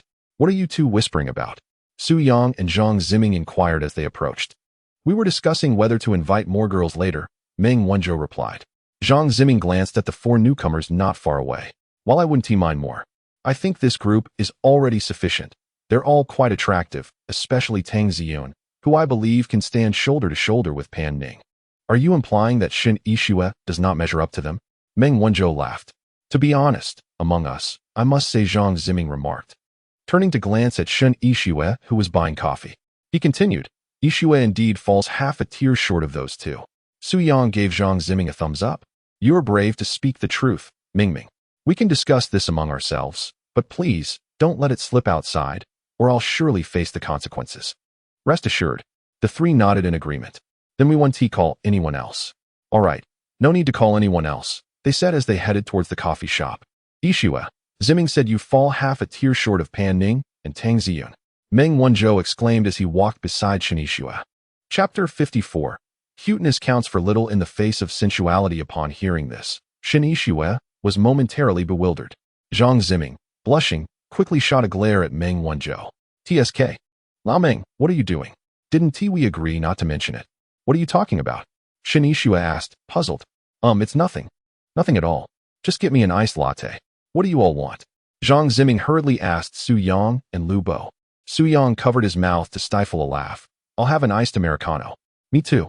After finishing their coffee purchases, Meng Wanzhou pondered and then asked, Do you prefer to go to the beach or the pool? The beach.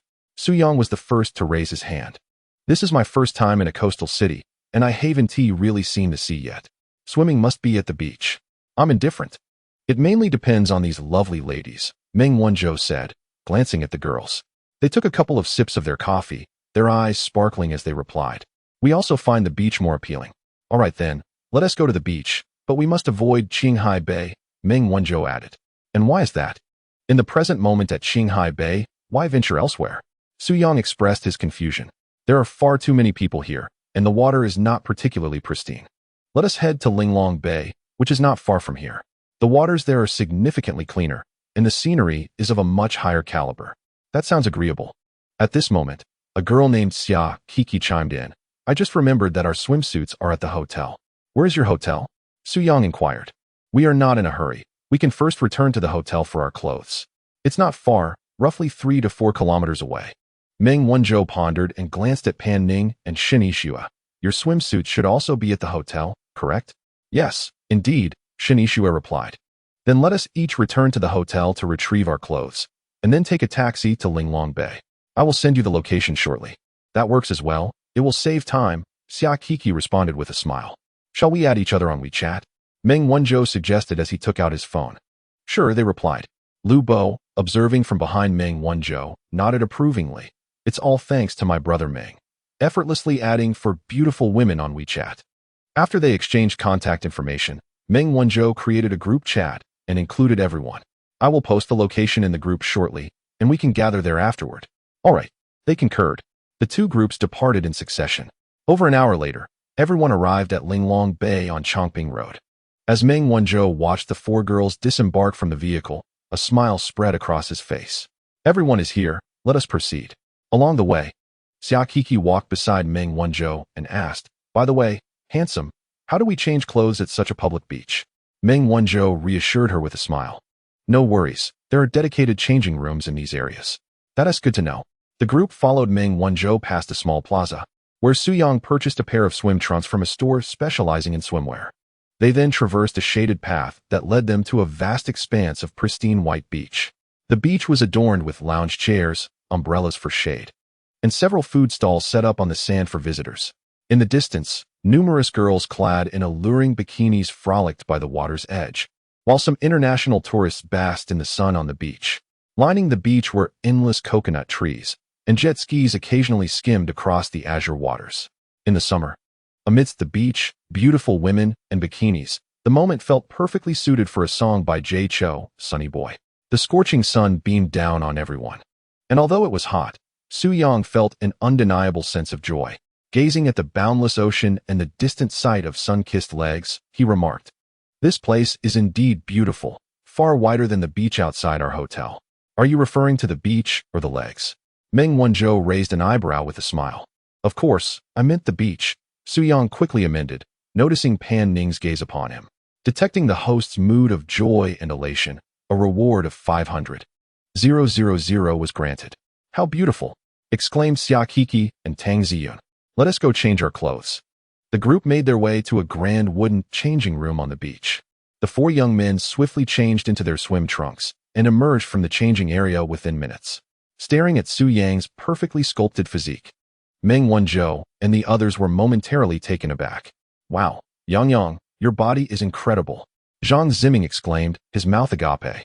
Soo-young, with a sense of pride, thought to himself, oh, chubby friend, your choice today is splendid. At last, my physique has found its purpose. It's not bad.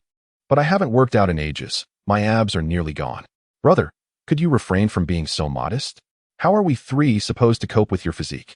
The trio possessed only average builds, lacking any significant muscle definition, while Meng Wonjo and Zhang Ziming appeared relatively normal. Lu Bo, however, was a different story. He looked even bulkier without his shirt. His pale, soft flesh was rather conspicuous. Yet, he did not feel disheartened. With a chuckle, he said, Yang, your physique is truly impressive. When we return to Haicheng, perhaps you could take me to train with you. No problem at all. Just as they were chatting, laughter from the girls approached from behind. The four quickly turned to look. Leading the way were Xia Kiki and Lu Meng. Xia Kiki wore a somewhat modest white two-piece swimsuit, revealing only a small portion of her abdomen and thighs, appearing quite conventional. The boys were surprised that the most extroverted among them, Xia Kiki, chose such a reserved outfit. Lu Meng, on the other hand, donned a black bikini, the type favored by men.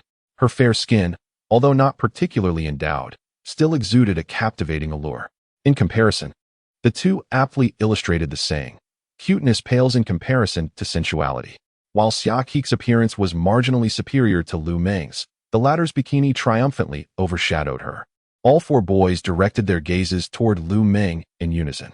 Unfazed by their stares, Lu Meng remained composed, having received an open-minded education abroad due to familial circumstances. She found it quite normal. She glanced at the four, her eyes quickly falling on Su Yang. Approaching him with a smile, she remarked, "You all are quite swift." "Not really. We took our time," Zhang Ziming replied with a grin. Lu Meng rolled her eyes beneath her sunglasses. "I meant something else." "What do you mean?" Lu Bo responded with an adorably innocent smile. Chapter 55. The bikini. Lu Meng sighed in exasperation. Had they been more familiar, she might have playfully punched the chubby one. Shifting her gaze to Su Yang, she generously complimented, "You must be Su Yang, right? I didn't expect you to have such a great physique. Thank you for the compliment. Beautiful. Your figure is quite impressive as well." As they conversed, the remaining girls from the changing room emerged. At the forefront were Tang Ziyun and Han Xiaoyu, while at the rear trailed Pan Ning and Shen Yixue. The four young men suddenly found their gazes transfixed, confronted by a dazzling scene that rendered them momentarily indecisive about which beauty to admire. To their astonishment, the four girls emerging behind them were clad exclusively in alluring bikinis. Both Han Xiaoyu and Tang Ziyun boasted stunning figures that, enhanced by their swimwear, captivated the attention of onlookers. Han Xiaoyu donned a deep green bikini, while Tang Ziyun wore a striking purple one, with both of their prominent features drawing the eye irresistibly. Zhang Ziming and Lu Bo could not help but swallow hard, their eyes glued to the captivating sight.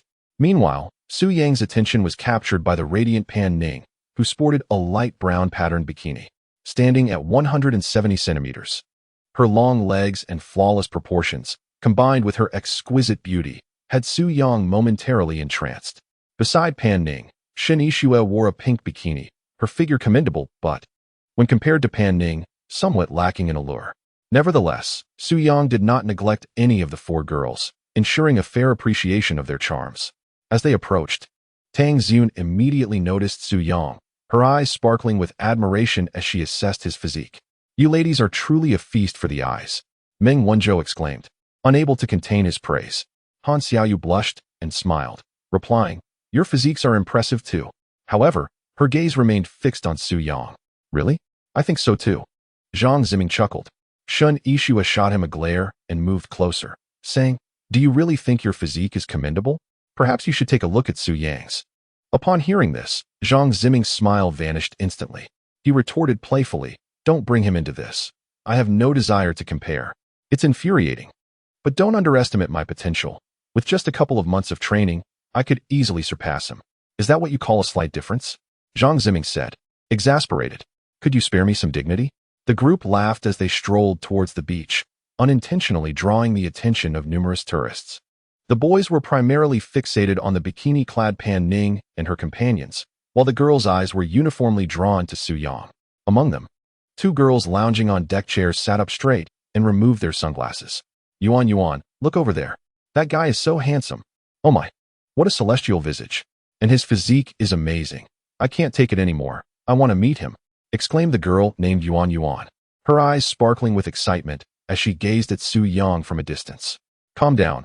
Take a look at the girls surrounding him. A man like that is not someone we can aspire to," replied her friend. "Why not? Why not?" Yuan lamented.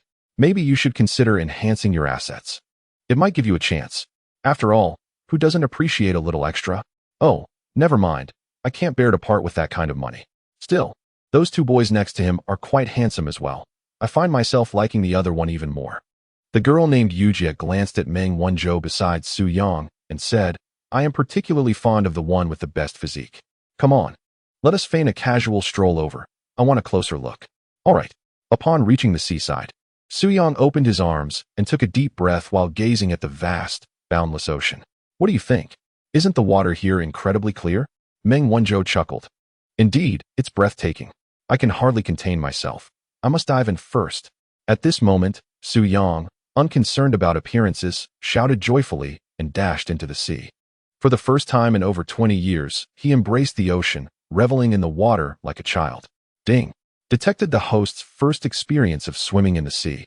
Feeling elated and thoroughly enjoying it. Reward: 800,000. Meng Wanzhou called out from behind. Old Su, take it easy. Don't swim too far. The waves can easily sweep you away. No worries. Su Yang replied with a grin. Meanwhile, the others also ventured into the water to frolic. While Pan Ning and Shun Yixue opted for a more reserved approach, sitting at the water's edge where the waves lapped only at their ankles. Aren't you joining us? Tang Ziyun inquired from the side. Not just yet. You go ahead and enjoy. The water is rather chilly, and I find I cannot handle it at the moment.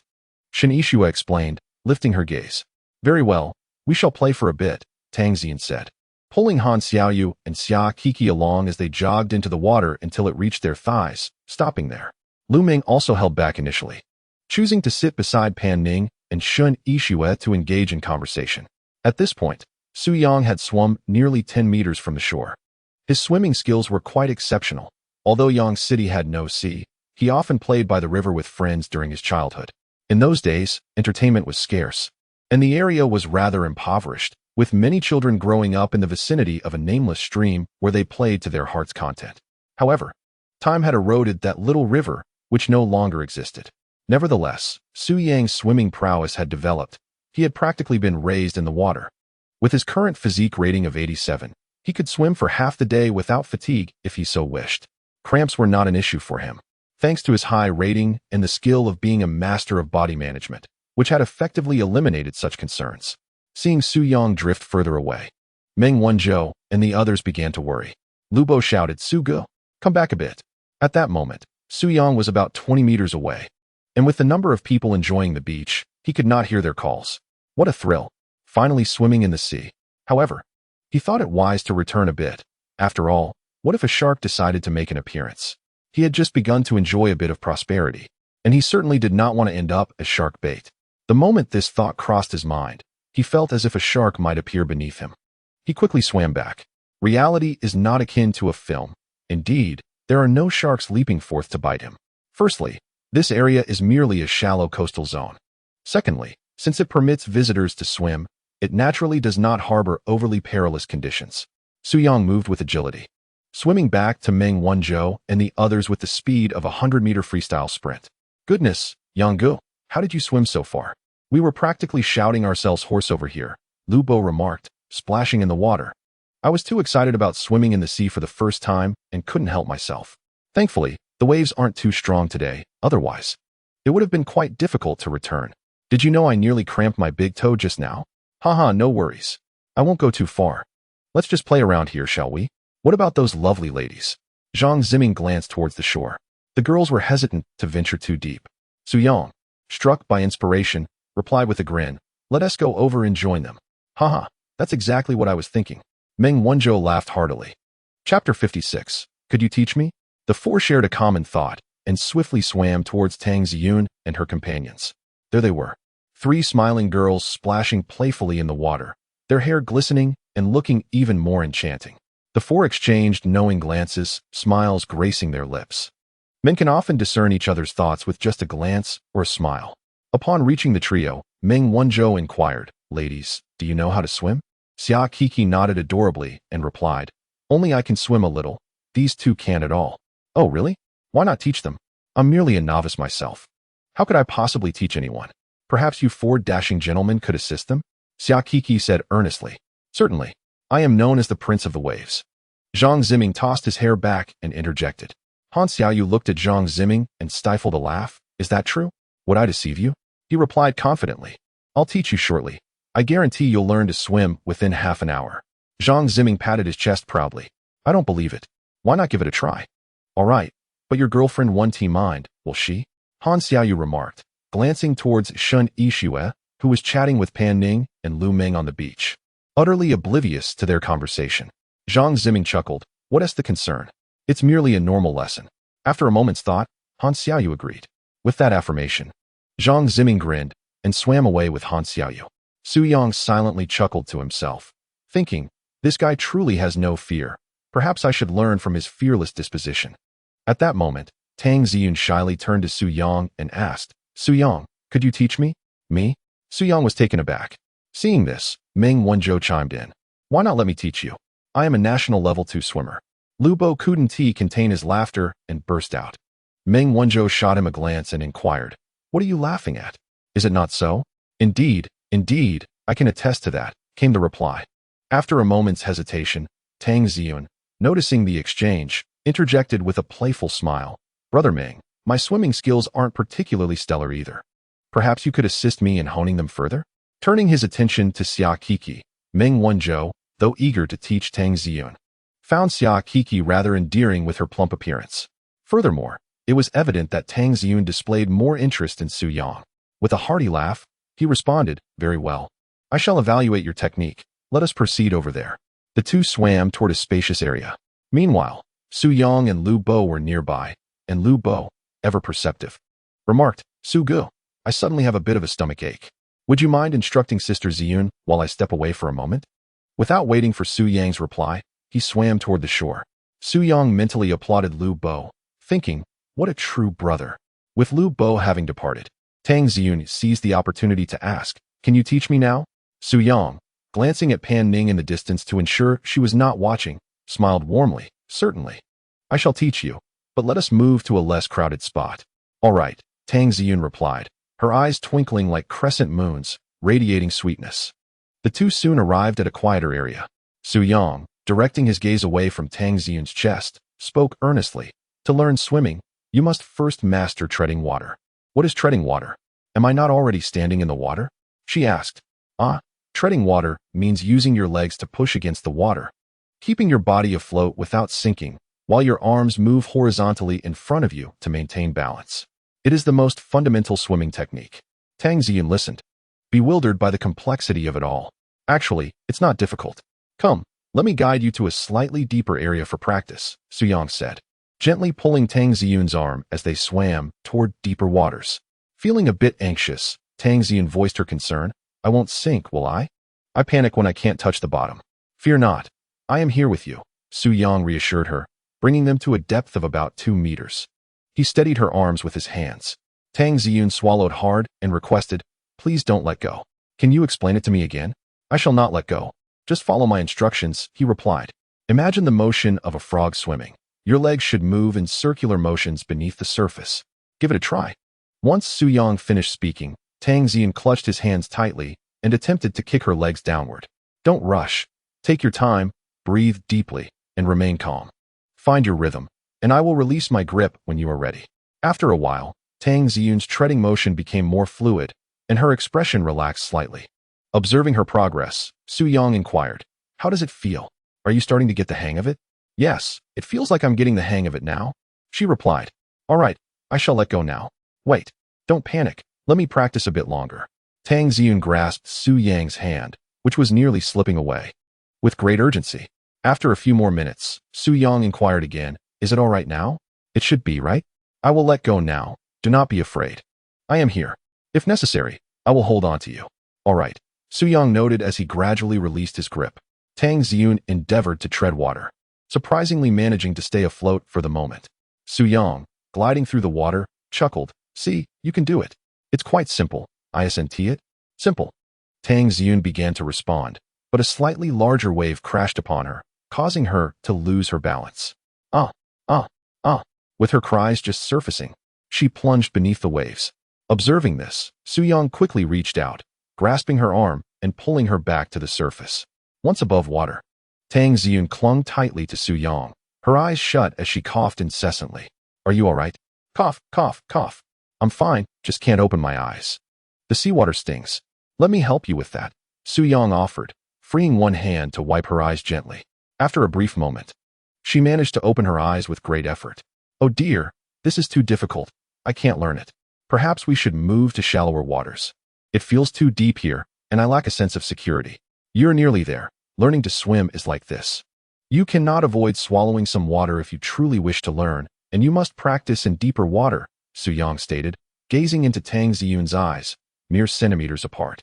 Breathing in each other's warm breaths, Tang Ziyun suddenly sensed an unusual flutter in her abdomen.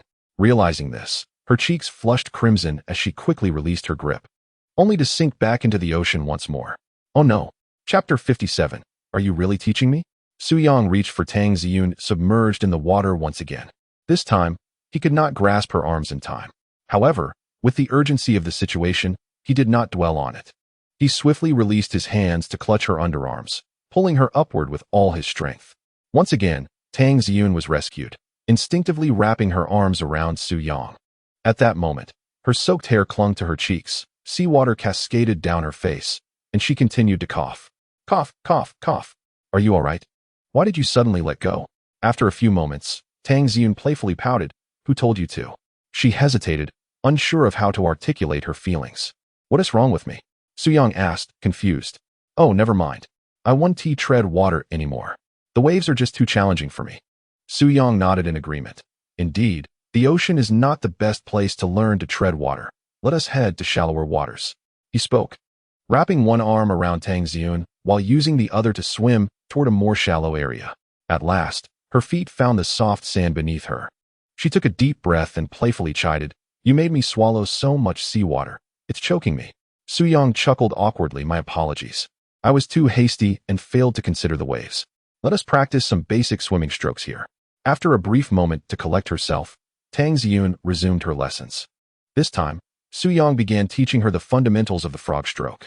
He demonstrated several times, and then Tang Ziyun attempted to mimic him.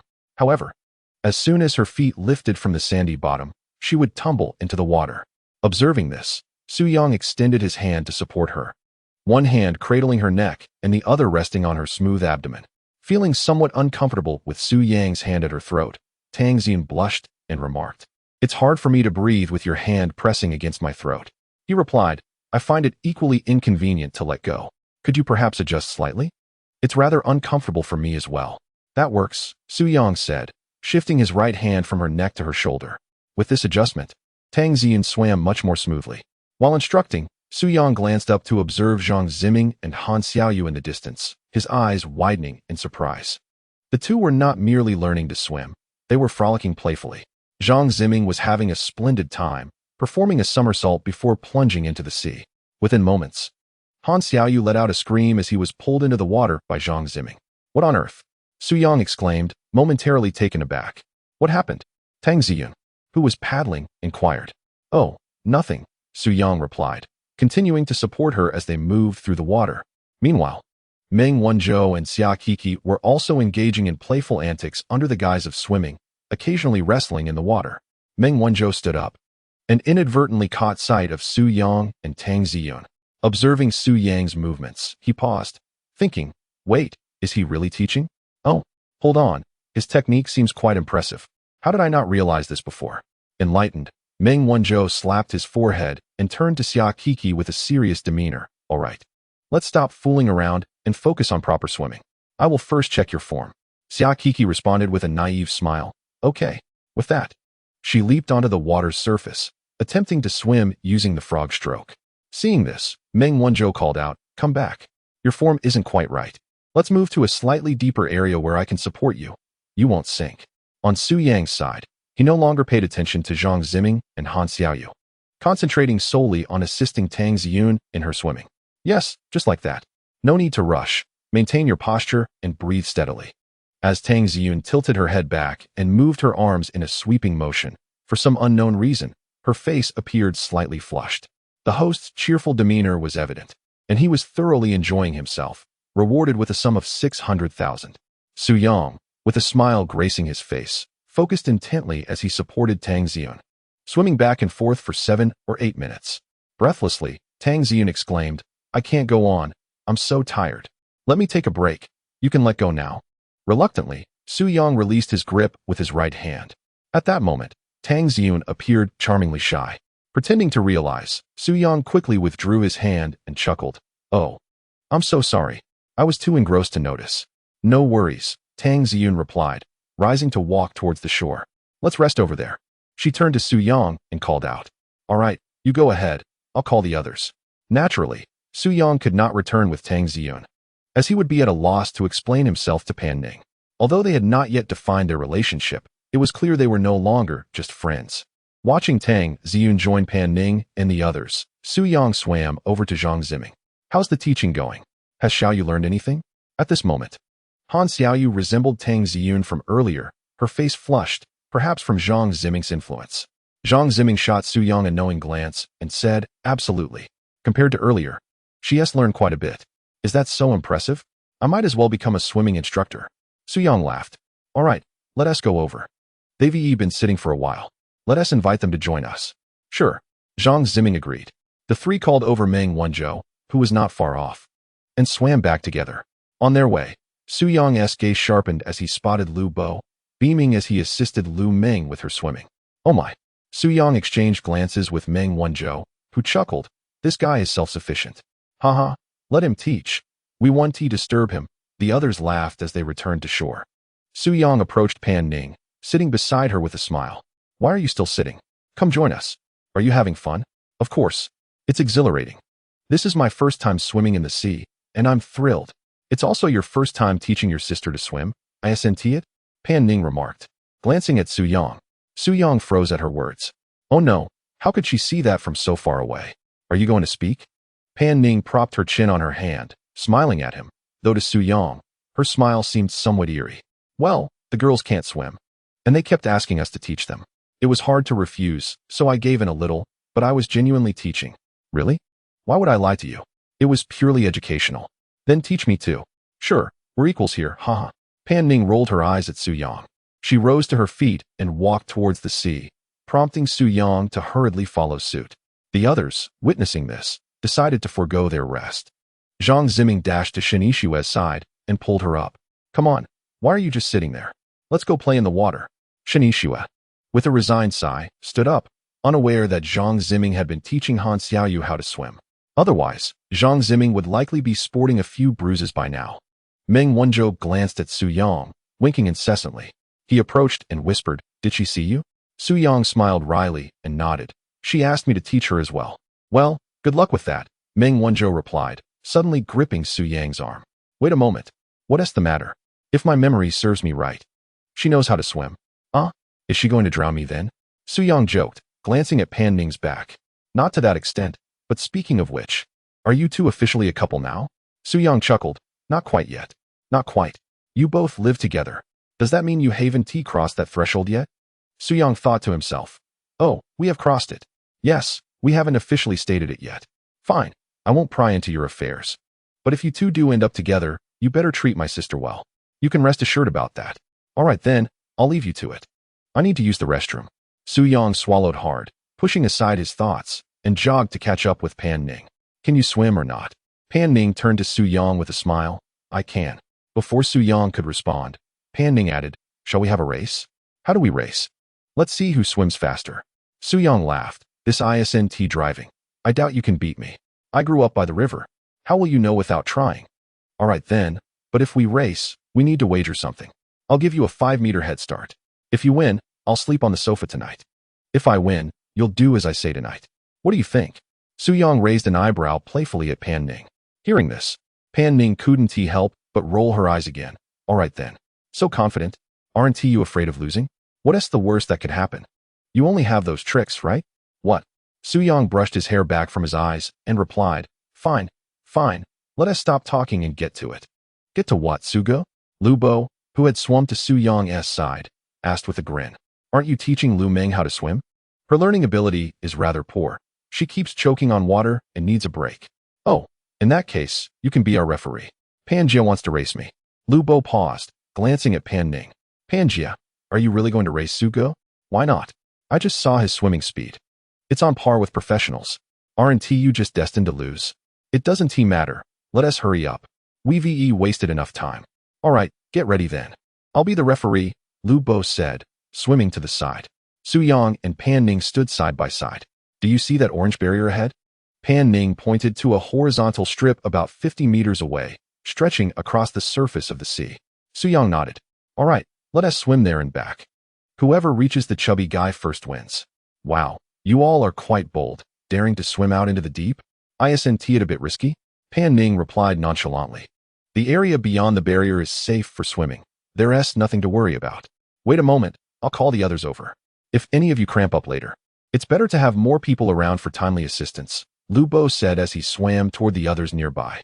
After 2 minutes, everyone gathered around Su Yang and Pan Ning. So many spectators? That feels a bit safer, Lu Bo remarked. All right, let us get started. On my count. Just like before. 3, 2, 1, go. As Lu Bo's voice faded, Pan Ning dove into the water and began swimming forward, while Su Yang remained still. The others asked, "Why aren't you moving?" Su Yang smiled. "I'll let her have a 5-meter head start." Impressive, indeed. Pan Ning swiftly swam 5 meters ahead, and Su Yang leisurely followed, controlling his pace to steadily catch up. Soon, they reached the orange barrier, and Pan Ning was about to turn back. Suddenly, a sharp cramp seized her calf, causing her to frown in distress. Su Yang, about 10 meters away, remained unaware of her predicament. He had already turned back, while Pan Ning struggled to maintain her balance. Having sat on the shore for a long time, she had not warmed up properly before exerting herself fully in the water, making her susceptible to cramps. Fortunately, her swimming skills were decent enough to keep her from sinking. However, cramps can be quite debilitating, and they often require someone to help support the legs. Alone and unsupported, Pan Ning saw Su Yang swimming back and called out, "Su!"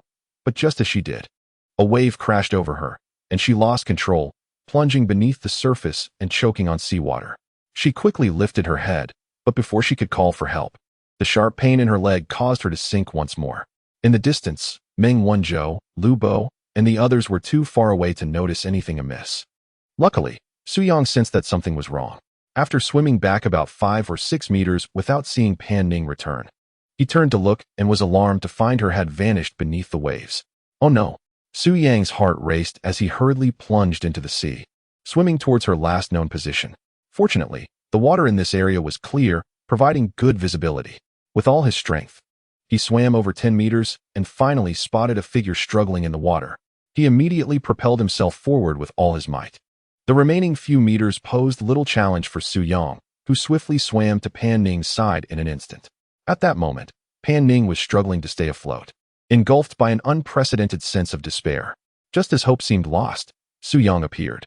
She fought desperately to make herself visible to him, and he, of course, noticed her. He quickly reached her, embracing her tightly and swimming towards the surface. Beep. Detected Pan Ning's affection for the host has increased to 95, love. Rewarding the host with 30 million, a dining experience at the Yushiguang Western Restaurant in Haicheng, and a 1-point enhancement in physical attributes. Chapter 59. The yacht set sail. Su Yang held Pan Ning securely as they rapidly ascended. Soon, they broke through the water's surface, where Pan Ning coughed violently, expelling seawater. Fortunately, Su Yang had acted swiftly, and the rescue was prompt. Her time in the water had not been excessively long. Yet, had he delayed even a minute longer, the consequences could have been dire. With one arm wrapped around Pan Ning's waist, he used the other to propel them toward the shore. After swimming about 20 meters, he spotted Meng Wanzhou, Lu Bo, and Zhang Ziming approaching them. Upon witnessing Su Yang plunge into the water, they immediately understood that something had gone awry and hurried to provide assistance. Seeing Pan Ning in Su Yang's arms, Meng Wanzhou approached with an anxious expression, inquiring, "Lao Su, what happened?" "Let's get to shore first," Su Yang replied. Upon reaching the sand, he laid Pan Ning down gently and began to massage her calves. After expelling a few more mouthfuls of water, she finally began to recover. Meng Wanzhou and Shun Yixue rushed over, urgently asking, "What exactly happened? Should we take her to the hospital for a checkup?" "No need," Pan Ning replied calmly. "I just cramped up suddenly and swallowed some water. I just need a rest." Her tone suggested that the incident was merely a trivial matter. "I told you not to swim too far out, but you all insisted. It was truly dangerous," Lu Bo remarked anxiously from the side. "It was my fault. I shouldn't have let her race with me, and even if we did, we shouldn't have gone so deep," Su Yang lamented, filled with regret over his earlier decision. Had he not noticed in time, he would have likely regretted it for the rest of his life. Pan Ning, now sitting up on the beach, was supported by Su Yang and Shin Yixue. "Don't blame yourself. It was my insistence to swim that way. I didn't foresee the cramping. I'm fine now. Everyone should relax." "Thank goodness you're all right. Lao Su, don't be so hard on yourself. This isn't solely your fault. I should have intervened when I heard you all planning to swim that way. If anyone should take the blame, it should be me," Meng Wanzhou added. "There's no point in assigning blame. We all share responsibility in this. Let's not dwell on it," Zhang Ziming interjected to lighten the mood. Shen Yixue sat beside Pan Ning, gently patting her back.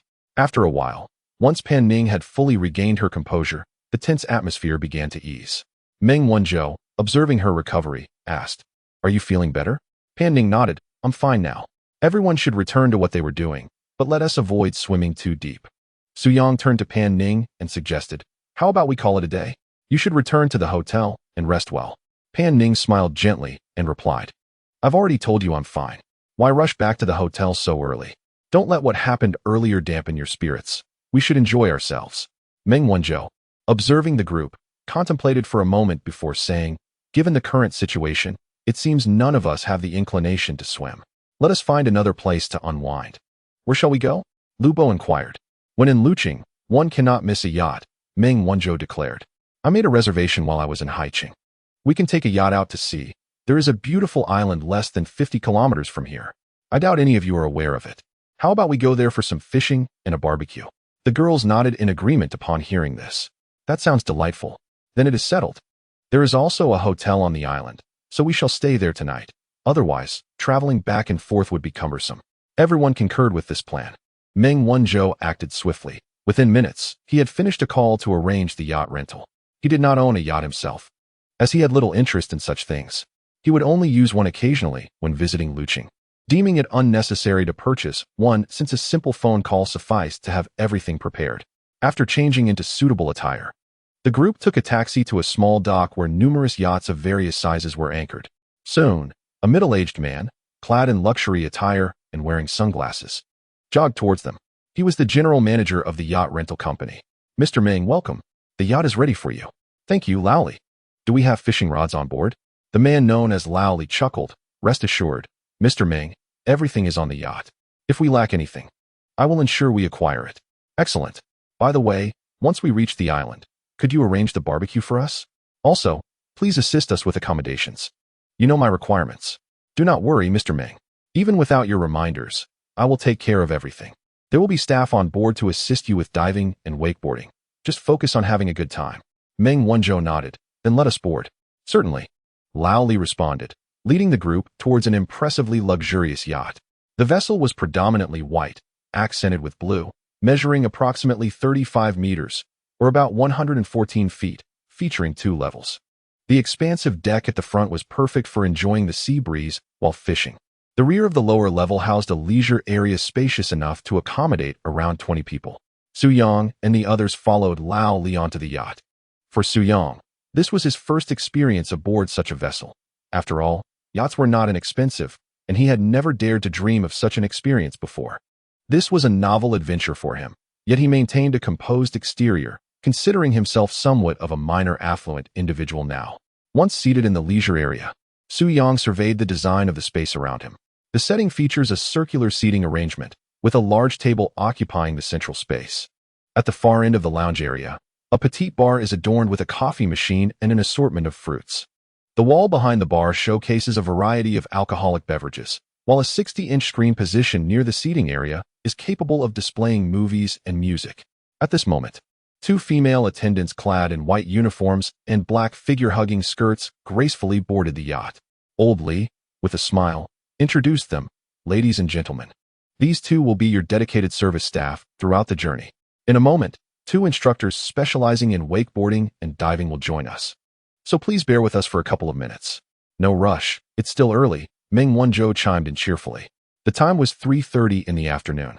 As the sea breeze caressed Su Yang, who reclined on the sofa with closed eyes, savoring this leisurely moment, detected that the host is currently very at ease. Reward, 300,000. Before long, 2 individuals approached from below the yacht. Su Yang turned his head and was momentarily taken aback, thinking to himself, "Wait, are they women?" Indeed, Old Meng had outdone himself. Such a professional endeavor was being handled by females. Soon, 2 charming young women boarded the yacht. Old Li introduced them once more. "These 2 will be your guides for the day's activities, Zhao Qingqing and Yi Wei." The pair donned light attire, each carrying an assortment of professional equipment. One sported a ponytail, while the other had cascading, slightly wavy locks. The girl with the ponytail extended her hand in greeting. "Hello. I am Zhao Qingqing, but you can call me Qingqing. I am a professional wakeboarding instructor. Hello everyone, I'm Yue, and you can call me Weiwei. I am a diving instructor. The group exchanged friendly greetings with the two young women. Meng Wanzhou leaned closer to Su Yang and whispered, "What do you think of this arrangement?" Su Yang nodded in agreement. "It's quite impressive, I must say. I assumed these roles would be filled by men. But to my surprise, they are both women. Haha, when you join me for outings, you generally won't encounter too many unfamiliar men." Once everyone had gathered, Old Lee made his way to the cockpit to confer with the captain. He then returned from the cabin with several black fishing tackle bags, placing them on the table in front of Meng Wanzhou. "Young Master Meng, I've brought out the fishing rods and bait. I'll arrange everything for the island shortly. If you need anything else, just give me a call." Meng Wanzhou stood up, patting Old Lee on the shoulder. "Thank you, Old Lee." "Oh, there's no need for such formality. It's all part of the service. Wishing you a splendid time, young Master Meng." With that, he turned to bid farewell to the others and disembarked. Once Old Lee departed, the yacht set sail, gliding smoothly towards the endless expanse of the sea. Chapter 60. Is it a crime to be attractive? This feels wonderful, Zhang Ziming exclaimed, reclining on the sofa with arms outstretched in delight. At that moment, the two attendants began to busily prepare for the journey ahead. The two individuals gradually placed an assortment of fruit delicacies on the table, subsequently uncorking 2 bottles of champagne to pour for the gathered guests. Throughout the process, both maintained cheerful smiles, exuding professionalism. Once the task was complete, they separated to stand at either side of the lounge area, awaiting any summons. Due to the exertion from swimming earlier, a sense of hunger began to settle among the group, prompting them to indulge in the refreshments as soon as they were served. Zhao Qingqing and Yi Wei, both extroverted in nature, quickly integrated with Su Yang and the others. At this moment, Meng Wanzhou glanced at the two standing servers and remarked with a smile, "You two should join us. There's no need to be so formal. We are a rather easygoing bunch." "Indeed, come and join the fun," Zhang Ziming chimed in from the side. The two girls, caught off guard by the invitation, were momentarily at a loss. Observing their hesitation, Su Yang encouraged, "Come over. Don't be shy." The girls, visibly embarrassed, found themselves in a quandary, unsure whether to approach or remain where they were. Just then, Shen Yixue stood up and walked towards them. "Come on, lovely ladies, let us sit together and enjoy." One of the girls expressed concern. "Isn't it inappropriate? We're here to serve you, and the boss might penalize us." Shen Yixue chuckled. "Oh, don't worry, your boss wouldn't dare." As the two girls prepared to voice their objections, Shen Yixue seized one by each arm, leading them along. The group continued to savor the delicacies and champagne. Music playing softly from the speakers, the sun now less intense, and the sea calm. Su Yang, captivated by the magnificent ocean, felt an urge to sing. He suddenly turned to the two servers, inquiring, "What are your names?" "You may call me Xiaoling." "And I'm Xinyan." "Xiaoling and Xinyan, splendid. By the way, is it possible to sing on this yacht?" "Certainly," Xiaoling replied with a smile. "That is wonderful. Could you kindly activate the karaoke system for us?" "Of course," Xiaoling responded, making her way to the bar to retrieve a black remote control. After a brief moment, the screen mounted above the yacht transitioned to karaoke mode. Xiaoling returned with 3 microphones in hand. "It's ready," she announced with a smile, handing a microphone to Su Yang. Observing this, Meng Wanzhou clapped his hands and exclaimed, "Oh, the singing deity is about to perform for us. Let us give him a warm welcome." The crowd erupted in applause. No, let us sing together." Su Yang interjected, passing a microphone to Tang Ziyun. "Here you go. You are the professional singer after all." Tang Ziyun graciously accepted the microphone with a smile. "Shall we sing a duet for everyone?" "Absolutely."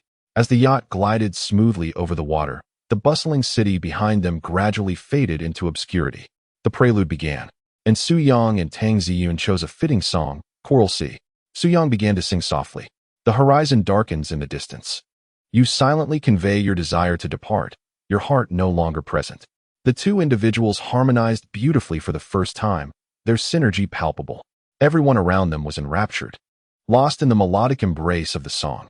Only Pan Ning, with an expressionless visage, turned her head to rest her chin on her hand while gazing at Su Yang. Soon, the enchanting melody came to an end, and applause erupted. Zhang Ziming rose to shower praises, exclaiming, "How can the rest of us sing after such a stellar performance?" "Indeed, you've set the bar exceedingly high," added Xia Kiki, pouting slightly. "What does it matter? Just sing freely," Su Yang replied nonchalantly, handing the microphone to Zhang Ziming. "I don't want it. Give it to old Meng." Meng Wanzhou accepted the microphone with a smile, declaring, "What's there to fear? Just enjoy it. Even if you're off key, it's all good." "Now that's the spirit," Su Yang said, giving Meng Wanzhou a pat on the back before taking his seat. Pan Ning continued to silently fixate on Su Yang. He turned to her and softly asked, "Why do you keep staring at me? Is it wrong that you're handsome?" She retorted, "If that's the case, feel free to gaze all you want, huh?" Su Yang chuckled and then inquired, "How do you feel physically now?" "I've been fine for a while," she replied. "That's good to hear. If you feel unwell at any moment, just let me know."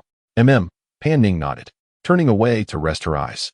As the group's vocal energy surged, a variety of songs filled the yacht, creating a lively atmosphere.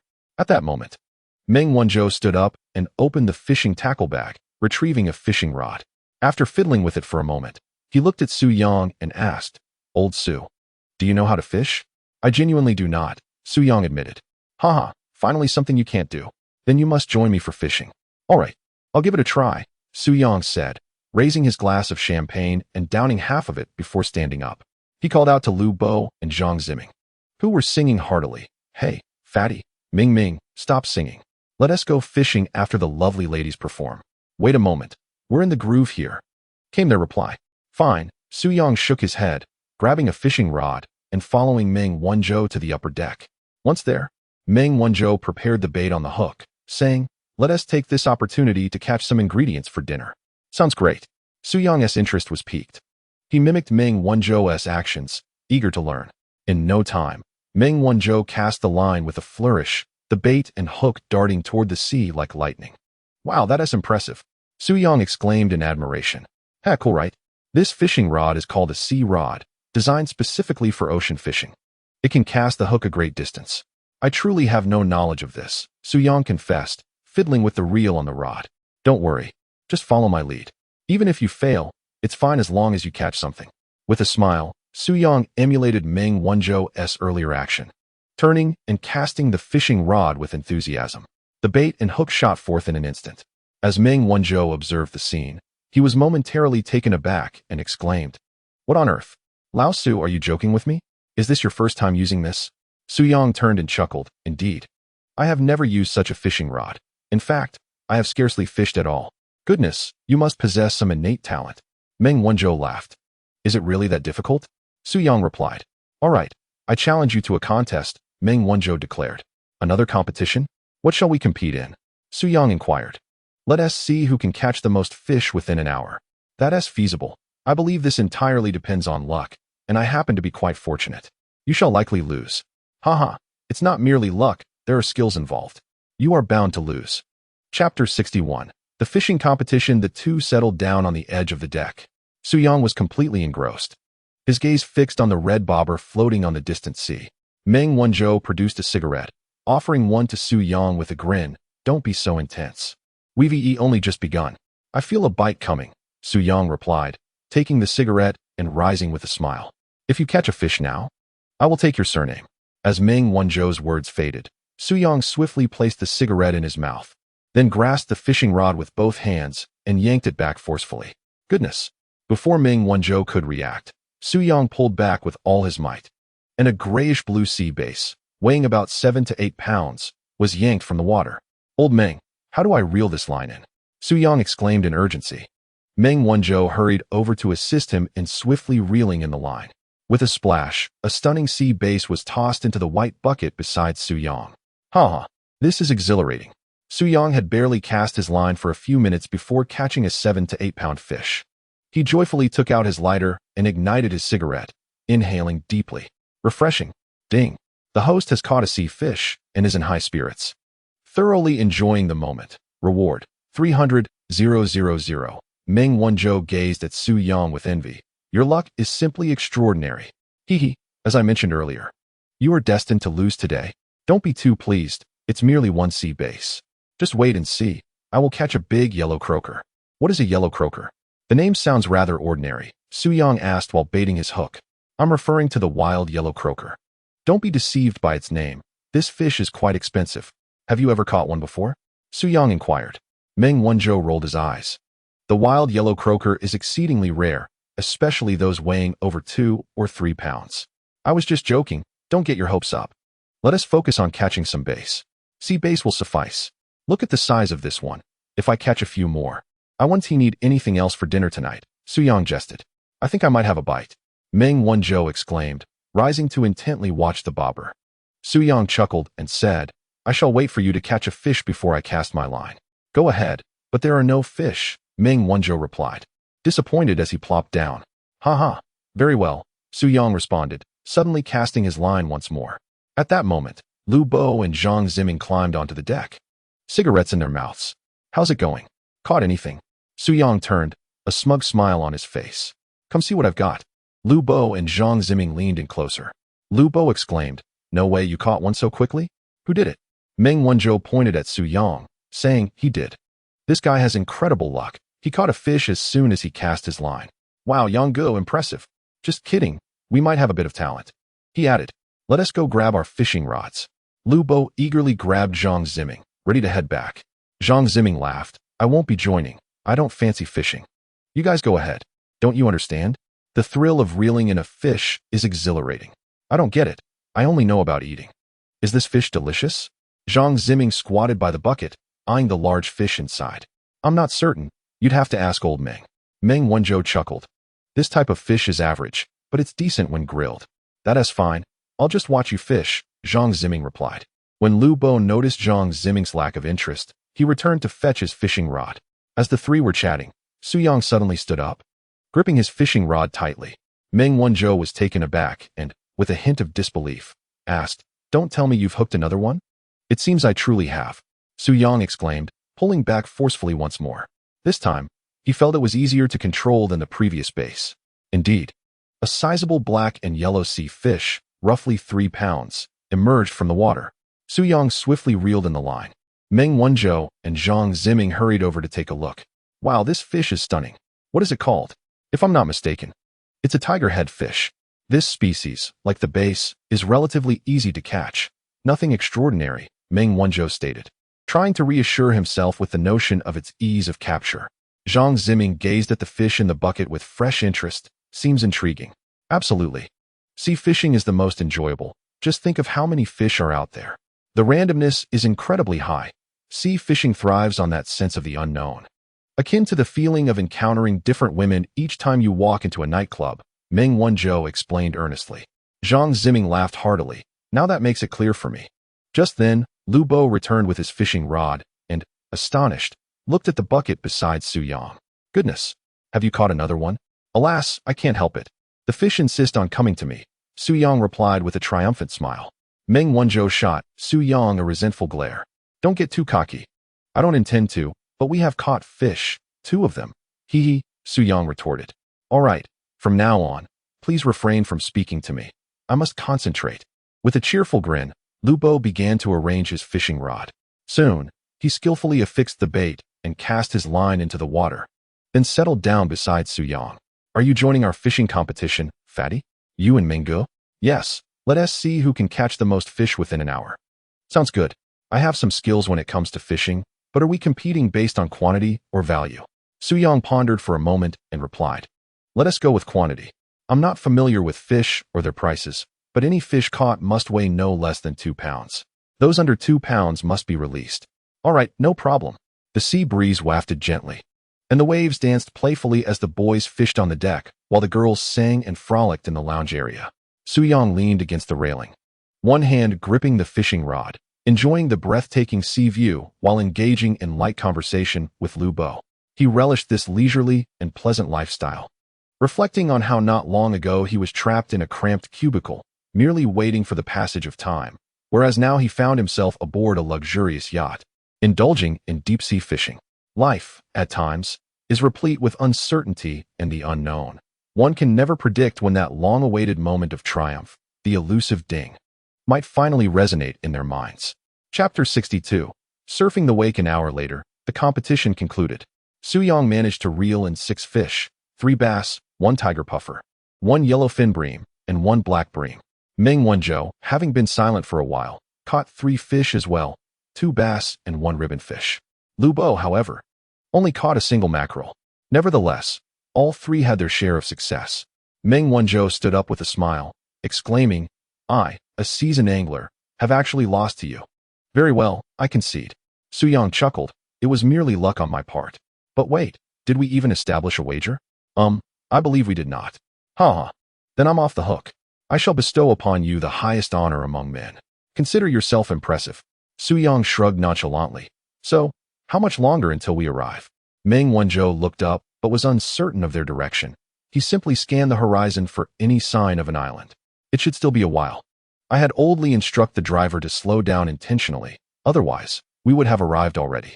All right, let us head down. I want to try my hand at surfing the wake. Let us go? The four of them gathered their fishing rods and buckets as they returned to the lounge. A few girls approached, intrigued by their catch.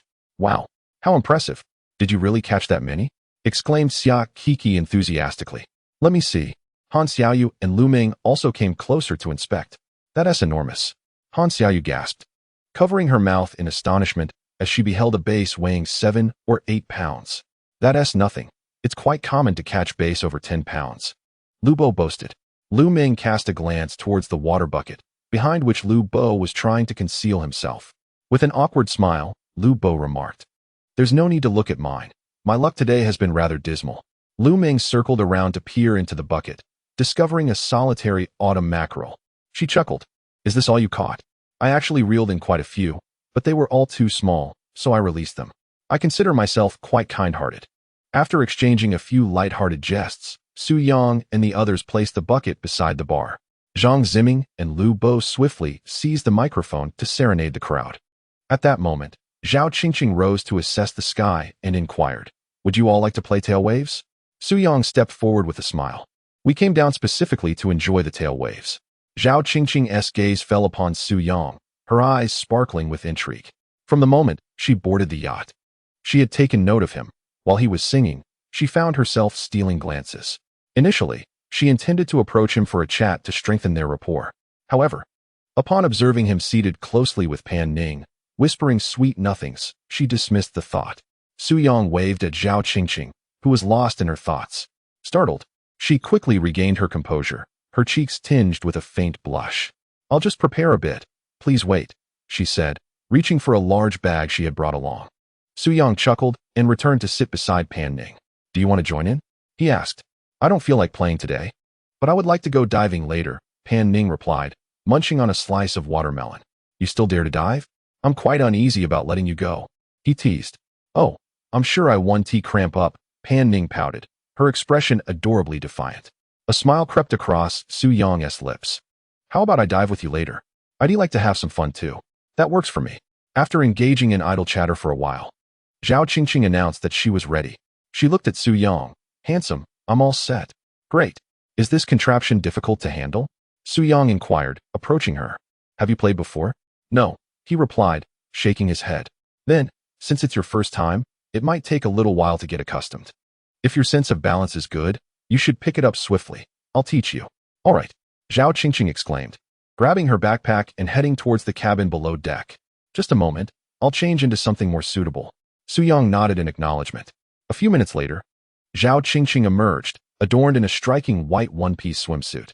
As she ascended the stairs, she tossed her bangs, her height of 167 centimeters complemented by an impressive figure.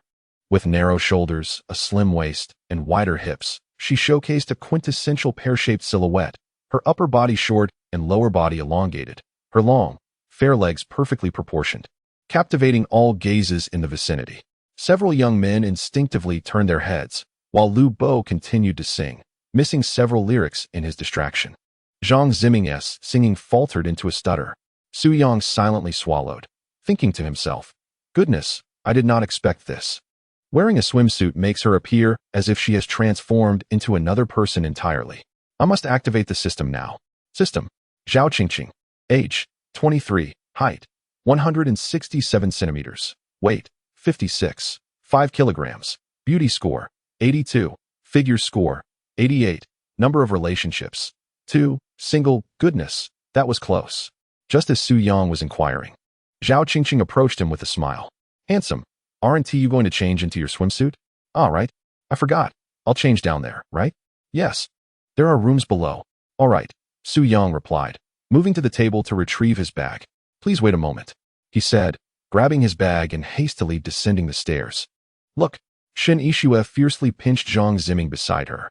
A sudden jolt of pain shot through Zhang Ziming's arm. Ah, ah, ah, ah, ah. Just then, the song he had selected began to play, and Zhang Ziming flawlessly caught the moment. Shen Yixue rolled her eyes in exasperation and moved to sit beside Pan Ning. Engaging in conversation, Lu Bo discreetly cast a glance at Zhang Ziming, thinking, well done, my friend, your reflexes are quite impressive. Zhang Ziming secretly swallowed, feeling embarrassed. Damn it. I can't even steal a glance without it being awkward. 3 minutes later, Su Yang ascended the stairs, his upper body bare. Donning the swim trunks he had worn earlier. Instantly, all the girls' gazes shifted towards him. Initially, the expressions of those who had swum with him were relatively composed. But the 4 girls who had boarded the boat later now gaped in astonishment. Zhang Ziming looked enviously at Su Yang before glancing at the girls' reactions. He silently vowed that upon returning to Haiqing, he must spend every day in the gym to transform himself into Su Yang. Su Yang approached Zhao Qingqing, who was momentarily dazed, smiling. All set. Shall we begin? Oh, yes, of course. Zhao Qingqing quickly diverted her gaze. She picked up the wakeboard and moved to the stern of the boat as it gradually came to a halt. I will demonstrate first, and then I will teach you personally. Su Yang nodded. All right, I will observe. Zhao Qingqing smiled slightly, leaping into the sea with the wakeboard. Su Yang, pay close attention. She positioned the wakeboard in front of her, placing the rope connected to the yacht's rear centrally upon it. Then, she grasped the rope and sat down, resting her heels on the wakeboard. You will follow my movements. Su Yang watched intently, not blinking, smiling as he nodded. This seems simple. At that moment, Meng Wanzhou, standing nearby, asked, Are you ready? I'm all set. Zhao Qingqing signaled from the water. Good. Meng Wanzhou turned and shouted towards the cockpit. Master, step on the gas. The powerful engines of the yacht roared to life. The vessel surged forward swiftly, and Zhao Qingqing grasped the rope, her feet firmly planted on the wakeboard as she quickly stood upright. Wow, impressive. Truly a professional, Su Yang remarked, admiring Zhao Qingqing's long, graceful legs. As the yacht accelerated, Zhao Qingqing called out to Su Yang, Watch closely. Once you're steady, you can gradually release one hand. After speaking, she released her left hand. The yacht glided across the surface of the sea at high speed, the foamy waves crashing around them. Zhao Qingqing crouched slightly, gripping the rope with one hand. At this speed, she could let go of the rope, provided she maintained her balance. Just as she finished speaking, she released the rope. And with the yacht creating a wake, she deftly leaned to the side, following swiftly behind. Su Yang stood up, his expression one of astonishment. Cool. I thought you had a hold on the whole time. I didn't realize you could let go at the end. Meng Wanzhou, leaning against the back of the boat, laughed. Haven't you ever done this before? No, I've only seen it on Douyin. Experiencing it firsthand is entirely different, Su Yang replied. That shouldn't be. This sport has gained immense popularity in recent years. Oh, right. I just remembered this is your first visit to a coastal city. As they conversed, the yacht slowed down. Zhao Qingqing leapt into the sea, lying on the wakeboard and waving at Su Yang. Come down. Oh, wait. Put on a life jacket first. Su Yang chuckled. No need. I'm an excellent swimmer. With that, he executed a perfect dive, plunging headfirst into the water. At that moment, Lu Bo, Zhang Ziming, and several girls gathered at the back of the boat, eager to see how Su Yang would surf. Emerging from the water, Su Yang swam over to Zhao Qingqing and asked, What should I do now? Come to the front of me. Zhao Qingqing turned slightly to face him. Are you going to pull me? Of course. Since it's your first time, you'll definitely need some guidance, Zhao Qingqing replied, her cheeks tinged with a faint blush. Su Yang envisioned the scenario in his mind, a smile unconsciously spreading across his face. All right, he said, swimming to position himself in front of Zhao Qingqing. Grab the rope. With Zhao Qingqing pressing against Su Yang's back, she wrapped her arms around his neck. Once they both held onto the rope, Zhao Qingqing instructed, Now, as we sit back, lift your feet onto the board. Isn't that a bit inappropriate? Su Yang protested, yet his body obediently complied, sinking back. In no time, they were both seated with their feet on the board. Su Yang found himself sitting atop Zhao Qingqing's stomach, almost entirely cradled in her embrace. He feigned calmness, though internally he was bursting with joy. He mused to himself, Whoever invented this is a genius. It's so much fun. However, Zhao Qingqing, being a girl, had a significantly smaller stature compared to Su Yang. Positioned behind him, she was almost entirely obscured from view, and without her relatively long arms, it would have been quite challenging for her to grasp the rope. She made an effort to tilt her head to see ahead, exclaiming, "You're too broad. You're obstructing my line of sight. Bear with me for a moment. Once I master this, I shall take you for a ride," he replied. Zhao Qingqing, feeling a bit shy, retorted playfully, "Am I not the coach? Do I really need you to guide me? I want you to delve into the memories from when you first learned this craft to rediscover your original passion. Ready to set sail?" Su Yang called out to the individuals on the yacht. Lubo took over Meng Wanzhou's duties and issued commands to the cockpit. Virum. The yacht roared to life once more, creating tumultuous waves as Su Yang and Zhao Qingqing gripped the rope and began to glide along with the vessel. Once they reached a suitable speed, Zhao Qingqing instructed, "Now, pull the rope tightly and try to stand on the board." All right. They pulled with all their might and successfully stood up. Zhao Qingqing reminded them, "Half squat, stand sideways, don't stand upright. It's easy to lose balance this way." Got it. They bent their bodies sideways, gripping the rope while standing on the wakeboard, but Su Yang momentarily lost focus. "Concentrate," Zhao Qingqing urged urgently. Okay. At that moment, the yacht reached its peak speed, sending waves surging several meters high. "Now let us release our left hands together," Zhao Qingqing shouted. They simultaneously let go of the rope. Zhao Qingqing, sensing her balance, counted, "I'll count to 3, then we release the rope together. 3, 2, 1. As she finished her countdown, both quickly released their grip in unison. The rope fell into the sea, and aided by the waves created by the yacht, they swiftly glided across the water. "Oh, we did it," Su Yang exclaimed with exuberance. However, as soon as he spoke, his excitement caused a slight shift in his posture, leading both of them to lose their balance and tumble into the sea. "Ha, you just let go and fell. That doesn't count as a success," laughed the others on the yacht, clutching their stomachs in mirth. Yet, beneath the waves, Su Yang was filled with joy. The moment they splashed into the water, Zhao Qingqing instinctively grabbed hold of him. They tumbled through the water, their bodies colliding repeatedly. At some point, Su Yang found himself behind Zhao Qingqing, wrapping his left arm around her while hastily using his right hand to paddle downwards, propelling them swiftly to the surface. Splash! They emerged from the water. Su Yang naturally released his hold and swam aside. "Are you all right?" "Cough, cough, I'm fine, but I can swim. I could have surfaced quickly on my own, yet you holding onto me caused me to swallow a mouthful of water." Su Yang chuckled awkwardly. "Well, that was a reflexive action. I thought you couldn't swim, and I wanted to save you. I meant well. As a coach in water sports, it is inconceivable for me not to know how to swim." Zhao Qingqing's cheeks flushed with embarrassment. Su Yang, observing the shy Zhao Qingqing, remarked with a smile, "I believe I can manage it myself this time." "Are you certain you can?" she queried. "It's not difficult. Had I not moved just now, I wouldn't have fallen at all." "Very well, I'll head up, and you can give it a go," Zhao Qingqing said as she swam to the ladder and climbed aboard the yacht. Yang, are you going to play by yourself?" Zhang Ziming called out to Su Yang. "I've got it under control," Su Yang replied with a slight smile, appearing relaxed as he grasped the wakeboard and rope, preparing himself. "All right, here we go again." The yacht roared to life once more.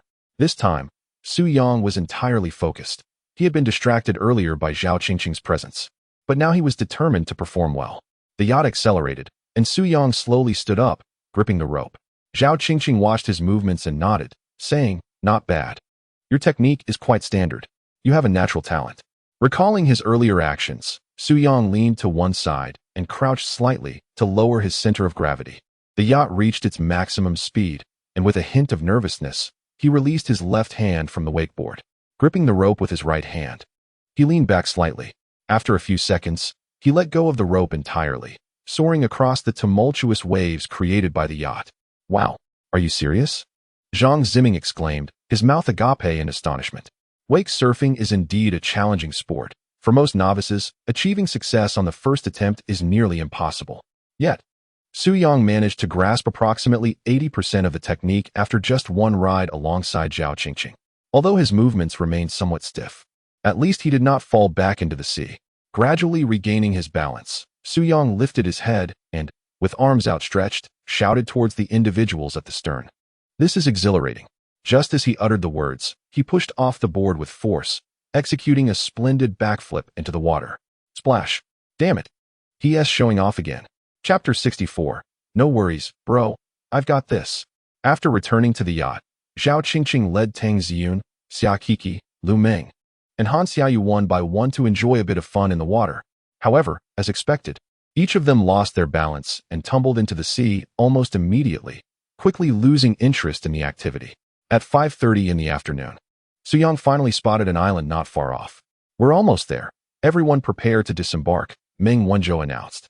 At that moment, Pan Ning and Shun Yixue followed Yi Wei to the cabin to change clothes. While the others had been surfing, the two had engaged in a conversation with Yi Wei about the various precautions for diving.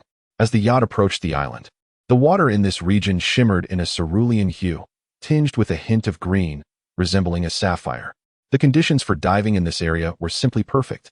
Standing on the yacht, Su Yang could see several meters beneath the surface of the water, where schools of fish, never before encountered, darted swiftly below.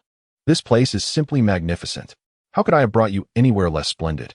Meng Wanzhou remarked with a smile. "Absolutely amazing. I must commend you," Su Yang replied, giving Meng Wanzhou a thumbs up.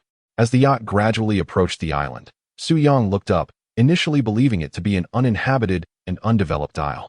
However, the scene before him bore no resemblance to such a deserted locale. The island appeared strikingly reminiscent of the Maldives. Sunlight filtered through the delicate clouds, casting a shimmering glow upon the sea.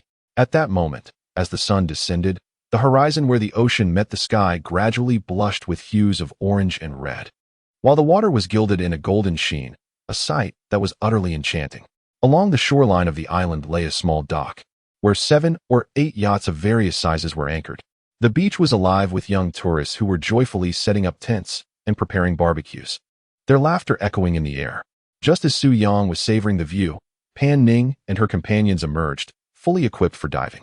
The trio was clad in thick gear, with tanks on their backs, masks covering their faces, and snorkels in place.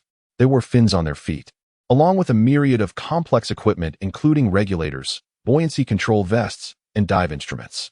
Su Yang, taken aback, exclaimed, "Wow, is this really necessary?" "Su Yang," Pan Ning called out. "What is the matter?" He replied, stepping forward. Pan Ning removed her mask and explained, "We only have 3 sets of diving gear, so you can't dive today." Su Yang smiled at her and said, "I don't need all that. I can just dive in." "No way," Pan Ning firmly interjected. "Do you think you're Superman? We're doing scuba diving, which means we'll be going quite deep. You can't dive without proper equipment." Beside them, Yi Wei chimed in, "If your boyfriend has experience with freediving, then he might manage without the gear, but diving just a few meters is fine." "Did you hear that?" "I don't need it," Su Yang chuckled. Pan Ning, exasperated, asked, "Have you ever tried freediving?" "Not at all," he admitted. "Then you shouldn't go down. It's too dangerous." Su Yang reassured her, "Don't worry, I won't dive too deep. Just give me a mask." After a brief exchange, Pan Ning, unable to convince Su Yang otherwise, reluctantly conceded. He then turned to Meng Wanzhou and the others, saying, "Old Meng, you guys go ahead first. I'll dive with them." Meng Wanzhou looked at Su Yang, who was only holding a mask, and asked, "Aren't you wearing anything else?" "Not needed. Don't be reckless. Diving is not the same as swimming. It's not that simple." "It's fine. I won't go too deep. Trust me." At that moment, Yi Wei led Pan Ning and Shun Yixue to the stern of the boat. Before entering the water, she meticulously checked their diving gear once more, ensuring everything was in order. After confirming all was set, the 3 of them sequentially leaped into the sea. Su Yang donned the mask on his head and gracefully followed suit, diving into the azure depths. Tang Ziyun stood anxiously to the side and inquired, "Will he be alright going on like this?" "It should be fine. Without any gear, he won't dive too deep. Let's head to the shore and disembark." Previously, while swimming and surfing, Su Yang had submerged several times, discovering that he could hold his breath for an extended duration. Particularly after he leaped into the sea while surfing the wake alone, he attempted to remain submerged longer, finding it remarkably easy to hold his breath. He descended 7 or 8 meters, feeling no noticeable pressure from the water on his body. In his past swimming experiences, he had tested his breath-holding ability, managing a maximum of around 2 minutes. During those attempts, he was acutely aware of the impending need to surface. However, today, while holding his breath in the ocean, he felt none of that urgency. He even believed he could remain submerged for 10 minutes. He understood that this newfound ability was due to his enhanced physical condition. At this moment, Su Yang stood 2 meters deep in the water, his hair swaying gracefully. He glanced down at the three individuals beneath him, who were kicking their flippers with their heads down and feet up, swimming towards the not-so-deep seabed. With a powerful stroke of his hands, he propelled himself like a fish, swiftly pursuing the trio. He soon glided past Pan Ning, startling her. Upon recognizing Su Yang, she instinctively reached out to grasp him, but he was too quick, having already descended 6 or 7 meters in the blink of an eye. Unfortunately, communication was impossible underwater, otherwise Pan Ning would surely have shouted at him for exceeding his earlier promise not to dive too deep. Pan Ning felt a surge of anxiety as she disregarded her companions Yi Wei and Shen Yixue, hastily kicking her flippers in pursuit of Su Yang. Meanwhile, Su Yang continued his descent, marveling at the underwater scenery. Vibrant schools of fish swam by, and the seabed was adorned with bizarre, colorful corals. Ding! Detected the host's first dive in life, feeling splendid and thoroughly enjoying it. Reward, 2 million. Ding! Reminder, the host may dive to a maximum depth of 30 meters. Further descent will subject the host's body to water pressure damage.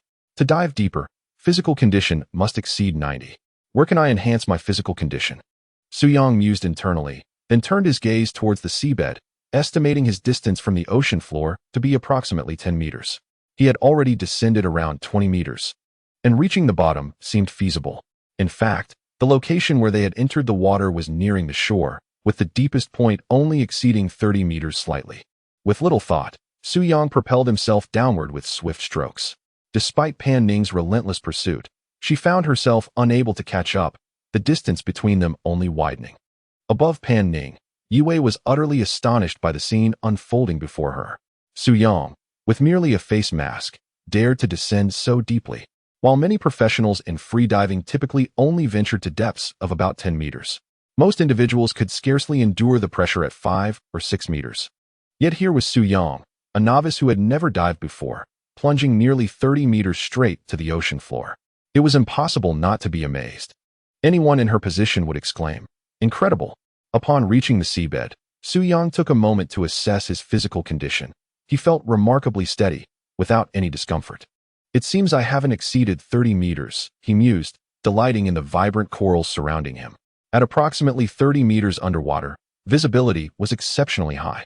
He marveled at the breathtaking coral formations, with a multitude of colorful fish flitting about him, occasionally joined by ethereal jellyfish.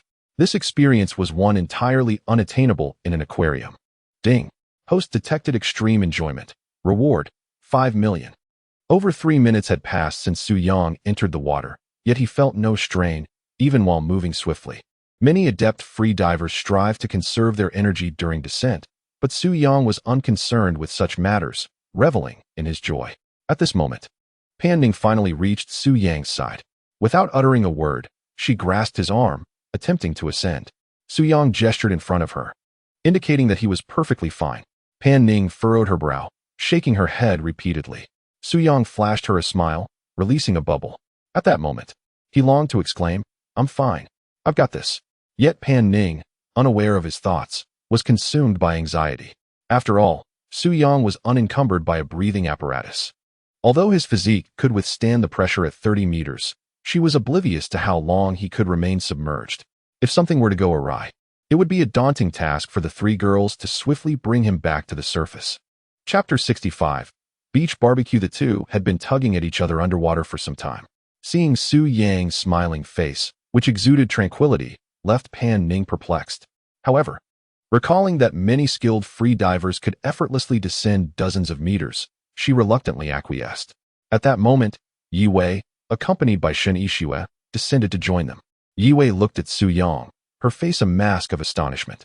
Su Yang nodded at the two approaching and gestured to indicate he was fine.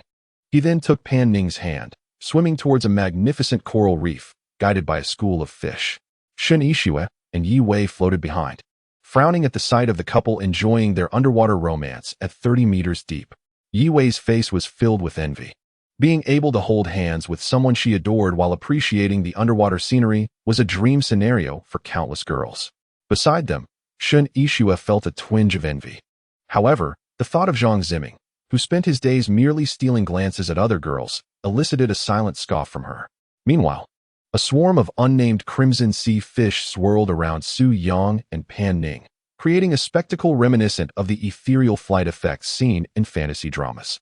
Both were entranced, immersed in the mysterious wonders of the underwater realm. For those who dive, descending 30 meters beneath the surface is indeed a visual feast. At this depth, sunlight still penetrates, and the remarkably clear waters reveal a myriad of exquisite marine creatures radiating soft blue luminescence. After a brief period of admiration, Suyang suddenly felt a tightness in his chest. He realized he was nearing his limit for holding his breath, having spent over 10 minutes submerged. He glanced up towards the crystalline surface of the sea, contemplating that it was time to ascend as he could hardly hold on any longer. Turning to Pan Ning, he gestured upwards, and she nodded in understanding. Though words were unnecessary, both comprehended each other's intent, and Suyang swiftly pulled Pan Ning upwards. Not far away, Shun Yixue and Yi Wei, observing the scene, followed suit and swam toward the surface. Moments later, Suyang and Pan Ning emerged, their heads breaking through the water. Suyang's face flushed red as he hastily inhaled deeply, his mind momentarily blank. He quickly cupped his head, allowing himself to float on the surface. Pan Ning, witnessing this, swiftly removed her mask and regulator, supporting Suyang's back with her hands. With a hint of urgency, she inquired, "Suyang, are you all right?" For a fleeting moment, Suyang's ears buzzed, and he felt a dizzying sensation akin to standing up abruptly after a prolonged sit. This was clearly a result of holding his breath for too long, leading to a lack of oxygen. After a brief interval of over 10 seconds, he regained control of his body. Turning to the anxious Pan Ning, he smiled and said, "I'm fine now. I just felt a bit lightheaded for a moment. I really don't know how to scold you. You dared to dive this deep without bringing anything. But hey, I'm all right now. It was just a minor issue from holding my breath for too long." As they conversed, Shin Yixue and Yi Wei also surfaced. Half an hour later, the four made their way to a changing room near the dock, where they quickly rinsed off and changed into fresh clothes. By this time, dusk had settled in, and the distant beach sparkled with countless stars, as many tourists hung twinkling lanterns from their tents for decoration. From afar, it appeared dreamlike, resembling a multitude of glowing fireflies. The group soon reached the lively beach, bustling with visitors scattered across the sand in clusters. Some were barbecuing, while others gathered in circles to partake in games. The area occupied by Meng Wanzhou and his companions was the largest, surrounded by wooden stakes planted in the sand. The central area surrounded by wooden stakes spans approximately 50 to 60 square meters, with a spacious canopy perched in the middle. Beneath the canopy, two wooden tables are joined together. Meng Wanzhou, Lu Bo, and Zhang Ziming are frantically tending to the barbecue grill, while Tang Ziyun and several other girls are occupied with various ingredients. "You finally made it. Come help us." Tang Ziyun beams at Suyang and his companions. We're here. Yi Wei and Shun Yixue jog over to join the girls, starting to thread skewers and cut meat. Suyang and Pan Ning, however, make their way to a cozy-looking lounge chair and settle down. Meng Wanzhou approaches Suyang, holding a charred skewer of shrimp, and grins. "You're here? Come taste the shrimp I grilled." Suyang looks up in astonishment. "Dude, can this shrimp even be eaten?" "What can't be eaten?" "Don't be misled by its appearance. The meat inside is tender," Meng Wanzhou insists. "Then you take a bite first. I'm not brave enough to try." "You simply lack appreciation," he retorts, taking a bite of the burnt shrimp. After chewing a few times, he spits it out. "Ugh, what the hell? Why is it so salty? I tested it just now." "Never mind. I'll take over. Your skills need more practice," Suyang chuckles. Rising to take his place at the grill, Meng Wanzhou follows him. "Hey, what do you mean? You look down on my cooking skills?" Suyang laughs. "These girls are quite carefree. They actually let you three handle the grilling." Lu Bo turns to Suyang. "Yanggu, we didn't want to do it either. But those girls can't grill, and we had no choice but to step up. Otherwise, we'd go hungry tonight." Suyang chuckles. They've clearly never faced hardship. "You say that as if you've endured hardships yourself." Suyang shakes his head with a smile, not bothering to explain. Although his culinary skills are rather ordinary, he grew up in poverty. Their essay saying, "Children from poor families mature early." He has helped his parents with household chores since childhood. Washing dishes, cooking, slaughtering chickens and fish, bargaining at the market, fixing electrical issues. He has done it all. Grilling skewers is a trivial task for him. He could do it with his eyes closed without burning anything. "Enough chit-chat, let me grill something for you to taste," he says, picking up a skewer of marinated beef and placing it on the grill. Meng Wanzhou and the others laugh. "Then we'll leave it to you. Have fun. By the way, Yonggu, how deep did you dive earlier? I once dove to 8 meters without any gear. Su Yang replies nonchalantly, I didn't dive deep. I just accidentally sank to the ocean floor. Did you dive by the seaside? That's not real diving. You need to go deeper to see the beautiful scenery below. Lu Bo remarks, lighting a cigarette. She dove down to 30 meters with us, without wearing anything. Pan Ning adds casually, while reclining on the sofa. 30 meters. Lu Bo repeats, taking a drag from his cigarette. How deep did you say? Chapter 66. The eerie tale before sleep, could you repeat that? How deep is it? 30 meters? Lu Bo's eyes widened in disbelief. Is that really deep? Come on, Yang. Even if you're exaggerating, at least have some logic, Zhang Ziming interjected. Turning to Pan Ning. You two are in sync. Do you comprehend what 30 meters entails? A few of you might dive down to that depth with equipment, but without any gear, it is a different story. Not only would the water pressure be unbearable for most, but by the time you reach 30 meters, you would likely have no chance of resurfacing. Ask Yi Wei. She is the expert, Pan Ning replied nonchalantly. Who would you even ask? Unless Yang is a master of free diving. I simply can't believe it, Su Yang remarked, feeling too famished to argue further. I was joking. I only dove 3 meters. For a novice, that's quite reasonable, Su Yang chuckled, sprinkling an array of seasonings over the beef skewers. He flipped the meat continually, and soon the delicious aroma wafted through the air, tantalizing everyone's senses. Wow, what smells so divine? Xia Kiki exclaimed, drawn by the fragrance. She rushed to Su Yang's side, observing him with curiosity. You have quite the talent, handsome. Su Yang held a skewer up to his eyes and declared. It's nearly done. Would you like to try? He extended the beef skewer towards Xia Kiki. Like a hungry little lamb, she eagerly accepted the skewer, inhaling its savory scent before taking a generous bite. Nearby, Meng Wanzhou and the others watched her intently, awaiting her reaction. As she chewed, her eyes widened with delight. She raised her thumb in approval, exclaiming, Brother Su Yang, this is absolutely delicious. She jumped with excitement, and even Su Yang found her enthusiasm a bit exaggerated. Is it really that good? Meng Wanzhou asked skeptically. Let me have a taste. Su Yang handed him a skewer. Meng Wanzhou blew on it lightly before popping it into his mouth. After a few chews, his expression shifted dramatically. No way. Have you ever run a barbecue stall? Su Yang laughed, not quite. How is it? Is it good? Indeed, it's fantastic, brother. How did you make it? It's even better than what they sell outside. Perhaps it's just because you're all starving, so it tastes better. I think my grilling skills are quite average. Come on, don't be so modest. Just grill more. I'm genuinely hungry. Hurry. I've got the drinks ready. They won't stay cold for long. All right. You all go and ask the girls to hurry with the prepared ingredients. I'll grill them all at once. Meng Wanzhou looked genuinely hungry as he laughed and dashed off. Lu Bo and Zhang Ziming approached with smiles. Yang, let us have a taste too. The beef is ready. Take it over and help yourselves. Sure thing. Lu Bo eagerly took a generous handful of appetizing beef skewers and placed them on the table.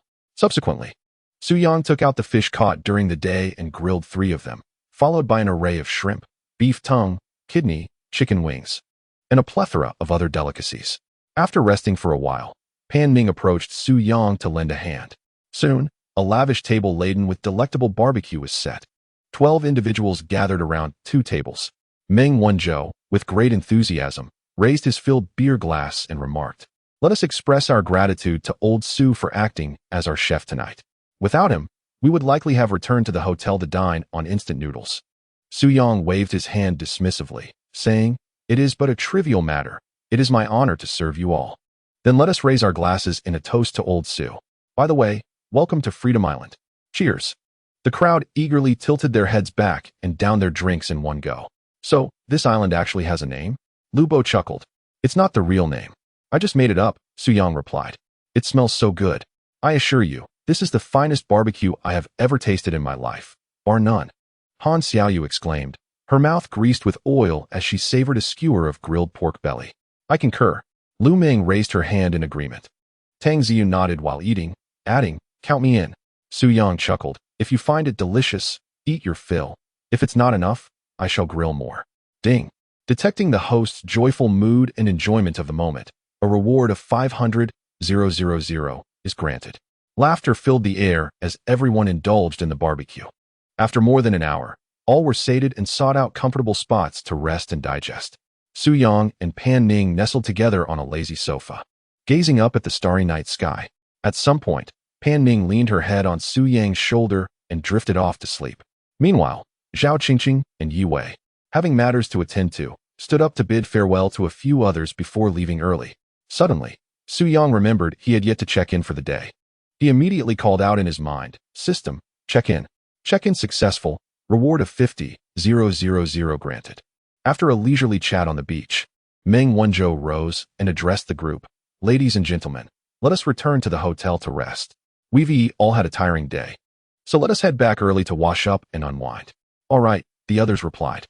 One by one, they got up, tidied up the remnants of their feast, and followed Meng Wanzhou towards the hotel on the island. The island was not very large, housing only 3 hotels, with the one they were headed to being the sole 5-star establishment. As Su Yang and his companions departed the beach, they traversed a winding gravel path and, after 5 or 6 minutes, spotted the hotel not far ahead.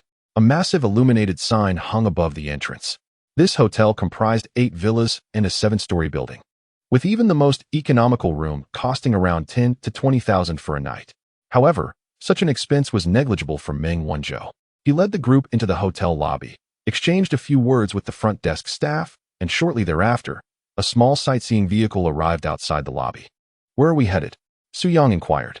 "I've booked a villa, and it's rather far to walk. Taking the car will be quicker." "Are you implying that all 10 of us will be staying in a villa?"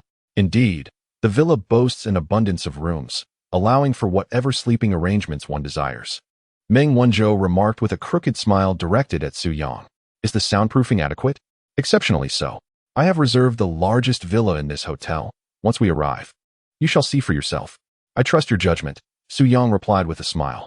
At that moment, a young waiter clad in a suit vest approached the group courteously, saying, "Please follow me." The group made their way to the hotel entrance, where they boarded a sightseeing vehicle. The waiter started the engine, and they set off toward the villa area. After a journey of 7 or 8 minutes, the vehicle came to a halt in front of a grand entrance marked Villa number 01. The group disembarked, and after a brief introduction from the waiter, he departed. Villa number 01 is nestled deep within the hotel's villa district, in close proximity to the ocean, separated only by a verdant stretch of greenery from the beach. This villa is the largest on the premises, featuring a front yard and a spacious rear garden, complete with a swimming pool, basketball court, gym, and other recreational facilities. The villa consists of 4 stories and 17 rooms, covering approximately 1,300 square meters. A night stay here commands a price of 100,000. Meng Wanzhou approached the entrance and opened the door, allowing the others to enter in succession. Although the hour was still early and fatigue was apparent, the allure of the villa kept them from seeking rest. At that moment, Lu Bo plopped down on the sofa with a grin, asking, "Ladies and gentlemen, would anyone care for a bedtime ghost story?" Chapter 67. What atmosphere lurks in the dark? Upon hearing this, the eyes of several young women sparkled with intrigue. Xia Kiki and Han Xiaoyu laughed. "Fat brother, you can tell ghost stories? What is the difficulty? Let us extinguish the lights later and gather around the sofa for an atmospheric tale," Lu Bo suggested.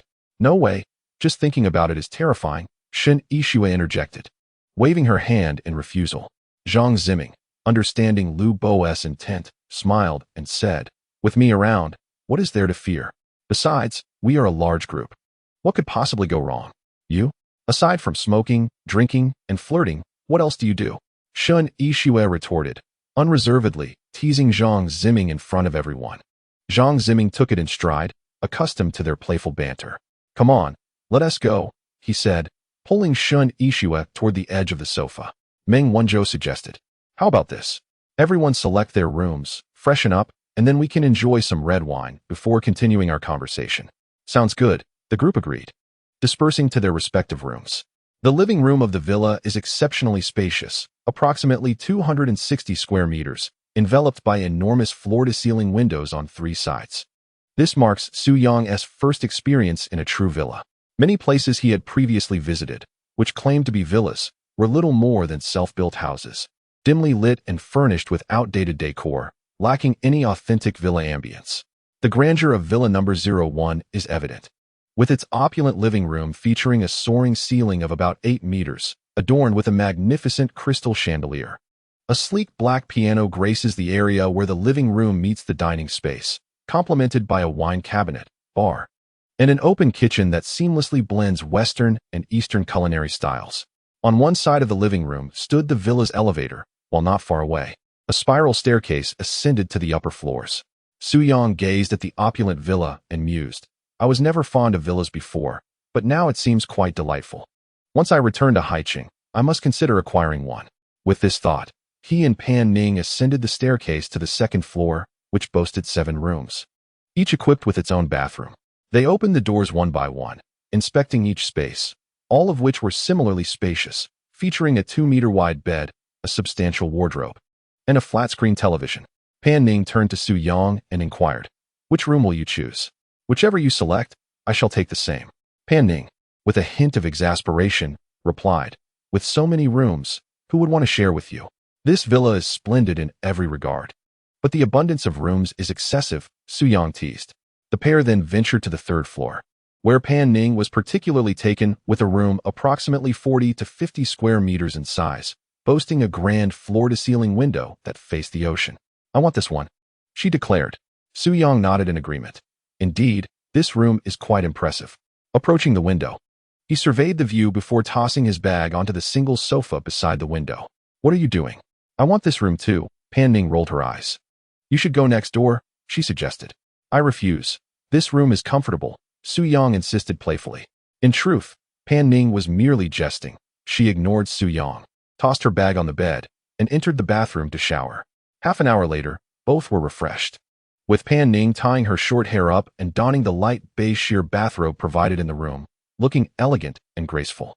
Su-Yang also changed into a loose-fitting white short-sleeved nightgown, which, like Pan Ning's, was part of the room's amenities, to ensure guests had suitable attire post-shower. The hotel had meticulously covered these details. For a villa priced at 100,000 a night, lacking such basic provisions would undoubtedly diminish its value. As Su-Yang observed Pan Ning, her skin radiantly dewy post-shower, an unbidden surge of desire coursed through him. Were it not for the need to head downstairs, he would have acted on that impulse immediately. Soon, they made their way downstairs, where Lu Bo, Zhang Ziming, Tang Xiun, Lu Meng, and Xia Kiki were already seated on the expansive sofa in the living room, engaged in lively conversation. 5 bottles of red wine and an array of snacks and fruits adorned the table before them. As Su-Yang descended the staircase, he greeted them with a smile. "Oh, have you prepared everything? Come quickly," Lu Bo beckoned. Su-Yang and Pan Ning settled into a corner of the sofa, side by side, with Pan Ning removing her slippers and sitting cross-legged, enjoying a bunch of grapes. "We're still waiting for 3 more people. How slow they are." After waiting for over 10 minutes, Meng Wanzhou, Han Xiaoyu, and Shun Yixue finally made their way downstairs. Now, the 10 of them encircled the circular sofa. To Su-Yang's left sat Pan Ning, followed by Shun Yixue, Zhang Ziming, Lu Bo, Lu Meng, Meng Wanzhou, Xia Kiki, Han Xiaoyu, and Tang Ziyun.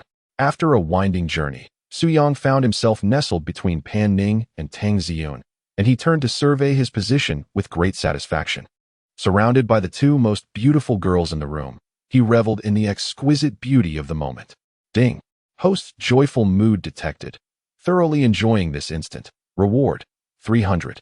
000. The group engaged in casual conversation while uncorking a bottle of red wine. At this moment, Meng Wanzhou glanced at Lu Bo and said, "Aren't you supposed to tell a scary story? Begin, showcase your talent."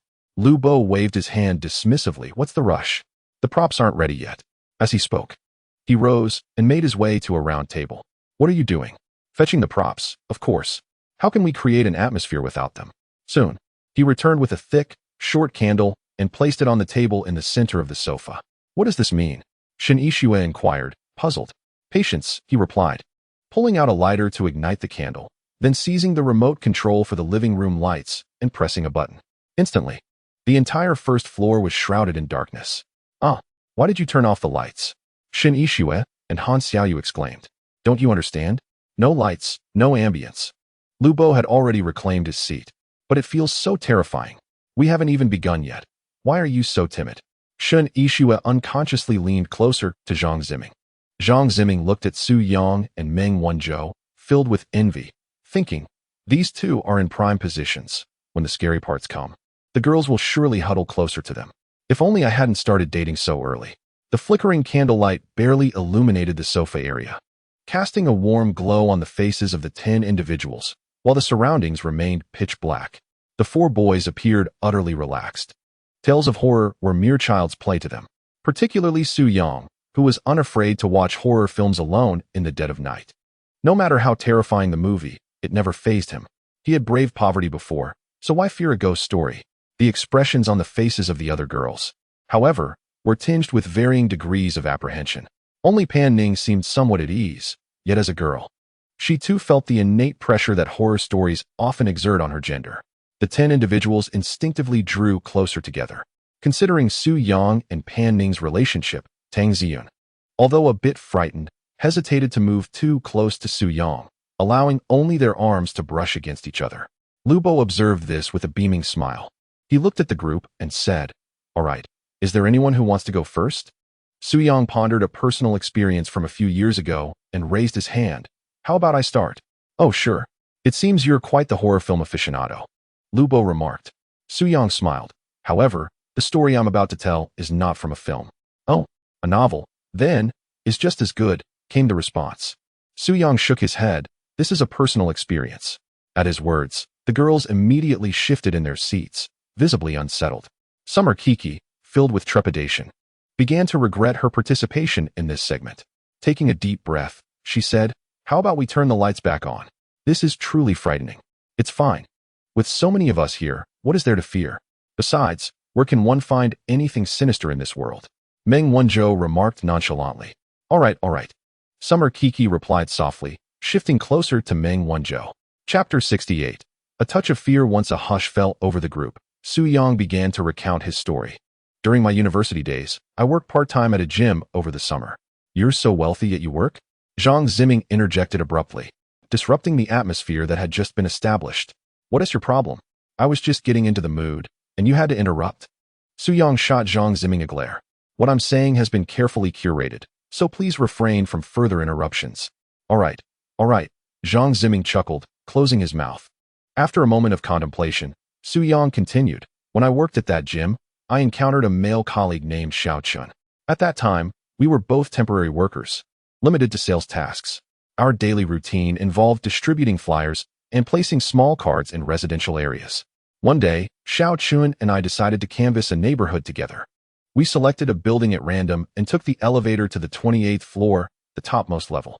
Typically, we would start from the top and work our way down, inserting cards into each unit. The building had 2 stairwells on each floor, but they were staggered. I trust you understand what I mean?" He glanced at the others, who nodded in agreement. Su Yang continued, "We each took one side of the stairwell to maximize efficiency. As I inserted cards on the 25th floor, I noticed the corridor lights were out, plunging the area into near-complete darkness. The corridors lacked windows, and a door separated the middle area. Just as I was about to step inside, I felt a chill breeze against my back." "Ah!" Summer Kiki exclaimed, inching closer to Meng Wanzhou. Su Yang noticed Tang Ziyun also drawing nearer to him. He chuckled and continued, "In that moment, goosebumps erupted all over my body. Yet, being a young and brash university student, I was not easily frightened. Without much thought, I leaned in to take a look. As I peered inside, I caught sight of a white figure standing behind the door in the corridor. Ah!" Summer Kiki and Han Xiaoyu suddenly cried out in unison. Su Yang jolted, exclaiming, "What are you two doing? You nearly gave me a heart attack." "I wasn't even that scared by the white figure." Meng Wanzhou laughed. "Ignore them, please continue." Su Yang exhaled and continued. "The moment I caught sight of the white figure, a chill ran down my spine, and I instinctively recoiled. Initially, I thought my eyes were deceiving me, but I dared to lean in for another look. To my dismay, there was indeed a white silhouette lurking behind the door, and upon my second glance, its position had shifted. In a panic, I shouted for Xiao Chun, who was on the 24th floor at the time. Hearing my call, he rushed upstairs. Upon seeing me crouched by the wall, he inquired about the matter, and I informed him there was a shadow inside. This fellow, rather timid, hesitated at the stairwell, but his presence provided me with a modicum of reassurance. I peered inside again, only to find the white figure had vanished. At this juncture, Su Yang observed the expressions of those present before he continued. The moment I noticed the absence of the white silhouette, I beckoned him to join me. Once he arrived, we both retrieved our phones, activating the flashlights in preparation to investigate the source of this ominous presence. We cautiously ventured into the stairwell, but as soon as we entered, the white figure reappeared, prompting us to retreat immediately. He grasped my arm in an attempt to flee, but my curiosity overwhelmed me. I insisted he wait outside while I ventured in alone. I turned on my flashlight and approached the door at the corridor's center, only to find the white figure had once again disappeared. I presumed it was likely hiding behind the door, and I shouted, "Who is behind there?" Yet, silence greeted my inquiry. Taking a deep breath, I charged forward. "Stop. I can't bear to hear more," interrupted Shen Yixue, who had nestled closely in Zhang Ziming's embrace. Undeterred, Su Yang continued. Upon rushing forward, I discovered nothing behind the door. I shone my phone's light around, and aside from 2 homes with doors that appeared long untouched, there was nothing else. I turned to call out to Xiao Chun, but after several shouts, he did not respond. Sensing something was amiss, I stepped outside only to find he was nowhere to be seen. I thought to myself, what a coward. He left me here alone. But do you know what happened next? Su Yang posed the question to the group. Tang Ziyun swallowed hard and asked, "Don't tell me he's dead." "No." Su Yang replied. "Then what is it?" He smiled, recounting. Upon exiting the corridor, I assumed he had gone downstairs. As I felt the building's eerie presence, I turned back to the corridor, intending to take the elevator down. Just as I stepped inside, I saw Xiao Chun standing behind the door, smiling at me. "Ah, stop right there." The girls shrieked in unison, and Tang Ziyun, disregarding the relationship between Su Yang and Pan Ning, clung tightly to Su Yang, curling up on the sofa. "Is that it?" Lu Bo inquired. "That's all." "What happened next?" "Well, after seeing that scene, would I dare to enter again?" His expression was so bizarre, and I noticed he was wearing white clothing. I turned and ran, and when I reached the ground floor, my legs were trembling in the sunlight. Goodness gracious, what happened after that? Afterwards, I returned to the gym alone and inquired of others whether Xiao Chun had gone back. They looked at me in utter confusion and asked, "Who is Xiao Chun?" A chill ran down my spine.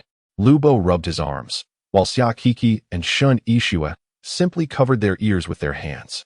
Meng Wanzhou lost his smile as he glanced around and asked, "Are you certain this is your personal experience?" Su Yang nodded. "Yes, of course, there may be slight embellishments, but 90% of it is true." "Did Xiao Chun not chase after you when you went downstairs?" Su Yang replied, exasperated. "If he had chased after me, I certainly wouldn't be here now." A chill crept over me, and I thought it might indeed be wise to turn the lights on. Zhang Ziming reached for the remote control in front of Lu Bo, who snatched it away, saying, "What are you doing?" "I was just starting to feel something. Turning on the lights would ruin it." "Are you really afraid?" Brother Yang is undoubtedly exaggerating. There's no way Xiao Chun doesn't exist. I refuse to believe that. Su Yang simply smiled in silence, offering no further explanation. "All right, I've said my piece. You all continue." Chapter 69. Reluctant to play. How about we change the subject? This is rather terrifying. Han Xiaoyu clung tightly to Tang Ziyun. Lu Bo's expression shifted as a mischievous thought crossed his mind. "If we're not going to tell eerie stories, why don't we play a game?" "What game?" Several girls chimed in unison. "Bishan." "No way. I refuse to play, not even if you threaten me." Xia Kiki sat up, her face a mask of rejection. "Are you brave enough to go back alone now?" Lu Bo chuckled. I want to play regardless. I'm too timid for such things. If something truly happened, I might be left in a state of shock." Seeing this, Su Yang intervened. "Come on, let us just tell stories. We don't want to genuinely frighten anyone." Lu Bo laughed. All right, I was just teasing her.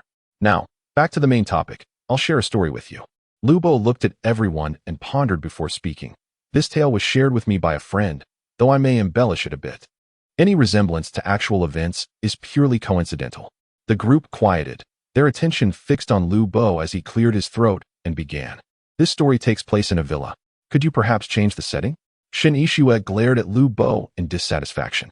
Lu Bo replied playfully, "It's no big deal. This story is largely fictional anyway. Now, please be quiet. This is a story my friend told me. A few years ago, he traveled with 3 other friends. There were 4 of them in total, all rather affluent, 2 men and 2 women. Upon arriving at their destination, they booked a 2-story villa. During the day, they explored, and at night, they divided into 2 rooms, each couple sharing a room. That night, I'll refer to my friend as Xiao Chun." Pan Ning rolled her eyes. "Please use a different name." That works. Let's go with Xiao Zhang." My buddy Xiao Zhang spent the night with his girlfriend, and being 2 young individuals alone together, It was inevitable that some sparks would fly, if you catch my drift, heh.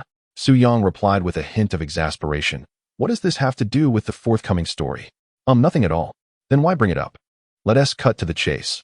I can discuss the unnecessary plot later. Pan Ning shot Su Yang an annoyed glance. Lu Bo chuckled and continued. After their little escapade, they fell asleep. In the early hours, Xiao Zhang vaguely heard someone knocking on the door from outside. Knock, knock, knock, knock, knock.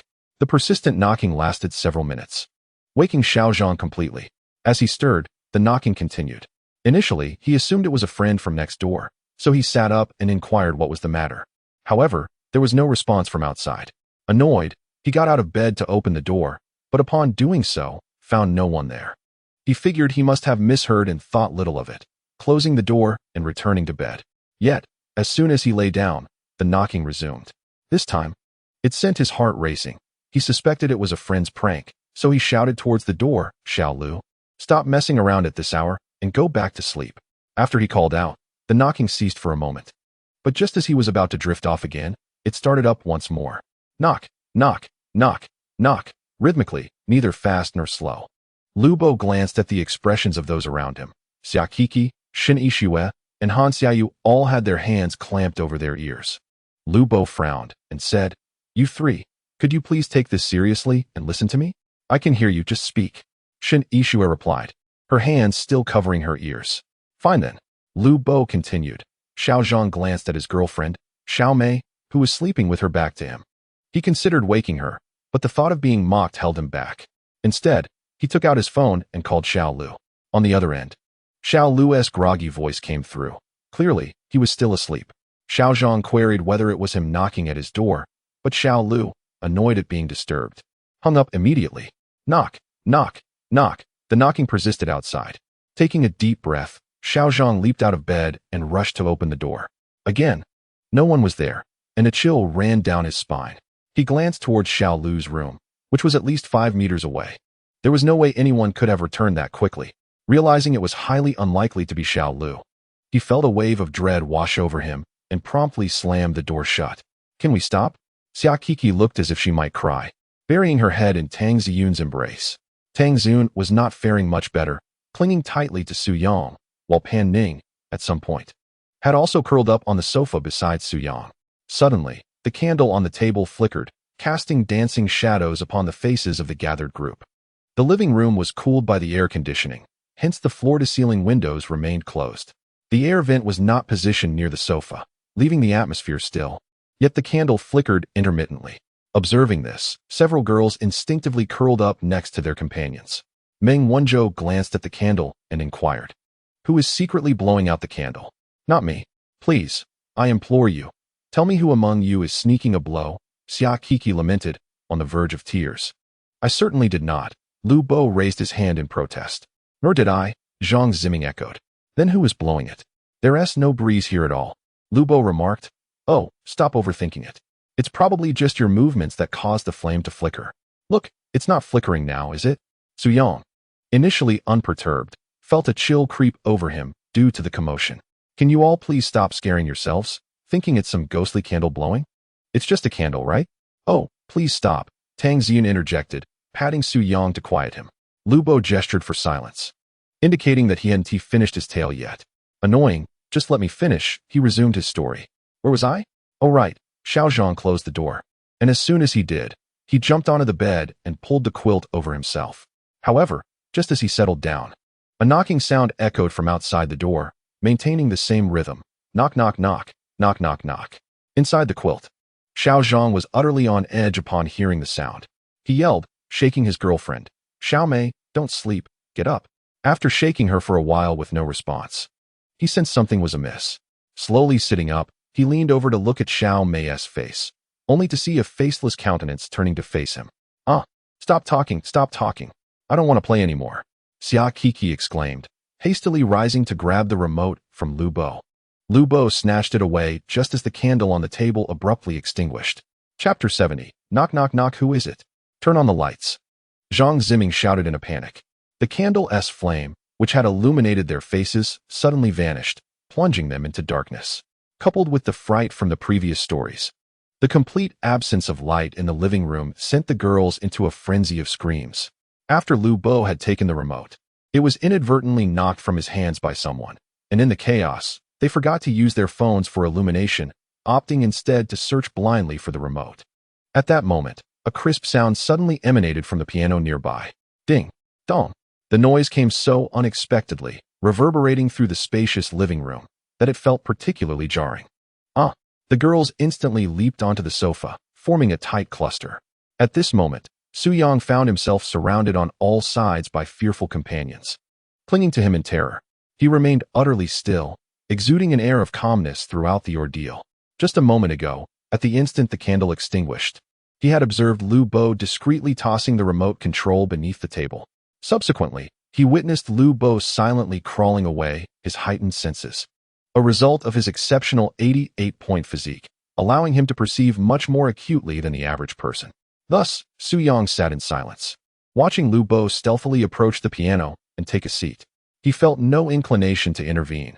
His current state was indeed a rare and splendid occurrence, one he was reluctant to disrupt. The sound of the piano echoed once more, prompting Xia Kiki to shriek, "Stop! Don't scare me, I beg you." At that moment, Meng Wanzhou finally spoke up. "All right, that's enough, fatty." "Fine, fine," Lu Bo replied, retrieving his phone to illuminate the room. He returned to locate the remote and pressed the button. Instantly, the living room was awash in bright light. The group promptly shut their eyes, and after a few seconds of adjustment, Meng Wanzhou and Lu Bo opened their eyes to gaze at Su-yang. To their surprise, Su-yang had his left arm around Pan Ning, his right around Tang Ziyun, with Han Xiaoyu perched on his lap, while Xia Kiki squeezed in beside Tang Ziyun. Lu Ming had taken refuge on the sofa with Shun Yixue and Zhang Ziming. Oh my, several girls besides Su-yang suddenly realized and hurriedly distanced themselves from him. Except for Pan Ning, who remained largely unmoved. "You all are so annoying," Xia Kiki huffed in indignation. "Indeed, you nearly scared me to death," Han Xiaoyu added. Her face flushed, though her embarrassment stemmed not from fear, but from recalling her previous position in Su Yang's embrace. "Yanggu, why didn't you react earlier?" Su Yang chuckled. "I saw you sneak over. What reaction did you expect from me?" Upon hearing this, Pan Ning pinched Su Yang's arm. "You saw him sneak over?" Yes. "Then why didn't you tell me?" "At that moment, you all were crowded around me. I had no opportunity to warn you." "Humph, I think you did it on purpose." Zhang Ziming swallowed hard, recalling his fright, especially when the piano had played. He turned to Lu Bo and Meng Wanzhou. "Why didn't you two give me a heads up about this?" "It's much more entertaining when it's spontaneous," they replied. "Entertaining my foot. You nearly scared me to death. Aren't you the brave one?" "That's when it's in movies or novels. When it happens in real life, how can one not be afraid?" "All right, enough of this. It truly can be frightening," Su-yang said, standing up and stretching his neck. "Are we continuing?" "No more. I can't even bear the thought of going back to my room to sleep. If there's a knocking sound outside while I'm asleep, I might just lose it," Xia Kiki pouted. "Haha, I was just joking. There's no knocking sound. Knock, knock, knock. Knock, knock, knock." As Lu Bo finished speaking, a series of knocks resounded from the front door of the villa. The 10 individuals abruptly turned their heads towards the entrance. Ah! Upon hearing the sound, several girls screamed once more. "Who on earth is it? Enough already. Don't mess with me," Zhang Ziming exclaimed, glancing at the individuals present, each one accounted for. Su-yang was equally startled by the sudden knocking at the door. His hair stood on end as he shouted towards the entrance. "Who is it?" There was no response from outside, and after a few seconds, the knocking resumed. "What the hell?" Lu Bo mustered his courage and dashed towards the door. With a swift motion, he flung the door open, revealing a young attendant standing outside. Lu Bo's raised fist froze in midair. "What's the matter with you? Why didn't you answer when I called?" The attendant, slightly taken aback, replied, I didn't hear anyone calling. Is there something you need?" "My apologies for disturbing you." He continued, "Our manager was informed that a Mr. Meng and his friend have checked into Villa 01, and he specifically instructed me to bring some late-night snacks." The attendant smiled and stepped aside, revealing a small cart at the door. Lu Bo exhaled in relief. "All right then, what do we have?" "Just some seafood and the like." "Shall I bring it inside?" Lu Bo nodded, allowing the attendant to wheel the cart into the villa. The attendant, noticing the array of attractive individuals lounging on the sofa, silently swallowed hard, thinking to himself, wealthy people certainly know how to enjoy life. Once he take the cart back, It contains some snacks for you all. Please enjoy. And I apologize for the intrusion, he said, giving a slight nod to the group before turning to leave. Phew, that scared me to death. Zhang Ziming collapsed onto the sofa, beads of sweat forming on his forehead. Don't feel bad. I was startled too, he grumbled.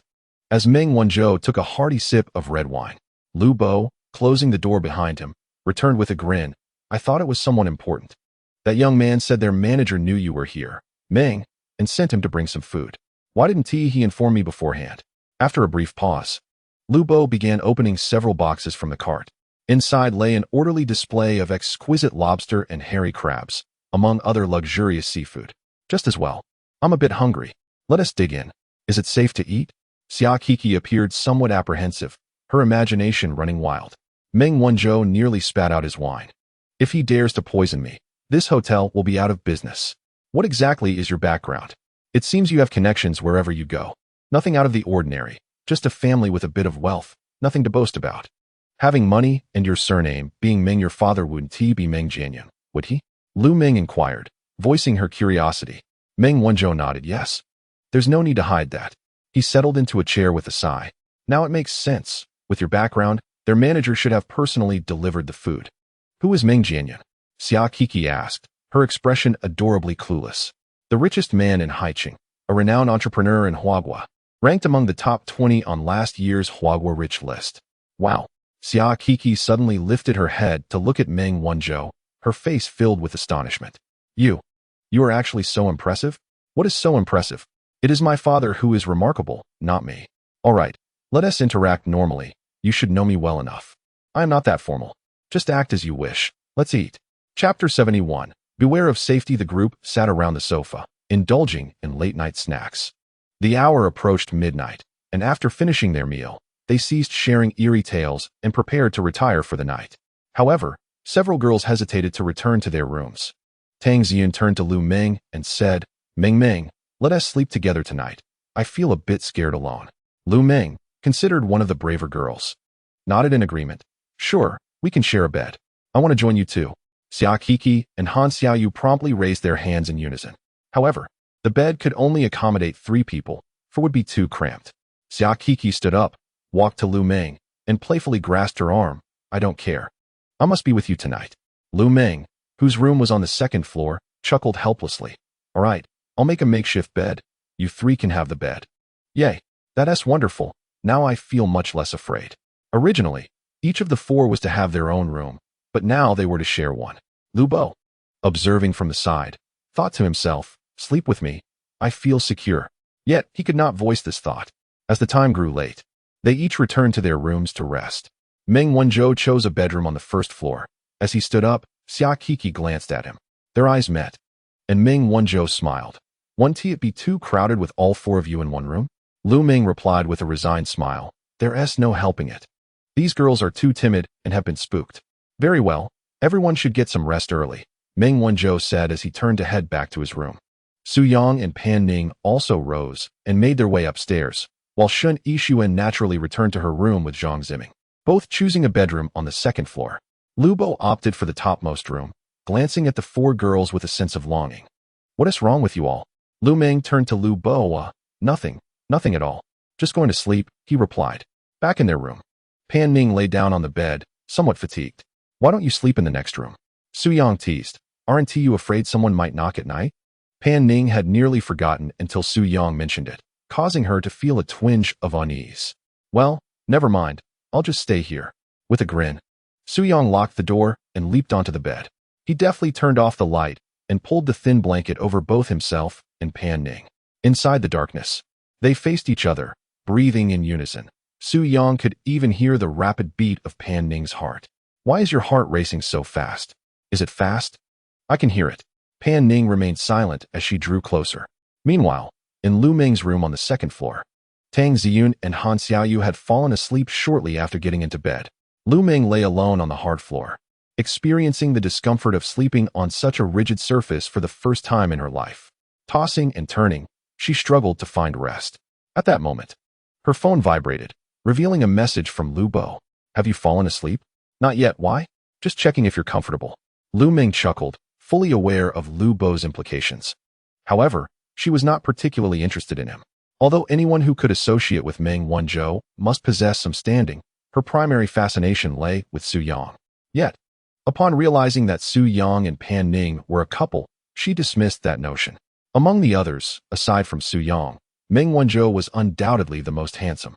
Furthermore, her intrigue for Meng Wanzhou intensified upon discovering his true identity.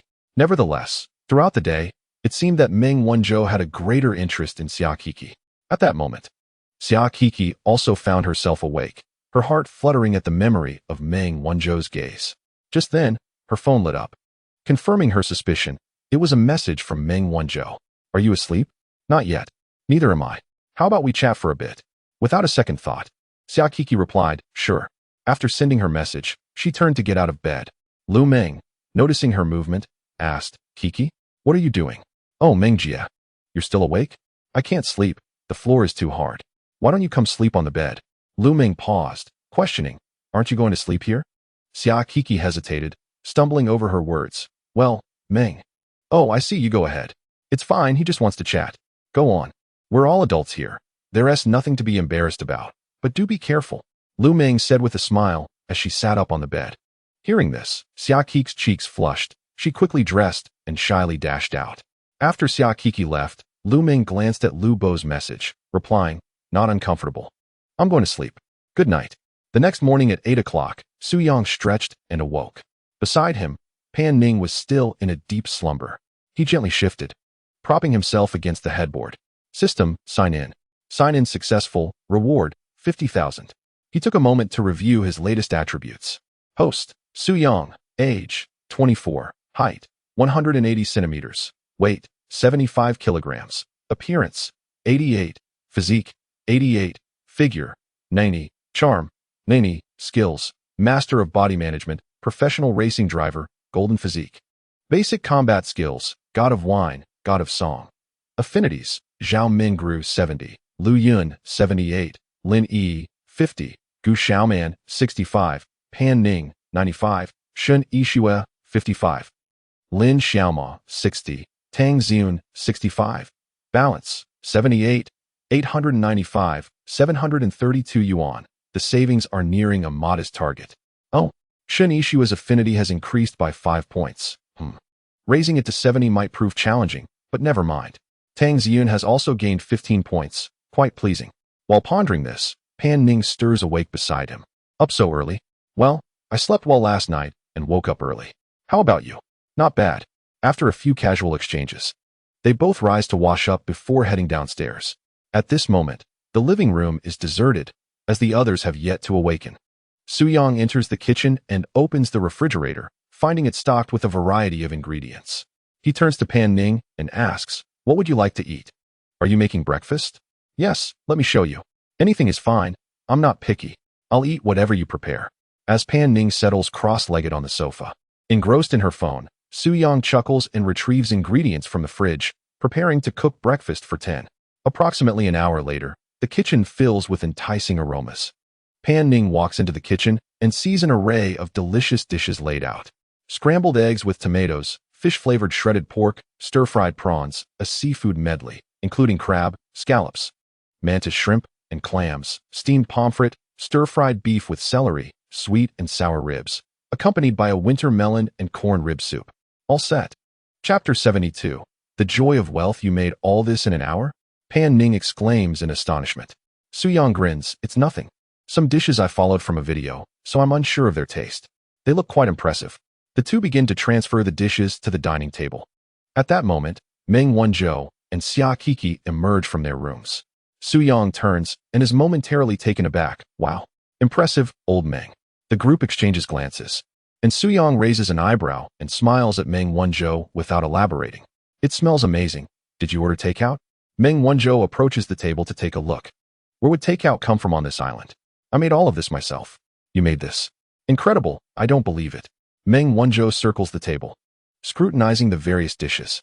If you don't believe it, ask your sister. Su Yang chuckles. Did he really make it? Pan Ning nods. Ah, Lao Su. Is there anything you cannot do? Exclaimed one. Oh, it's just a few dishes. What's so remarkable about that? Come over and help me serve the food. A few minutes later, the delightful aroma wafted, enticing others to descend from their quarters.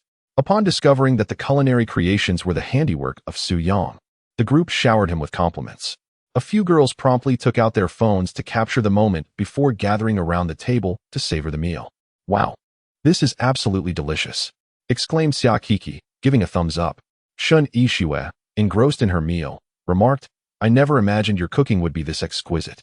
Zhang Ziming added his praise. "Yang Yang, if I were a girl, I would surely compete with Pan Pan for your attention.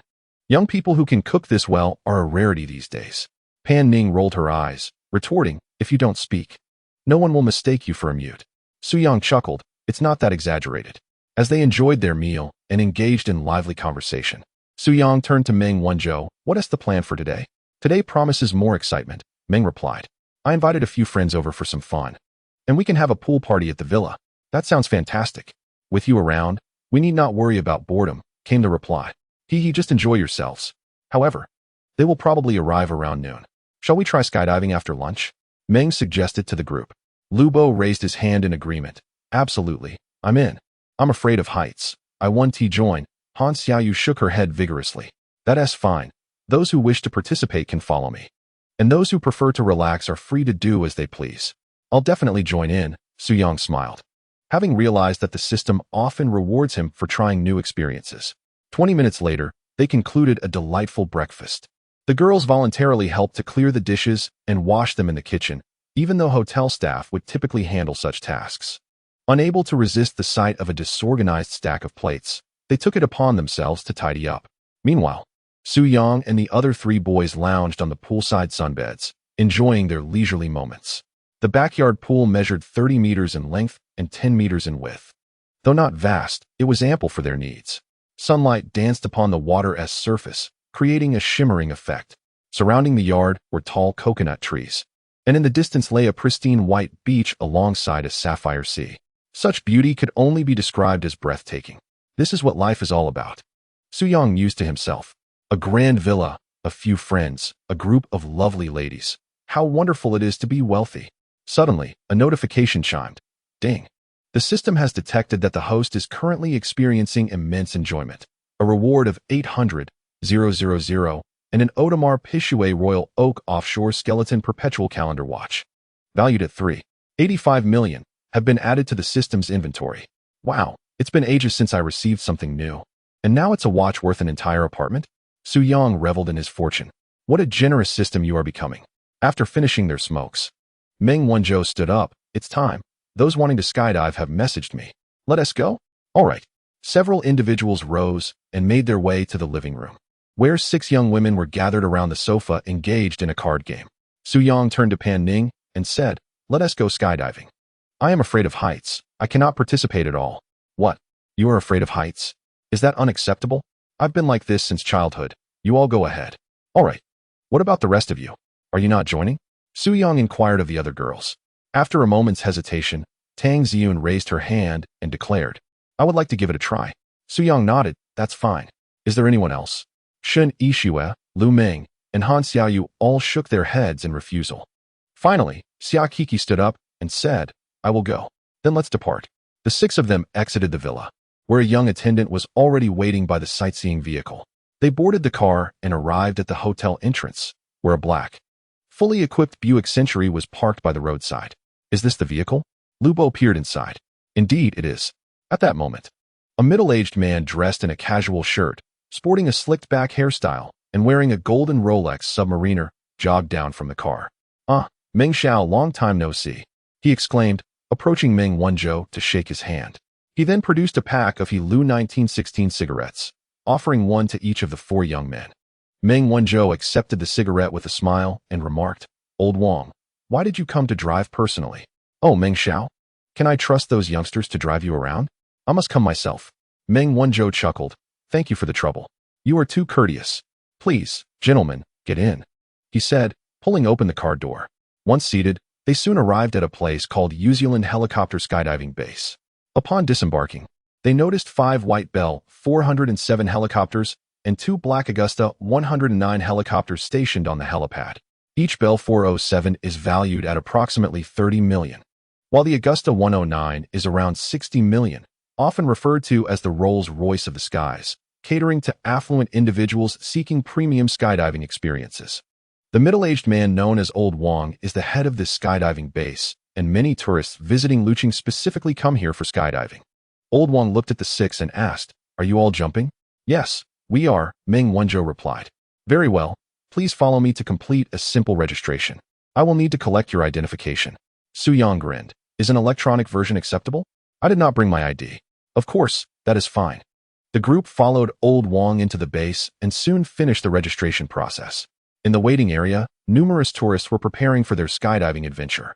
Each type of helicopter can accommodate 7 to 8 passengers, but due to the need for crew members and skydiving instructors, only 2 individuals can occupy each helicopter for the jump. After a brief discussion, the team was organized as follows: Su Yang and Tang Ziyun together, Meng Wanzhou and Xia Qiki paired, while Lu Bo and Zhang Ziming served as the 2 extra companions. 2 individuals cast a resentful glance towards Su Yang and Meng Wanzhou. At that moment, 6 parachuting instructors, 4 women and 2 men, entered the waiting area. Observing this, Su Yang and Meng Wanzhou hurriedly approached the instructors to greet them. Ultimately, 2 female instructors accompanied Su Yang and Tang Ziyun, while the other 2 took Meng Wanzhou and Xia Qiki under their wing. The 2 burly male instructors with bushy beards led Lu Bo and Zhang Ziming away. Chapter 73. Skydiving. The 2 bearded giants smiled broadly at Lu Bo and Zhang Ziming, causing goosebumps to rise on their skin. "Damn it. Had I known, I wouldn't have come," Zhang Ziming muttered with a grimace. Lu Bo nodded in agreement. "Shall we request a change to 2 female instructors? Surely there must be more?" "Definitely not," he concluded. "Well then, let us make do." Reluctantly, they followed the male instructors to a corner to don their gear. Soon, all 6 had donned their parachuting equipment. At that moment, Old Wong approached Meng Wanzhou and inquired, "Young Master Meng, I have 2 Augusta 109 helicopters here. One for you and this lovely lady, and the other for whom?" Meng Wanzhou tilted his head towards Su Yang, indicating these 2. Old Wong gestured and moved to converse briefly with the instructors. After a wait of 10 minutes, they departed for the helipad. Su Yang and Tang Ziyun boarded the Augusta 109 helicopter alongside the 2 female instructors. The interior of the helicopter was lavish, akin to the first-class cabin of a large aircraft, featuring white leather seats and 3 expansive square windows on either side, designed for passengers to admire the aerial vistas. Above the seats facing the cockpit hung a 45-inch LCD screen, currently showcasing various skydiving videos. The helicopter's interior was quite spacious, nonetheless. Tang Ziyun chose to sit closely beside Su Yang by the window. Before takeoff, she began to feel slightly anxious. "Are you afraid?" she asked. "Me? Not really. I don't think I've encountered anything particularly frightening in my life. Except for being broke," Su Yang thought to himself. "I'm suddenly feeling a bit regretful." "Don't say that. We've come this far. Have you done this before?" "No, this is my first time." Tang Ziyun shook her head. "Me too. Life is fleeting. It's wonderful to experience new things. Take a deep breath and relax." Tang Ziyun swallowed hard and nodded. After a little over 10 minutes, the 2 crew members completed their safety checks and preparations. They fastened the seatbelts for Su Yang and Tang Ziyun before communicating with the pilot near the cockpit. Vroom vroom. The helicopter's rotor blades soon began to spin. At that moment, Tang Ziyun furrowed her brow, her lovely petal-like lips pressed tightly together. Her hands trembled slightly as she grasped the safety belt, sitting upright. Seeing this, Su Yang chuckled, "Don't be so tense. You're making me anxious too." The 2 female instructors beside them offered soothing words. "Beautiful lady. Take a deep breath and relax. Skydiving isn't as terrifying as you might think." Tang Ziyun continued to inhale deeply. Su Yang gently patted her back, reassuring her, "It's all right. We have professional instructors here." "Indeed, you can rest assured with us around," they chimed in. Tang Ziyun hesitated, expressing her concern. "What if the parachute doesn't open after we jump?" The instructor paused, then smiled. "Such a situation is impossible. We have already conducted thorough checks before takeoff. So you needn't worry." Tang Ziyun nodded, falling silent. Before long, accompanied by a thunderous roar, the helicopter ascended rapidly. Su Yang turned to the 2 instructors and inquired, "What are your names?" "I'm Su Qiu. Just call me Qiu," replied the coach with a cheerful demeanor. "We're from the same family then. I also share the surname Su Yang." They shook hands, while the other girl, who had a more internet celebrity vibe, chimed in, I'm GZ. GZ. That's a lovely name, Su Yang said, extending his hand for a handshake with her as well. The two girls struck him as merely average, perhaps scoring no more than 70 points in appearance. He surmised that without makeup, the girl named GZ might not even reach that mark. And he found little interest in assessing further. How high are we flying? Su Yang asked. Around 4,000 meters, Chiu Chiu responded. Su Yang nodded, engaging in light conversation with the two women for a while. Soon, the helicopter approached the designated altitude. Su Yang turned to gaze out the window, taking in the view of the small island below and the boundless azure sea. Not far to the right lay the urban area of Lu City. Tang, open your eyes and enjoy the scenery, he urged. Tang Xun opened her eyes, realizing that it was quite similar to looking out the window while flying on a plane. She leaned closer to Su Yang, peering outside. It's so beautiful, isn't it? Aren't you going to take pictures? He prompted. Oh, right, she exclaimed, pulling out her phone to capture the stunning vistas. After snapping a few photos, she shyly suggested, let's take one together. Sure, Su Yang replied. Tang Xian switched her phone to selfie mode, tilting her head towards Su Yang, flashing a bright smile that showcased her pearly whites. Give me a smile, she encouraged. Su Yang flashed a peace sign and grinned widely. Click. They captured a shared moment at an altitude of 4,000 meters. Once the photo session concluded, the crew approached to announce, we have reached the designated altitude. It's time to skydive. Chiu Chiu gestured towards Su Yang and Tang Xiyun. Prepare for the jump. Who will come with me? I'll go with you, Su Yang responded with a smile. All right, Jizi will take care of this lovely lady. After double-checking the gear of Su Yang and Tang Xiyun, Chiu Chiu handed Su Yang a helmet and goggles. She then secured him with the professional skydiving harness. Simultaneously, Jizi was assisting Tang Xiyun with her equipment. At that moment, the helicopter hovered at 4,000 meters, and once the crew confirmed safety, they opened the aircraft door. A fierce gust of wind rushed into the cabin. Tang Xiyun swallowed hard, her heartbeat racing once more. Chiu Chiu, standing behind Su Yang, inquired, who will jump first? Allow me, Su Yang replied, turning to give Tang Xiyun a thumbs up. Little Tang, fear not. We'll meet again on the ground shortly. Tang Xiyun forced a smile and nodded in agreement. It's time to jump. Excellent. Chiu Chiu led Su Yang to the edge of the helicopter. Gazing down at the dizzying height of several thousand meters, Su Yang felt a momentary flutter of apprehension.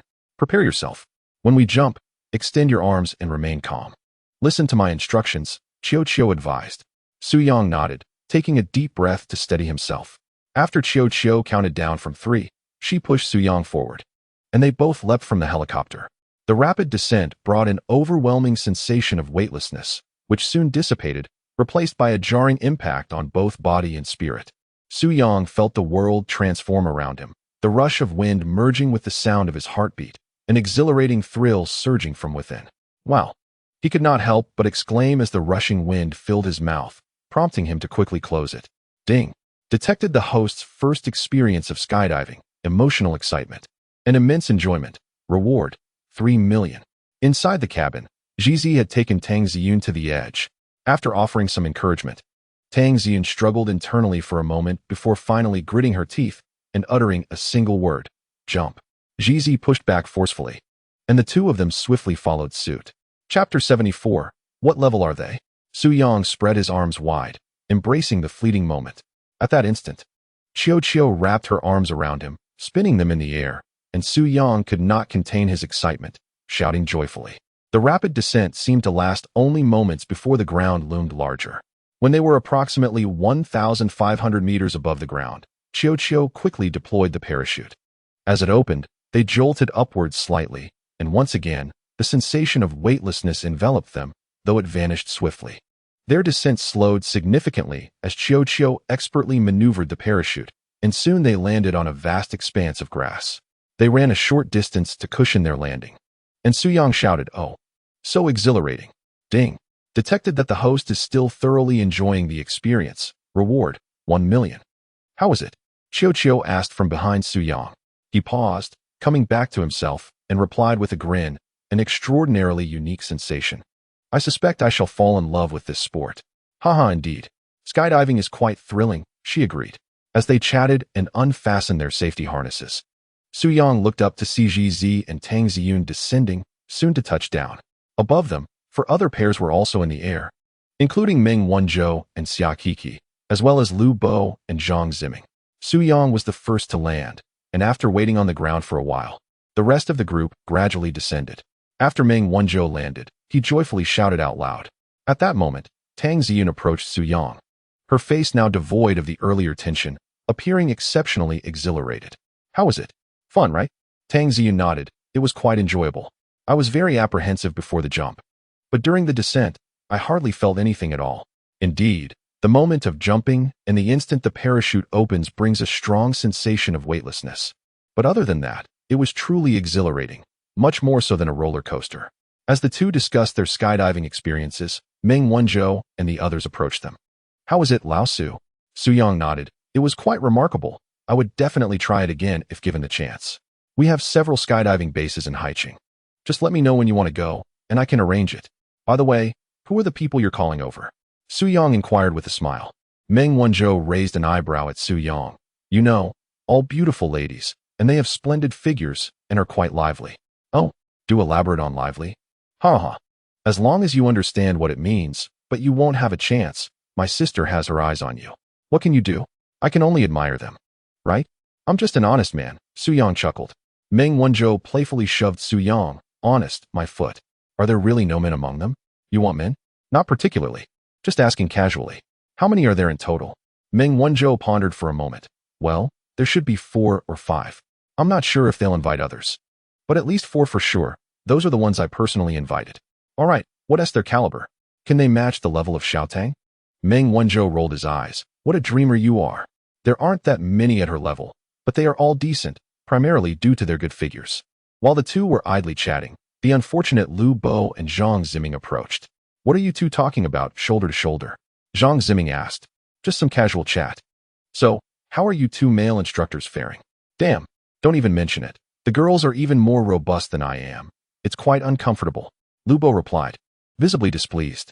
Let us not talk about that. I need to hurry back and see the lovely ladies to unwind. Once everyone had gathered, they playfully followed their instructor to the roadside, boarding the sightseeing vehicle back to the skydiving base. On the vehicle, Su Yang turned to Meng Wanzhou. Lao Meng, do you have any villa resources in Haicheng?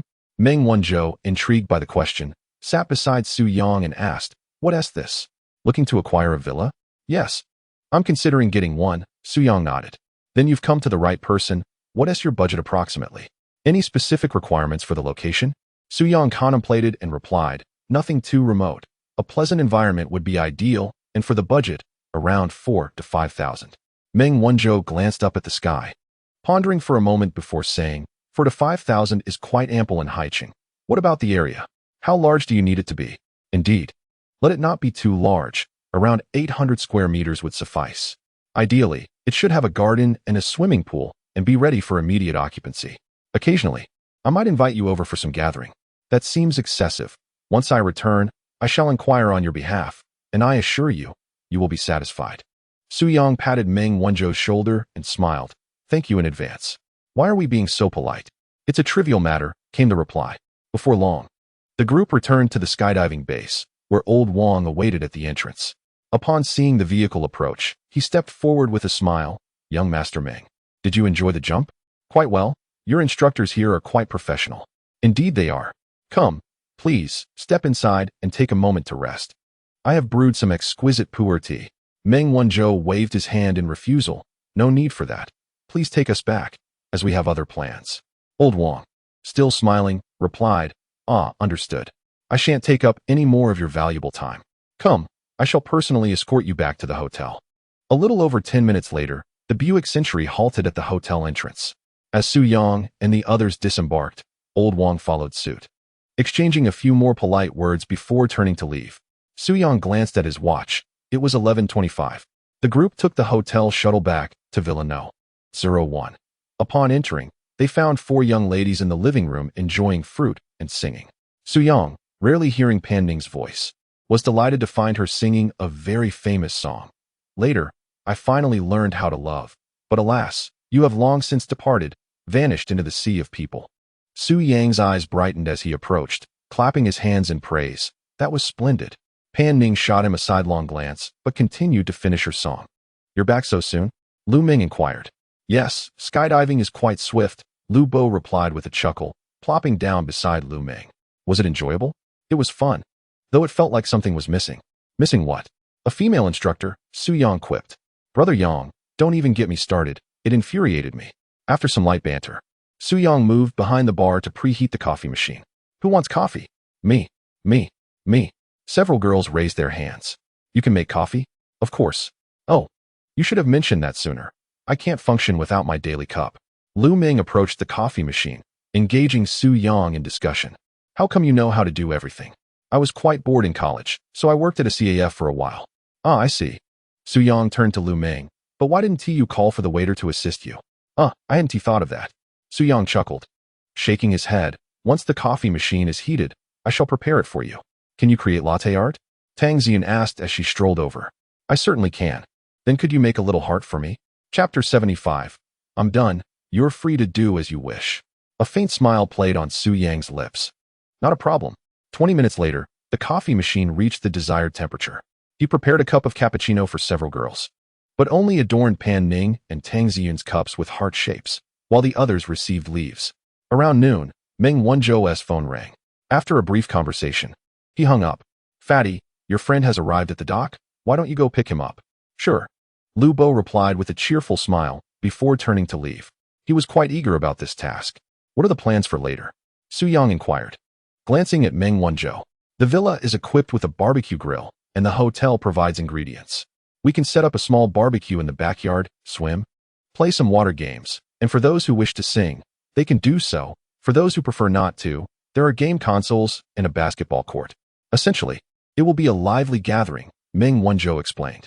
Su Yang nodded, feeling a tinge of excitement as he had never hosted at a villa before. Half an hour later, a chorus of melodious laughter echoed at the villa entrance. Lu Bo stepped inside, followed by 5 stunning young women, each with their own distinctive style. Su Yang, Meng Wanzhou, and Zhang Ziming looked up in surprise.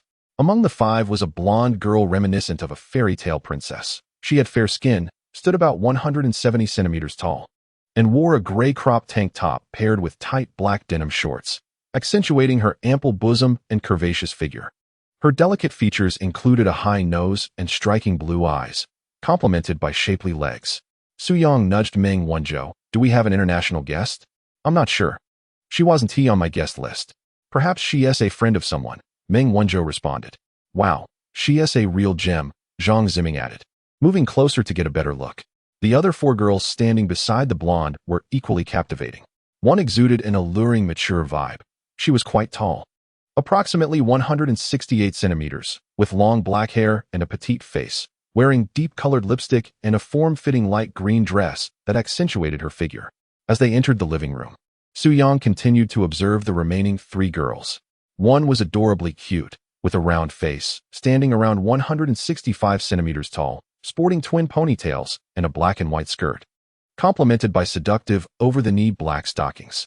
Another girl was slightly shorter, around 162 centimeters, with a braided hairstyle, dressed in a black tank top and a white mini skirt that swayed enticingly with her movements. Based on Su Yang's recent experiences, it seemed they were all at least of considerable attractiveness, with the reality possibly exceeding expectations. The last girl radiated the most sensual aura.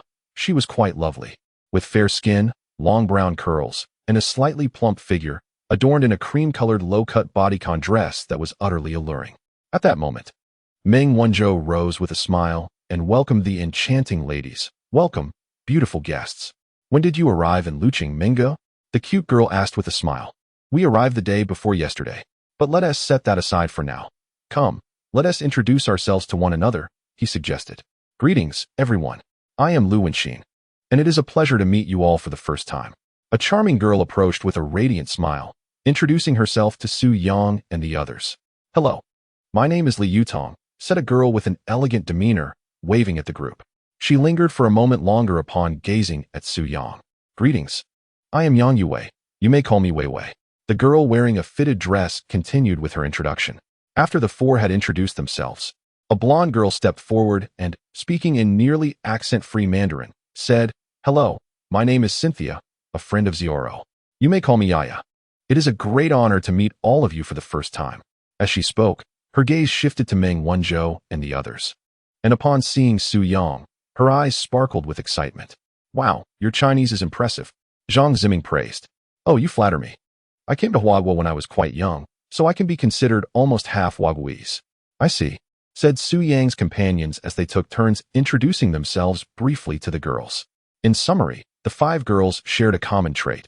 They were all strikingly attractive, with the youngest, Li Yutong, still being quite remarkable. Meng Wanzhou was adept at making friends. The living room buzzed with liveliness as the 5 girls quickly became familiar with Pan Ning, Tang Ziyun, and others. Their personalities were delightful, free from any pretentiousness. And Luo Yu proactively took the microphone to serenade everyone. The atmosphere became exceedingly harmonious. Ding, detecting that the host is enjoying the moment, reward 1,000,000. At this juncture, Su Yang pondered aloud in his mind. Each one should simply state their name, age, physique, and appearance. Lu Wenxin, 22 years old, appearance, 77, physique, 83. Li Yutong, 25 years old, appearance, 80, physique, 85. Yang Yuwei, 23 years old, appearance, 79, physique, 90. Luo Yu, 21 years old, appearance, 84, physique, 90. Cynthia, 22 years old, appearance, 89, physique, 95. Goodness, a physique score of 95? Higher than Pan Ning? She appears similar, though perhaps a bit fuller, a bit more robust. Regardless, she is the only one exceeding a score of 85. I shall secure her first. Ding, binding successful. Cynthia's affection for the host, 10. Half an hour later, 2 servers arrived with 3 large bags of fresh ingredients: pork, beef, lamb, vegetables, fruits, and various seafood. Over a dozen individuals sat on the sofa, singing, chatting, and drinking. At this moment, the foreign friend Yaya cheerfully approached and sat beside Su Yang, holding a glass of champagne and smiling at him. What is the name of this handsome gentleman? I did not quite catch it during the hasty introductions. Su Yang smiled graciously. Su Yang. Yaya nodded slightly. May I have a drink with you? Of course, Su Yang replied with a smile, raising his glass of red wine to clink with Yaya's. I'll finish mine. You do as you wish, he said, tilting his head back to down his drink in one go. Yaya's gaze towards Su Yang carried an air of enchantment. Her foreign demeanor was refreshingly candid, unashamedly expressing her emotions. Upon witnessing Su Yang empty his glass, she lifted her own and finished half of it. My tolerance isn't great, please forgive me. Not a problem at all. May I add you on WeChat? Yaya bit her alluring lower lip, looking towards Su Yang. I'm just joking. If you want to add me, then just add me. Why the lip biting? Su Yang exclaimed, amused. It was a blatant invitation. He quickly glanced at the side where Pan Ning sat cross-legged on the sofa, seemingly oblivious to anyone else as she engrossed herself in a mobile game. He turned back with a smile. Sure. Yaya smiled gently, pulled out her phone, and they swiftly exchanged WeChat information. After chatting with Su Yang for a while longer, she moved to the other side to sing. Just as Su Yang sighed in relief, 4 other girls approached him. Chapter 76, Unperturbed. The show must go on. Su Yang looked up and was instantly captivated. Suda handsome, may I add you on WeChat? Yang Yue flashed a brilliant smile, her eyes crescent-shaped and adorably innocent. Well, you all are too polite. Come on, let us add each other, Su Yang replied, swallowing hard as he stood up to sequentially exchange WeChat information with the 4 girls. Lu Bo and Zhang Ziming watched with envy. However, the girls did not limit their contact exchanges to just Su Yang. After clinking glasses with him, they went around adding WeChat contacts with everyone except Meng Wanzhou. This demonstrated a clear distinction between the personalities of Chinese and foreign girls. The latter were direct and forthright, asking for WeChat from those they fancied without hesitation, while the former tended to consider the feelings of others, displaying a touch of social decorum. When it was Lu Bo and Zhang Ziming's turn, both wore grins that stretched from ear to ear. This was their first encounter with these girls, apart from knowing Meng Wanzhou. After a little while of getting acquainted, Meng Wanzhou glanced at his watch and declared, Ladies and gentlemen, it's already past 2. We need to head to the backyard for the barbecue. The ingredients will require some time to prepare, so we should get ready. Guys, come help me move the tables and chairs. The ingredient preparation is in your capable hands. Lovely ladies. Rest assured, leave it to us. The 5 girls eagerly headed towards the kitchen, with Xia Kiki and Han Xiaoyu following suit to assist. Su Yang and Lu Bo proceeded to move the barbecue grill, while Meng Wanzhou and Zhang Ziming handled the tables and chairs. Afterward, The remaining 3 were drenched in sweat, while Su Yang appeared completely unperturbed, as if nothing had happened. Brother Yang, aren't you hot? You don't seem to be sweating at all. Su Yang chuckled. I'm all right, I don't sweat much. This is indeed the outcome brought forth by the master of body management. It seems we have nothing pressing at the moment. Do we? No. As for the ingredients, the girls can handle those. Let us take a dip in the water. Meng Wanzhou chuckled. Subsequently, the 4 young men retreated to their rooms to don their swim trunks before gathering by the poolside.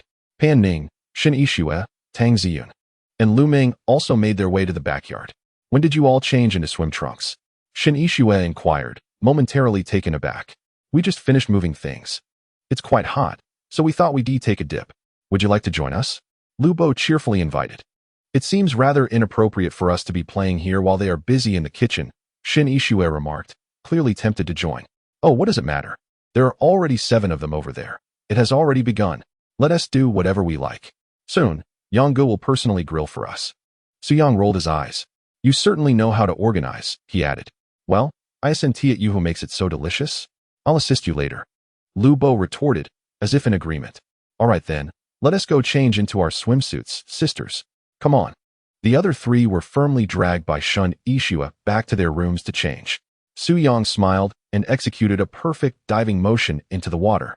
Meng Wanzhou and the others followed suit, leaping into the pool. Ah, refreshing. Lu Bo surfaced, pushing his hair back and laughing. This pool is quite deep, I assent it. Su Yang floated on the surface, his feet barely able to tiptoe.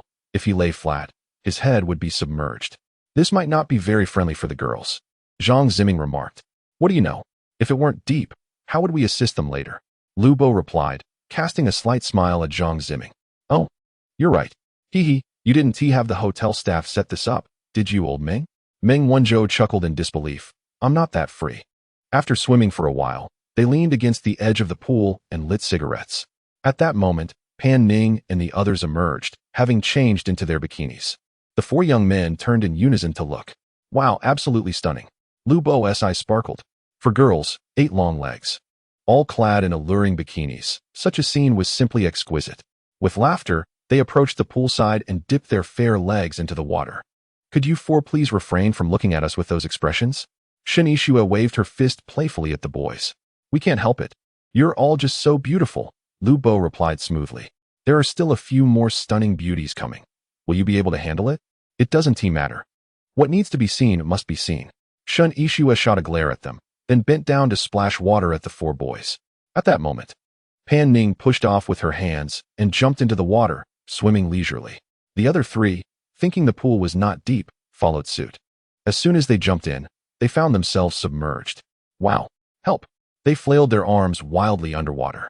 The 4 boys, noticing this, immediately swam over to assist them. Su Yang had a clear objective, to swim swiftly to Tang Ziyun's side and assist her. Meng Wanzhou seized Lu Ming, while Zhang Ziming naturally swam over to pull up Shen Yixue. Observing this, Lu Bo awkwardly turned and swam towards a more open area. Why is it always me? I refuse to believe that I won't have a partner later. Humph. Seizing the opportunity, Su Yang took the chance to teach Tang Ziyun how to swim once again. However, with Pan Ning nearby, he refrained from being too indulgent, guiding Tang Ziyun as though he were a professional swim instructor. An hour later, Yang Yue dashed out from the living room, urging everyone to stop playing, as they had nearly finished preparing the food. After calling out, she turned and returned to the kitchen to assist in serving. As the girls climbed out of the pool, they made their way to the lounge chairs to rest. Meanwhile, Su Yang and his 3 companions headed towards the kitchen. Upon arriving, all 7 girls turned their gazes towards Su Yang, instantly captivated by his muscular physique and handsome face. Such a physique, combined with Pan Ning's features, was simply irresistible. Come on, stop staring. You're making my brother feel embarrassed. Let's get the food over there first. Meng Wanzhou chuckled, interrupting them. Su Shuage, I didn't expect your physique to be so impressive. Luo Yu and Yang Yue exclaimed with admiration. Su Yang smiled. Your figures are even more remarkable. I can hardly imagine what it would be like if you donned swimsuits.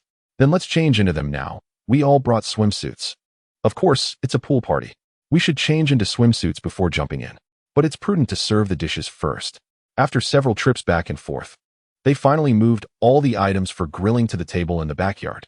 Subsequently, the 7 girls went to their rooms to change into swimsuits. while Su Yang connected his phone to the backyard's Bluetooth speaker, playing upbeat music. In a little over 10 minutes, the 7 girls, donning an array of alluring swimsuits, giggled as they approached the pool's edge. This scene was even more striking than when Pan Ning and her companions walked over. Due to the larger number of girls and their alluring legs, Su Yang glanced at Yang Yue, exclaiming inwardly, "Goodness, this dimension is simply astounding." He then turned his gaze to Yaya, who was clad in a black bikini that showcased her nearly perfect figure. Although her assets were not as pronounced as Yang Yue's, they were nonetheless impressive. Moreover, her swimsuit featured the least fabric among the 7. Truly, foreign friends are remarkable.